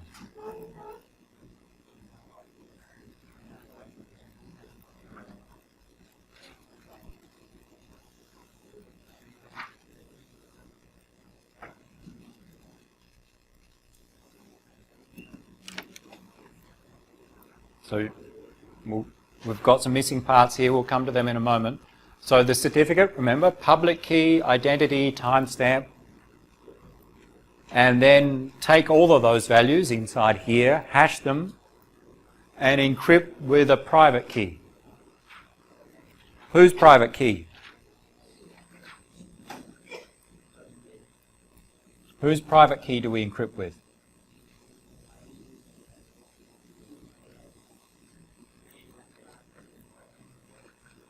Whose can we not encrypt with? Normally we'd encrypt, well, the signature is using the private key of the authority. But the malicious user F doesn't know the private key of the authority. So CA, maybe we can draw CA so people are clear. The original certificate, CA,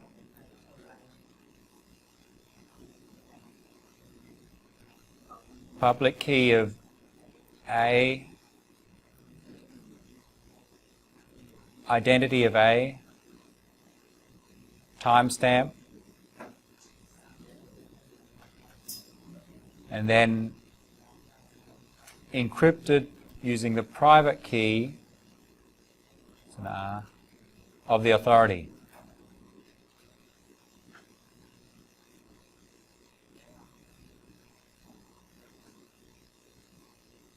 The hash of all of those three values.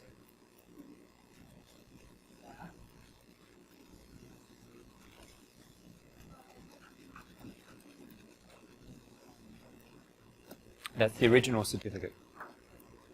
Public key, ID, timestamp, hash it all, encrypt with the authority's private key. But when F tries to send a fake certificate to B, they've modified the public key of A to be the public key of F, hoping that B will receive this and use this instead of the public key of A. They don't change the ID, the timestamp, they copy from the previous one. They take a hash of all those values and encrypt with the private key. Well, the important point is that they cannot use the private key of the authority because they don't know it. It should be private just to the certificate authority. So let's denote they use some private key X, the private key of X, hoping to fool B into thinking this is the public key of A. B receives the certificate and verifies.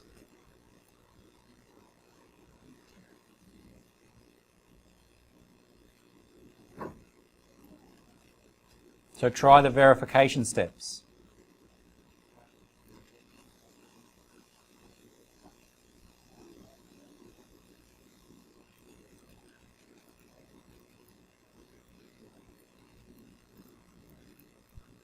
Remember, to verify, we take the hash of the received message, decrypt the signature.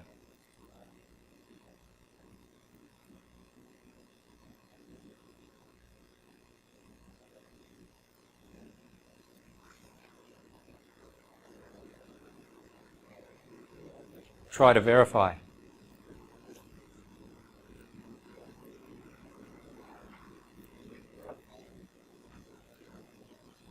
Do we have a volunteer to come and do it on the board?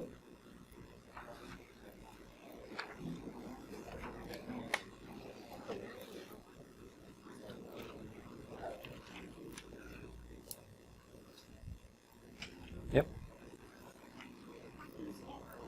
What is X? Good question. F received the certificate CA. They want to change the public key. See, between CA and CA prime, the thing that's changed is instead of PUA, PUF. This is trying to do a man-in-the-middle attack. So they change that. But they want to also change the signature. Remember, the message must come with a signature. So what they've attempted to do, they take the hash of these values and they encrypt using someone's private key. They should use the private key of the authority, but they don't know it. So I'm saying that they use some private key of X. It may be F's private key, but it's a private key which is not that of the authority. So it's a private key. B receives this. B verifies. And the verification steps are the same as always. We decrypt the signature component and compare to the hash of the message component. Remember, message component, signature component. try the verification.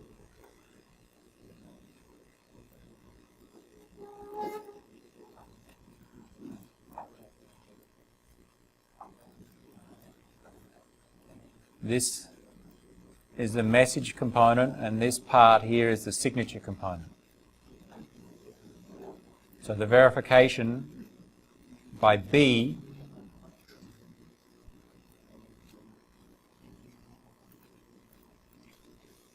decrypt the signature component, which was the hash value encrypted with a private key of X,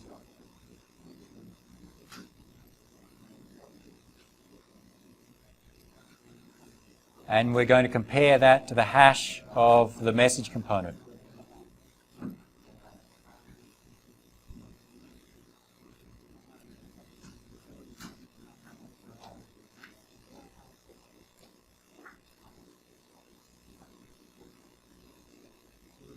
When B verifies, which key do they use to decrypt? No. The public key of the authority. B receives a message, a certificate. This certificate should have been signed by the authority, therefore to verify it, you use the public key of the authority to verify. So you decrypt the signature component with the public key of the authority. And again, our basic assumption is that every entity knows the public key of the authority. And it is indeed the public key of the authority.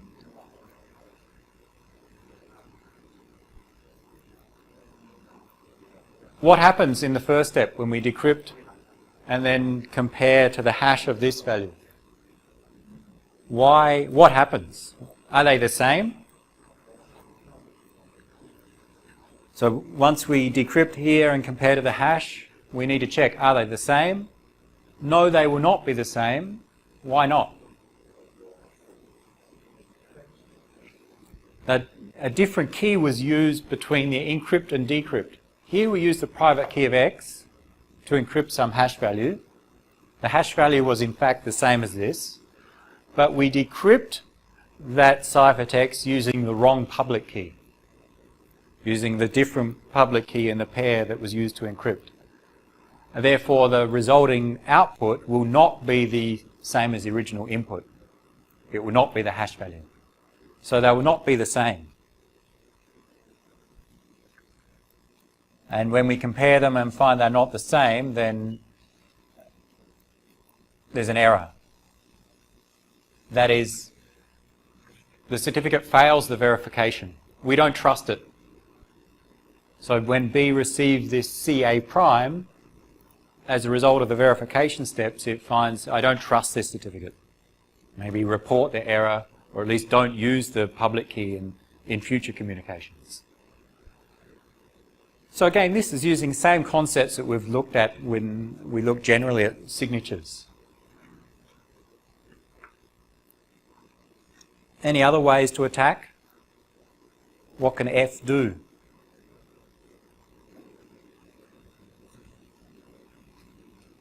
What can F do to try and fool B into thinking this is the public key of A, but it indeed is the public key of F?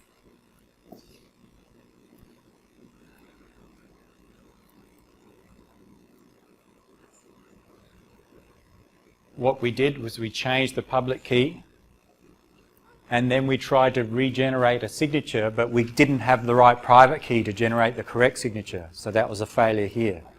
Another way would be to change the public key, but just reuse the signature from the previous approach, the real certificate. But again, you'd find out that the hash of this would not match the hash of the original value, and therefore it would be detected. So changing just the message but not the signature would also be detected.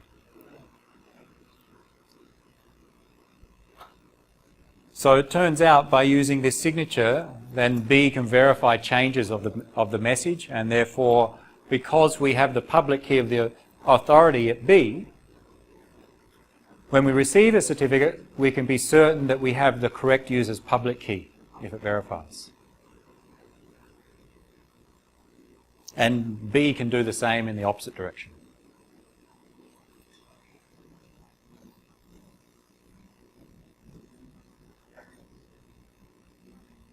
How did B get the public key of the authority? I know many people are thinking of that. Any suggestions? How does B get the public key of the authority?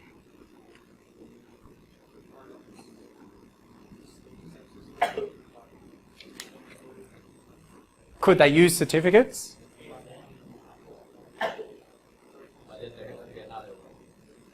Yeah, so how does B get the public key of the authority? Because that's an important part here. That is, to verify, we use the public key of the authority because we assumed the signature was created using the private key of the authority.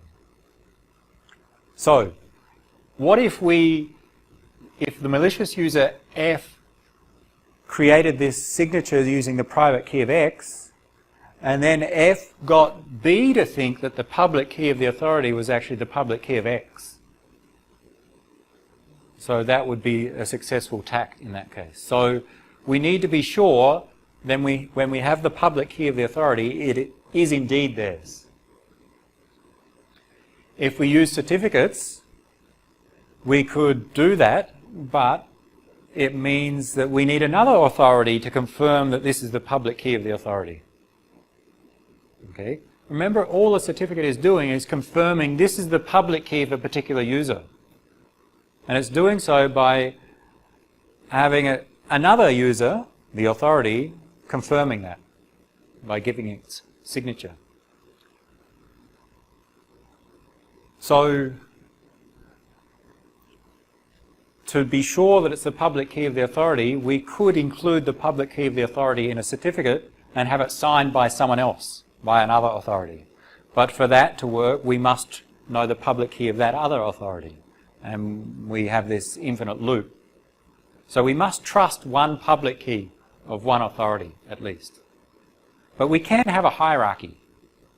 It can be such that the public key of the authority is in fact signed by a higher up authority. And that makes things more convenient in large networks.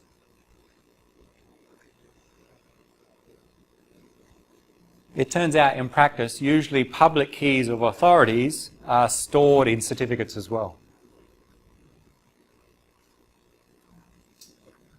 So we could say the certificate of the authority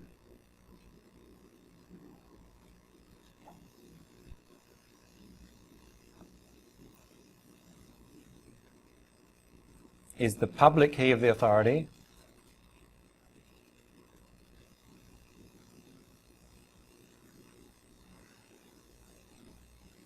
their identity, a timestamp, T, some indicator of how long this certificate is valid for, and then a signature.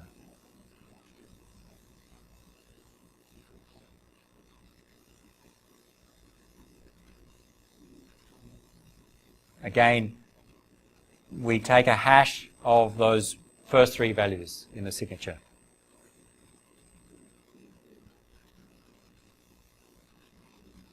I just never have space to draw them.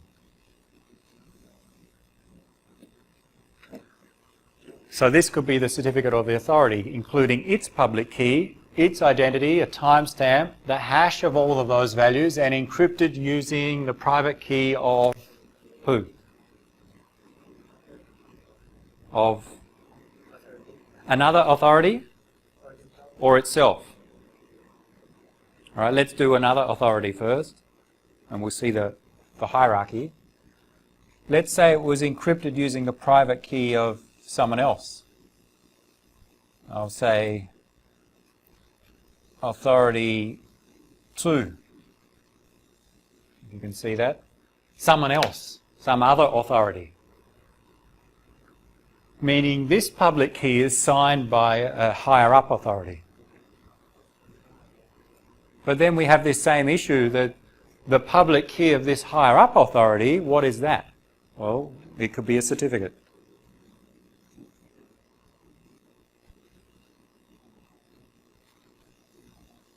the certificate of this second authority, we don't have to be limited by a single one, is its public key, its identity,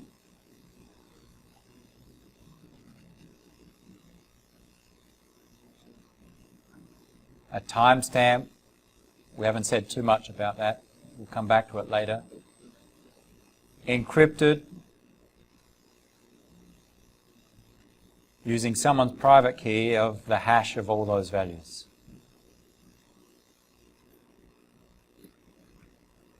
Same structure.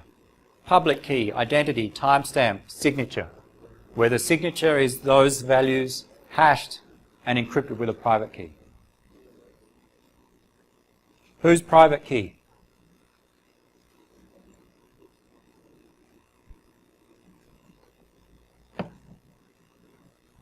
Whose private key? Another authority, authority 3, okay?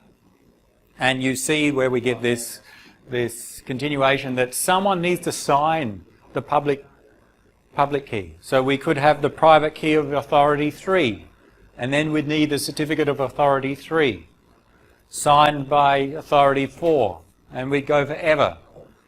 Well, at some point in this hierarchy, we need a root. And the root authority has a special case certificate where it signs its own certificate. Let's say authority 2 is the root authority. It's signed by itself.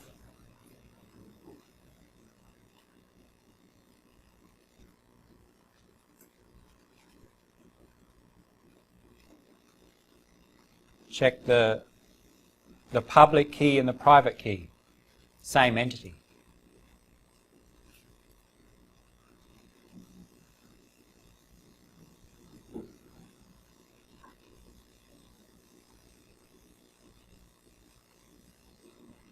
And we get what's called a self-signed certificate. So this is how the root authority distributes its public key. It creates its public key, identity, timestamp, and signs it itself, saying, I confirm that this public key is my public key. And that's what we need to trust. That is, the other users need to trust this one so that they can confirm the lower level certificates. So if we trust this certificate, then we can confirm the certificate of the first authority, which in turn can be used to confirm the certificate of user A and other users that it's signed. So we can have this hierarchy of certificates, and at the top of the hierarchy is a root CA, and that has a certificate which we call is self-signed. The private key used there is the corresponding key of the public key inside the certificate.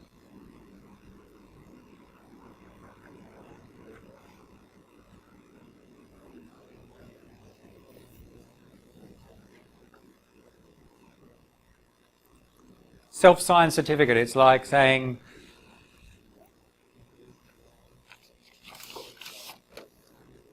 this piece of paper contains my public key, and I sign it to confirm it's my public key, and I give it to you. How do you confirm that it is my public key? Well, you cannot with a self-signed certificate. It's me confirming that it's mine. But anyone can do that. Anyone can say, here's my public key, and I confirm it's my public key by signing it themselves. So there's no security measure in that. It's not secure, a self-signed certificate, because anyone can create a self-signed certificate. But in the digital certificate system, we need to be able to trust at least one self-signed certificate. So how would we trust it? Then let's say it's an organisation or an entity that everyone else trusts in that system, and they implicitly trust that it is their correct public key.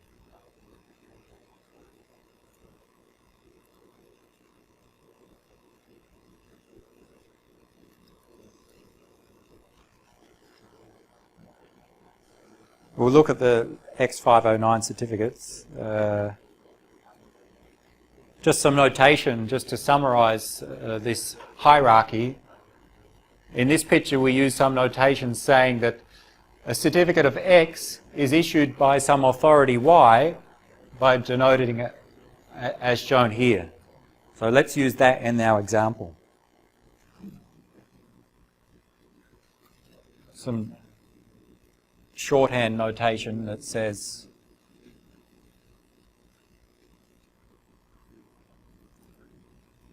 we had the certificate of A was signed or issued by our authority.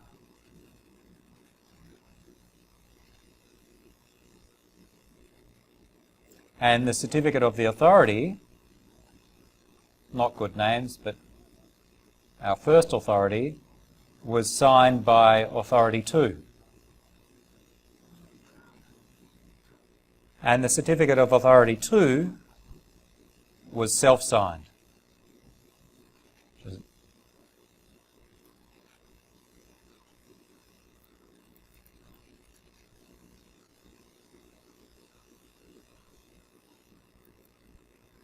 Just a shortened way to write down who signs particular certificates. To verify one certificate, we must trust the certificate of at least one other entity. So to verify a certificate, we must trust, or we must have the public key of the authority. And to verify that, we must have the public key of authority 2, and we must, in this case, trust the self-signed certificate of authority 2. So we can build up a chain of trust amongst these certificates. So long as we have the root in the hierarchy, we can verify the others.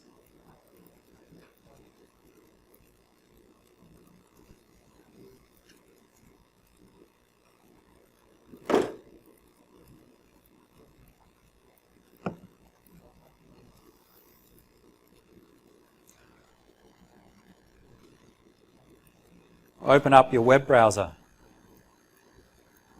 People always sit in my classes with their laptops. Open your browser, do something useful, and access the Moodle website. Log in. If you're already logged in, log out and log in again. And I'll do it here for those that don't have their computers. So in my browser, I access the Moodle website and I need to log in. Well, it's here somewhere, the login button. Log in. Now note the URL.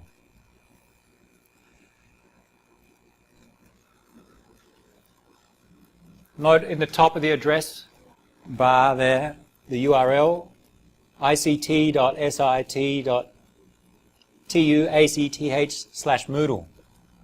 What protocol was used to access that website?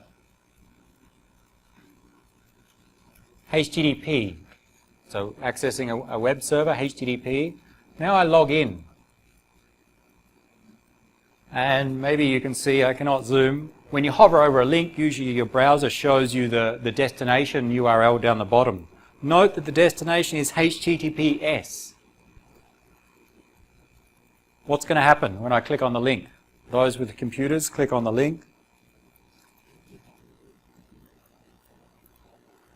This connection is untrusted. If you didn't get that, then you've been hacked. Okay? Then your login to Moodle is insecure. So this is a warning message presented by my browser. And let's see what it says. You have asked, so this connection is untrusted. You've asked your browser to securely connect to ICT, SIT, TU, ACTH, but we cannot confirm that the connection is secure. Normally when you try to connect securely, sites will present trusted identification to prove that you're going to the right place. This site's identity, however, cannot be verified. So this is a message from my browser saying, I cannot confirm, cannot verify that this is in fact ICT server. And HTTPS, which is what we're using here, uses digital certificates for servers to verify their identity to browsers. When you access a website, you would like to know that it is that website that you're setting up a secure connection with. It's not a man-in-the-middle attack. And this message is saying, well, we cannot be sure. Maybe someone between my browser and the ICT server is performing a man-in-the-middle attack. Because what's happened, and we'll see in details later, that the server has sent its certificate to my browser. And my browser has tried to verify the certificate, but reports this error saying it cannot be verified. So this is an example of receiving a certificate that is not trustworthy. So let's not trust that, and let's not go to that website. Let's try a different one. I open up a different website, again using HTTPS. Let's hope my internet works.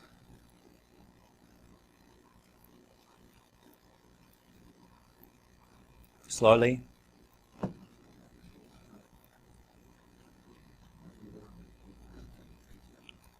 It's coming.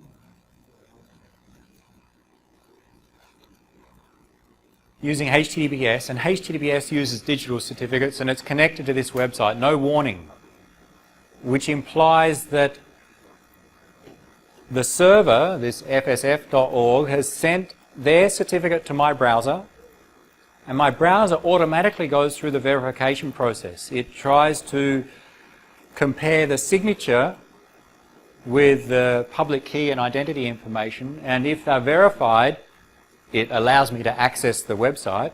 If it doesn't verify, then it presents that warning. And since it didn't present the warning, it was successful.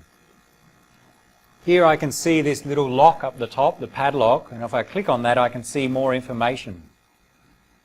And it gives me a summary. The lock here. It says you are connected to fsf.org, the domain, verified by Gandhi SAS. So this is giving me summary about the authority that has verified the identity of this website and more information. And your browser will show you, if you look into the details, the certificate of the web server. So here I'll view the certificate, and it gives me a summary of the certificate sent by the server to my browser. Remember, a certificate is a public key and identity of some entity in the network issued by someone else, signed by an authority. So it summarizes, it's issued to fsf.org and it's issued by some other organization. The common name is just the field which indicates the domain for this certificate. Also includes optionally organization, organizational unit, and some serial number for this certificate. So in practice, we don't just include the public key and one field for the ID, we can include other values. Issued by is the identity of the authority. Some organization called Gandhi Standard SSL CA. CA is short for Certificate Authority. And some organization name. And the timestamp. Here it's stored as, or represented by two values. The date when this certificate was issued and when it expires. So certificates have a fixed lifetime or a finite lifetime.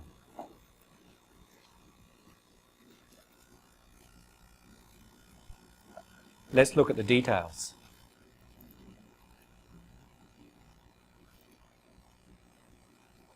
And again, my browser represents and shows that this certificate is actually part of a hierarchy. So the certificate for FSF.org was signed by an organisation, Gandhi Standard SSL, and that certificate was signed by some other authority called UTN, User First Hardware. That's just the shortened name for those authorities. So in fact here we have a hierarchy, one certificate signed by another, which is then signed by a third. Similar to our example where we had a certificate signed by the authority, which was signed by authority 2. So there are in fact 3 certificates here. The web servers certificate, the first authorities, and then the topmost authorities, or the root authorities.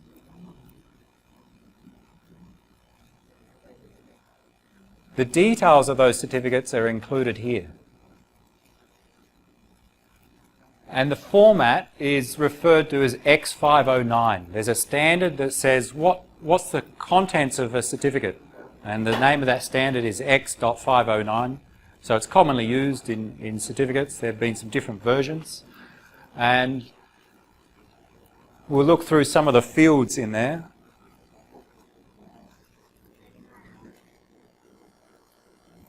It's on the slide here, it shows the different fields, but we'll use the example to see them.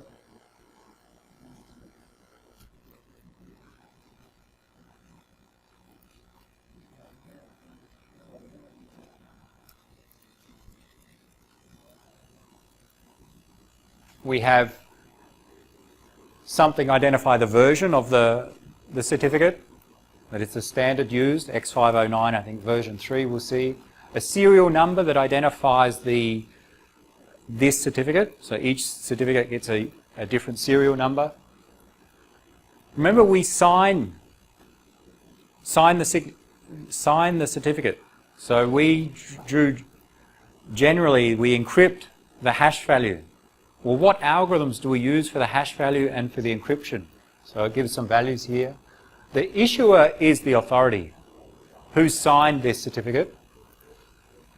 Validity is like our timestamp, not valid before this date, not valid after some date, and the subject is whose certificate it is. And we'll have the subject public key information.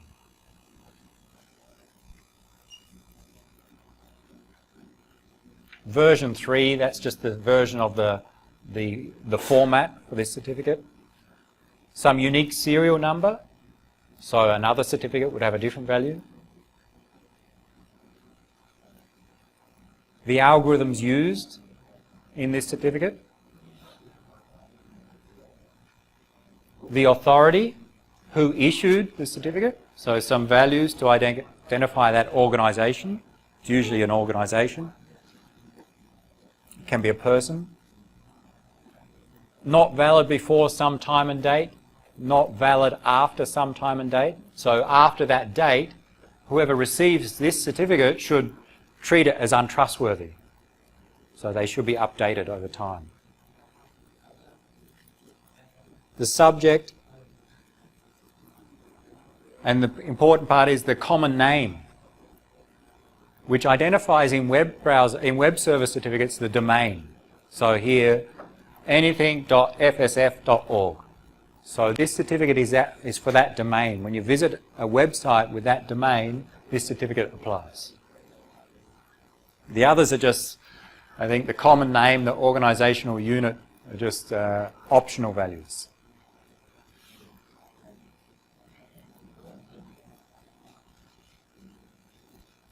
Then the public key information, the algorithm used, RSA,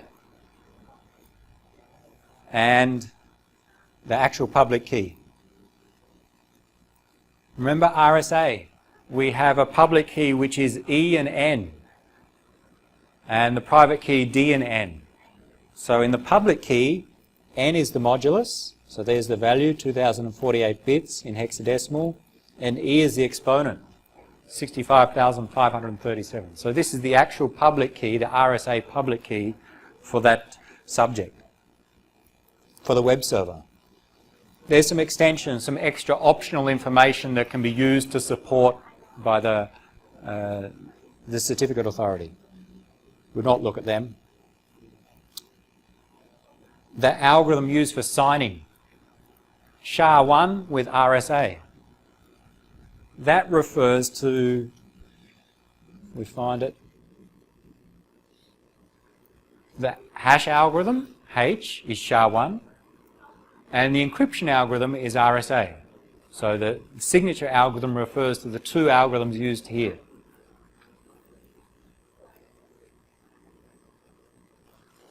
We may use different algorithms, sorry. And finally, the actual signature. So this is the 2048-bit signature used, which is that S part when we draw it on the screen.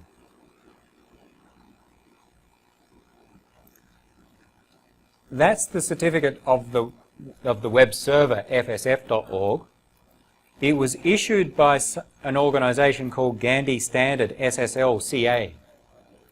To verify this certificate, we need the issuer's public key, which is stored in the next certificate up in the hierarchy. The subject is Gandhi Standard SSL-CA. The issuer in this case is UTN User First Hardware, so another authority. To verify this certificate, we need this UTN User First Hardware certificate, and we see that up in the topmost of the hierarchy. Subject and the issuer. Anyone want to guess? Who's the issuer of this certificate? Who? Itself. At the top of the hierarchy, we will have a root certificate, and it's a self-signed certificate. So the subject is UTN User First Hardware. The issuer is the same. UTN User First Hardware. So this is a self-signed certificate. It's the same as this example where we had, think of this as the server's certificate, issued by one authority. That authority certificate was issued by a second authority, but that second authority certificate is self-signed by itself.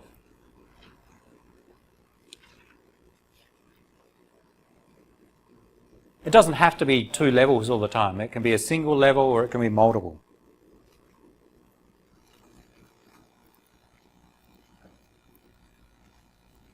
Let's go back to our first example just to finish.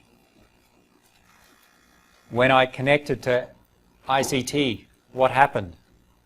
It gave me a warning saying my browser could not verify the received certificate.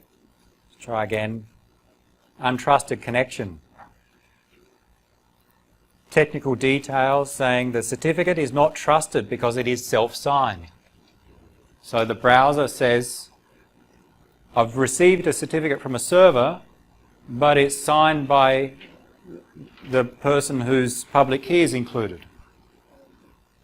And if we want to access this website, we must manually trust the certificate. So I understand the risks, and we can add an exception.